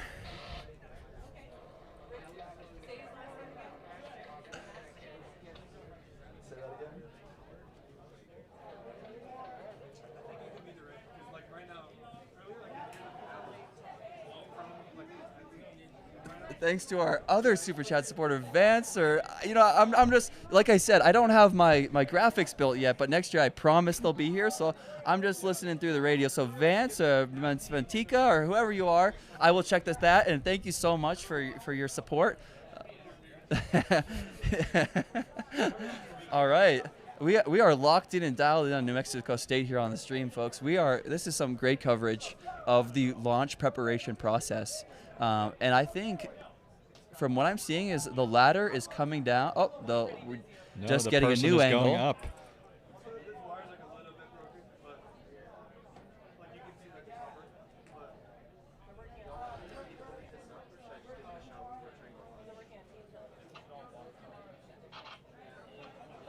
All right, thank you so much.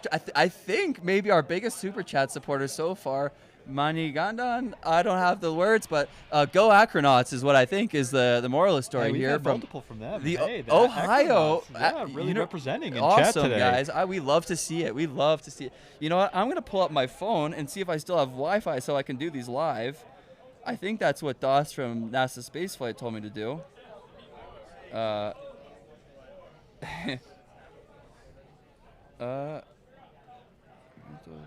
Okay, so Matt, how do you get to the stream we go to? Yeah, so if you're interested in, I guess you're already here. You're already here. If you need to explain to somebody else, go to our channel, check out the live stream. Our live stream, we have like and subscribe. Don't forget to smash the like button. And thank you for. Oh man, let's see. Ryan Gavette, thank you so much. Congrats, ASU, and go Devils. Michael, thanks for all the hard work. Mannequin, Kanan. Okay, there we go. Go Zips. That's it. The Acronauts for the win. There we go. Very nice. And Dennis, I think I got you earlier, Dennis. Dennis Crawford. Oh, no, you know what? Dennis Crawford is our biggest super chat supporter. Thank you so much for that. And go Acronauts, man. The Acronauts are doing a great job here. Can anyone break the record for? I mean, we've broken so many records already today with super chats. Vinesh, go TMIT. That's right. Thank you so much. In Thrust we trust. Yes, it is. And thank you, Vinesh, for all your support and the activity in the chat earlier today. I know I have been seeing a lot of Thrust MIT love. Jenny Lech, thank you so much for the support. I think coming from somewhere in Europe. Appreciate that. And Grace, again, thank you so much for the support, man. I am locked in next year for the super chats on screen, baby. This is going to be awesome. I'm so excited to have so many pads, so many rockets on the pads. And so many passionate viewers watching us. This is awesome, guys. Thank you so much. We put a lot of work. Logan and I have spent the entire year preparing to make sure this live stream comes off and gets executed the best as possible. 11.5 of the last 12 months. Yeah, that's right. He took 2 weeks of vacation. I probably took 2 months, but that's all right. That's why we make a great team. Now, cool. Thanks again for the super chat. Rooting for both your undergrad teams, Thrust MIT and Duke Aero. Wow. Awesome. What a combination. Yeah, two very passionate teams. I think I see Duke to my left, and I certainly see Thrust MIT in the chat.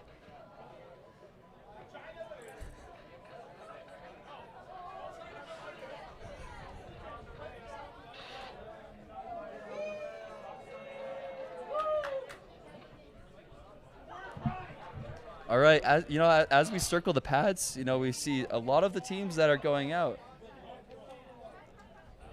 Case Western University from Deflect. Thank you so much. Go Case Rocket Team.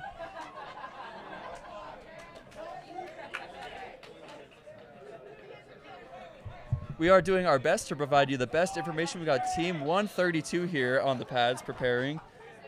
Team 132 is the University of Queensland, coming to all the way from I believe New Zealand. Correct me if I'm wrong. Ricardo Olivas, thank you so much for the support. Best rocket team in the borderland. Go NMSU Aggies. That's right. I think we're going to be the three-peat. Oh, man, I've got a second computer up here to do super chats with. Oh, man, we are cooking, folks. Oh, this is so good. Harry Burger, Ghost Wraith, AIS Scotland, excited to see the launches. I sure am excited to see the launches. If you can't tell, I have been waiting all day, man. There's nothing worse than having to find interview after interview after interview when you just want to see some awesome rocket launches. I know folks in the chat have been thinking the same thing. Stephen Castanon, thank you so much for the love. Go UC Berkeley Star, team number 112.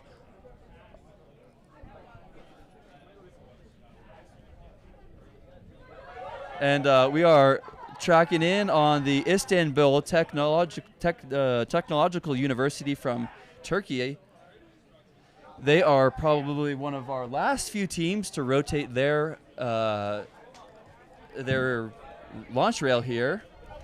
We are excited to have all 4 banks loading up.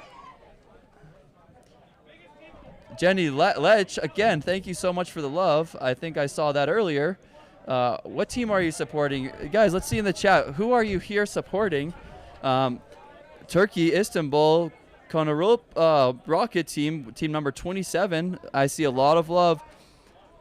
I didn't study my flag super well, but Martin, thank you. Go DUSF, team number 26.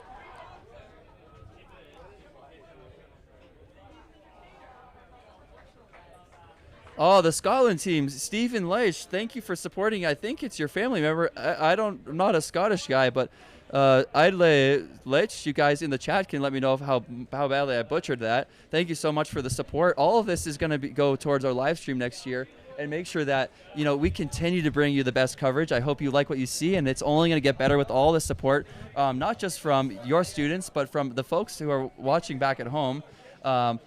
There is a lot of activity around me. I know I see a lot of teams who are very excited to see their rockets get off the pads, and I'm so excited to see the folks in the chat.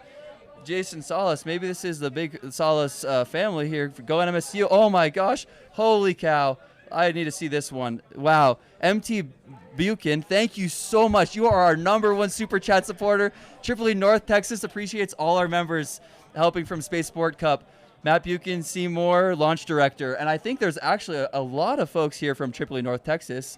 Andy Berger, I believe, the executive director of Experimental Sounding Rocketry Association, which helps put this event on, is a big proponent of Tripoli North Texas, as many of other folks. So thank you so much for the support. We are excited and glad to have you watching and online. I can't wait to get these rockets off the rail.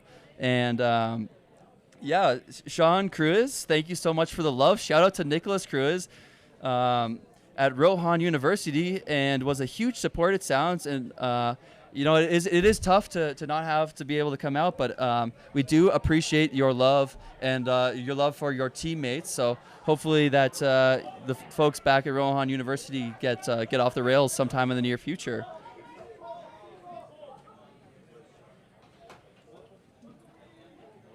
All right, it sounds like we've got a lot of rocket activity happening. And 2-stagers.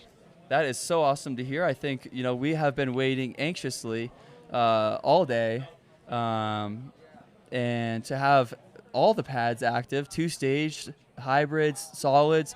Man, this is going to be a great afternoon. And Logan, looking behind us, wow, there is a lot of open spots of the clouds, and I think we're going to have a really nice afternoon. Wow, the sun has come out. The good energy is in the chat. Thank you, guys. The internet is back. We are booming today, and I hope we hear a lot of booms, not the bad ones, but the good ones. The good ones, maybe some sonic booms, some sonic deployment booms. charges. We are going to do our best to get every rocket covered.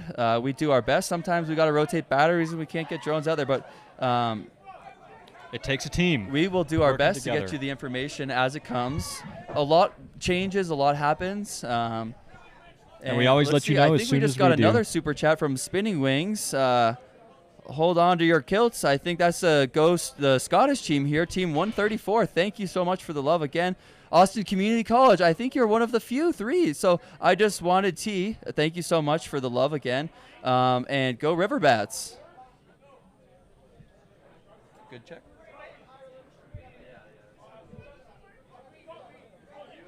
All right, we are live looking at hybrids. Logan, do you want to talk to us what we're seeing? Sure. I can see on the fins, Team 111. Let's see who that is. University of Calgary, working on arming their rocket. We can see them working with some wires there. I believe those are the wires coming out of the igniter of their rocket. They have quite the setup there.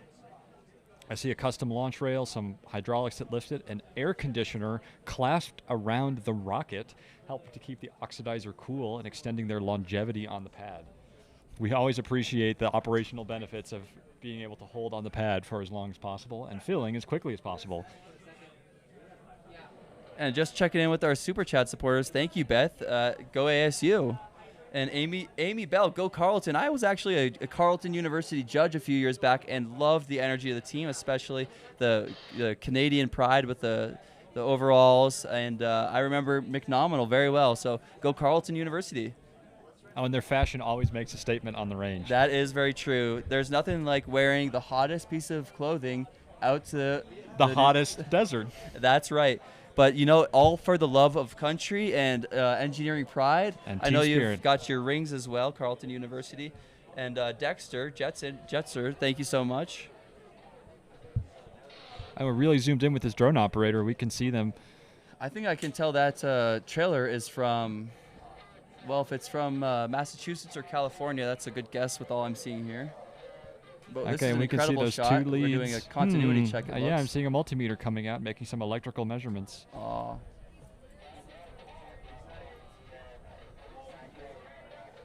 Oh, it's some of those look like some good nods. I'm encouraged. Let's see if they can get this off the pad in the next salvo. Oh, they're attaching those wires. Oh, I do appreciate some good strain relief to keep those connections together in the wind. There's nothing worse than leaving the pad and realizing they have fallen out because of some wind separating them. Looks like we got some duct tape going on. Duct tape fixes lots of problems. This is one of them. And thanks again, Managanan Kanan, for the love. I know Akron definitely appreciates your help as their advisor. Go Akronauts.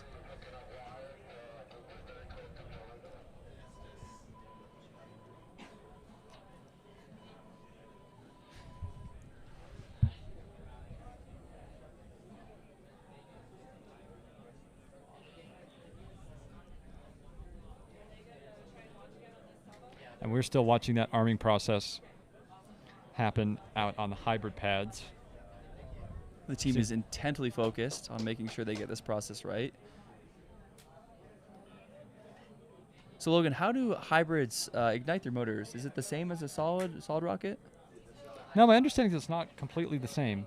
That there's some preheating involved in order to get the engine up to temperature before starting it combusting. That it's this multi-step process, in contrast to the single-step process of the solids. But I'm not totally familiar. Do you know more? Yeah, I think there's a few ways actually. I think you can do it the same exact way with a normal traditional igniter. But you can also, use other mechanisms depending on how your system is designed. I've seen spark igniters as well. You expand the potential for the ignition systems you have, given that the entire system is designed.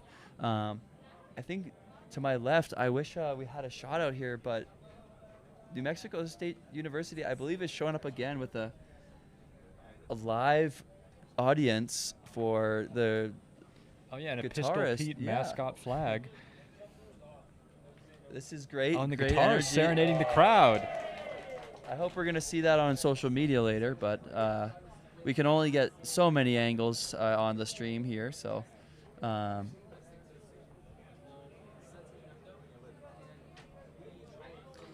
chat, we are watching you live, so show us your love, show us what you want to see. We'll do our best to make sure that happens. Any for new you. camera angles you're excited about? Yeah, let's see what you got. We've got the folks in the house to make this live stream better. Logan is the one. I'm just here to help.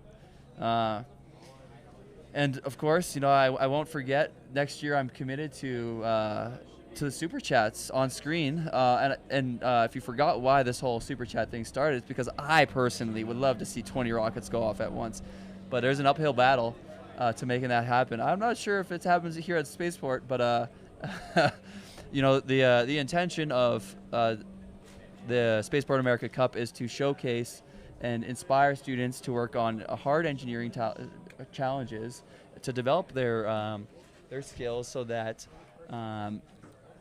they can be the future of our aerospace industry and as engineers. And this is a great hands-on experience. I know my experience as a student taking part of the competition has certainly helped me in my career and was critical towards having that experience and that community. Even it's not just about the jobs, but also the wonderful, awesome friends you make along the way. And I see some of these teams certainly have that relationship side of community that's going on.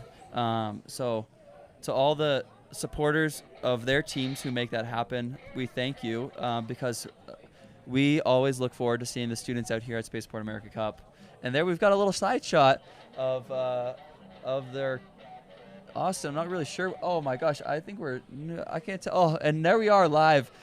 I hope we can mic that, but Austin's a great musician.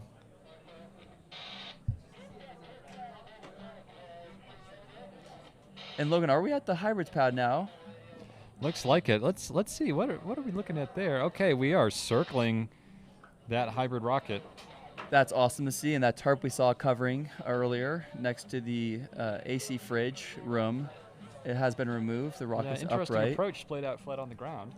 And I think the last person, second to last person, is leaving. 2 vehicles leaving. They're making their way back. And right at the top of the image, you can see the control point from which the hybrids are launched. All those collections of cars are at the safe distance. Okay, what do we see here? I think that is a camera facing the rocket. That is definitely a camera facing the rocket. And we're hearing some claps for our friends playing guitar, and I hope we are hearing some more claps for that last team coming back from hybrids pretty soon.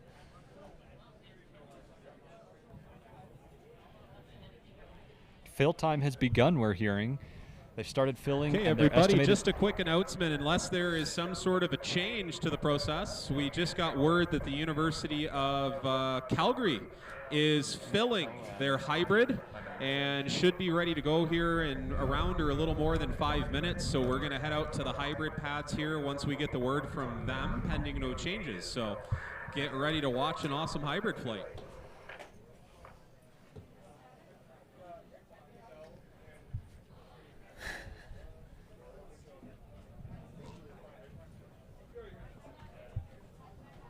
And look at this drone watching the rocket. This is going to be very interesting. We've got this clamshell around the rocket, keeping it cool during the fill process. But how is it going to open to let the rocket out? Or does it not need to open? Not quite sure. There seems to be some interesting engineering going on here that we look forward to seeing activated during the launch. And we are tracking many angles here. We've got a drone following a drone, or a drone following a shadow. And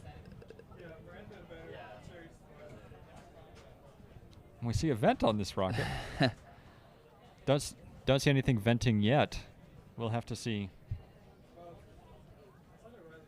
And they've got something transmitting at 916 megahertz. I really appreciate this well-labeled rocket. Yeah, I letting wonder. us know what's going on I was inside. wondering what transmission frequency they were operating on, but I now know it's 916 megahertz.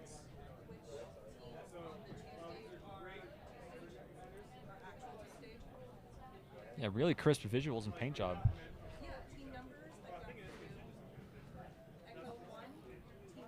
Alberta, Ontario, right? That's kudos to them. Livestream always appreciates a well-painted rocket. That is true. Can we see their P&ID diagram? Drone. Let's see. We've got a solenoid vent. There's okay, very good. That diagram you saw there, folks. Illustrates what and how the fluid flows through the system. So those little diagrams are very important to making sure that your system is built. It's like an electrical schematic or a mechanical drawing, but for fluids. And I'm sure that team has it there to make sure that they've built the system as designed and has wired it. We have a very interesting, this kind of looks like how I had my house rigged previously when it used to get hot. We've got an air conditioner feeding up to, where's it going, Logan? Well, it's heading up through some ducts into wiggling in the wind. So not quite zero wind. Let's check back in with the chat. I think I'm continuing to see lots of love for Turkey. U Calgary has a really cool live stream. I was watching the U Calgary live stream earlier. I'm hoping we can get that onto the stream as well, a little mini stream going. I was watching you guys, the Calgary folks, narrate earlier today. Very good work out there. I see some India and Argentina. UCI, we see you in the chat. Argentina, Thrust MIT, obviously. Carleton, very good. Love the frogs this year. Those frog cells are very interesting. We were listening anxiously to make sure that there was not a full frog in the rocket. Yeah, they really put that at the end of the sentence. They have a payload containing frog cells.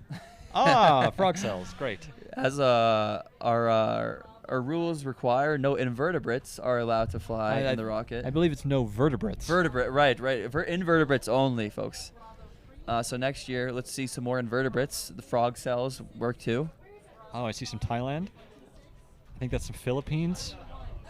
Really on a tour of the world right now. Yeah, I'm gonna America, of course. USA. Gonna have to go back to my we got some goats from WPI. I'm not really sure what country that is, but yeah, we enjoy animals too. The Philippines, welcome. I'm not sure what time it is there, but the Brits are here. India, of course, and Thrust MIT. Thank you, Abide. Yeah, thank you so much for the super chat. Managanan, we are going to do our best to get the Acronauts onto the stream. We can definitely try and pull them into the interview room. Wow!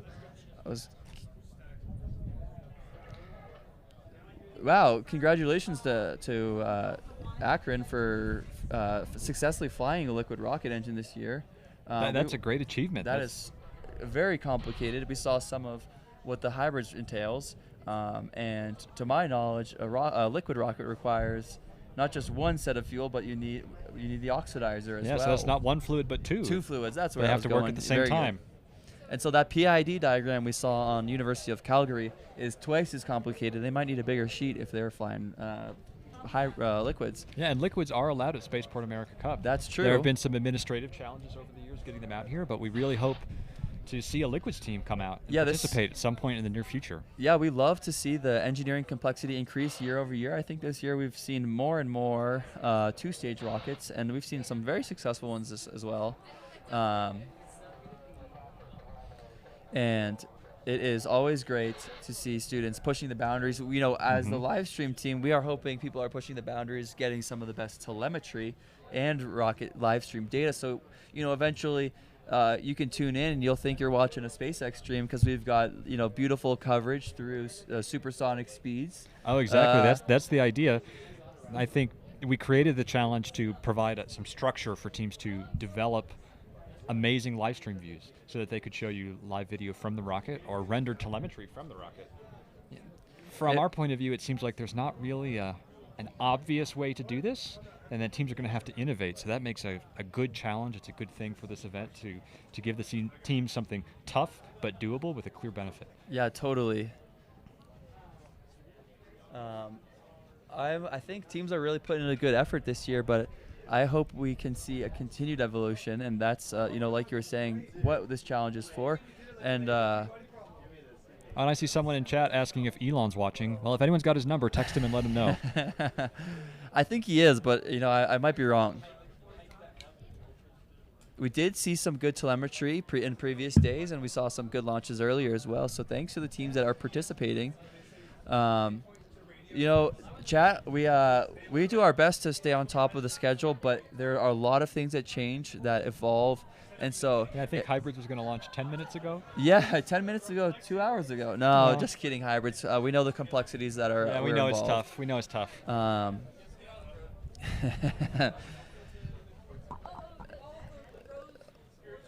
We are currently looking at the control system, like the launch control system that the University of Calgary has put together in order to manage their hybrid system. Yeah. So this is these folks are on console today for their hybrid, and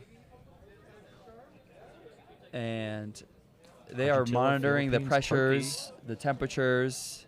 We had a great interview with the Turkish team earlier. But we'll have to see. Well, they're looking at lots of graphs, I am sure, evaluating the success of their fill process. And then when they're ready to go, they're going to go. Okay, so we're now coming to you live from NASA spaceflight. He is hanging tight with the hybrids team, catching some behind-the-scene footage of the control, the launch control booth there for this hybrid. So we saw the drone shot, but now you're getting to see some footage. Maybe we can tune in. I'm not sure, control room, whether or not we can listen in.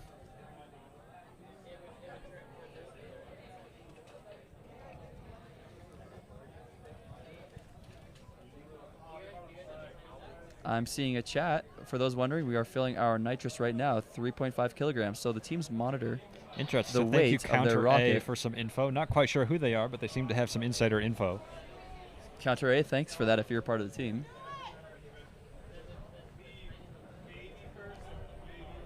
MT Buchan, thanks again for your support.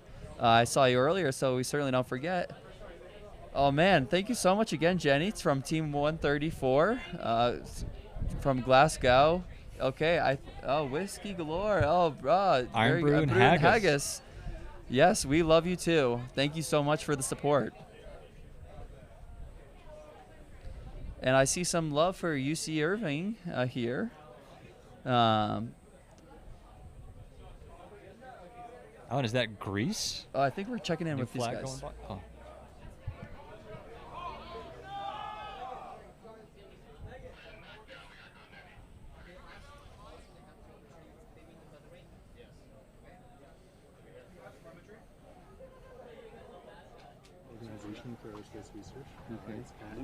Vinesh, thank you so much for the support again. 50 more rockets. Let's go thrust MIT. I would love to see 50 more rockets today. Hopefully we get to see 50 total. I think we already hit 50 cumulative.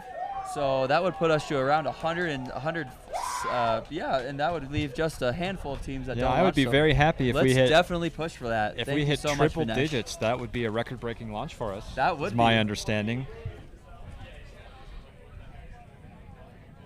Dominic, I'm not super sure. Well, I see some technical questions in the chat. Yeah, this is great. The authoritative source for that is going to be soundingrocket.org. You're going to look at the competition rules and the design, test, and evaluation guide. That has all the technical information teams use to design their rockets Counter for A. a competition. I see your tank has a capacity of 24 liters. We have your own stream going.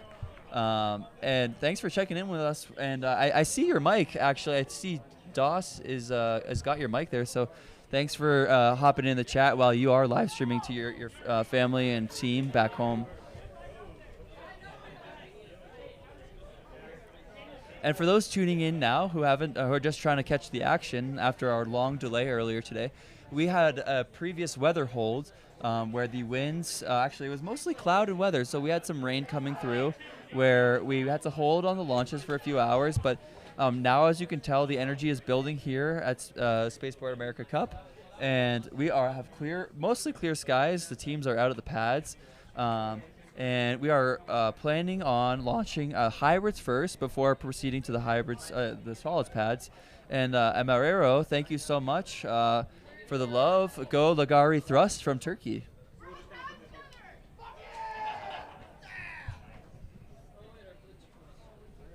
Awesome. So we are looking at an aerial view of the hybrids pad. You can also see the solids pad. in the upper right in the distance, but Hybrids is going to launch first. And the sun is starting to come out. This is perfectly pleasant out here. This is a beautiful day. Right Earlier now. it was a little. We've got a light breeze. Okay, don't want too much wind, but as a human, a little breeze is pleasant. Yeah, it's super pleasant. I don't mind a little bit of cloud coverage as long as it doesn't affect the rocket launches. It does help keep our teams and our staff, well, volunteers really. All right, look at this beautiful drone shot coming to the Hybrids pad, checking in again. No wind, please, Chan man. I am with you on that.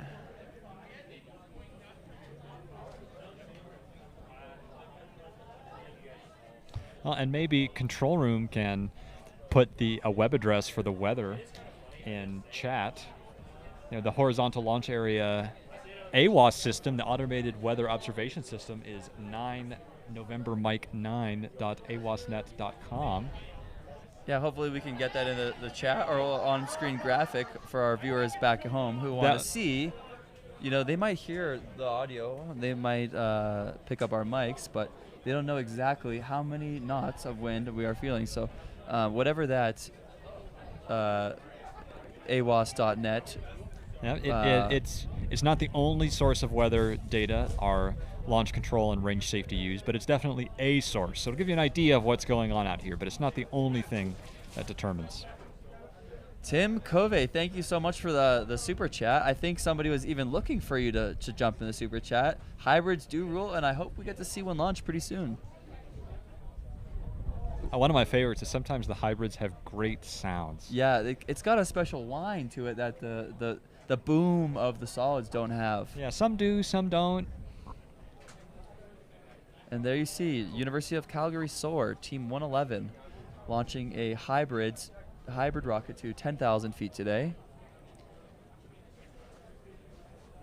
And they're in their own category, right, as they are a student researched and designed 10,000-foot rocket. That's right. So they'll be competing both in that individual category, or in that particular subcategory, also the overall Spaceport America Cup, the Genesis Trophy. A little bit different every year. You can look forward to the reveal at the award ceremony. We have a red flag here at the solids pad.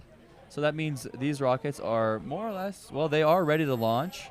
All of the teams are coming back. I don't know if we can get a drone shot or even a other camera shot of all of the activity. Chat, you guys are funny. We are waiting for the solid rocket teams. Let's see if we can get a shot of us behind us here. Yeah. Behind us, we've got a lot of rockets coming, a lot of teams coming back behind Logan's head. Oh, that's hard to do. Yeah, there we go. And that red truck in the back is pad manager Tony Hewitt's truck. Very distinctive. He's always the last one out. That means there's no one else to vacate the solid pads after he's made it into the safe area. Maybe we can even show the crowd cam from the IP system we have here to see how the activity is building up around us. As you can see, the teams are filling up behind us. The crowd noise is building. Who's excited to see some rockets launch? 3 minutes to soar. I hope you guys are providing me some good info because my info is on the line here, folks.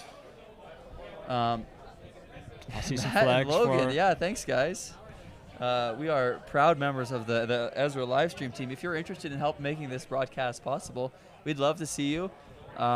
You can reach out through their volunteer site. That's right. You can go on the website, soundingrocket.org, fill out the volunteer form, and let us know you want to do live stream. Yeah.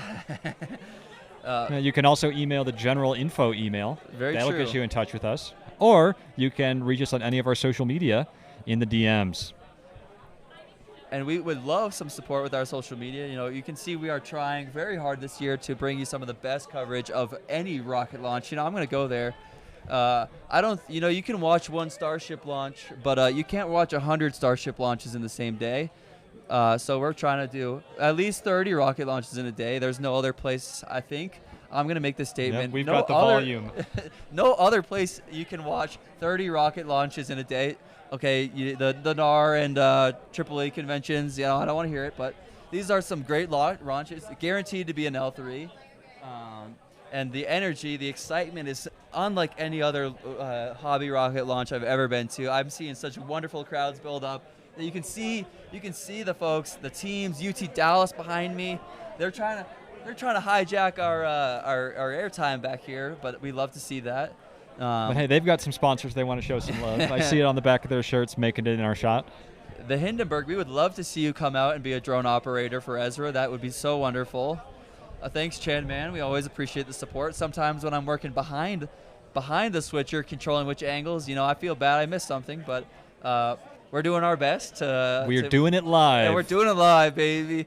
We're almost gonna lose our view of the There's range. So many because students. There's so many students. The excitement is just you can just feel it out here. So many teams are just so excited. I think we've got. I'm seeing a few minutes. Oh, we're actually getting news that we're going to solid rocket So we're going to go out Team 90 at Delta 3. Get some of the solids going. So we're going to swing back over to pad D3, which is Texas A&M from College Station. They're flying Telemachus on an M3464. All right, so you just heard from our LCO. Texas A&M, where are you? Because Holly's looking for you. I can't fly you till you're here. Wow, folks. We are barely even we're just gonna be looking into live stream. I can't even turn around.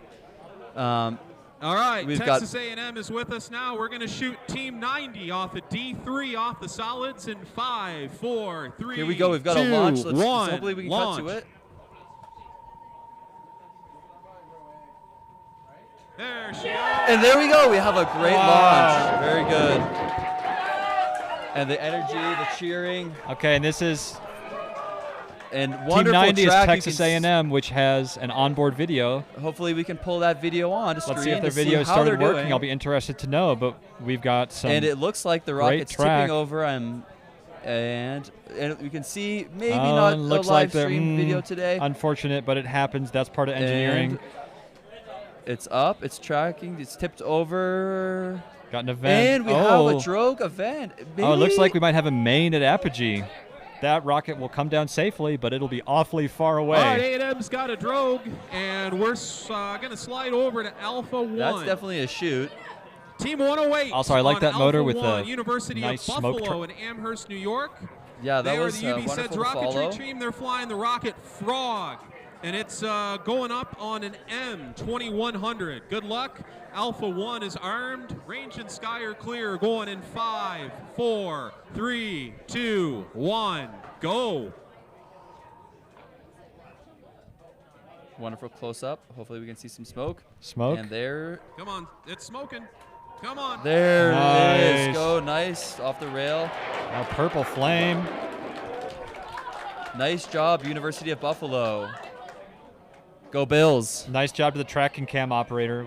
We love being able to see it all the way up. That is really hard to do, folks.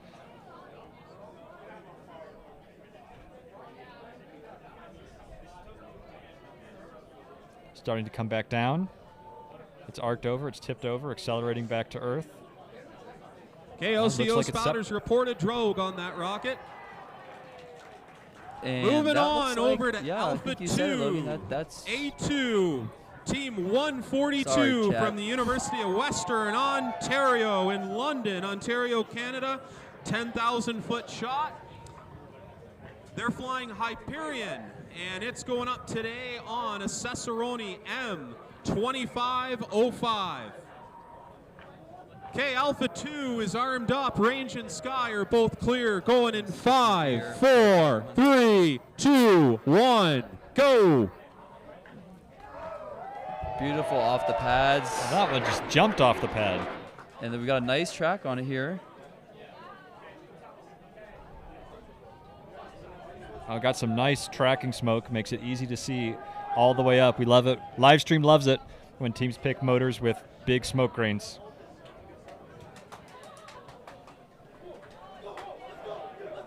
It's coming back down, looking for a parachute. There it is. Let's see some love for these great launches. Okay, we've got a chat, drogue team. on that rocket from the LCO. That is the drogue on that. And we're going to move on over to Delta 2, Team 100 from the University of Texas at Dallas in Richardson, Texas. They're flying the, let's see, the rocket's name is Sledge, and it's going up today on an Aerotech M1850 white. D2 is armed. Range and sky are both clear, going in 5, 4, 3, 2, 1. Get it.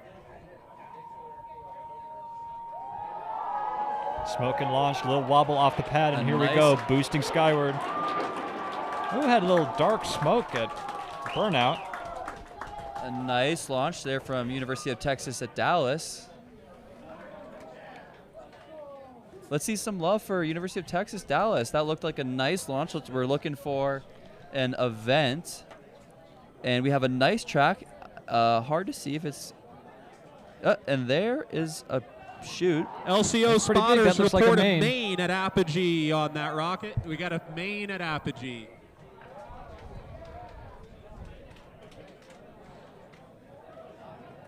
Okay, moving on to A3. Pad A3 is team 82 from San Jose State University. They're doing a 10,000-foot shot. They are the Spartans of the galaxy. Their rocket is Stratospartan. It's going up today on an Aerotech M1845. San Jose, your pad is armed. Range and sky are clear, and we're going in 5, 4, 3, 2, 1, go. Nice. And look at that track off the pad. Very nice. Nice job. How about some love in the chat for that drone operator getting in position in time to see this rocket. This is tough, rapid fire on all the drone ops and can ops to get in position on the right rocket. Easy to make a mistake. Very nice job, San Jose State University. Just a few minutes away from where I used to work. Very nice. LCO spotters report both a drogue and a main on that rocket at apogee. And a possible separation.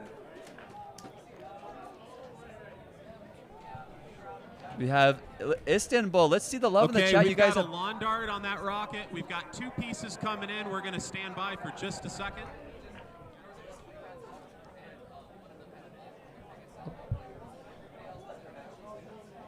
ITU, this is your moment to really show up in the chat. Let's see those Turkish flags.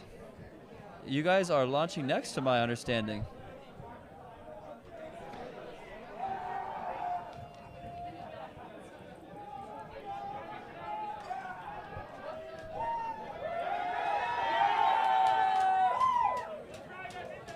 All right, moving on over to Alpha 4.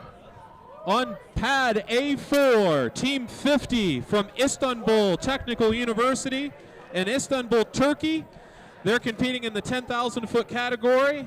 Their rocket's name is Tomris. That's a great shot. We are in and it, it's folks. going up today on a Cesaroni. We are getting you the best angles. 2020.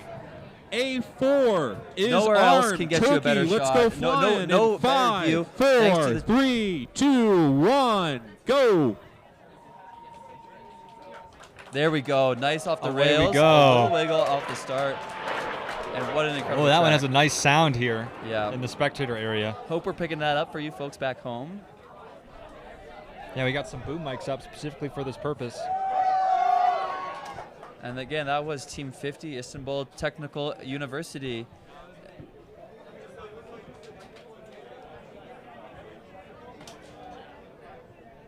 And there's a shoot. Oh, we are seeing 2 shoots on this. Is that a payload deployment? Very nice. We might have had a payload deployment from what I'm yeah, seeing. wait, is that another rocket up there too? We are going so fast. We might be seeing multiple shoots up in the air today. Okay, wow, coming down look the at that. side. That is a great track, and we got the K bottle from the hybrids to occlude this view. But wow, what a beautiful sight of rocketry! K bottles, propane, parachutes. You can't ask for anything more. Okay, we're going to keep an eye on that one rocket there that's under main kind of coming our way. In the meantime, we're going to call pad A5. Pad A5 is Team 132 from the University of Queensland in Brisbane, Queensland, Australia. Let's see, their team name, they're UQ Space, and they're flying Hera. And Hera's going to go up today on an Aerotech M1845. I'm going to do another check on this rocket here. Okay, here we go. I've gotten the thumbs up on this. Let's send Hera, team 132 off Alpha 5. In 5, 4, 3, 2, 1, go. Very nice. Nice. That beautiful purple paint job launching skyward. A very excited team here to our left, Logan. Here comes the chant. Got that team spirit. Yeah, hopefully we can get some audio of the crowd too. Maybe that's the next year. If we can see some love in the super chat, we can have some mics on the crowd next year, I think. Just to bring you all the energy we're feeling here sitting next to all these awesome teams. Okay, we've got a drogue on that rocket. Good job.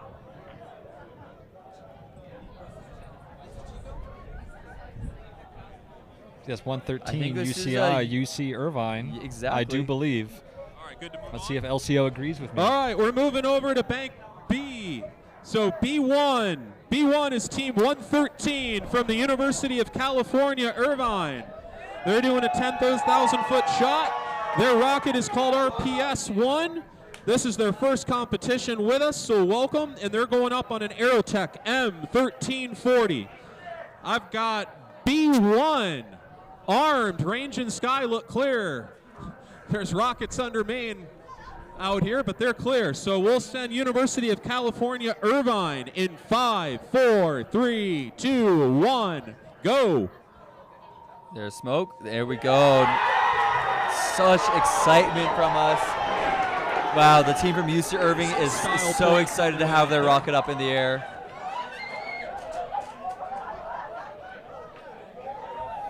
Congratulations to UC Irvine. I think that looked like a wonderful flight. Let's see, and we have a drogue. It looks, maybe main. Hard to tell from our angle.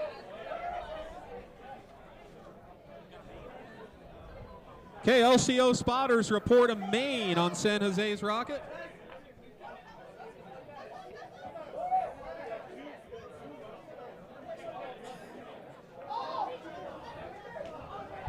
And it seems like we're going back-to-back on the California teams here with California State University from Chico. Very nice. And we're also hearing in our ears that we might have a two-stage jump in here at some point when they're ready. We'll have to see. But we are back-to-back guys, solids we've got right a now. rocket that's kind of descending directly over the solid salvo here. We're going to kind of let it. It's coming down quickly. We're going to let it kind of come down out of the way before we put team 12. There we have will be the next beautiful to fly. track of the New Mexico horizon. And there is a rocket under parachute. That is exactly what the team wants to see. Their recovery teams will be heading out soon. Maybe they might be using this footage. And there is the second event. The team is thrilled to see the main come out exactly as they planned.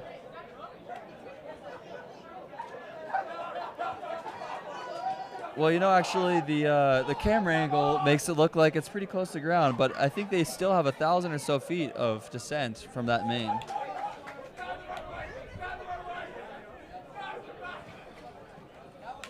Wow, I hope we can get this crowd. Maybe we can even show us behind us. I don't think there's... Two-stage is going to be next, we're hearing. That's what it sounds. All right, And guys, that's a we're red going to flag, switch gears folks. and Very swing out good. to the That's all two-stage pads. I just got the thumbs up to send team 56 from the Municipal Institute of Technology in Manipal, India. 30,000-foot shot, two-stage rocket, and it's going to boost on the C-Star N5800 and go on a sustainer from there. All right. Oh, is it a single stage? I'm sorry, it's a single stage. All right, just kidding. Single stage, so it's going to be an N5800. Chat, your favorite. All right, range and Thrust sky are both MIT clear. I've is got up Echo next, 2 I armed believe. up. Good luck, Team 56, India, and we'll send Manipal you in Institute of 5, Technology. 4, 3, 2, 1, go. What a solid launch. There we go. Nice. Oh. I hear some... All right, a little bit of a rapid aerial disassembly. Here's some ooze in the crowd. It looks like a falling piece of a rocket. That N5800 is an Let's see, unforgiving and rocket nice motor. tracking. That's I for think sure. we're going to see uncontrolled piece. Yeah.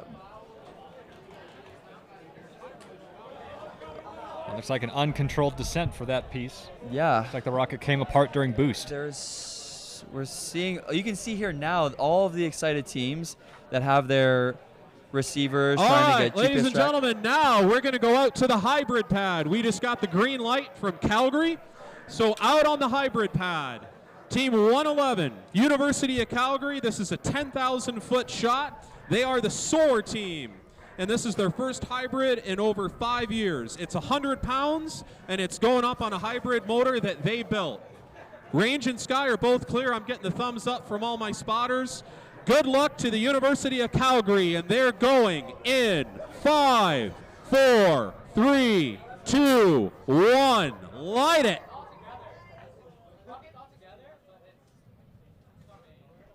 Some nice coverage live from the pad for this hybrid rocket. We'll be listening to that very we see distinct that sound. That clamshell is Did we see open. any activity? It's hard to see if the igniter's kicking. I'm not seeing any smoke yet. The clamps are released. Those white. Oh, so the mystery's been solved. It opens before launch. Certainly wouldn't want them opening after launch. And it looks like this hybrid's having a little bit. Okay, guys, they had a cold, but they're good to go now, so we're going to give them another count. University of Calgary in 5, 4, 3, 2, 1. Go. And we have what looks like an ignition. Smoke. And there we she go. goes. Very nice. Wow. University of and a little wobbly. Oh, but went out and came solid back. descent. How cool and we is got that? wine. Wiggle. We got a hybrid wine from that. Yeah, definitely heard that. Round unique of applause wine for the of, University of Calgary and that on was an University of excellent hybrid Calgary flight. SOAR. Well done.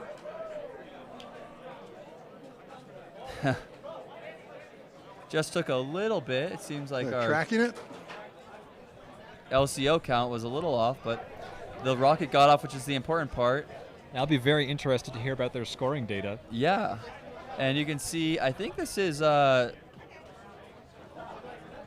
stream from Doss from NASA Spaceflight. He is out with the team, University of Calgary, and I think they're also streaming live. You can check out their YouTube channel if you want to see what data they're pushing out.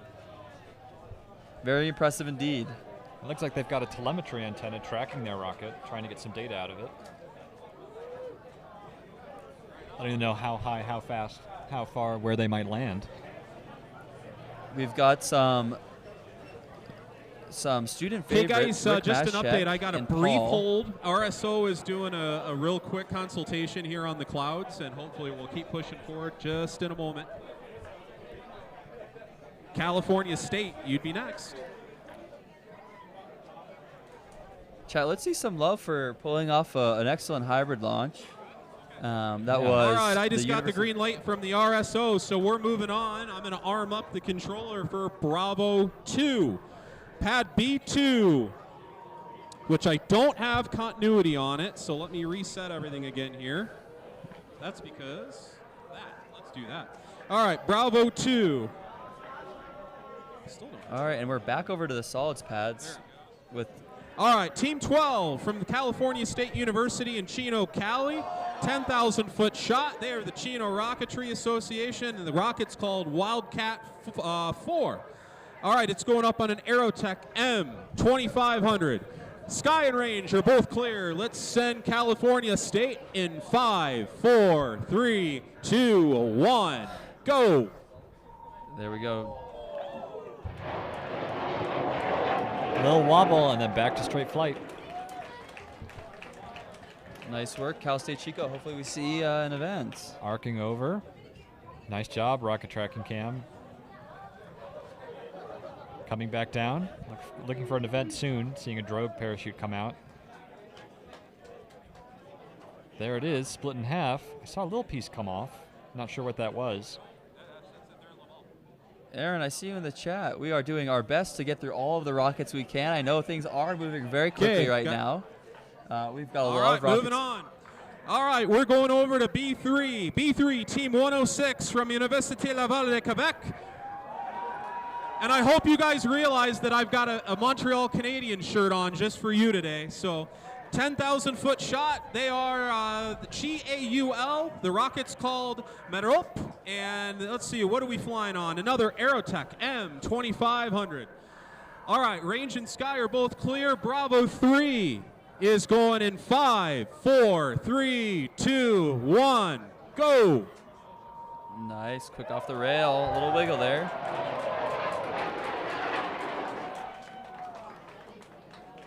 Again, a beautiful track, and contrasting on that white background. Oh, I'm hearing some oohs from the crowd. Everyone's holding their breath. Will we see it have an event, or will we see it go ballistic? Coming back down. Woo! There's the. All right, Quebec, deployment. you have a Very drogue. nice. Go Quebec, go Habs. Good flight. All right, we're moving on over to B4. Team 86 from Southern Methodist University in Dallas, Texas. This is a 10,000 foot shot. They are Mustang rocketry. The rocket's called Pegasus 1. It's going up today on an Aerotech M2500. Range and sky both look clear. SMU, we're going to send you flying in 5, 4, 3, 2, 1. Launch. Nice smoke.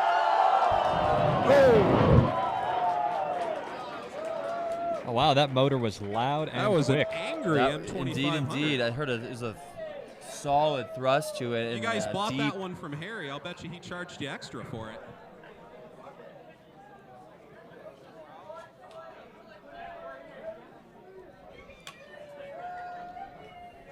All right, SMU, LCO spotters reported drogue on your rocket. We're going to call B5. Team 26 from Durham University in the United Kingdom. Welcome to Spaceport. They're flying in the 10,000 foot category. They are the Durham University space flight, and the rocket's called Rosemary 1.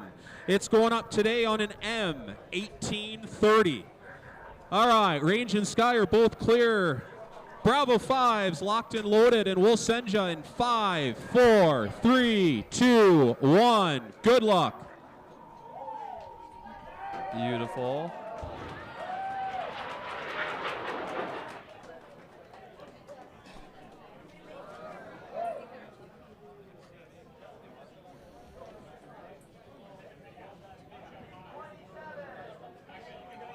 Oh, lost the track on that one. That's okay. We're gonna listen for some crowd reactions and see if anybody can see it with their eyes. Up next, we're going to have a New Mexico State University. LCO spotters call it drogue on that rocket. Well done. All right, we're going to slide over to the C bank now. On C1 is Team 66 with the hometown advantage. New Mexico State University from Las Cruces. They're doing a 10,000 foot shot. They are the Atomic Aggies. The rocket's called 3P, and they're flying it today on an Aerotech N2220. This is a dark matter motor. This is an awesome motor, and C1 is armed. Let's send the Aggies in 5, 4, 3, 2, 1, go. Oh, a sparky motor. A little bit of a tilt there, but wow. The thunder off that motor. Sparkly crackle.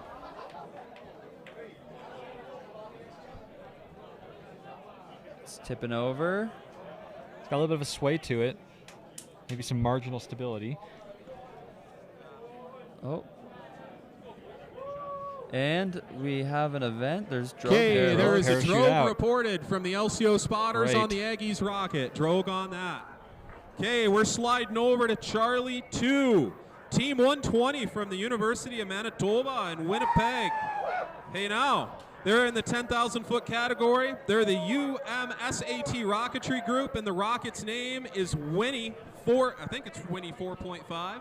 Yep, Winnie 4.5. All right, Winnie 4.5 is flying today on an Cicerone, N1800.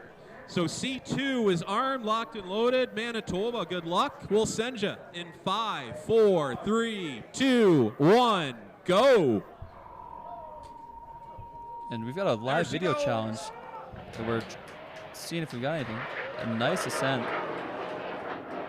Nice long burn end motor. Oh, and I saw something. All right, that we've didn't had look a like normal separation on ejection. that. We've got multiple pieces coming Oh, it's down, in a bit pieces. of a shred. Oh, look at all the pieces flying. It's confetti out And on the range. Normally we look for like 2 or 3, but I think we see 5 or 6 here.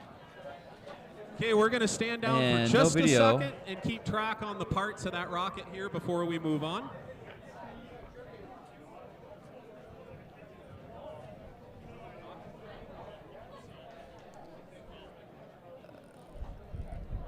We've got the University of Strathclyde coming up here.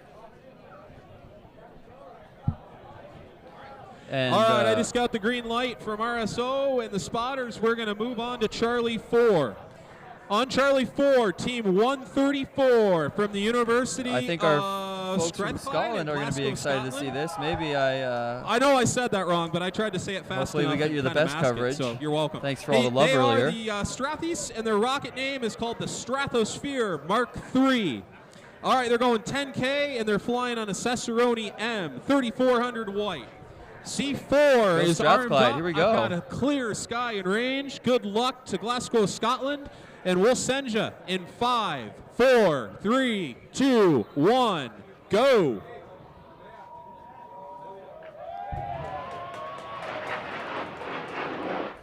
And folks, you are seeing 2 of our rocket tracking cams just because we want to make sure you get the best shots. It's hard to see these in person and on the live stream, so sometimes we need to double up for redundancy.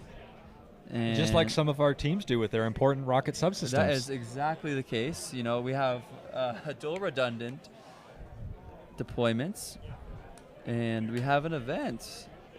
It looks like it's under drogue Okay, now. LCO Very nice. spotters reported drogue on Scotland's rocket. Very well done. Under Great drogue, work. copy that. All right, we're going to slide over to Charlie 5. Charlie 5, all the way from Thailand, Team 45 from Mahidol University in Nakhon Pathom, Thailand. They're doing a 10,000-foot shot. Their team name is the Radiance, and they're flying Mana version 1. It's going up today on an O sugar motor. Rock and roll.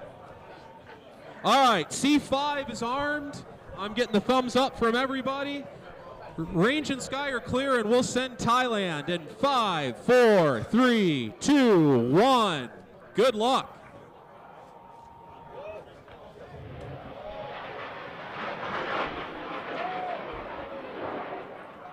Cool motor, Thailand. Good job. That was a cool, cool motor.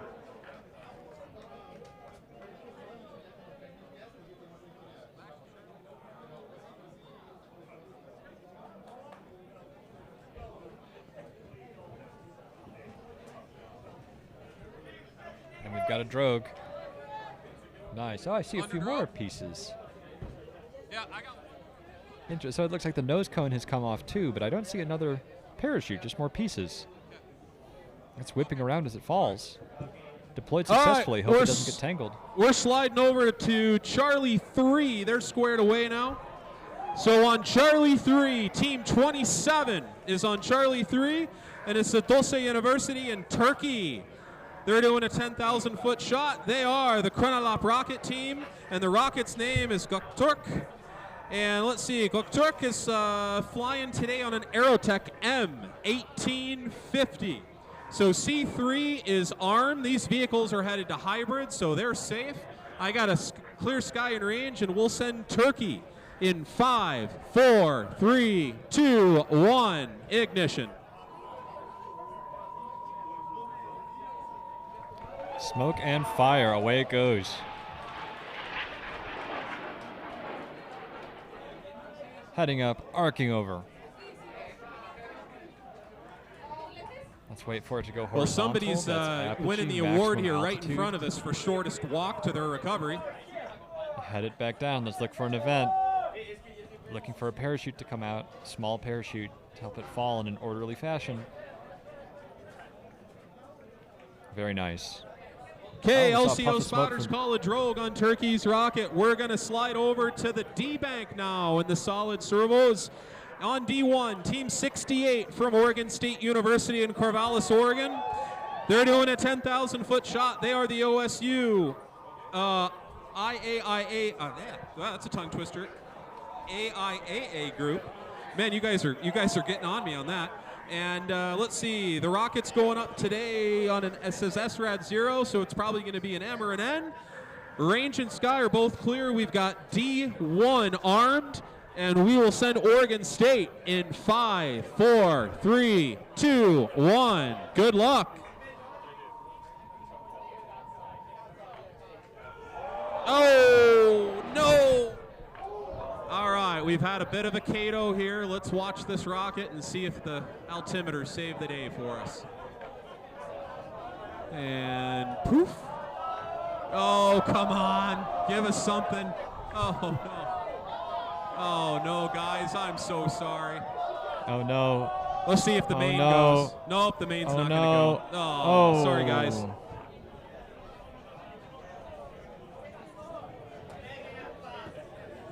And that rocket did not deploy its parachutes, just impacted the ground.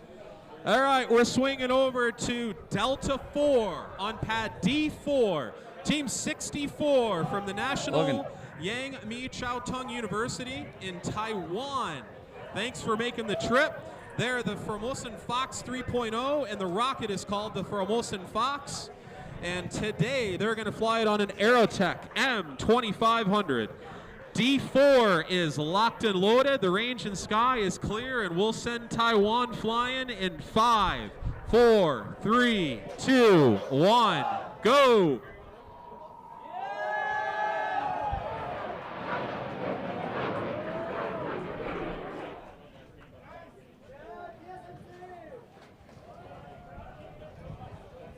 Logan, do you think we have any big shovels around? Well, I'll use a small one many times. Yeah, I think some of our teams are going to need that after that last launch. Okay, LCO spotters call a main at Apogee on that one, so we've got to shoot on that. And that is... Oh, it's separated? Okay. And... All right, sliding over to D5. On D5, Team 6 from Anteo de Davao University in the Philippines. Welcome to Spaceport. All right, let's see. The rocket's name is Cybele. This is their first entry in the Spaceport America Cup, and their rocket today is going up on, let's see, they got a lot of motors in here. It looks like a M2400, an M2100. All right, an M2100. D5 is locked and loaded. Range and sky are both clear. Good luck to the Philippines. Sending you in 5, 4, 3, 2, 1, go.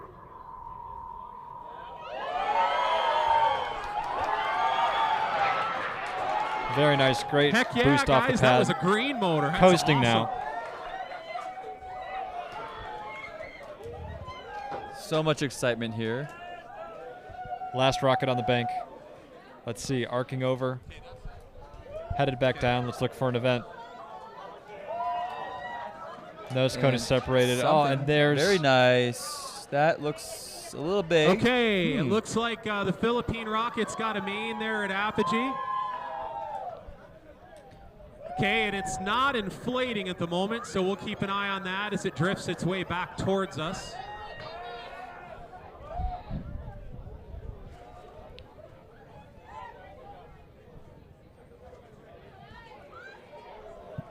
Okay, LCO spotters, multiple report that the main did shred on that, so it's working its way towards us. We'll keep our heads up on that.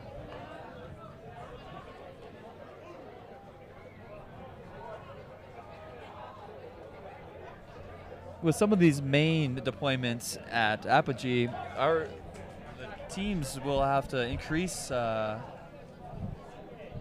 recovery range because the extra drift brings it down to quite a bit slower. Oh, this main looks a little bit tangled, so it's going to be somewhere in between. It might have so more drift than expected, but also more impact than expected. That's in right. between on both. Chute shredded. Yeah, it kind of does look like a shredded chute.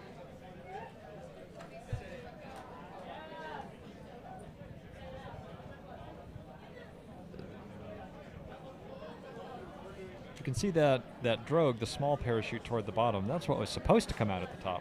Well, we got a few extra parachutes. But nonetheless, a great first entry into Spaceport America Cup. Any rocket you get back is a great achievement.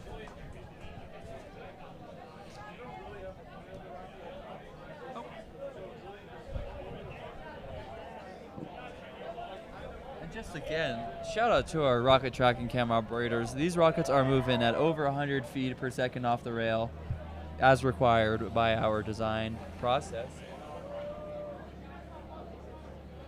And that is a very fast rocket to follow, and they with tremendous acceleration. Tremendous, exactly. Yeah, let me know in chat if anyone's got a sports car with more than 10 G's acceleration. There we go, and there's touchdown. Oh, there's some love. Let's see the love from our viewers here. And maybe you can even see us too in the back. We're going to pull out there. Very nice. We are underneath that big white tent. And as you can see, the students have completely surrounded us. What a good problem to have. Very nice. This is a wonderful crowd here. The energy is so exciting. I'm so glad we are getting rockets off the rail as quick as we are. Earlier, we were look stuck. at this. Look at this. We got. And we have two-way traffic at the range. Just.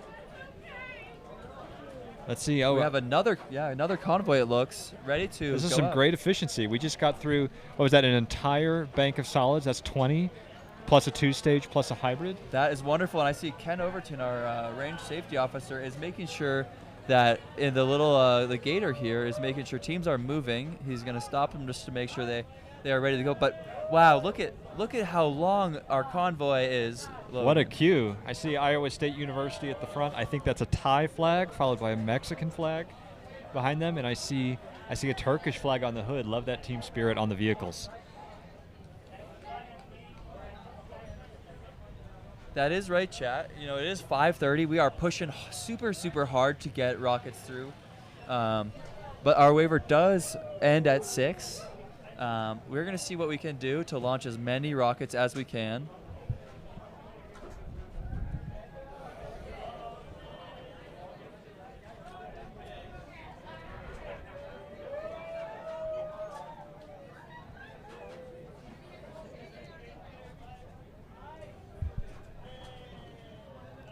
MT Buchan, that's a great idea. Definitely add a mic at the launch pads. You know, I think we are trying some things new this year with boom mics, but there's nothing like being right underneath the blast of a rocket. So I'm not sure what that sounds like, but maybe it's better if we don't know from personal experience. We'll let the cameras do that hard work. Yeah, and you know, if we keep getting the support, maybe we can you know, continue to grow the live stream operations and get these beautiful Subaru advertisements. Okay, folks, just a quick announcement to keep you in the loop here. We're putting some good content. 2 that are still 3 out at 2 stage. We are on a cloud. Let's hold go. So LCO is going to be ready to smash buttons and make motors ignite. But we are on a cloud hold, so we'll be ready to go. And if the clouds allow prior to the 6 o'clock deadline on the waiver, we will send the rockets out on the 2-stage pads. We are standing by to hear more about the range on hold. It sounds like it might be related to our waiver. Yeah, the range opening, Spaceport America's airspace is controlled through a combination of agencies. The FAA is involved, White Sand Missile Range is involved, the military, and Spaceport America itself. So they are all involved in getting us this airspace. It's great because it means we have total control and can keep aircraft out. But it also means the start and end tend to be very rigid. Yeah, a good, you know, Chad, thanks for recognizing it. We've got some great drone pilots. Some of them are very competitive FPV drone racers, and they're just having a good old time flying our cinematic camera drones. But yeah, I would love to talk to you all day about what software we use for broadcasting, and hopefully later this, maybe tomorrow or after today, we can do a little tour of behind the scenes. Behind the scenes. Right now, we are we are the scene. Well, not really. We're just the voices. That's all right. But usually, Logan and I. We're back. Hey, hey, very nice. Here we go. usually we're behind the camera equipment, switching our shots and making sure we get all the angles and pushing out a stream. So, problem solving. But now, instead of being behind all of the action, we are in front of it. Yeah, we thought we might come on front and learn about the. We are still actively monitoring the chat. Simon, I see you there. We are monitoring the clouds, but at the end of the day, it's not my decision. We defer to the LCO and the RSO. And that looks like wow, what a great shot. This is an Some ejected remnants of motor a motor? casing. Benet, yes, you do get a cool live stream hat and outfit if you volunteer. It's part of the uniform. That's actually why we got them. And thanks, Craft Mechanics. They put a lot of work into, bringing the best. And it's been a long process to really level up our game. So thank you so much for recognizing the effort that's gone in.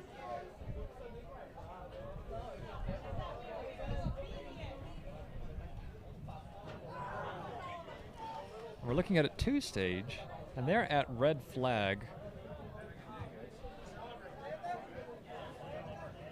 So they might have a chance. We're hearing that these two of these rockets will try and launch, but the third is going to fall back and won't be able to today. So it looks like we're optimizing. The range is optimizing for trying to squeak out a few more rockets, 2 more rockets specifically, before the end of our airspace. We'll have to see. It looks like those people are retreating so that they can get back into the safe area and we can launch these rockets as soon as possible before our hard stop at 6 p.m. local time.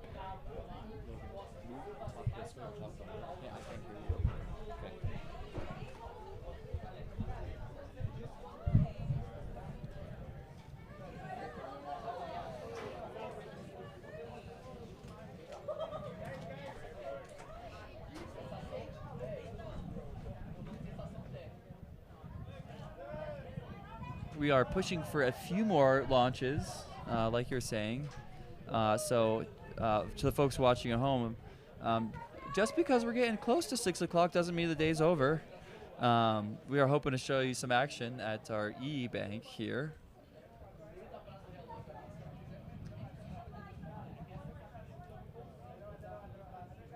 And we're at the 2-stage pad, and you can see these pads are a little different than the pads at solids. These are a little longer, a little sturdier. Yeah, why do they need to be longer, Logan? Well, that's because the 2-stage rockets, just as a general rule, tend to be longer, heavier, and be a little slower off the pad. So Right. in combination, being able to hold them rigidly and guide them for longer in their initial stage of flight helps keep them stable and pointed in the right direction. Very nice. Yeah, it's important that our rockets have all of the ground support equipment they need to get off safely. And our solids, it looks like we are getting ready here. Very nice. Both of these are going to be 30K flights, the higher altitude option. Chad, I love the action and love the engagement. Let's stay nice to each other. Everyone here is working hard to put out some great rockets. The student teams have spent years and effort. Everyone is doing their best, and we are so excited by the energy we see in the chat. So keep it up. Yeah, I love that camaraderie. Hey, chat, let's compliment your favorite rocket that's not your team's. Yeah, which rocket do you love the most that's not your own? What have you seen cool, today's stream, the past week? Maybe we might even sneak in a few super chats for some of the best rockets. If you think you've got the best rocket, maybe throw in a little super chat. We'll see that on the chat here. And we're still taking a look here at the pads, trying to keep an eye on what's going on. And tomorrow, I think, is going to be another solid day. I haven't checked the weather, but I'm feeling good after today's out. We really recovered after the weather earlier today. I know I see a lot of excited teams that are going to get out to recovery tonight. There's a lot of work ahead to find I don't even, Logan, how many rockets did we just get through? That was so many so fast, I can't even keep track. Well, I'm not exactly sure, but I think it's somewhere roughly 22. We've got 20 pads at solids. We saw a 2-stage. We saw a hybrid. We launched something from all the pads in that last grouping. Yeah, that was quite a bit, and we were worried whether we would get through that many. I think that'll push our count to 70 or so. 70 plus? That Yeah. sounds about right. We'll do a final tally tonight and let you know first thing tomorrow morning. For sure. And tomorrow we start early again. The range opens at 7 a.m. if I understand correctly. Students can come into the VLA earlier than any of them would normally wake up during, or really earlier than I usually woke up. I think the gates open here at the VLA at 5 o'clock. Is that right? I heard 4:30. 4:30. But, Okay. you know, the two of us are staying here on site. Yeah, that's right. We are so committed to bringing you this wonderful stream that we stay on site. We sleep in an RV. It's a very nice RV for that matter. But we want to be here as early as we can to get our system, our live stream set up so that we can bring you the best.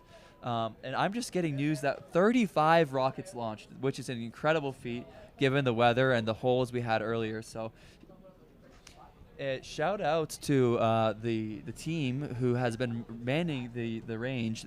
I know there have been some frustration previously, so actually breaking news, it's 37 rockets. So Launched today. Yeah, launched today. Believe it or not, we were on hold for like 2 hours, I think. And we managed to get 37 off, all things considered. So that puts us at a really nice punch, and I hope the teams that are ready will be here bright and early. I know we'll be ready to go live at 7 a.m. to catch the action. Absolutely. That's why we're here, why we're staying on site, so we can be ready to go with the content for you guys immediately first thing in the morning. We know so many folks aren't able to make it out to the VLA. It's not an easy feat to bring a full team. Yeah, our stats say that for every student who's on site, there are 2 at home, at school, who weren't able to make it. Yeah, and it's just not the team members who aren't able to make it, but all of the family members, the faculty, the advisors, their sponsors. It's a big feat to get out here, just the students alone, and to be able to share what they've been working on with the teams and their support network. That's why we're here. And we are operating on mountain time, so it's 5:40 here. The range closes in 20 minutes. We're going to do our best to squeak out another 2 flights, I think. Yeah, we'll see what happens with these 2-stagers. Launches from the 2-stage pad, not all of which are actually 2-stagers. Chad, if you want to let us know where you're from in the chat and what time it is, we'd love to know. Is anybody staying up super late tonight just to see? Is anyone really trying to hang tight for their team to launch these last 20 minutes? What time is it back home for everyone? Well, hey, there are going to be some teams staying up late tonight. Due at midnight tonight. That's the team right. video challenge and the live rocket video challenge submissions due at midnight. I'll be up grading them. Yes. Teams, we're going to check out some of the great flights we saw earlier today. There have been some amazing, and we're going to check out now. And let's see it. Oh, wow, look at that tumble there. And it keeps going. Oh, my gosh. That rocket, I don't think I saw that live, but that was one of my favorite replays I've seen. I saw someone in chat complimenting that structures engineer for the top half of that staying together. Ooh, the double swirly. That's a new one for me. Oh, baby. I think all that the was angles. Duke. Oh, man. Thanks for waking up at 5:11 a.m. and sticking with us. Or you've probably been up all night. I mean, we've been live for, 7-8 hours. I don't know what time it is. Tag us on social media if you've got a group together watching this. Yeah, we would love midnight in Ireland. Wow, very cool. Thanks for sticking through. It's just about time for dinner for me. But I'm not leaving till the last rocket clears the pad. I think that's Absolutely what they say. I think Texas A&M University did get off the rail. I'm not sure how well, but we've got a live stream with a recorded feed, so you can check back and see who launched today. And I think there are only 2 rockets left on the pads. Isn't that right? That's what I last heard. And they are 30 Ks, if I remember correctly. So if you're hanging tight for some big thunder, might as well stick around. We might be able to sneak that in the next 18 minutes. Right. Well, one of them's a 2-stage, so you get 2 events in one. That's like you get a separation. That's worth three rockets at least, That's right? True. You get a separation. Maybe event. 4 because you it's get pretty a parachute. That's 5. 5 rockets plus ignition. That's 6. Wow. Helen, thanks for staying up. It's after midnight. You've been watching for 10 hours. Oh my gosh. Thank you so much. I hope you didn't get too annoyed earlier today when we lost our internet connectivity. That was a great demonstration of how water affects long-distance Wi-Fi links. We have microwave backhaul from our live stream control room back to the horizontal launch area hangar where Spaceport IT is. So that gap we bridge with wireless, and turns out it cannot handle rain. Yeah, unfortunately, launching rockets in the desert is not the easiest thing. I've just got breaking news that the 2 stages are not going to be launching today, which is quite a bummer. I was really hoping we'd get to 39 rockets. 37 is great, all things considered. Okay, folks, just an announcement. We just got word that the rockets at the 2-stage pads are standing down.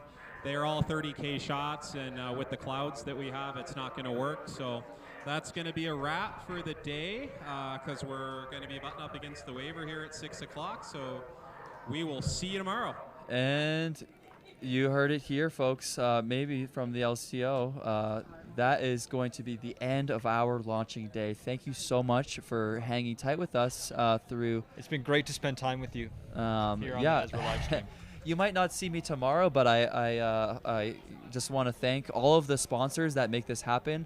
Onshape is one of our primary sponsor this year. They provide a cloud CAD package, which I know a lot of students are using.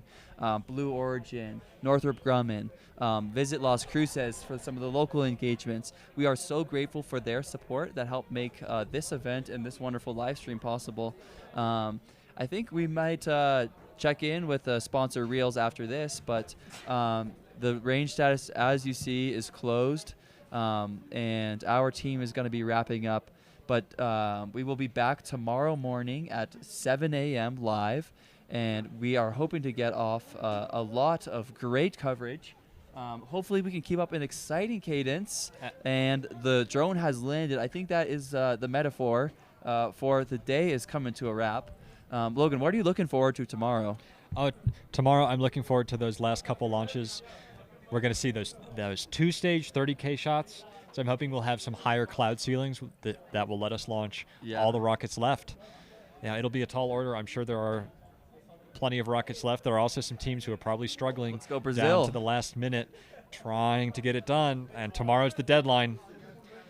So for those procrastinating teams or teams who weren't quite ready, having some trouble. Yeah, and here's a little bit from our sponsors. Mountain View Medical provides some medical care for all our students out here. Los Alamos National Laboratory, one of the founding followers of an Aerojet Rocketdyne. Again, thank you so much for your support. We've got a lot of staff who come and volunteer from there. HeroX helps make the competition platform possible. Global Spaceport Alliance. Fiore providing security and firefighting EMS services. Fiberglass help making our students' rockets possible. SE's Energetics. Another great sponsor. Ezra, of course, is the organization of the Blue Origin. Thank you so much. We saw earlier ANSYS, FEA, and analytics tool. Honeywell providing some weather data, I believe. And New Mexico Space Grant, thank you so much this year, enabling us to bring in a lot of wonderful extra additional resources. And then some of our vendors we saw there, Animal Motors Work, Protospace we saw earlier today, providing sheet metal services, and Visit Las Cruces obviously supporting all of the guests and the influx, and New Mexico Workforce Connection. And I think that is the, of course, this event wouldn't be possible without the vendors who come, and that is all of our sponsors, I think. Murata making valves for rockets, a big fan, user of their product in my professional life. Triple E for helping support from insurance. Sandia National Labs as well, and New Space Nexus. All right, and Relativity, I think they are 3D printing rocket provider, a launch provider, and Onshape. Onshape is our lead sponsor this year.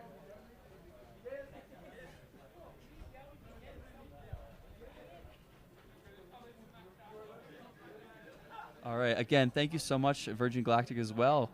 I believe students tonight there might be a moon watching event. Stargazing. Stargazing, moon gazing at 7 p.m. If you're watching, come on back out. I think the Virgin is here to really connect with Where's students. that? Is it the HLA? I don't want to. Golf course? I would say check Hero X or HLA. Yeah, check Hero S or the Integrated Master Schedule on the EzraRocket.org website. Exactly. That will have authoritative information. And thanks again to all our sponsors, the students, the support network. I think this is going to be it for us today. We'll see you back tomorrow at 7 a.m. Thanks so much for joining us. Our collegiate teams with donations of our cloud-native product design platform. Trusted in industry by companies like Trek and Form Labs, Onshape is a professional computer-aided design tool with product data management, simulation, and more, all built into one accessible platform. You can use Onshape to bring your team's ideas to life faster and more efficiently.